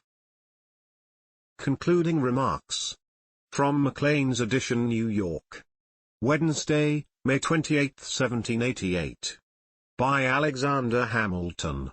To the people of the State of New York, according to the formal division of the subject of these papers, announced in my first number, there would appear still to remain for discussion 2 points, the analogy of the proposed government to your own state constitution, and the additional security which its adoption will afford to republican government, to liberty, and to property. But these heads have been so fully anticipated and exhausted in the progress of the work, that it would now scarcely be possible to do anything more than repeat, in a more dilated form, what has been heretofore said, which the advanced stage of the question, and the time already spent upon it, conspire to forbid. It is remarkable, that the resemblance of the plan of the Convention to the act which organizes the government of this state holds, not less with regard to many of the supposed defects, than to the real excellences of the former. Among the pretended defects are the re-eligibility of the executive, the want of a council, the omission of a formal Bill of Rights, the omission of a provision respecting the liberty of the press. These and several others which have been noted in the course of our inquiries are as much chargeable on the existing constitution of this state, as on the one proposed for the Union, and a man must have slender pretensions to consistency, who can rail at the latter for imperfections which he finds no difficulty in excusing in the former. Number indeed can there be a better proof of the insincerity and affectation of some of the zealous adversaries of the plan of the Convention among us, who profess to be the devoted admirers of the government under which they live, than the fury with which they have attacked that plan, for matters in regard to which our own constitution is equally or perhaps more vulnerable. The additional securities to republican government, to liberty and to property, to be derived from the adoption of the plan under consideration, consist chiefly in the restraints which the preservation of the Union will impose on local factions and insurrections, and on the ambition of powerful individuals in single states, who may acquire credit and influence enough, from leaders and favorites, to become the despots of the people, in the diminution of the opportunities to foreign intrigue, which the dissolution of the Confederacy would invite and facilitate, in the prevention of extensive military establishments, which could not fail to grow out of wars between the states in a disunited situation, in the express guarantee of a republican form of government to each, in the absolute and universal exclusion of titles of nobility, and in the precautions against the repetition of those practices on the part of the state governments which have undermined the foundations of property and credit, have planted mutual distrust in the breasts of all classes of citizens, and have occasioned an almost universal prostration of morals. Thus have I, fellow citizens, executed the task I had assigned to myself, with what success, your conduct must determine. I trust at least you will admit that I have not failed in the assurance I gave you respecting the spirit with which my endeavors should be conducted.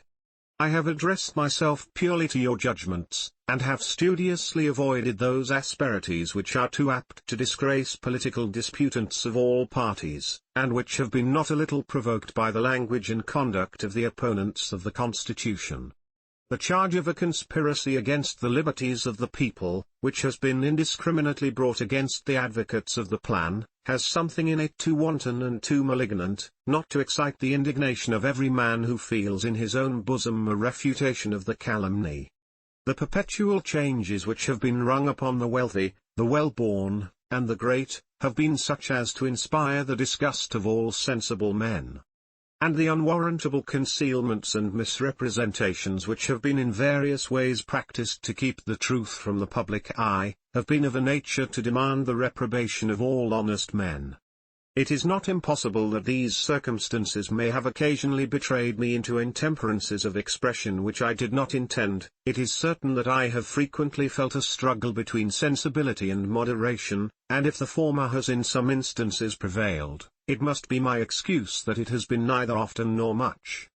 Let us now pause and ask ourselves whether, in the course of these papers, the proposed Constitution has not been satisfactorily vindicated from the aspersions thrown upon it, and whether it has not been shown to be worthy of the public approbation, and necessary to the public safety and prosperity. Every man is bound to answer these questions to himself, according to the best of his conscience and understanding, and to act agreeably to the genuine and sober dictates of his judgment. This is a duty from which nothing can give him a dispensation. T is one that he is called upon, nay, constrained by all the obligations that form the bands of society, to discharge sincerely and honestly. No partial motive, no particular interest, no pride of opinion, no temporary passion or prejudice, will justify to himself, to his country, or to his posterity, an improper election of the part he is to act. Let him beware of an obstinate adherence to party, let him reflect that the object upon which he is to decide is not a particular interest of the community, but the very existence of the nation, and let him remember that a majority of America has already given its sanction to the plan which he is to approve or reject.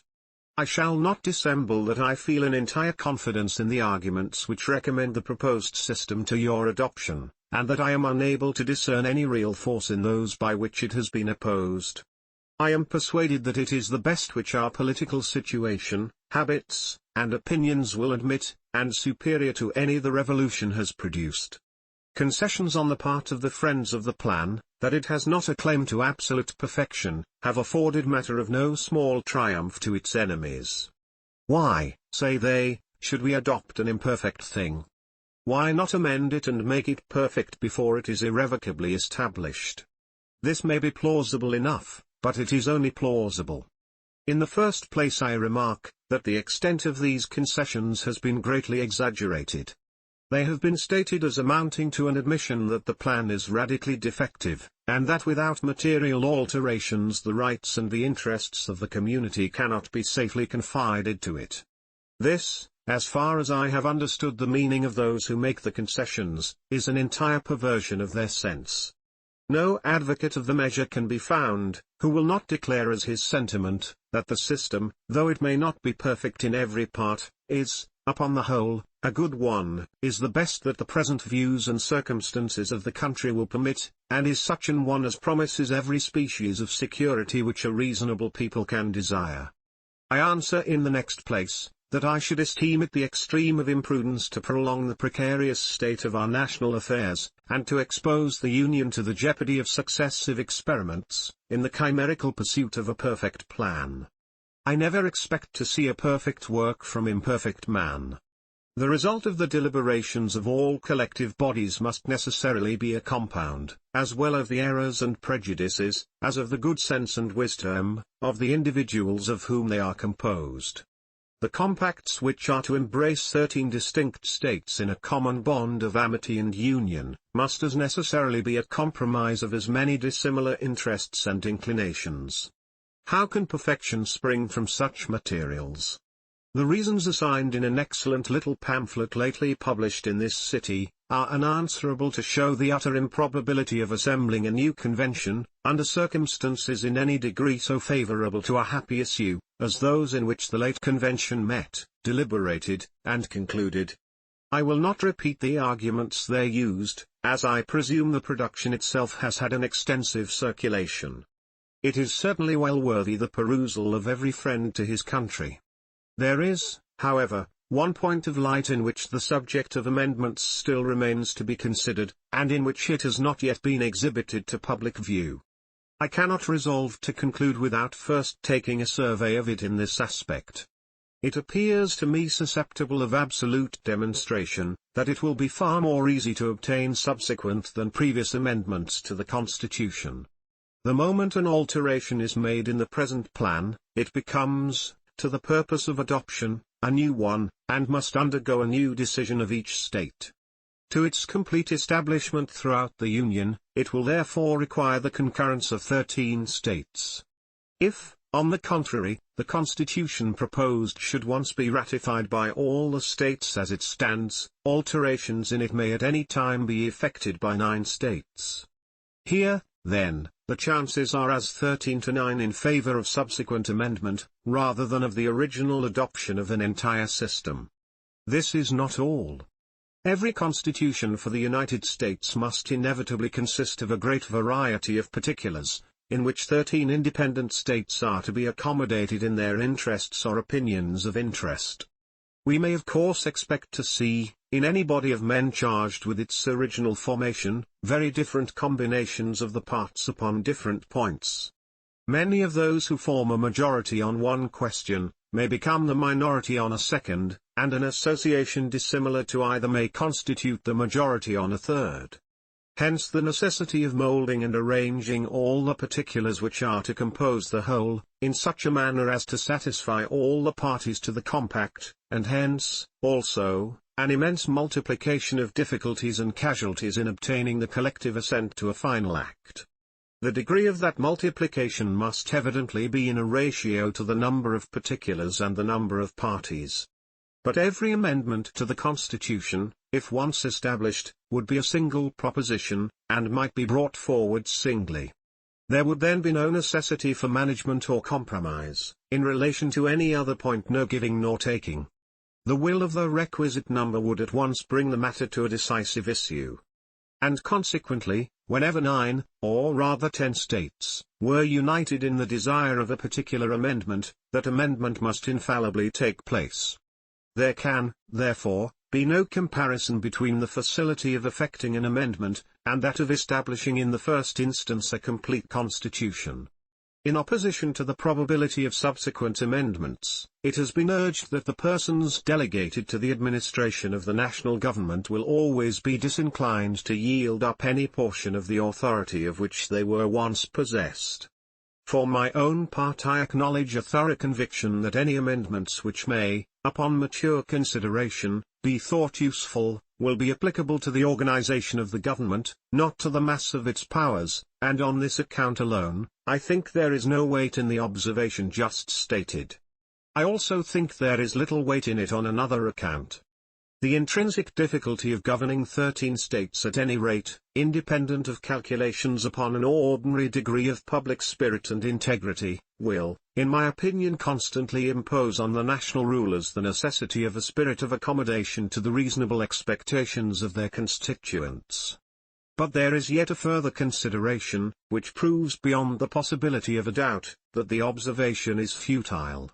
It is this, that the national rulers, whenever 9 states concur, will have no option upon the subject. By the 5th article of the plan, the Congress will be obliged on the application of the legislatures of 2/3 of the states, which at present amount to 9, to call a convention for proposing amendments, which shall be valid, to all intents and purposes, as part of the Constitution, when ratified by the legislatures of 3/4 of the states, or by conventions in 3/4 thereof. The words of this article are peremptory. The Congress shall call a convention. Nothing in this particular is left to the discretion of that body. And of consequence, all the declamation about the disinclination to a change vanishes in air. Number, however difficult it may be supposed to unite 2/3 or 3/4 of the state legislatures, in amendments which may affect local interests, can there be any room to apprehend any such difficulty in a union on points which are merely relative to the general liberty or security of the people? We may safely rely on the disposition of the state legislatures to erect barriers against the encroachments of the national authority. If the foregoing argument is a fallacy, certain it is that I am myself deceived by it, for it is, in my conception, one of those rare instances in which a political truth can be brought to the test of a mathematical demonstration.